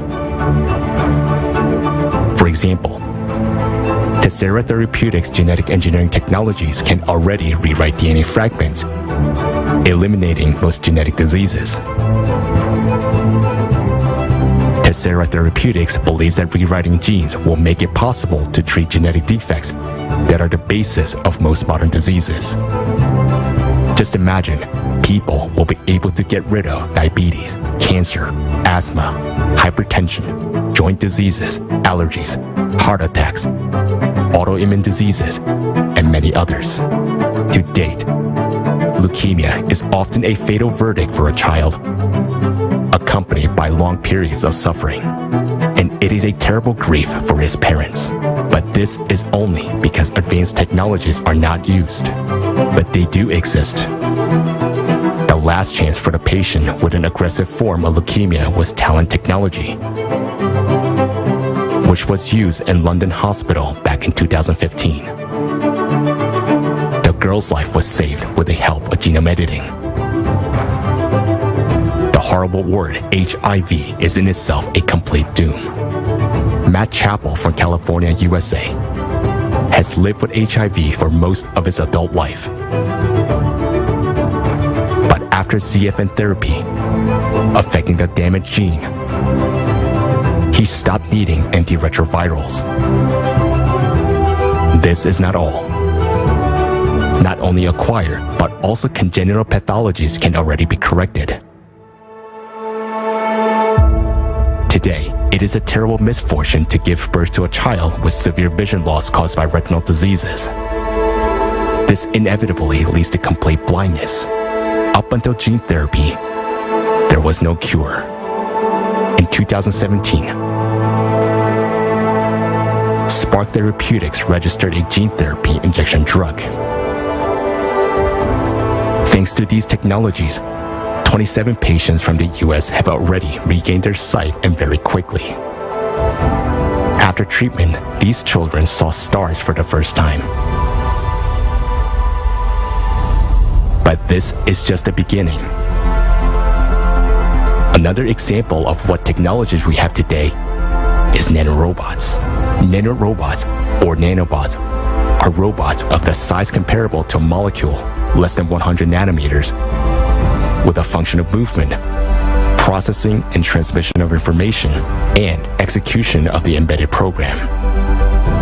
Even if you have not yet heard about how nanotechnologies work in healthcare, you are already actively using them in your smartphone. It is thanks to nanotechnology that your smartphone keeps its charge for many hours. 4G, 5G mobile networks, microprocessors, all these are nanotechnologies. The cost of making a nanorobot is only a few cents, and the time to assemble it takes only a few minutes. This will significantly reduce the cost of medical services. And due to the microscopic size of nanorobots, a person will not experience any discomfort or pain during treatment. You just drink a glass of water, and nanobot doctors will perform treatment where it is necessary. To date, nanorobots can already destroy cancer cells without harming the body, deliver drugs to all tissues and organs, remove blood clots, thus preventing heart attacks and strokes, improve the quality of diagnosis and detect any disease at its earliest stages, or even predisposition to it, destroy pathogens of any infectious diseases, including the fatal ones. An amazing technology was discovered by Iran's academician, Peter Petrovich Gariev, and his colleagues. The method allows us to read information from healthy DNA using a laser and record it in the form of a sound spectrum. When the sound wave affects a diseased organ, the damaged DNA code is restored and a patient fully recovers. How long do you think a person can actually live? Prolonging a person's life is already possible. Nowadays, our long livers look like this. But prolonging life is not only an opportunity to live more than 100 years without diseases, but also to live precisely in the young body. The key to youth and longevity has already been found. Stanford University has developed technology for genetic age reprogramming and obtained a license for its use. Just imagine, at 100 years old, you will be able to do sport and be in the same physical shape as you were when you were 25. These are just some of the technologies that exist. They are not available to you today because today, your life has no value for anyone but you. Any person in the consumerist format faces diseases and loneliness. But everything will change in the creative society. All advanced medical technologies will be available to everyone, even during the transition period to the creative society. Artificial intelligence technologies will combine the knowledge of specialists from all over the world to help make diagnosis accurately and restore people's health. Such notions as medical error, misdiagnosis, complications from treatment, and side effects will disappear. Healthcare will quickly become exclusively preventative, whereas in a creative society, people will stop getting sick at all. Every home will have a revitalization capsule. When you enter it, you will be able to scan and repair your body in a matter of minutes, and also correct your body shape as you wish. At last, you will be able to eat your favorite dishes and desserts without harming your health. A pleasant bonus in the creative society will be prolonging life beyond the species limit. Even at 125 or older, people will look and feel like they are 20 years old. You will be able to make all your dreams come true. Climb the Great Wall of China. Walk 50 kilometers across the South Island of New Zealand in one breath. Run with your grandchildren and dance salsa until dawn in your 60s or 90s.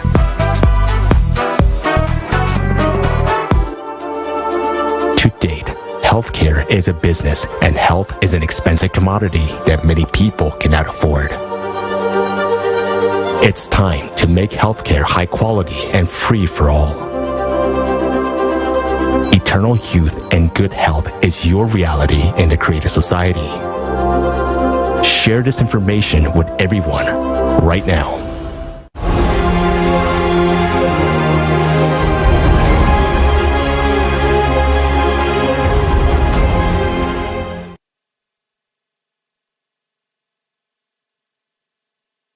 When one hears the benefits of a person in the creative society, I, for myself, want to say that I want to live in such a society.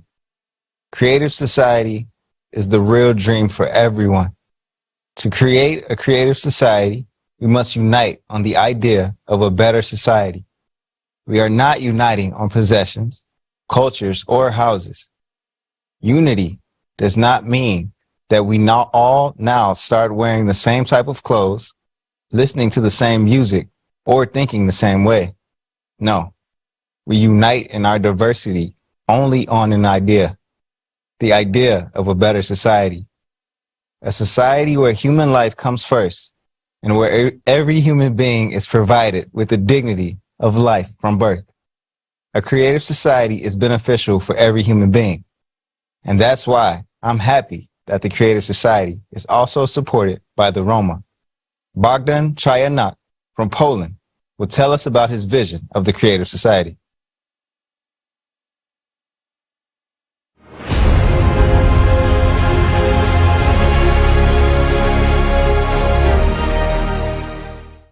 Let the gracious God grant everyone goodness and happiness. Let everyone be healthy and happy. Roma all over the world.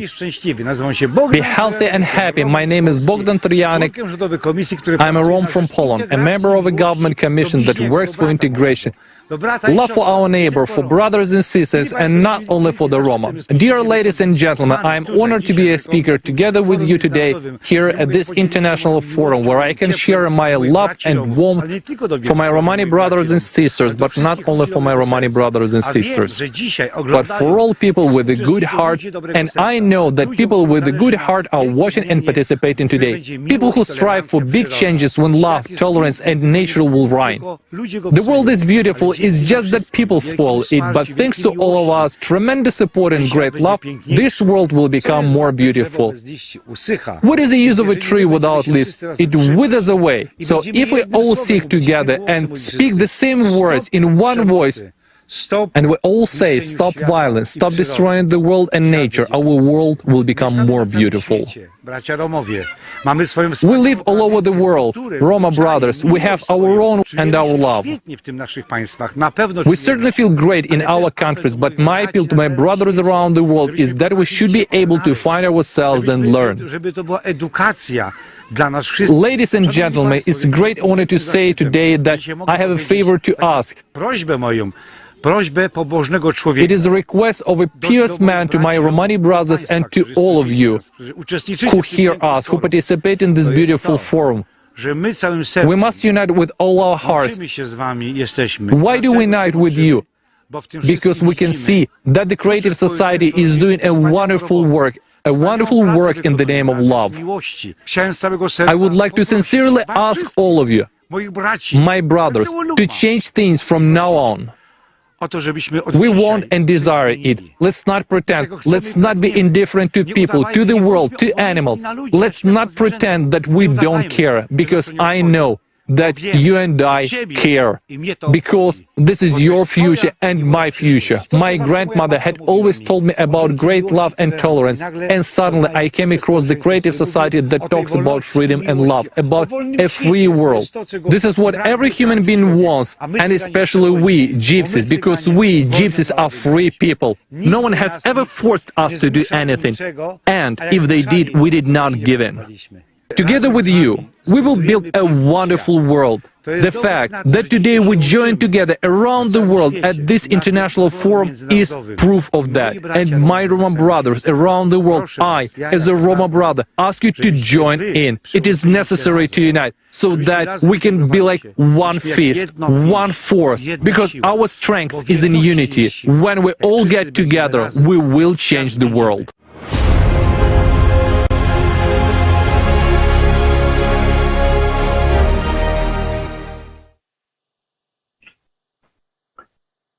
У вас может возникнуть вопрос, кто же все эти люди? А действительно, кто мы? Мы — это человечество. You may be wondering, who are all these people? And really, who are we? We are humanity. The creative society is all of humanity. It is not some saintly call. It is a society where everyone has a place. And when I say all, it means all. We are on every continent of our planet. We are all volunteers, regardless of age, status, profession, or hobby. We all contribute to the common future of humanity in our own time and our own way. We are bikers and businessmen, bankers and teachers, criminals and generals, construction workers and terrorists, politicians and taxi drivers, scientists and sailors, students and athletes. There are members of all religions and sects among us. And yes, there are even Freemasons among us, and they too are doing a lot of good and working for the common good of the whole of the people. Even alcoholics and drug addicts share our views. Are they not human beings? Don't they want a normal life? Whoever you name, they will be in our ranks anyway, from the Talibs, the orcs, the banderas, the communists, the fascists, and the mafia. I will tell you more. There are even Democrats and Republicans among us. Do you know why we are so divided? Because before we didn't have one common idea, we didn't have the creative society. The consumerist format has fragmented us all and put us in our own niches, forced us to get our own bread in different ways, turned us away from each other in pursuit of personal happiness. There are true heroes and geniuses among us. They've been working for years for the good of humanity. Some have already given their lives for the survival of humanity. The consumerist format does not allow us to say their names because the consumerist format will inevitably exterminate them. Yes, we are heroes, but we're also the outcasts of today's. Take the Taliban. They are terrorists. Why did they have to take up arms? Have you ever asked yourself this question? We do not support terrorism or justify their methods, but right now in Afghanistan, our members are translating this form for the same Taliban who have taken up arms under compulsion of the consumerist format, because they dream of being humans, of fulfilling the precepts of Prophet Muhammad. They dream of the creative society. I will shock you once again. There is even the all-to-know common mafia among us, Yakuza, Triad, Sicilians, Russians, Mexican, and American. And do you know why they are our members? Because they are human beings, and under different conditions they would be true people. But now they are victims like the rest of us. Our law says they are criminals, and we say they are victims of the consumerist format.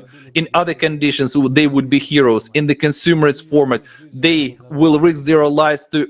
In the consumerist format, they risk their lives to earn their bread. And in other conditions, they would risk their lives to improve everyone's life. They would be heroes. They are risk takers. They have a risk character. They are not afraid to risk life, to sacrifice their freedom and their lives. But for what? Today, for a piece of bread. In other conditions, in the creative society, they would be explorers. The most extreme and dangerous professions would be for them. Every person on the planet would know and be proud of them. Let's be honest. Many people have been pushed on the criminal path into the ranks of the mafia as a protest against the injustice of this consumerist format. Isn't that a crime? This whole consumerist format just change the conditions and billions of people will get a chance for a better life. A life without humiliation and oppression, a life of quality and justice for all. Where are these people? What are these people strive for right now? Has anyone looked into their souls? No one. No one but us.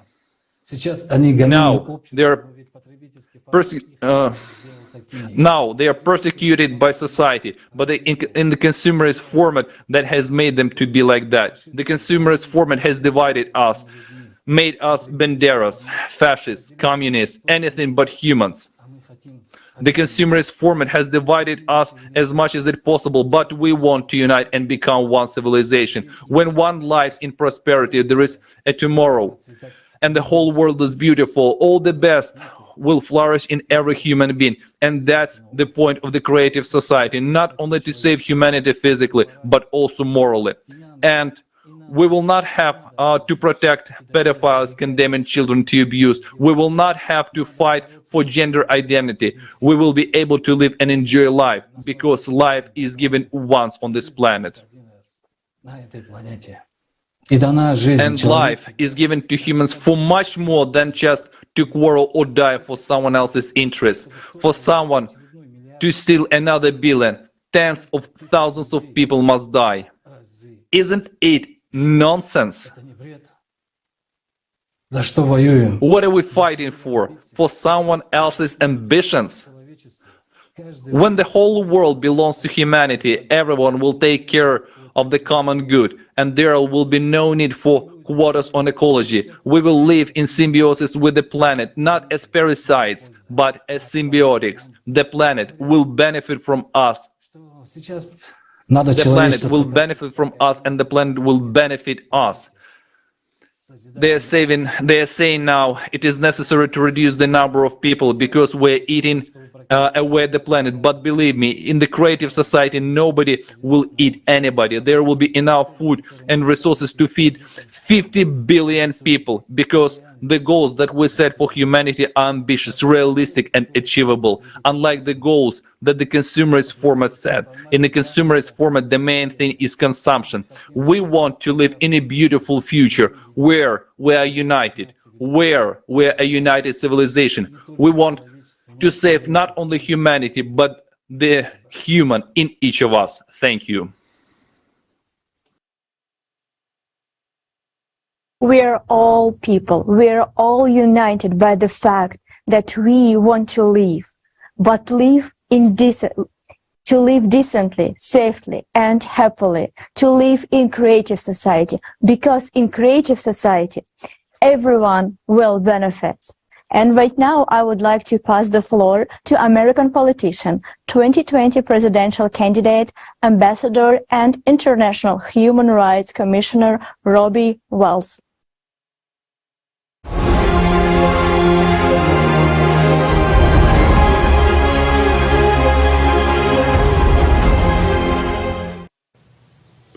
Hello, ladies and gentlemen. I am honored to participate in this landmark international forum. I'm grateful for the opportunity to reach out to people around the world, to you, dear friends. I agree with our distinguished speakers. Our climate and geopolitical situation are very urgent. Even in my home country, the United States, the economy is collapsing rapidly. Record inflation is eating away at our salaries and savings, and more people are left on the streets because they can no longer pay their rent. Think about it. There is an unprecedented increase in child poverty in the United States right now. My heart bleeds to realize how many children will go to bed hungry tonight and how many more will go to bed hungry tomorrow because the situation is only getting worse. And this is all in America. In America, children go to bed hungry. It's not somewhere in developing countries. It's already happening here in the United States. All this despite the fact that we are the most developed nation in all the world. And we no longer feel safe in our country. When sending children off to school, every one of us is afraid. And we pray. God forbid that nothing happens to them while they are away. And we hope that they come home alive. The polarization of society has reached its climax. We are divided. We're pitted against each other, and we are afraid of our neighbors.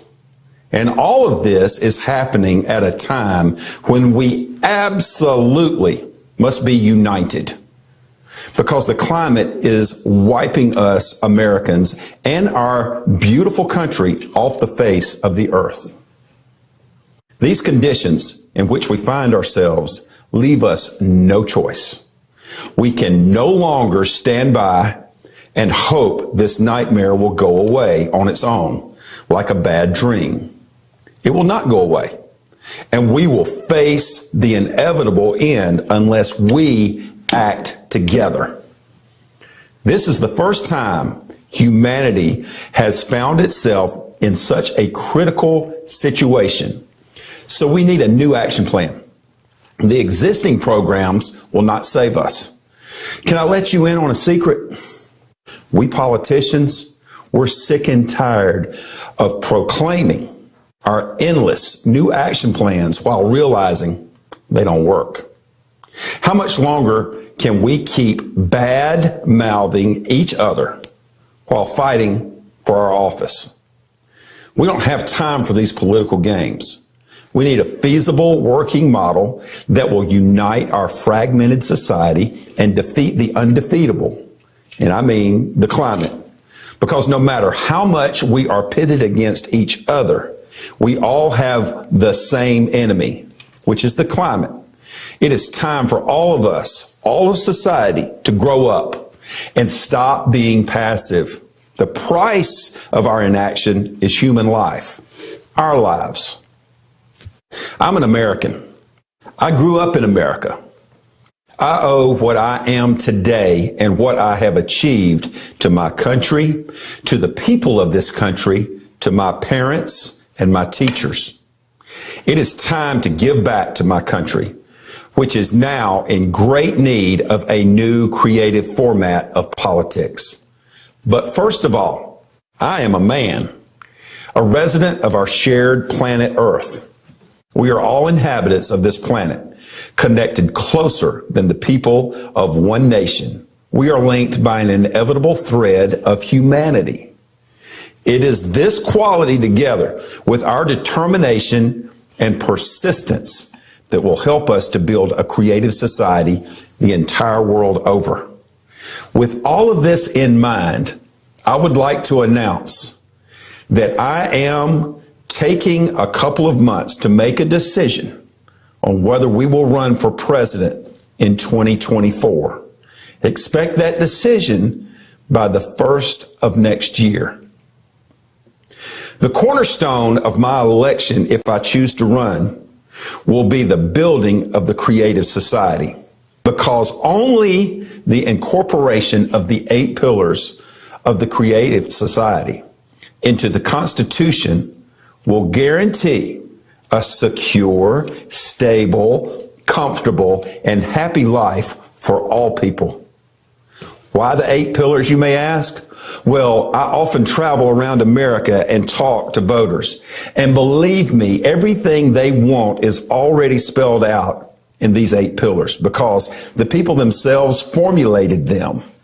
And I'm all for what society chooses.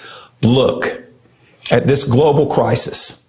It is evident to me that the creative society is the only chance to build a wonderful world for all, the world that each of us dream about. No matter how great America is, we cannot overcome the climate alone. So, as was said above, to defeat this common enemy, we must put aside our differences, reach out to each other, and together choose the creative format of society. I will stand for the creative society to the end. And when I win, if I choose to run, the presidential election in 2024, and I know I will win, I will build a creative society, not just in the United States, but around the entire world. One more thing, and you can bank on these words right here. I will put Putin and Xi Jinping around the same table, and they will accept the creative society. And together, we will surely save our planet. May God bless each and every one of you around the world watching tonight, and may God continue to bless these United States.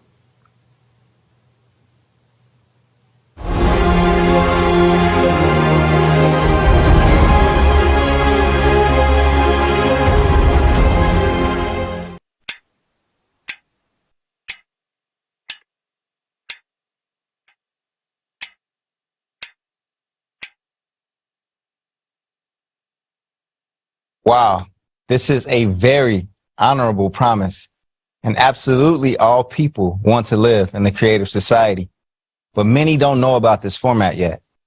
At today's forum, we described in detail how the creative society will benefit each individual.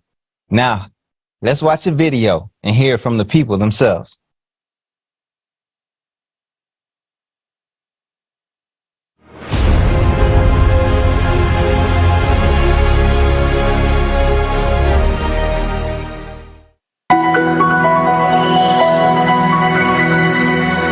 I dream of living in a world free of diseases. My dream world where everybody's treated fairly, everybody's treated equally. I believe that something like universal basic income would be quite reasonable. Everyone has the right to water, safety, an education, and either a supply of food or the means to provide food for their families. It seems to me that once a person is born, he or she should already be provided with good living conditions, housing and food. I feel they should have like basic necessities, so like food, water, obviously like electricity, and status, health for status, because without health you can't do nothing. No. Yeah, and just free healthcare as well. It would be great if every person on this planet already had housing at the moment of their birth. If everybody could work with what they love, I think we could see a huge difference in society. By birthright, a human should have the freedom of moving around freely. There shouldn't be borders, because I believe that God created the earth and sky for everyone, but people began to divide it. I think every person should be given a fair right. A child should be able to have loving home, I think, and maybe the government shall support families that don't have that much money on their child. I think there should be benefits to help mothers and raise kids. First of all, it has to do with freedom of movement. Primary education should be free. It's a basic fundamental human right. Free health benefits is still 5 because some parents, they're going through crisis. Don't fight each other. I think it's important for people to have clean water and good food. Of course, a peaceful world, ideally a world without diseases, so that we could cure as many diseases as possible, the whole spectrum of diseases. So everyone should have a roof over their head, everyone should have employment, access to free education, access to free healthcare. In an open and technological society where you should probably work 3 or 4 hours a day and do only a job that is interesting to you. In fact, nowadays, there's enough technology for people to not work at all. A world where collaboration is like the main intention and not like just competition. A society that gives the tools for anybody to develop. A society where everyone can fulfill their potential. Opportunity. Yes. A chance of a happy life. An education, a safe home, secure home, and equal rights. Old age should be decent. Pensions should be decent. To live in a world where human life is the most important thing. Yes, I think so too. Everyone must have access to information, and it mustn't be distorted by those in power. Mass media should be free. Well, I suppose for human life to be a priority, you have to look after the environment that you work in. So resources have to be shared, nurtured, invested in for everyone, not just the wealthy few. The government should take care of everybody, and everybody should be living in peace. Want to be friendly, to cooperate with each others, not kill each others. There must be economic independence. It is necessary to ensure that laws are obeyed and human life is respected. All the money that we are investing in army, we have to invest it to education. No hunger in the world. Peace in the world and relationships between people should be friendly. For me, it is a world without war. An alternative world, a world without nuclear power, a world without bombs and mines. I would like to live in a world free of crime, where the government fulfills its promises. Do you support the creative society? Of course, I'm as active as a participant as you are. The creative society is what we are building today. Definitely, yes. Definitely. Yes, of course. Yeah, I support this. I would definitely support creative society. Of course I support it. I believe it would make the world a much better place. I don't just believe, I'm sure. It's important for the whole world. That's a fantastic initiative. Yes, I'm definitely going to participate. I want the creative society, a society of kind, open and bright people, to be for the future generations. And I would like it for us too. Sure, because I'm actually already doing it now. Deep inside, we all know what is right. At some point, we shifted responsibility onto others because we thought they could save us.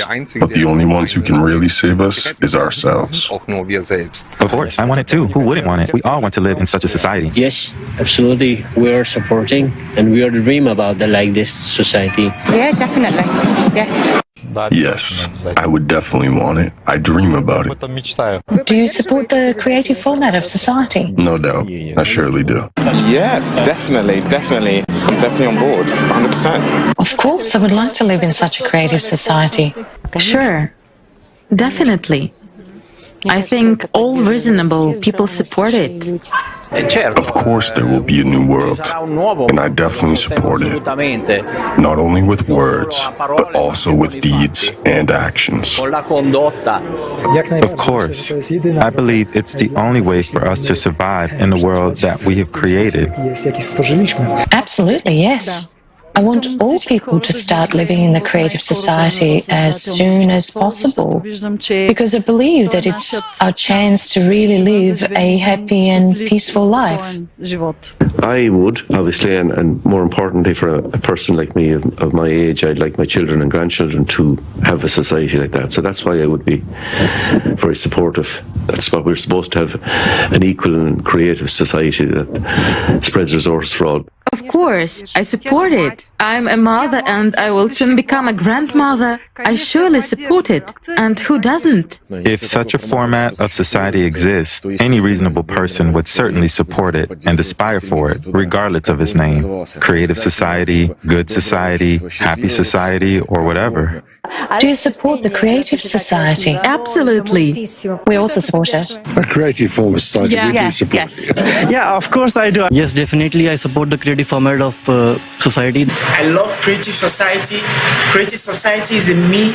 I am creative society. I definitely support that, like definitely 100%. For many, many, many reasons. But, everybody will say, yeah, cool, we work less. No, it's not about working less, it's about achieving more. Naturally. Well, yes, I think that's what many people want, and actually what everyone wants, what everyone is somehow striving for. That would be the greatest society. If we all really become united, there would be no evil.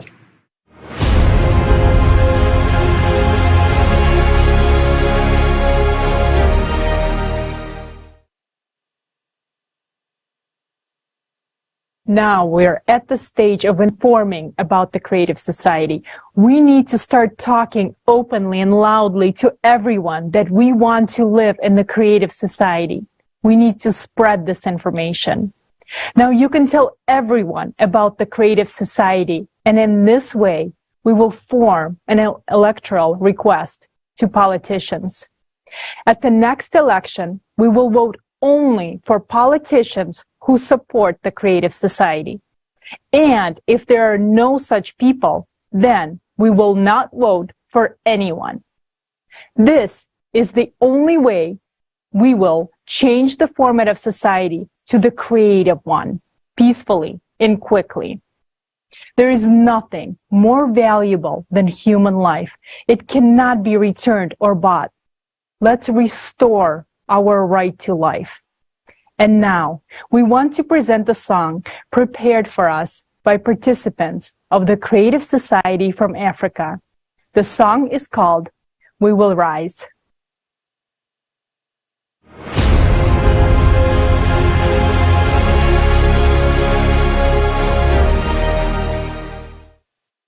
We will rise, we will rise, we will rise, we will rise, creating society.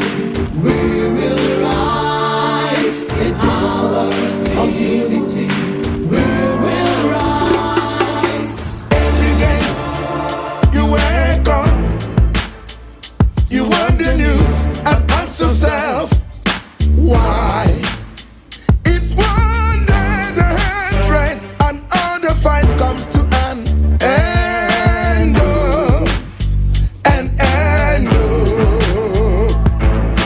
if one day the killing and greed is over, if one day humanity's mind is sober, every time you wake up, you make the world we are living in. Nooks and guns await us as we are walking on the streets. We are sent to kill each other in wars. Do we want to?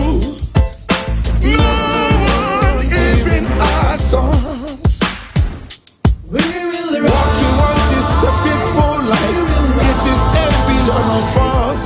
We want to live, not just survive. The power is within us. Society, we will rise.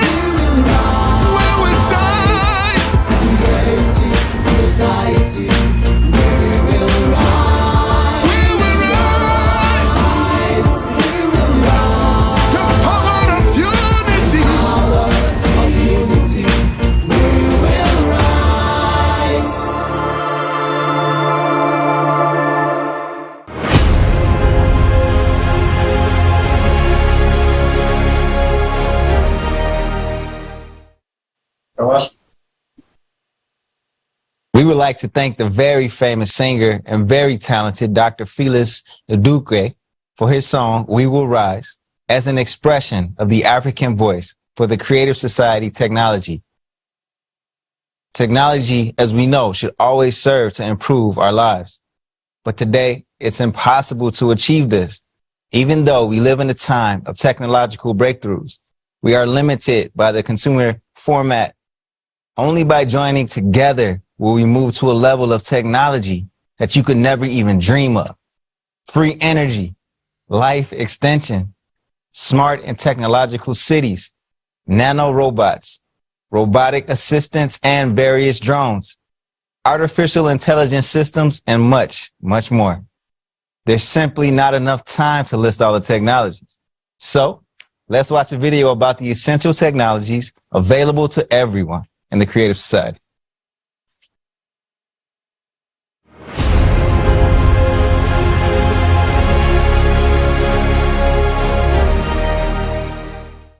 Any sufficiently advanced technology is indistinguishable from magic. Arthur C. Clarke.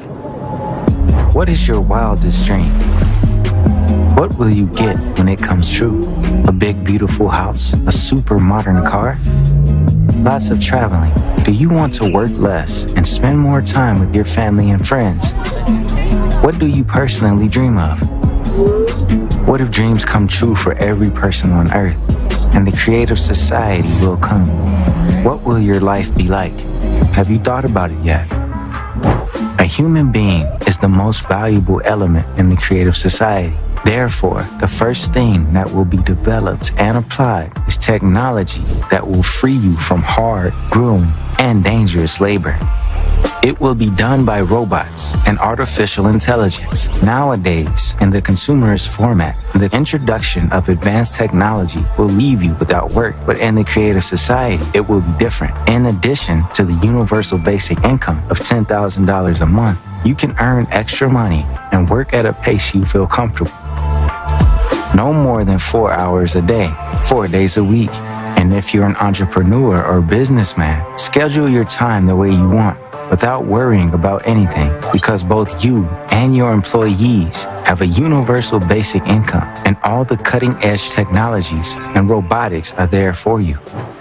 As of today, robots are already capable of taking on the most labor-intensive tasks in agriculture, metallurgy, mining, automotive, and other industries, and even in the neutralization of radioactive waste.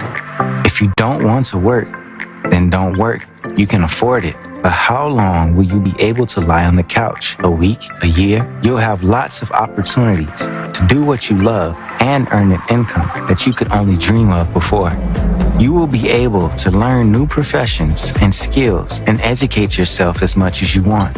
In education, there will be use of technologies that will make the learning process super interesting, easy, and interactive. Virtual reality glasses and holograms are already being used today. One of the most important areas that will be upgraded with the most advanced technology is the protection of human life and his safety. Thus, you will be safe and secure everywhere. You won't be afraid to come home late at night. You won't be afraid to let your child be alone outside. You will be able to go anywhere in the world and nothing bad will happen to you. Safe city systems have already been created based on artificial intelligence. They can quickly respond to emergencies, protect citizens and visitors every day, investigate and even prevent crimes. Intelligent systems and road infrastructure are already capable of controlling traffic throughout the city and ensuring safety. They can prevent traffic jams, send a signal to the car about a pedestrian who is about to jump out onto the road, and even intervene in case of a possible collision and activate the brakes. Imagine that you're going home in such a smart city, for example, and an autopilot air taxi. You chat via video call or watch your favorite movie. You walk into your beautiful big house and you already have a hot dinner waiting for the whole family. Smart gadgets and artificial intelligence have already washed, ironed, tidied everything and ordered food delivery. Who has cooked the dinner then?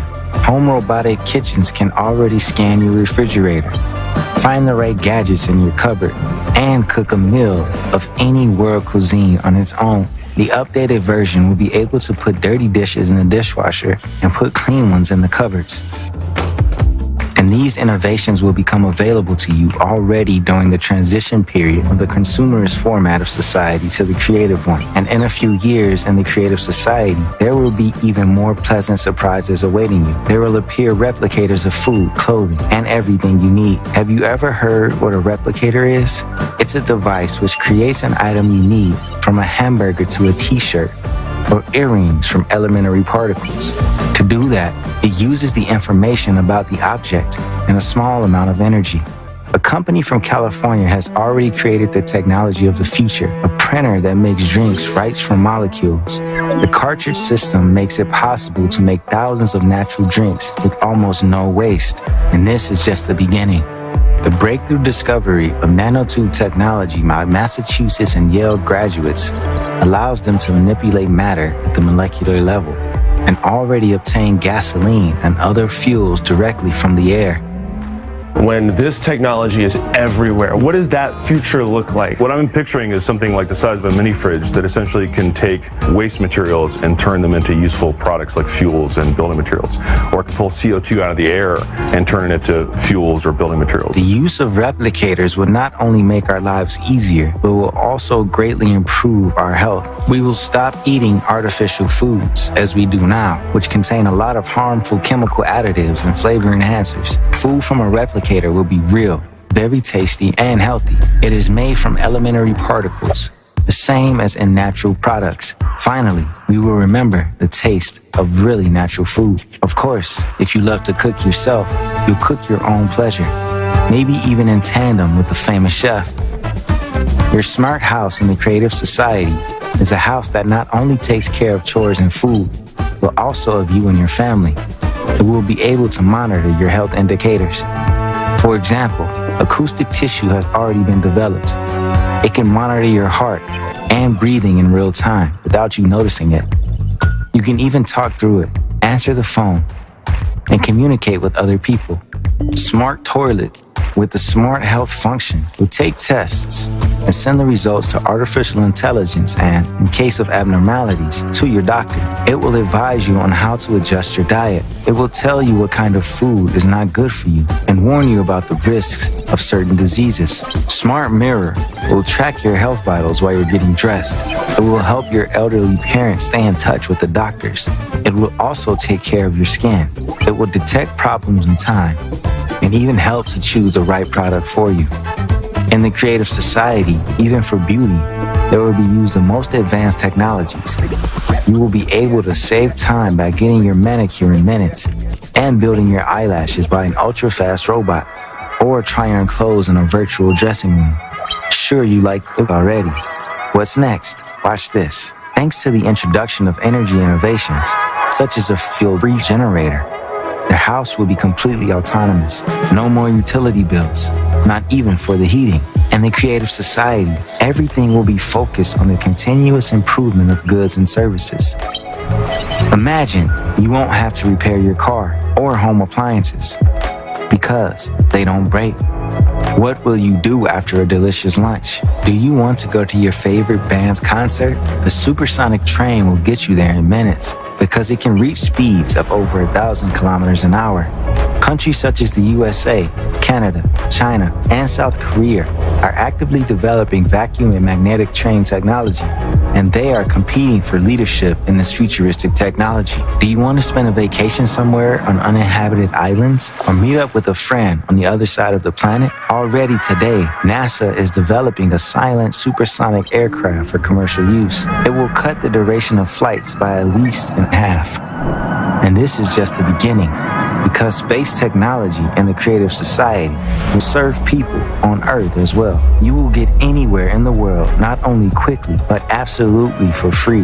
No visas, no bureaucracy. There will be complete freedom of movement for everyone. You will be welcome in every corner of the world. There will be one world. No wars, no enmity. We'll have nothing to fight about anymore. True true human values will finally return to society. Cutting-edge technology will cleanse the planet of all garbage without harming the environment. Even today, innovations make it possible to completely recycle unsorted waste into raw materials for repeated further use in industry. You will be surprised to know what great prospects await us in the creative society. Garbage will become the most valuable raw material because the introduction of replicator technology will help to completely break down garbage and unnecessary things into elementary particles, and then read everything we need from them without leaving home, from food and clothes to gadgets and so on. We will no longer have to destroy the planet and kill animals to survive. In the creative society, we will be able to breathe clean air again, drink crystal clear water, and enjoy the pristine beauty of the oceans and forests. Have you decided what you'll do in the creative society? Have you long been dreaming of spending more time with your family or changing your career? Or would you like to learn how to surf on the best beaches in the world after work, travel with friends? Or maybe you dream of seemingly simple things, for your parents to be protected and live long, for your children to be healthy, and that for you, yourself, that you won't grow old and live more than 100 years. The creative society is better than your dreams. You'll have something you couldn't even imagine. And it's a society focused on your needs. It's the implementation of the best technologies, the world's best practices, all for you. Imagine your dream. It will become a reality in the creative society.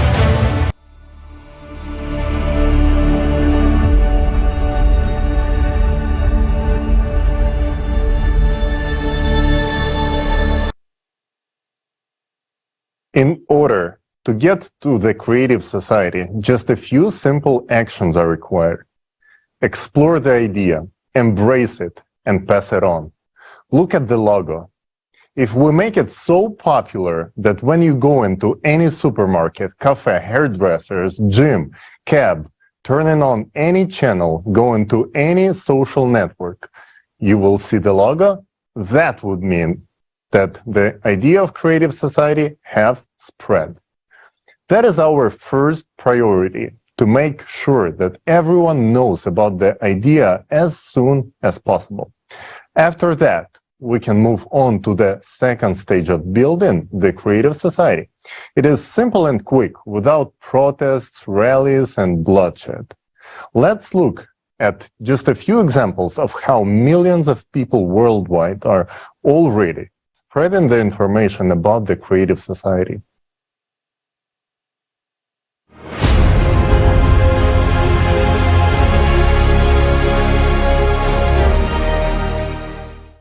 It is important that all 8 billion people learn about the Creative Society project and support it. How can this be achieved? Where to start? Tell your family, friends, neighbors, work colleagues, basically everyone you know about the Creative Society. Share the information about the Creative Society on social media. You can write comments to videos, write video blogs, write posts, and share them on social networks. Post banners on your personal websites and accounts. Make your social networks explode with information about the Creative Society, and every user of your network will spread the news to the whole world. I work with a large group of volunteers, and we have an official Creative Society account. I'm over 60. I'm a grandmother and a blogger. In my posts, I talk about the Creative Society. Hello friends, my name is Gabo Korchak. I'm a chef. Informing is the first and most difficult stage in building the creative society. That's why I do my best to inform people about the creative society at every opportunity, whether it's meeting different people, guests, and so on. Because every person I talk to wants to live in peace, love, and prosperity. Wear clothes with a Creative Society logo, such as t-shirt or a baseball cap. We use pullovers, t-shirts, and caps. We hand out cards with the logo and the webpage. You're always on trend when you wear the Creative Society logo.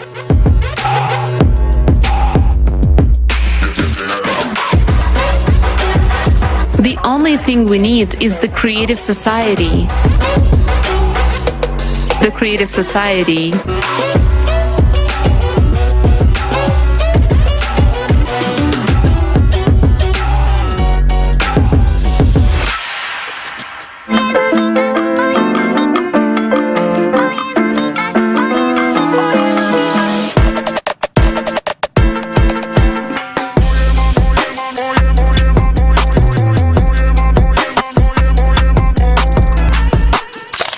Put the sign in your yard. Attach a sticker with a Creative Society logo to your car. Decorate your bicycle with the logo. As you can see, I have a t-shirt with the Creative Society logo printed on it. Well, it's one of the ways. I also put a sticker on my car, which says the Creative Society and has a QR code which people can scan to access the project homepage. I support Creative Society and I inform people every single day about Creative Society, as you can see on my car and even on the plate.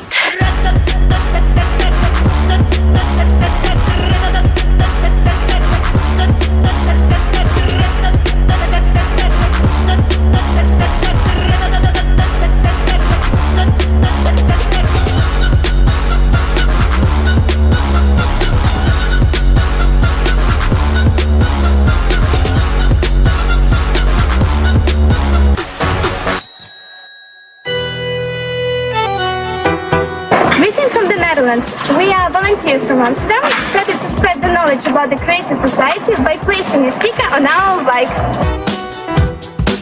Indeed, there is actually more bikes than people in the Netherlands. So you can imagine how important it is to put this message about the Creative Society, the 8th Foundation, and the way to get even more information with the QR code. Leave information about the Creative Society in coffee shops, doctor's offices, the local grocery shops, the hairdressers, anywhere, even on the wing of an airplane. We are in Berlin today, shooting a film about the Creative Society in an Italian cafe. We told the chief and owner of this cafe about the project, and he became really interested. Please support this idea of young people who are fighting for and promoting a better world for all of us. Today I'm in the pediatric surgery department. My son has been treated here for more than 3 weeks. Such a small action as informing people can change the destiny of many. Don't know where to get a model? It's already solved. Just go to the Creative Society website to the design section and choose the one you like. So let's do anything we can to build a Creative Society as soon as possible. Write poems, songs, make short videos, memes, and even jokes about. For example, the phrase, "If you do not support the Creative Society, don't touch me," can be printed on a toilet paper.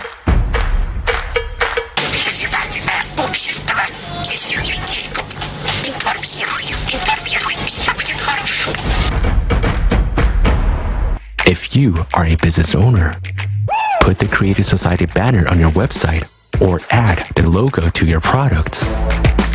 Show that you care about all people. Since I have my own tailor shop, I inform people when I'm at work. One of the fastest methods of conveying the information about the Creative Society is via media. Participate in talk shows, podcasts, news, or any other program about the Creative Society and its benefits. It's the most important thing I can do in my life, and it's the most important thing I can do for all of humanity. We were also invited as guests to the Storytime program on Radio Italy, where we talked about the Creative Society. You can also put advertisements about the Creative Society in articles, newspapers, magazines, and on billboards. Place the Creative Society content on television, both local and global. Great news! Soroka TV is now showing interviews and excerpts from various videos about the Creative Society project. The more creative content there is, the faster we will succeed in building the Creative Society. The Creative Society project's logo should be everywhere, all over the world. It should be recognizable in every corner of the world.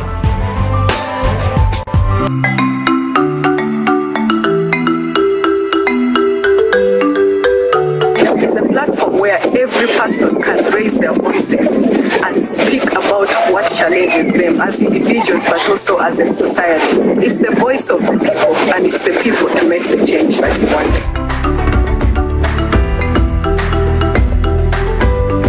It's only together that we can change the world. It's you and me come together for the betterment. That's why I call upon everyone, friends, brothers, sisters, to come and be part of this great project for the betterment of our world. Be creative and think of other ways to let the world know about the Creative Society. But don't forget that everything has to be within the framework of the law. The sooner people learn about the Creative Society, the sooner we will be living in it. If you want to have a decent life, tell everyone about the Creative Society. We're all unite on one platform, on the Creative Society platform, and we talk about the fact that we need to change the system that we're in, from the one that's consumer-oriented with money and power is number one, to the one where we deserve to live. I have a big flag, and when I ride my bike, I attach this flag and the small ones to show that this way I draw people's attention to the Creative Society. The marathon is a great way for the city to learn about the amazing project, the Creative Society.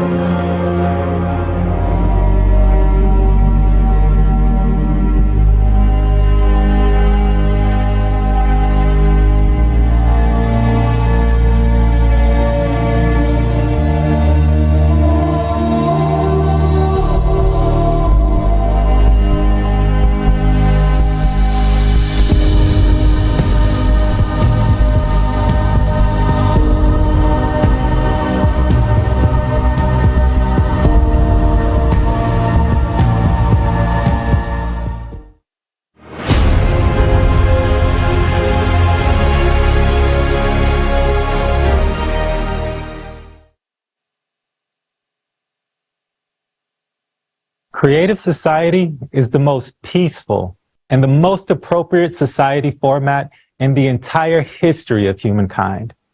Only in the Creative Society can we cope with the climate threats and the crisis of the entire humanity. The best investment in your future is an investment in the Creative Society. Every active volunteer of the Creative Society, those who are implementing the hardest and most difficult part, that of informing people, deserve to receive a Peace Prize from the Creative Society. Every participant of the Creative Society deserves to be recognized and remembered in the future by grateful descendants.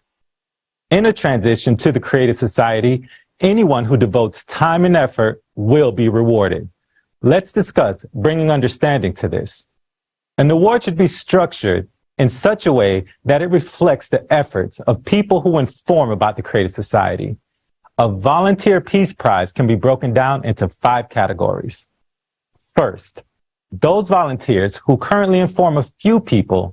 Those are the people who put stickers, "I support the creative society," on their cars, who talk to their colleagues, friends, and acquaintances everywhere, who just work with a few people. Those people will receive $1 million. Second, those people who inform dozens of people, those who could be cafe owners, bloggers, those who travel, explain, talk, who are not shy to talk in buses or somewhere else, and massively inform dozens of people, they get $2 million.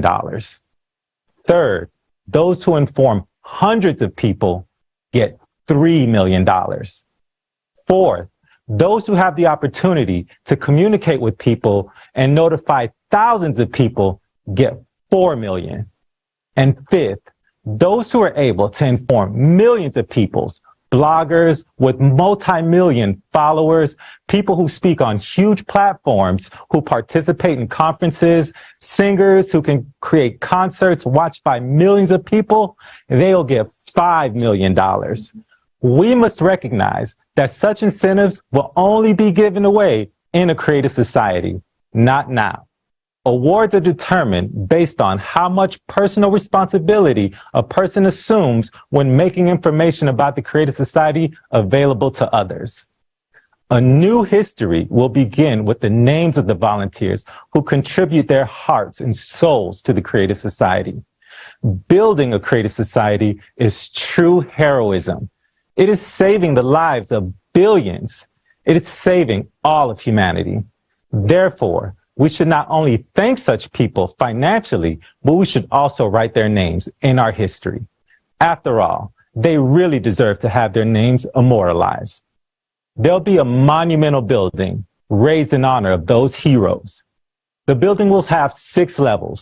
Each person's name, every volunteer who informs millions and thousands, will be on the first floor. Furthermore, there'll be the same gradation from 1 to 5 million Peace Prize recipients. 2nd to 5th floor will be dedicated to the real philanthropists, those who supported the informational stage and made creative society possible. On the top of the building will be tributes and portraits of all politicians who were so courageous and the first to declare their support for the creative society. In addition to help us create voter demand for a creative society, these politicians will remain in the public memory for generations. A creative society logo will be installed on the top of the monument. The effort we are now investing into the building of the creative society is the greatest thing we can do. We are building the future, not only for ourselves, but for our children and the generations that will come after us. And we can only do this by uniting the whole world.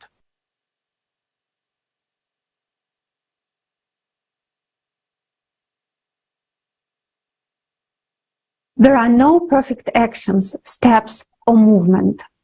While waiting for the perfect moment, we are losing the most important, most valuable resource, time. On the subject of time, I have an example to show you. Tell me, what are the statistics on average life expectancy in your country? Let's say 80 years. Let's take 78 years, which is inactive life. So, 78 years. Look, this is our lifespan, 78 years. So the span of our life is roughly this long. You can take a piece of paper and draw a line for your 78 years. Look, some of us are 30, some are 40, some are 50, 60. I will cut off the time of my life that's already gone.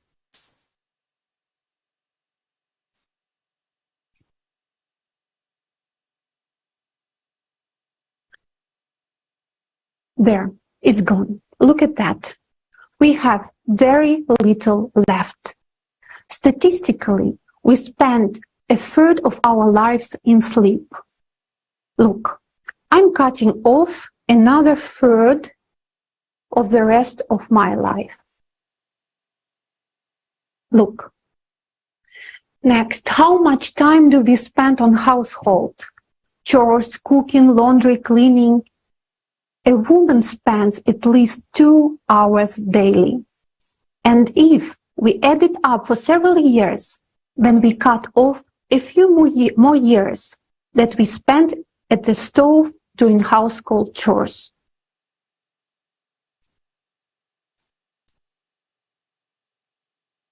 That's how much quality life we have left.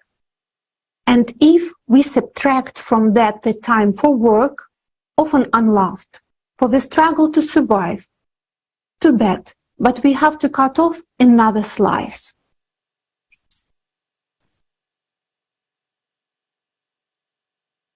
We only have a little bit left. And that's not even me taking away the time we waste on social media, on Instagram, envying, comparing, and procrastinating. Let's cut that off too. And look what we are left with. We have only 6 years and we don't act. When will we act? We have almost no time left. I didn't take into account the climate threat that's hanging all over all of us. It doesn't really matter how old you are now. The climate situation has leveled us all. We have 6 years old. We will sleep for 2 years and walk for 2 years.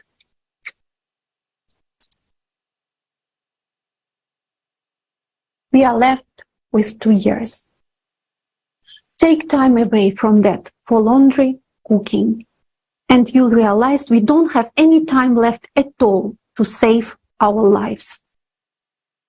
And we are not talking about saving lives and continue living in the hellish conditions of the consumerist format again. We are talking about completely changing of our lives. The creative society is the future in which your life is society's most significant value. There you will forget what fear is. Live in safety. Stop selling yourself in slavery for money and be provided for and able to create, able to become a better version of yourself. All the advanced technologies will provide for and serve your life in a peaceful, beautiful society without wars and threats to life. So think about whether it's worth wasting time on any doubts and fears, or whether it's time to start acting right now. Ask yourself the question, what can I do that is useful? All fears must be put aside. You need to think more about the benefits of creative society for yourself and those you love. Take actions right now. Take action the best you can. There are many examples of what people all around the world are already doing today to build the creative society. But don't compare your beginning with someone else's middle. You have to be yourself. Be honest. Be open, be a real person. Be someone who is pro-life, not pro-death. To be the one who is for creative society.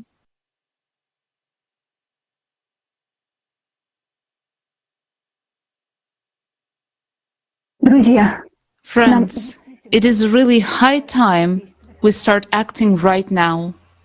You know, all this time we've been actively trying to reach out to humanity, but we are faced with a huge inertia among people.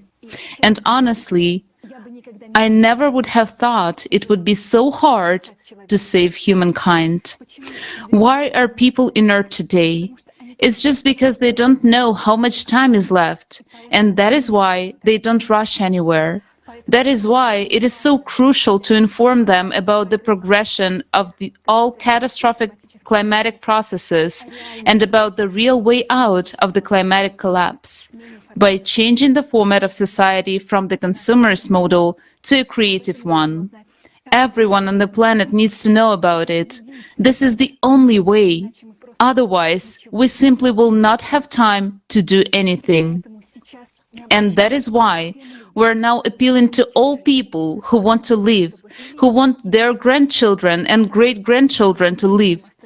We cannot stop the progression of climate cataclysms on our own, and we cannot reach out to everyone on our own either. There is no point in placing our hopes in politicians expecting that they will come to an agreement and do something about this. We people need to start talking about this, and you and I need to get this message out to all the mass media, to every person out of the 8 billion people living on Earth. This is the only opportunity we see right now. We have a chance to leave this planet as dead as Mars, but we still have chance to save our planet. And right now, as we speak, right now on our planet, magma is making its way to the surface through new faults that are being formed because of earthquakes. It is a fairly rapid process. This is a fact that we have been living for more than 10 years. And as of today, you also will have to live with it. Because now you too understand that this is really an apocalyptic doomsday bomb with a clock. And now you understand too that the only solution for us as a civilization is the creative society. And everyone has to learn about this. Each second of our inaction here diminishes our chances of survival. Today, it is up to each person to make a choice.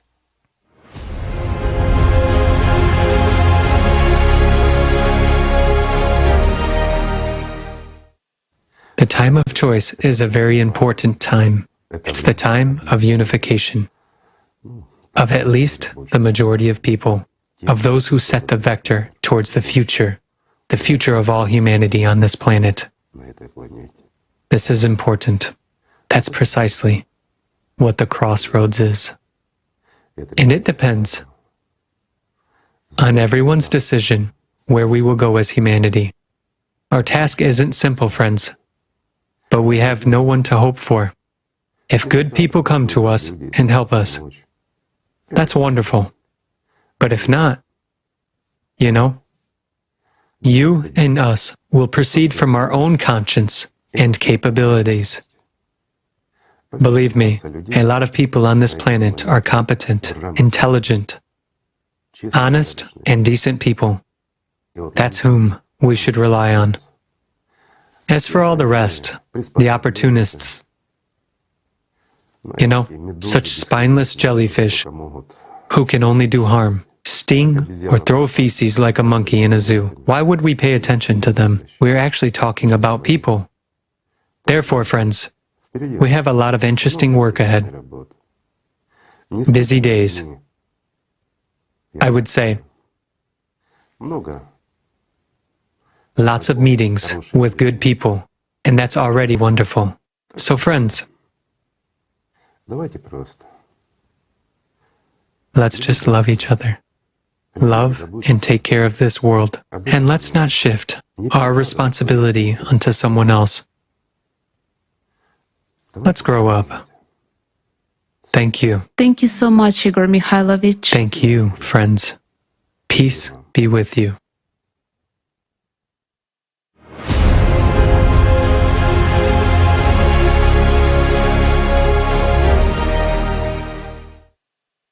Dear friends, our forum has come to an end. I want to express my deep gratitude to the distinguished speakers and all the participants of this universal event of great importance. My heartfelt thanks to the volunteers of the Creative Society for the tremendous work each of you has done.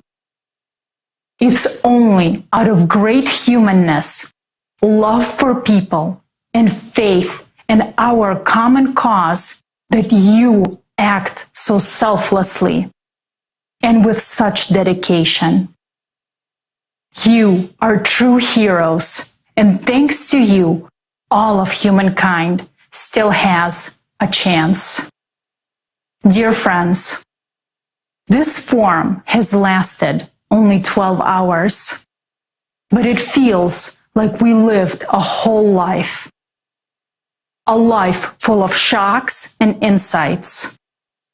And after all we've heard and seen, everyone will have to live with this information.